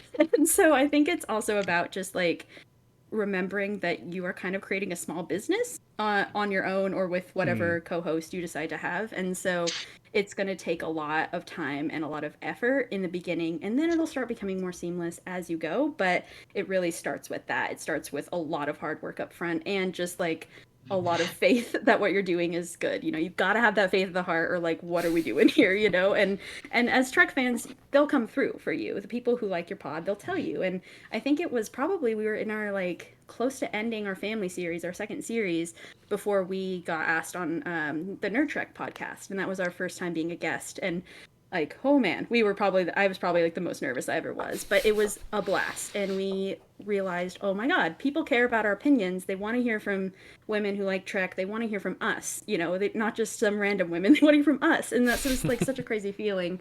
And exactly agreeing with all what you're saying. It's just, yeah, trusting it. And if it's a lost cause, well, then I'm the Quatmalot. Like, I don't care. I'm gonna be fighting for it forever. Like, I love it. I love Star Trek, and it honestly, this podcast has like really helped with my mental health and like just being around, having something to get out of bed for. You know, I think that right now I'm unemployed, so it's like been a really tough time financially and all this stuff. But when I'm like unemployed on a Tuesday with nothing to do, I'm like, I can also like make a bunch of pod content, or I can literally have like a 4-hour meeting with my sister about the pod, where it's only really a meeting for half an hour and then we talk for the other 3. But like, it's just, there's something about the podcast community and the Star Trek community that like actually makes me want to get out of bed and makes me want to like create and try new things, even if with I'm scared or anxious. Like, it's just incredible. And so even for that, that's like worth it to me, is because this community is so amazing, and I'm sure there's other amazing podcast communities, but Star Trek feels like the top to me. Like, it just feels like I've made some of my best friends from this podcast community. So yeah, just trust in yourself. Yeah. Just to touch on what Rihanna just said earlier about time, make sure you have the time, because even if you're just starting or you're, you know, a more established podcast, it is a lot of work if you're not just going to throw it right up onto the internet, right? Like this past week, for example, like was a full-time job. Or 2 weeks ago. Was it 2 weeks ago? I don't know. This week with, you know, because Strange New Worlds is our thing. It was the Picard finale. You know, we recorded our episode for next week because that's when guests were available. So it was a full-time job. It really is. And, you know, most of the time, 9 times out of 10, podcasts ain't making you any money. So it is a labor. It is a literal labor of love. We do it because you love it.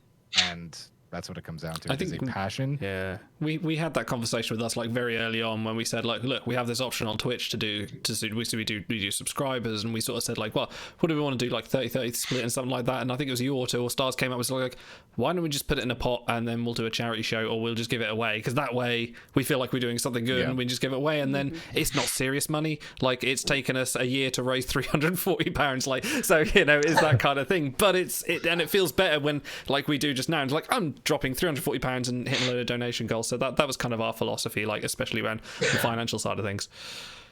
Speaking of donation goals, a couple have come in. One from It's Got Star Trek. Dan, if that's you, thank you very much. One from Cranky, who says, I haven't donated in a while, so ... Thank you, Cranky. A big one from Smock Telly Helly, who says, live long and prosper. Yeah, just to put a bow on this topic, no one asked my opinion, but I'm going to share it anyway, because that's what podcasting is all about. At first I thought, well, yeah, the view count started to grow. Ooh, well, what if it's about views? What if it's about money? Can we make something like this sustain? And I realized quickly that it wasn't actually about any of that. The best stuff to come out of that, I had my friend Stars and Garters Finn, who's one of a regular host, came to my place. I got to cook for him. We got to sit on the couch and tear apart terrible Star Trek, just busting a gut. And I'm like, if it wasn't for the show, I would have had to make the weirdest Craigslist ad ever to get that experience in my life. So I'm glad that I got it that way. And then events like this charity show, the print behind me for my late pet was given to me by 2 of our viewers. So it's like there's such an outpour. That Star Trek community is just the best. Like you said, Rihanna, everyone is so generous. And I have this cross stitch. It's one of my favorite things. It's so That's good. awesome. I know. I have a little. That's awesome. So bad. Yeah. That's awesome. That's like one of my treasured possessions, and that's from one of our good friends who comes and does like Star Trek adventures with us. So, it's things like Epic. So yeah, if you do end up starting a podcast or just a small group to talk about the stuff, the rewards that come will not be numerical. They're going to be really cool stuff from people that love the same things that we love. Totally. Thank you for coming on to the podcast, you guys. It's been an absolute pleasure. And like you say, Julian, it's about reaching out and sharing with other. We're not in competition. We're all loving Star Trek together. So, no, Dan, thank you for joining us. Rihanna, thank you for joining us. And Julian, thank you very much. Thanks for having me. No, you're always welcome anytime we it. do this. So, we're going to play some What the Dub. You guys are welcome to stay and play some What the Dub Trek with us. It's insane. If you've got a bounce, you've got a bounce. That's absolutely fine. But I think I need to assemble the Trek Time horn and get the other guys back in here and blow the horn. I'm going to very quickly go to the toilet and then we'll play some What the Dub. So much information. Curious, I do podcast. Do you announce when you're going to the bathroom? I mean, I do. Sometimes in the middle of the night, I wake the wife up and tell her, and she gets very annoyed. It's like, darling, come on. I mean, Eric have to go. Eric eats ice cream on our pods. He's having a great time. He's having the time of his life. Oh, one of my favorite moments. They were recording live. They're doing a live stream. And I just moved, so I was in the wrong time zone. I didn't realize it. I come on and start eating potato chips into the microphone. And they're trying to have a serious discussion about one of the movies. And I'm like, wait, are we live? And they just lost it. They're like, yes, you idiot. We've been live for the last 40 minutes. I thought he was doing a bit. Like, I thought he was doing an eating bit or something. I was like, okay, he's got Just some enjoy comedy your thing going on. chips. Yeah. That's phenomenal. Wow. Well, the best is when you're trying to open like a chip bag quietly, but of course that somehow makes it louder. I don't know Yes, when you're exactly. very... The chips know. They always know. Yeah. For us, it's the mechanical keyboards. They love to clack away on that. Well, there's nothing to be done about that because you have to have a clacky keyboard. That's yeah. Essential. I have one. Professionalism. No, yeah. Idol could have put out a video of Patrick Stewart talking about our charity, but let's just vamp. Everyone in stunned silence. Do I really need that much attention here? Right, let me boot up Steam. We'll get this going. Asking that as if you don't love it. Shut up. Do you know what I can do now? I can actually open a beer because this is the final leg of the show. We're in hour 9 now. Hour 9, and we are nearly at $3,000. How's that been going for you? Parts of my body are shutting down. My neck keeps twinging and twitching, and I got about 3 hours sleep last night as well, so that didn't help. Mostly me just sitting there going, is it going to go all right? Is everyone in the chat? Is it going to be fun? Yeah, I waffle. Right, a little bit of setup here. Please talk amongst yourselves while I do this. I just need to check I've got the right if only we module. had a world-renowned knighted by the Queen actor who could tell us more about the charity that everyone is donating to. That's very true. Yeah, why don't I run a video? Let's do that. Here, Mr. Patrick Stewart, what are you doing now? Oh, not a lot. Well, run this video for us. Hello, I'm Patrick Stewart. Did you know that right now over 70 million people have had to leave their homes due to war and disaster? That's roughly the size of the United Kingdom. I can't imagine what it would be like to have to suddenly leave my home, where to take my family, how to survive, and most importantly, who will help us? Well, the answer is the International Rescue Committee. This wonderful organization was Albert Einstein's genius idea. They focus on the world's toughest places, Syria, Yemen, South Sudan, and deliver food and shelter, medical care. They also bring education and job training and work to rebuild communities. Please join me in supporting the International National Rescue Committee. They help families just like yours and mine to survive, recover, and live their lives with hope and dignity.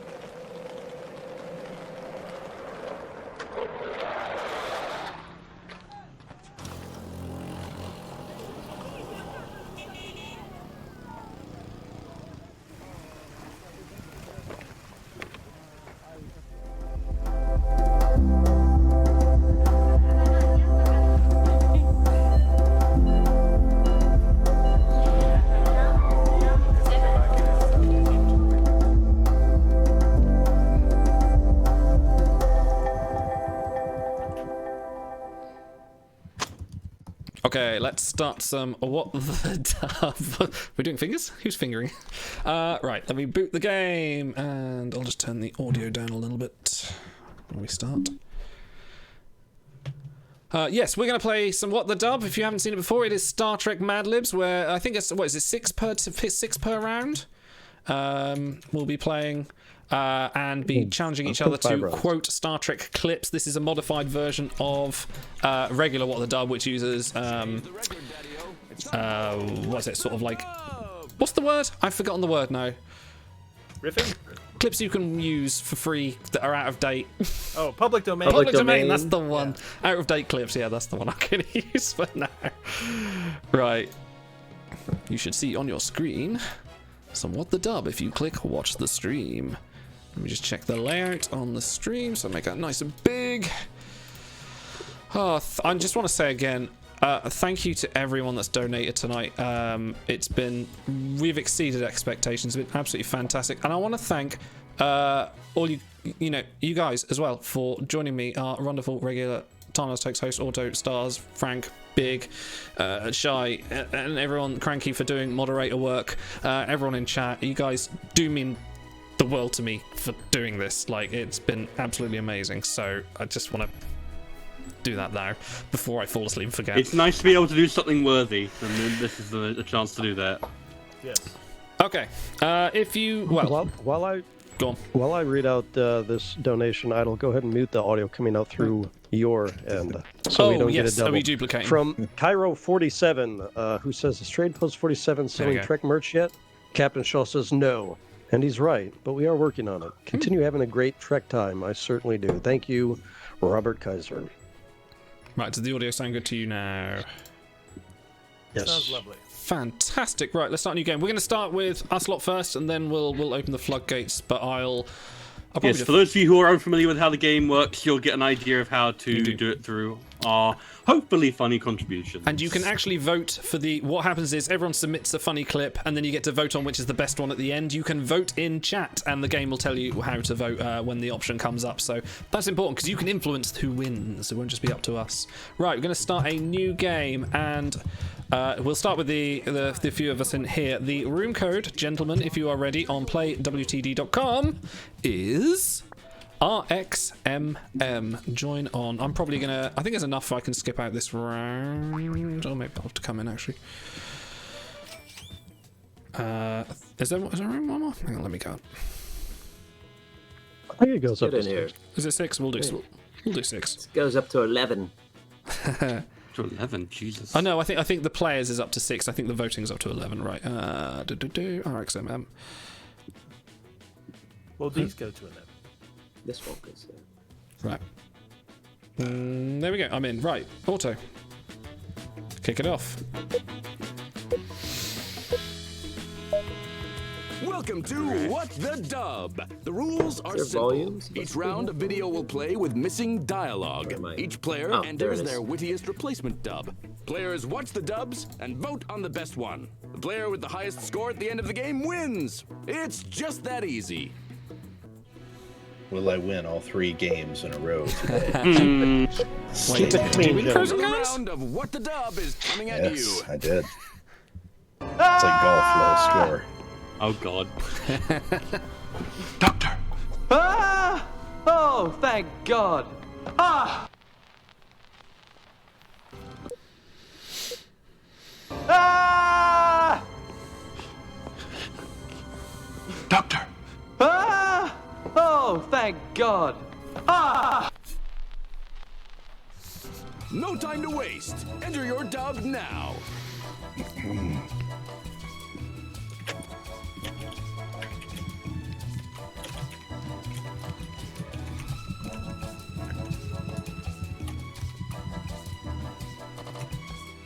I don't know why the audio's glitching like that. That's worrying.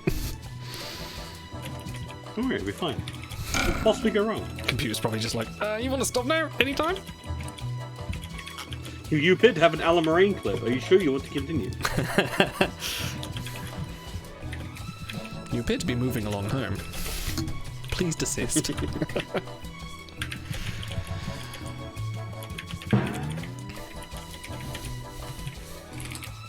I don't think we've ever done this with all hosts. Okay, who's typing the essay? All of us. I tell you what, 2 AM beer has never tasted so good.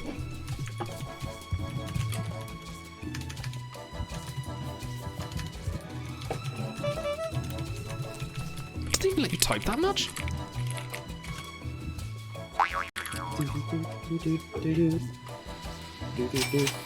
Has there ever been a stream that wasn't recorded by accident? Ah! That's what he just drank. Ah! Oh, thank God. Ah! I thought Frank was going to argue Star Trek 3 was an episode again. Yeah, Frank wrote that. Doctor. Ah! Oh, thank God. Ah! I was having a nightmare about an audition I had for Casper Mattresses right before this gig. Ah! This is the Max Headroom edition. Doctor. Ah! Oh, thank God. Ah! I thought I was going to have to keep this butt plug in forever. Wow. Okay. And we're off. We're starting. Doctor. Ah! Oh, thank God. Ah! I was just dreaming I had to do a segment on a POF cast called Pros and Cons. My opponent was a guy named Frank. He was unbeatable, witty, sharp. Okay, Frank wrote that one. Sure. Yeah, no. That was not. Doctor. Ah! Oh, thank God. Ah! Wait, do we even believe in a god anymore? Does the one still suffice? Shar-Kari, are you a god, Commander? Am I a god? Shar-Kari. Ah! That sounds like a shy. Callbacks. Doctor. Ah! Oh, thank God. Ah! I had a nightmare where we held a huge charity stream, but it was plagued with audio issues and the stream triggers kept interrupting our guests. Oh boy. I think my computer might be The message dying. is strong this round. Yeah. Oh. This is where it pays, folks, to watch a charity stream all the way through. Absolutely. All 47 Type hours one. we've been live. Type the number Yeah, in you get to chat. see of the one serialized that you want to jokes. vote for. Yeah. 1, 2, 3, 4, 5, or 6. Vote in chat. I mean, telling serialized jokes for a DS9 clip just that tracks. That's true. So yeah. What could be more appropriate?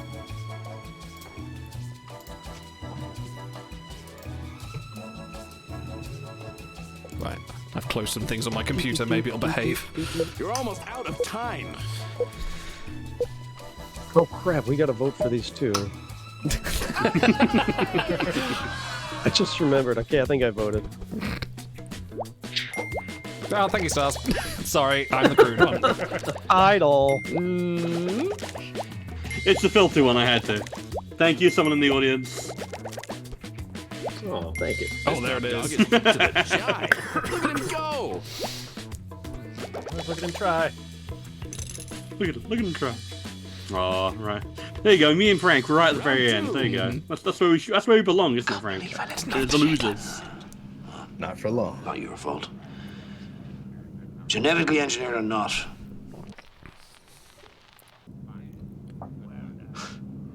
I guess. Let's get a drink in. I can't believe I let him get to me. Not your fault. Genetically engineered or not.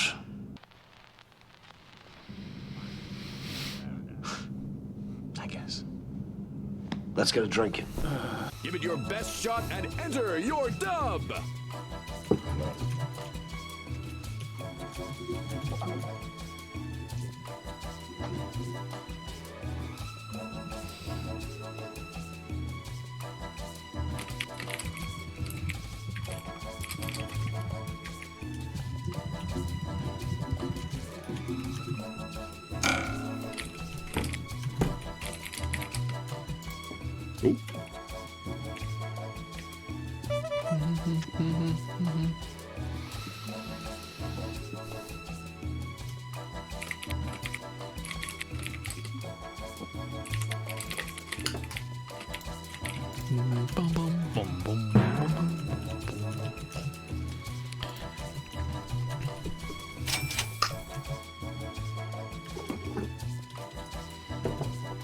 Okay, who's left? Big and Frank.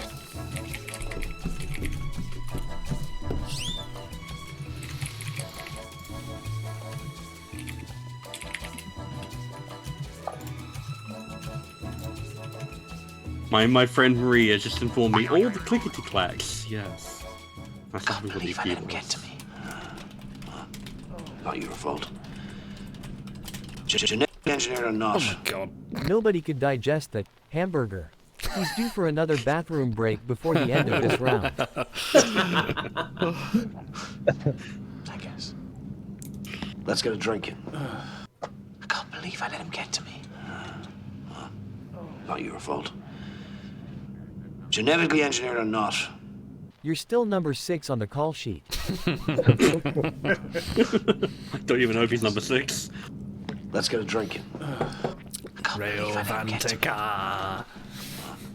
Not your fault. Genetically engineered or not. There was no way you were going to be able to fire back when he realized how little game you have with anyone not called Garrett.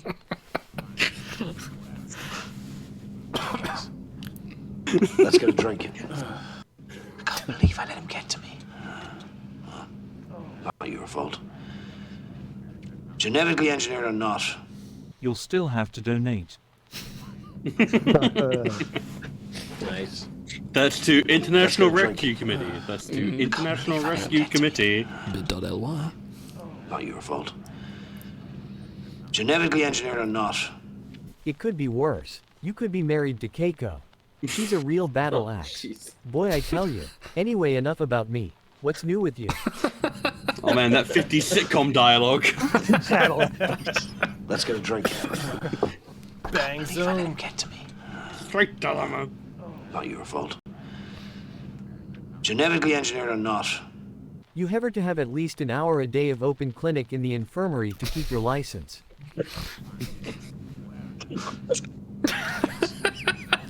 Let's get a drink in. Like a house reference? I guess. House MD? Yeah. See? Oh, okay. I like the disappointed face. He's just like, I guess. Wait, did I get booted? Did you? Were you just too idle too long on the on the app? It might have been idle too long. Yeah. Sorry, I shouldn't do that because you're the idle here. Don't be me too long. True. I'll get a seizure. You know, Idle that's by a name, fate idle worse by than death. reputation. No, we struck those rules.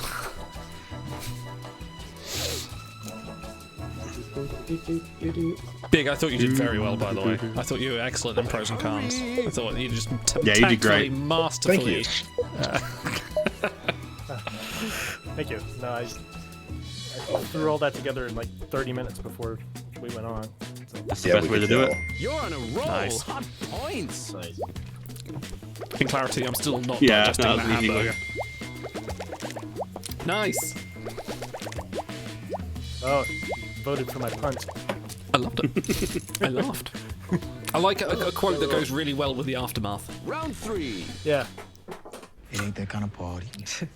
Every party is that kind Oh, of come party. on. Oh my god. My sister, man. Give me a minute. Oh, yeah. I was like, what the fuck is this? It ain't that kind of party.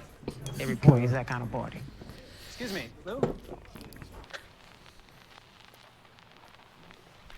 I'm talking to my sister, man. Give me a minute. Oh, yeah. Time to let your ambitions soar. I told you I'd find you, Shy. I would find you and I'd pun you.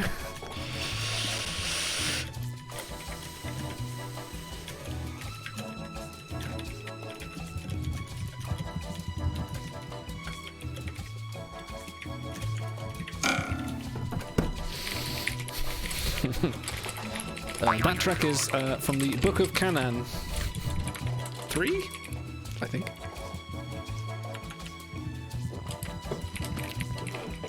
I even know Shy's character name if you want to know it. Well, now you tell me. Folks, we are a mere $60 away from the $3,000 mark. I know we can hit it before the end of the night, so if you want us to stop our terrible dad jokes, only $60 is what it will take. $60. Don't believe him. They won't stop. Actually, you know what? I actually haven't donated. I should do that. I'll do You that after probably this should round. at least a little bit. Every party is that kind of party. Excuse me, Lou? Have you heard of Trek Time? It seems like it would be right up your alley. Neighborino. Neighborino. Give me a minute. Oh, yeah. It ain't that kind of party. Every party is that kind of party. Excuse me, Lou? Did you know that tickets are available right now for Con the Musical? At conthemusical.com, starting at $25? I'm Jim It's Kerr. a happy look on his face. Strap in. Give me a folks. minute. You're a plug machine, Shy. It ain't that kind of party. Every party is that kind of party. Excuse me, Lou? I heard you guys were having that kind of party. My sister. Give me a minute. Oh, yeah. Sometimes it's the most It ain't that simpler kind of ones. party. Every party is that kind of party. Excuse me, Lou? Have you got a minute to talk about our Lord and Savior Brendel Floss? My sister. Give me a minute. Oh, yeah. It ain't that kind of party. Every party is that kind of party. Excuse me, Lou? Do you know when my $67 residual check is going to arrive? Oh, that's Shy. That's some inside baseball, man. Yeah. It ain't that kind of Very party. specific number. Every party is that kind of party. Excuse me, Lou? Did you know I'm the blackest member of the Trek Time podcast? Oh, God! My sister. Give me a minute. Oh, Who did that? I mean, it's Okay. Gonna make Shy unionize.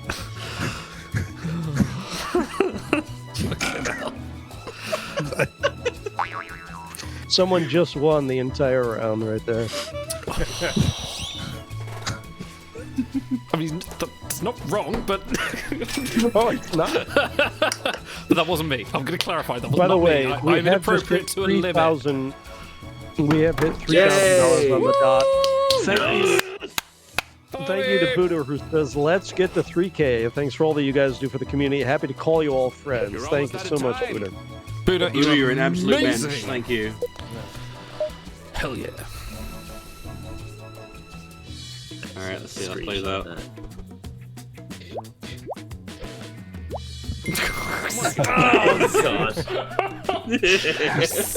Very good. Oh, It's thank you true. guys.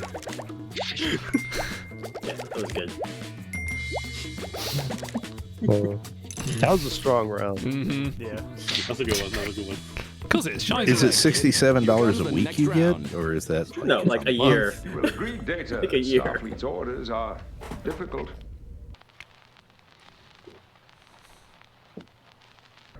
As simple as that. You will agree data that Starfleet's orders are difficult.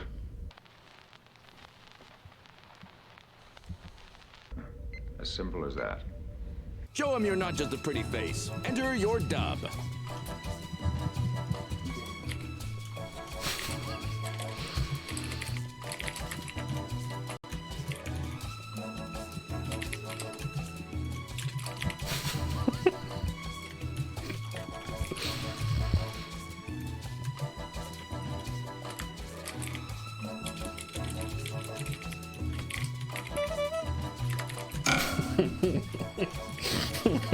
Sorry.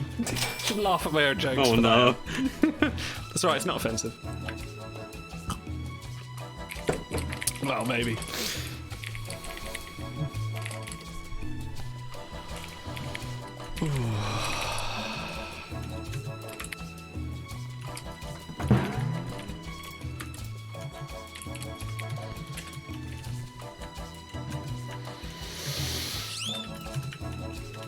God, you know what? This has been Another donation from Cranky, who says, "Take my money. Seriously though, amazing show today, guys. Really well done. Now you have to make it even better for next year. Love you." Thank you, Cranky. Oh, no pressure. Start planning now.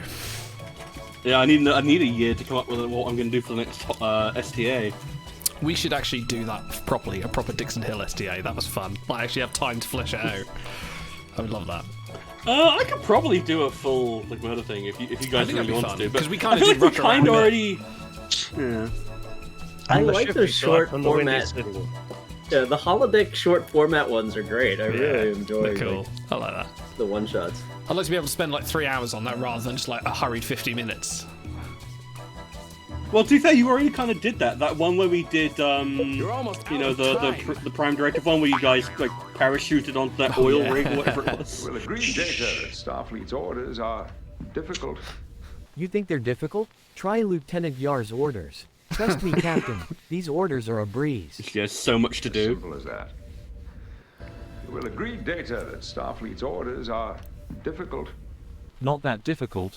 We just have to determine who glued poisons together. Simple as that. Will agreed data that Starfleet's orders are difficult. 3 bananas, half a litre of Kai jelly, and an interstellar Guys, jellyfish. Kai jelly. It could not be simpler, Captain.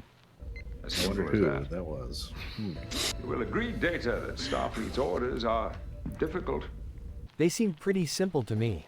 Keep your fingers out of Chinese finger traps and don't sleep with the tactical officer. As simple as that. Are you listening, Jadzia? Will agreed data that Starfleet's orders are difficult. Yes, She sir. didn't get, Might I finger remind you that I am fully functional and versed in over 400 techniques. I believe Lieutenant Yar can vouch for me, as can Riker. As simple as that. You will agreed data that Starfleet's orders are difficult. But it's just a jump to the left, and then a step to the right. Simple as that.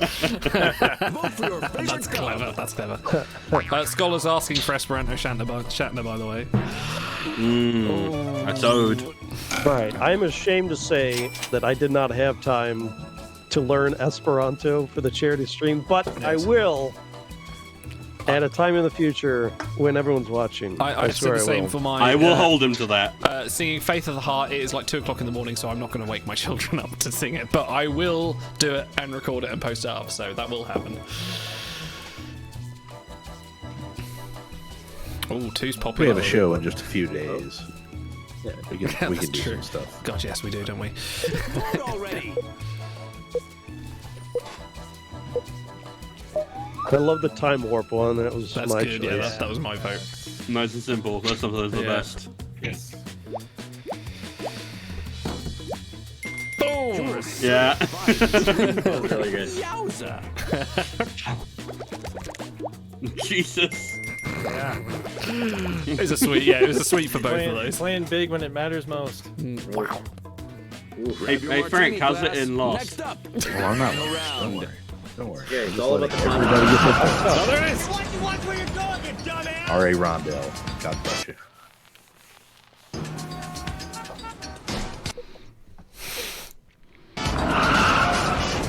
Watch where you're going, you dumbass!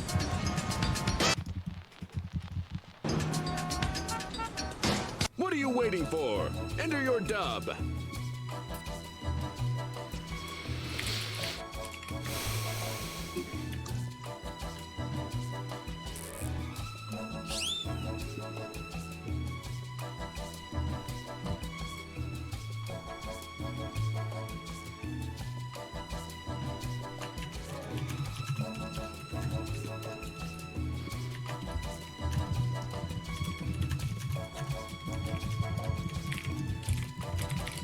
I'm sad we won't get him as a card in timeline. I may install a game. This should be the #1 command. Thank you, Greggy. I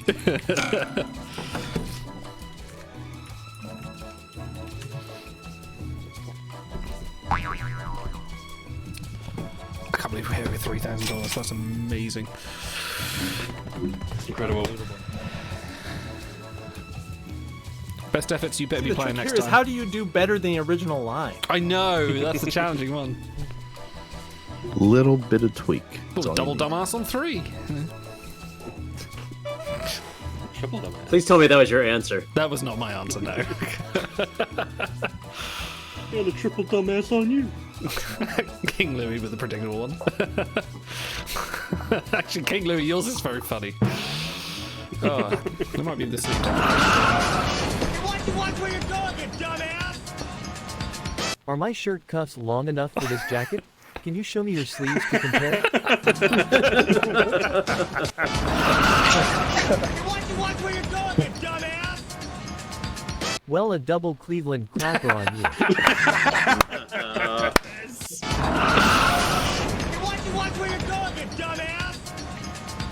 Step out of that cab and I'll show you why risk is my business. Oh my god, this is Watch where you're going, you dumbass! If you're driving a cab, who's coordinating this stunt? Watch where you're going, you dumbass! That's a double dumb. Dot, you know what, I can't do this anymore. I think we need to sit down and talk about our problems, Robert. Watch where you're going, you dumbass! This is why you're going all to be replaced by ride-sharing services in 35 years. Vote or don't. The choice is yours. I think I know what I'm going for. Vote in chat. Vote It's a in strong chat. round. Very strong round. This is a good one.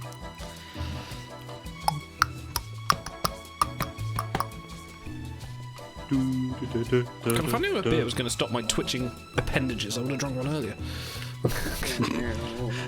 That sounds like an excuse, Idol. You're not wrong.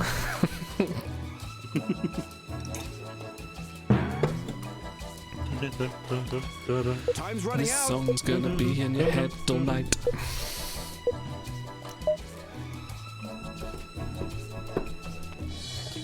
Alright, who's gonna run off with it? One word. Yeah. There you go, That well was done. so good. Okay. Ooh, thank you. Like it, I like it. It's an all-rounder. Oh yeah, no, it's very evenly spread. Yeah. Oh wow, okay. It's a One rare inside all-rounder. baseball audience The winner vote. And I is appreciated it. Thank you. 3 games in a row today. It was Frank, and I've got to thank all of you for coming to our charity shows and watching Well done, Idol. Well done, Idol. Appreciate all of it. Wow, I haven't won one of those in a while. You were good. Yeah, that was a good one. I think the Troy's Knees did it. The Troy's Knees was the one that got it for me. All right, let's do some new players. I'm going to step out. Anyone can join. Your code is BIWP. Join the Boink Whip. Right. And this is open to everybody. I am willing to open up my slot if anyone else just wants to jump in. So, audience, you are funnier than... Dude, I was on my knees for half an hour. What do you freaking think I was doing? Wait, what? Well, I mean, Hold on. what you do in your personal time is of no business of us, and I'm sorry somebody This brought is his it up. personal time. Alright, Big's in. Okay, I'm going to step out. Alright, Otto. I've had a long shift. Guys, Love you, buddy. 3,000. Incredible. That's almost as much as the last 2 years combined. We have the best community ever. Honestly, What more Otto, could love you you, want? buddy. Thank you for your I'm so service, glad you're Otto. here. I love you, buddy. Thanks for everyone who came on, Idle, for scheduling stuff. Great. Love it. Love you. Bye. Sleep well. Sleep well, dude. In Dream of the large words women. of Charles Barkley, it's ridiculous. I'll come in. If no one's signing in, I'll come in here. Yeah, I'll jump in. Oh, we got Cranky on. Nice. Nice. A mystery. I'm excited. I get to sit back and drink a beer I and think watch my people funny do bone funny is things. broken this evening, but I'm gonna try one more time. I believe in you. I think that You was can just do a it. bit of a rough set of clips. It's been a long day for everybody. You never know what's going to hit just right. Whoever a mystery is, can you start the game? It's up to you. A mystery to start Because the a game. mystery. There we go. There we go. Thank you very much. Welcome to What It is Ever actually too Dub. late to donate, The rules please. are simple. Each round If of you haven't video will already, play oh, with I need to missing donate. That's why I dialogue. came out. Let's do Their that. wittiest replacement dub. The beer is kicking in, isn't It it? really is, honestly. What's the link? Oh, bit.ly/trektime23. There we go. Round is. one. Also, conthemusical.com. Captain! Captain!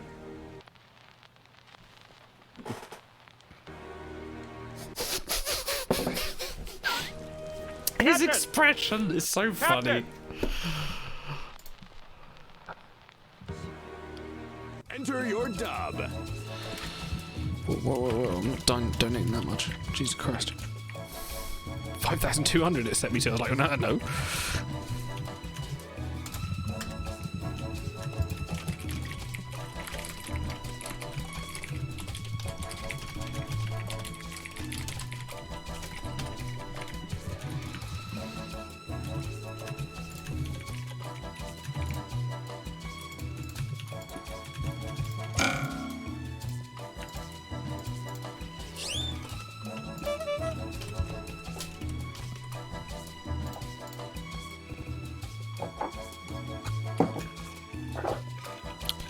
What? Oh. Apparently you can't put swear words in your donut comment. Yeah, it's for charity, man. I Don't was do just that. gonna say, fuck, we're good. That's some class. Pork? Pork, we're good. Quark. Yeah. I can't even do it. That's I Odo do swear Otto a word. disservice by attempting that.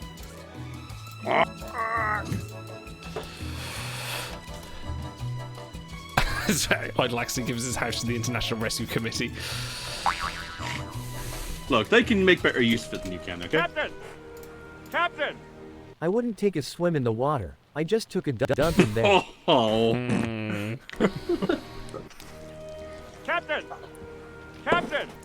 We just raised $3,000 just from dicking around on screen and being nerds. Not wrong. Not wrong. Captain! Captain! High leave high no hat shiz housing T high my no nomissions. Oh dear, I think I have had a stroke. Okay. Captain! Captain! Everyone knows that this is the movie that is really an episode. Yeah, Duh. it's true. Yeah, okay, alright. Yeah, I'll give you that one, Frank. It's not wrong. Not wrong. No, it is a mackerel in my pants. But I am still very happy to see you. Captain! Captain! I have just learned a new technique called the Cleveland Clapper. I am going to go attempt it on this nearby village of women and children. Oh boy. You're spiraling into the ground. Oh, I can vote in chat, can't I? Ooh. Boy, there's several I want to vote for here. We've just received a $30 donation from one Captain Idol saying, "We're good." We are good. We are good. Very good. I'm feeling I feel sense of achievement and accomplishment. You should. Thank you again. I know we've said it earlier, but thank you again for continuing to put this on every year, 3 years in a row now. But all the work that you've put into this that people will never know. You put in so much work, and you put your body through the ringer, and you soak it in alcohol. That part's really not so bad for you. No, thank you. You put so much work on. It's truly a So much passion work. for you. I wasn't fishing for compliments, but please keep it coming. No, it's amazing how much work you put into this. You put so much work into this, and so little of it shows up on screen. So it's really impressive. Almost as much work as Shy puts into the wow. Hey, well done, Frankie. That had to be the one. There you go. I think I was just happy. I liked it, Frank. Thank you, audience. Jokes from here will be Cleveland clappers. That's going to become the new running bit. Hell yes. What the hell is going on? Oh, here we go. Think I'll go get my jacket. What the hell is going on?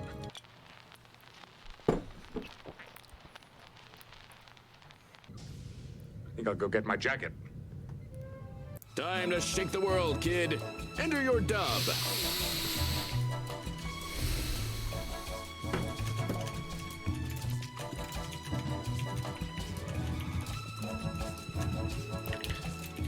I think I'm actually going to go over my other bit. I saved myself a chocolate mint stout that's 13%, and I wasn't going to drink it tonight, but I think I actually might.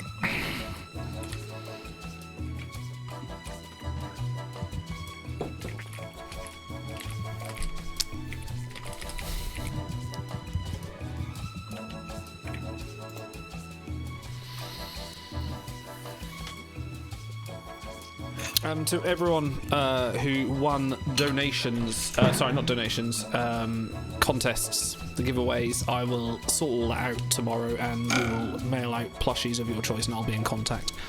Oh, new donation from Tars Tarkusnet, $20. We demand EV Suit Dracula. I can tell you have been reading the Lower Decks comics, Tars Tarkus. They are very good comics. No, we can't wait to see all the pics of all of the plushies and hell everything. yes. Yeah. I will tomorrow properly post a video. I'll have to get OBS to record it, I guess, of me going in and retrieving. What are we at 3,000? So that's God, yeah, I forgot about the Shinzons. That's a lot of Shinzons. I'm just gonna do 16, 18. I'm gonna do 18 Shinzons. Is that correct? I think. That's I don't a know. lot of Shinzons. I'll do. There's more Shinzons than exist in the game. I will do how 20 How many Shinzons. drugs do you sell? I do them. I smoke my own supply. We are attempting to bait a number of people into making Cleveland clapper dubs with a pile of dry ice and some pickled herring. Think I'll go get my jacket. What the hell is going on? It appears to be some form of water condensation, Captain Fog, sir. It also appears to be spelling out instructions to jacket. Think I'll go get my jacket. What the hell is going on? I think it's something called the Cleveland Clapper, and you better go get your jacket. God damn it. Think I'll go get my jacket. Splitting the Cleveland Clapper vote. What the hell is going on? Captain, See, I was smart. I didn't believe do. this is Thriller. Thriller Nights. That's good, that's good. What the hell is going on? Captain, we have reports of $3,000 being raised for charity by Star Trek nerds, again. I believe the technical term is hell has frozen over. I'll go get my jacket. What the hell is going on? It appears this gentleman attempted the Cleveland Clapper but misfired. You should get your jacket. Alright, we've got our joke for the night. Yeah, gentlemen. we have, haven't we? So, 2 dick jokes, 15 varieties of tomato soup, and a Cleveland clapper. Oh, I should vote. Oh, it's so good. Oh, my word. I can't. I have to go for 2. I think I'm going to vote for 2. Just for the spelling out instructions to jacket. I'll go get my jacket. I love a joke that plays off the words that come after. Scholar, what are you voting for? For E. The nuance. I will only vote for the 4th word in the 4th letter in the 4th vote. No, it's Dungeons and Dragons 4E, obviously. Oh, of course. Roll for initiative. No bloody A, B, C, D. Or E or F. Oh.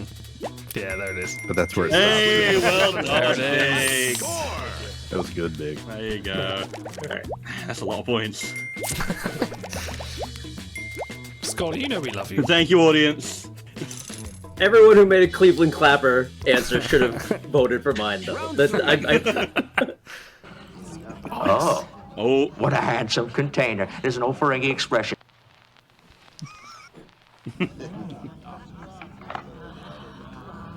Sticks? Oh, what a handsome container. There's an old Ferengi expression.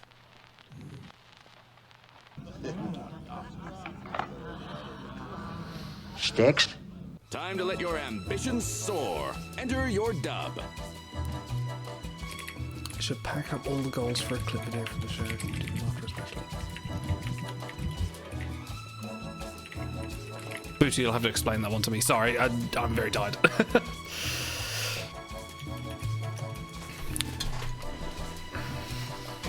Helps if I'm actually on the screen where I type stuff in. That does help.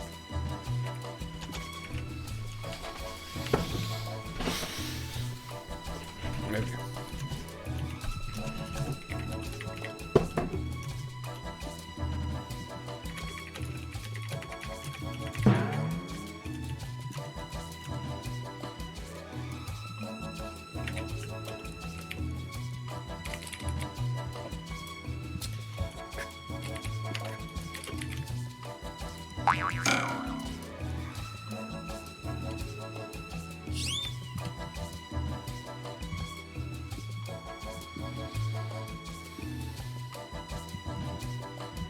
Yeah, next year I'm going to have to go, like, balls to the wall, and I joked about it, but I will airlock every crew I have and only run Shenzons for a month. What, you mean you'll airlock and let the timer expire? Well, no, I mean, everybody will just be frozen. But, oh, I see. I see. I guess I technically could do that now. Well, as soon as I retrieve everybody. I have enough stuff for now 27 retrievals, so I guess I could. I've been hoarding, which Ben hates. Hoarding is bad, players. No, do not hoard. Never hoard. Oh, it looks like we've got another donation. Take care of that. Quick, enter your dub. Oh, what a handsome container. There's an old Ferengi expression. What's brown and sticky? I know for a fact we've had this clip before. Yes, Someone's made that joke. What a handsome container. There's an old Ferengi expression. The bigger the smile, the sharper the knife. That's a good one. That's a good rule of acquisition. Sticks? Oh, what a handsome container. There's an old Ferengi expression. Gonna give you something so you know what's on my mind. A gift real special, so take off the top, take a look inside, it's mine. Sticks? Oh, what a handsome container. There's an old Ferengi expression. The smaller the box, the bigger the loaves. Sticks? Oh, what a handsome container. There's an old Ferengi expression. That whatever a blue man pulls out of a magic box will represent what the Ferengi must sell for a profit for the rest of their lives. Sticks? Oh, what a handsome container. There's an old Ferengi expression. Recurring jokes come in small containers and draw a giggle. fresh jokes come in slightly larger containers and hit like a ton of bricks. Quark explains. Sticks? Which dub did you like best? Vote now!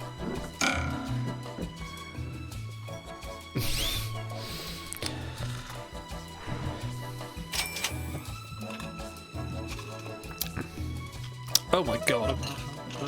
I just bought this mint chocolate stout. I just opened it. It's horrible. Oh, is it really? This is supposed to be my celebration beer. Well, you can celebrate by not drinking it. I'll sip at it. You should have it with the rest of that burger.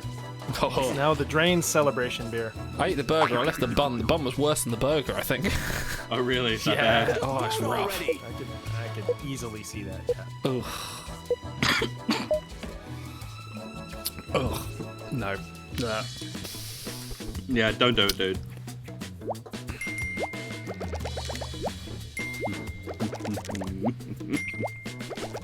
Some Lonely Island fans. Yeah, there you go. Well done, Cranky.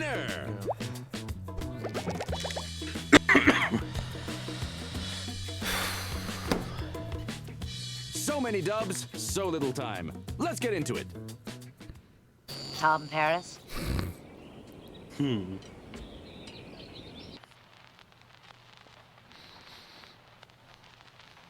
I wonder if we could go somewhere and talk. Tom Paris?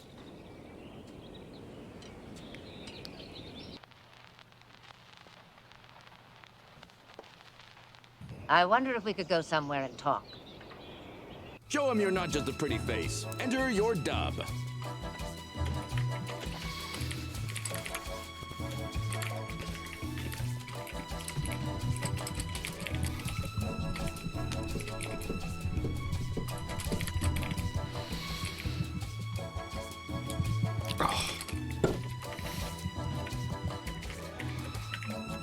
It smells like cough medicine. Oh, that's no good. Tastes like cough medicine. It's fucking horrible. Ugh. It's a shame there's no real way to like sample a beer other than going to like a tasting or whatever at a brewery, so you know if you like it or not. That's horrible. I'm gonna put that over there. Ugh. You have to buy beer in growlers, right? Luckily, I had a warm-up beer, so that's fine. Ugh. You should drink it because guess what? As someone who is in need of help from the International Rescue Committee would be happy to have it. That's very true. Maybe you have to be sick to enjoy it. You know what? That's not a bad idea. Yeah, if I was ill and I was drinking cough medicine with it, perfect. Maybe you should eat some more of those Rustler burgers. No, I had the one, and that was pretty much all I want for my entire life.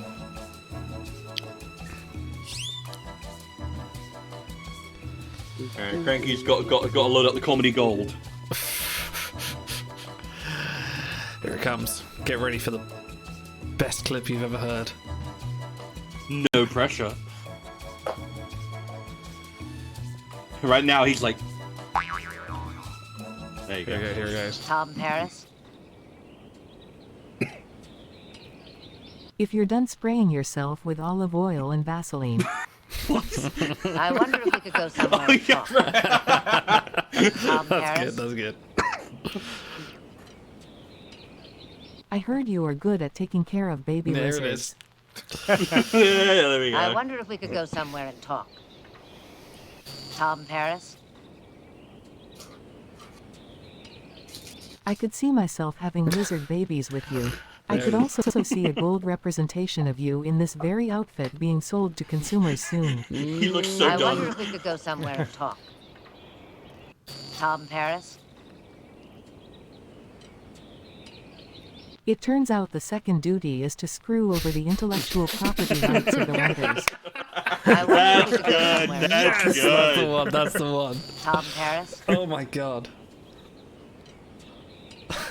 My name is Kate Colombo. Tell me, do you like murder mysteries? If you do, ... Wonder if we Is could that go the somewhere and first talk. Kate Colombo reference of the day? Tom Paris? You never expect her. She loves to solve mysteries. I hear you're an expert in plain, hot tomato soup and the other 14 varieties that are available. I was wondering if we I were going wonder to get if we tomato could go soup. somewhere and talk. Round's over. Oh my Let's gosh. vote. Well, that's a good one.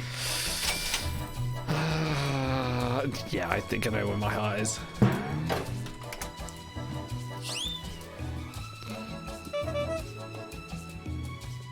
No, Auto's still Yeah, there. Booter, this is a hard one. Auto is still in the chat. He chickened out. Come on, man. Hey, Kajamas, thank you for commenting. This is a strong round.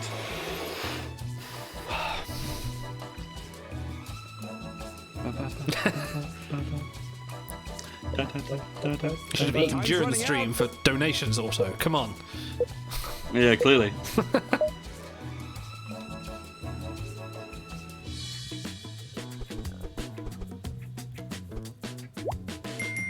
Slick here lands a big tickle. That and was clinches so the good, Big. That was Like, perfect. Genius. Very well done.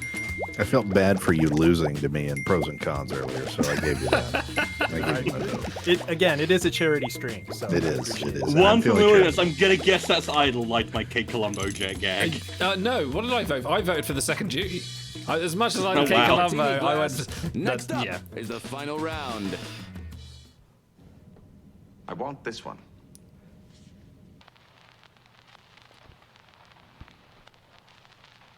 I'm sure, but I have decided I want this Lieutenant Worf.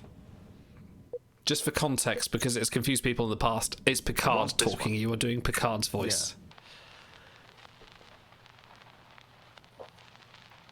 I'm sure, but I have decided I want this Lieutenant Worf. Man, you can see how suede his What are you jacket waiting is. for? Enter your dub. There's nothing funny to say here. I don't know.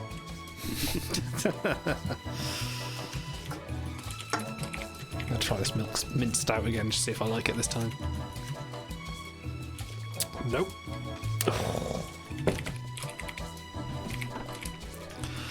Oh, that's horrible. Why would people buy that?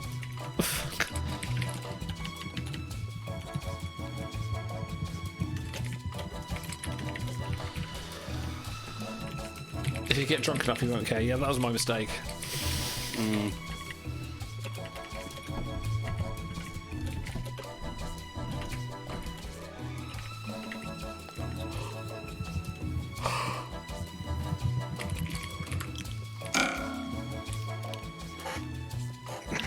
I've been giving out free plugs to everybody today, and I missed one. I have to correct that.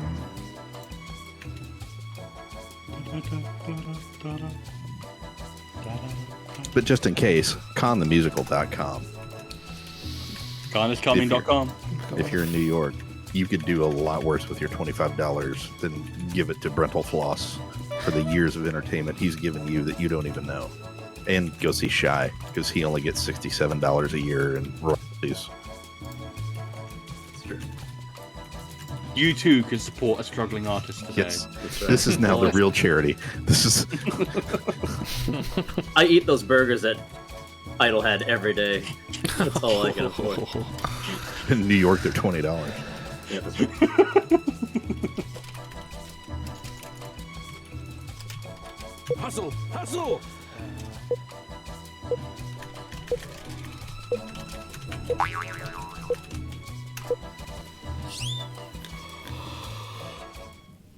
I want this one. Are you sure? I've already offered him to stars. There you go. I'm sure, but I have decided I want this Concise. Lieutenant Yeah, Worf. yeah. I wonder if how many of the other ones are going to be the only I exact same want this thing. one.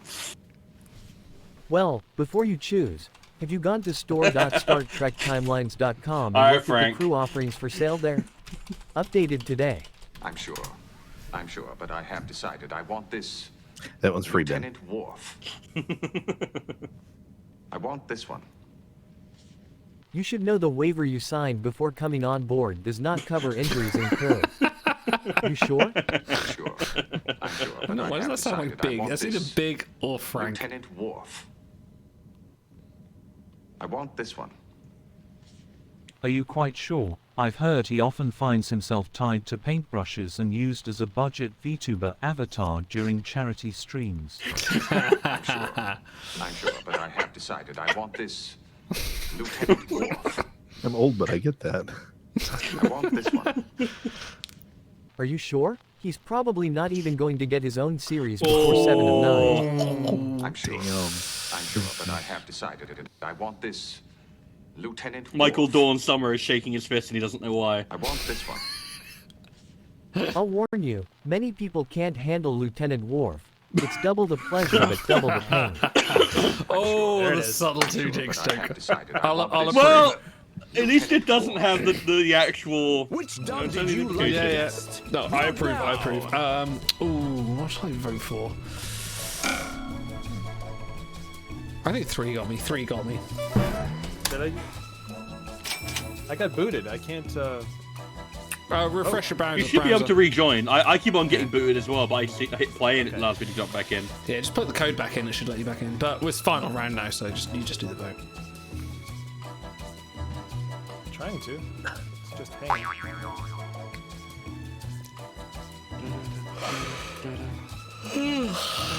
I think we'll do one more round, and then we'll call it. Better hurry.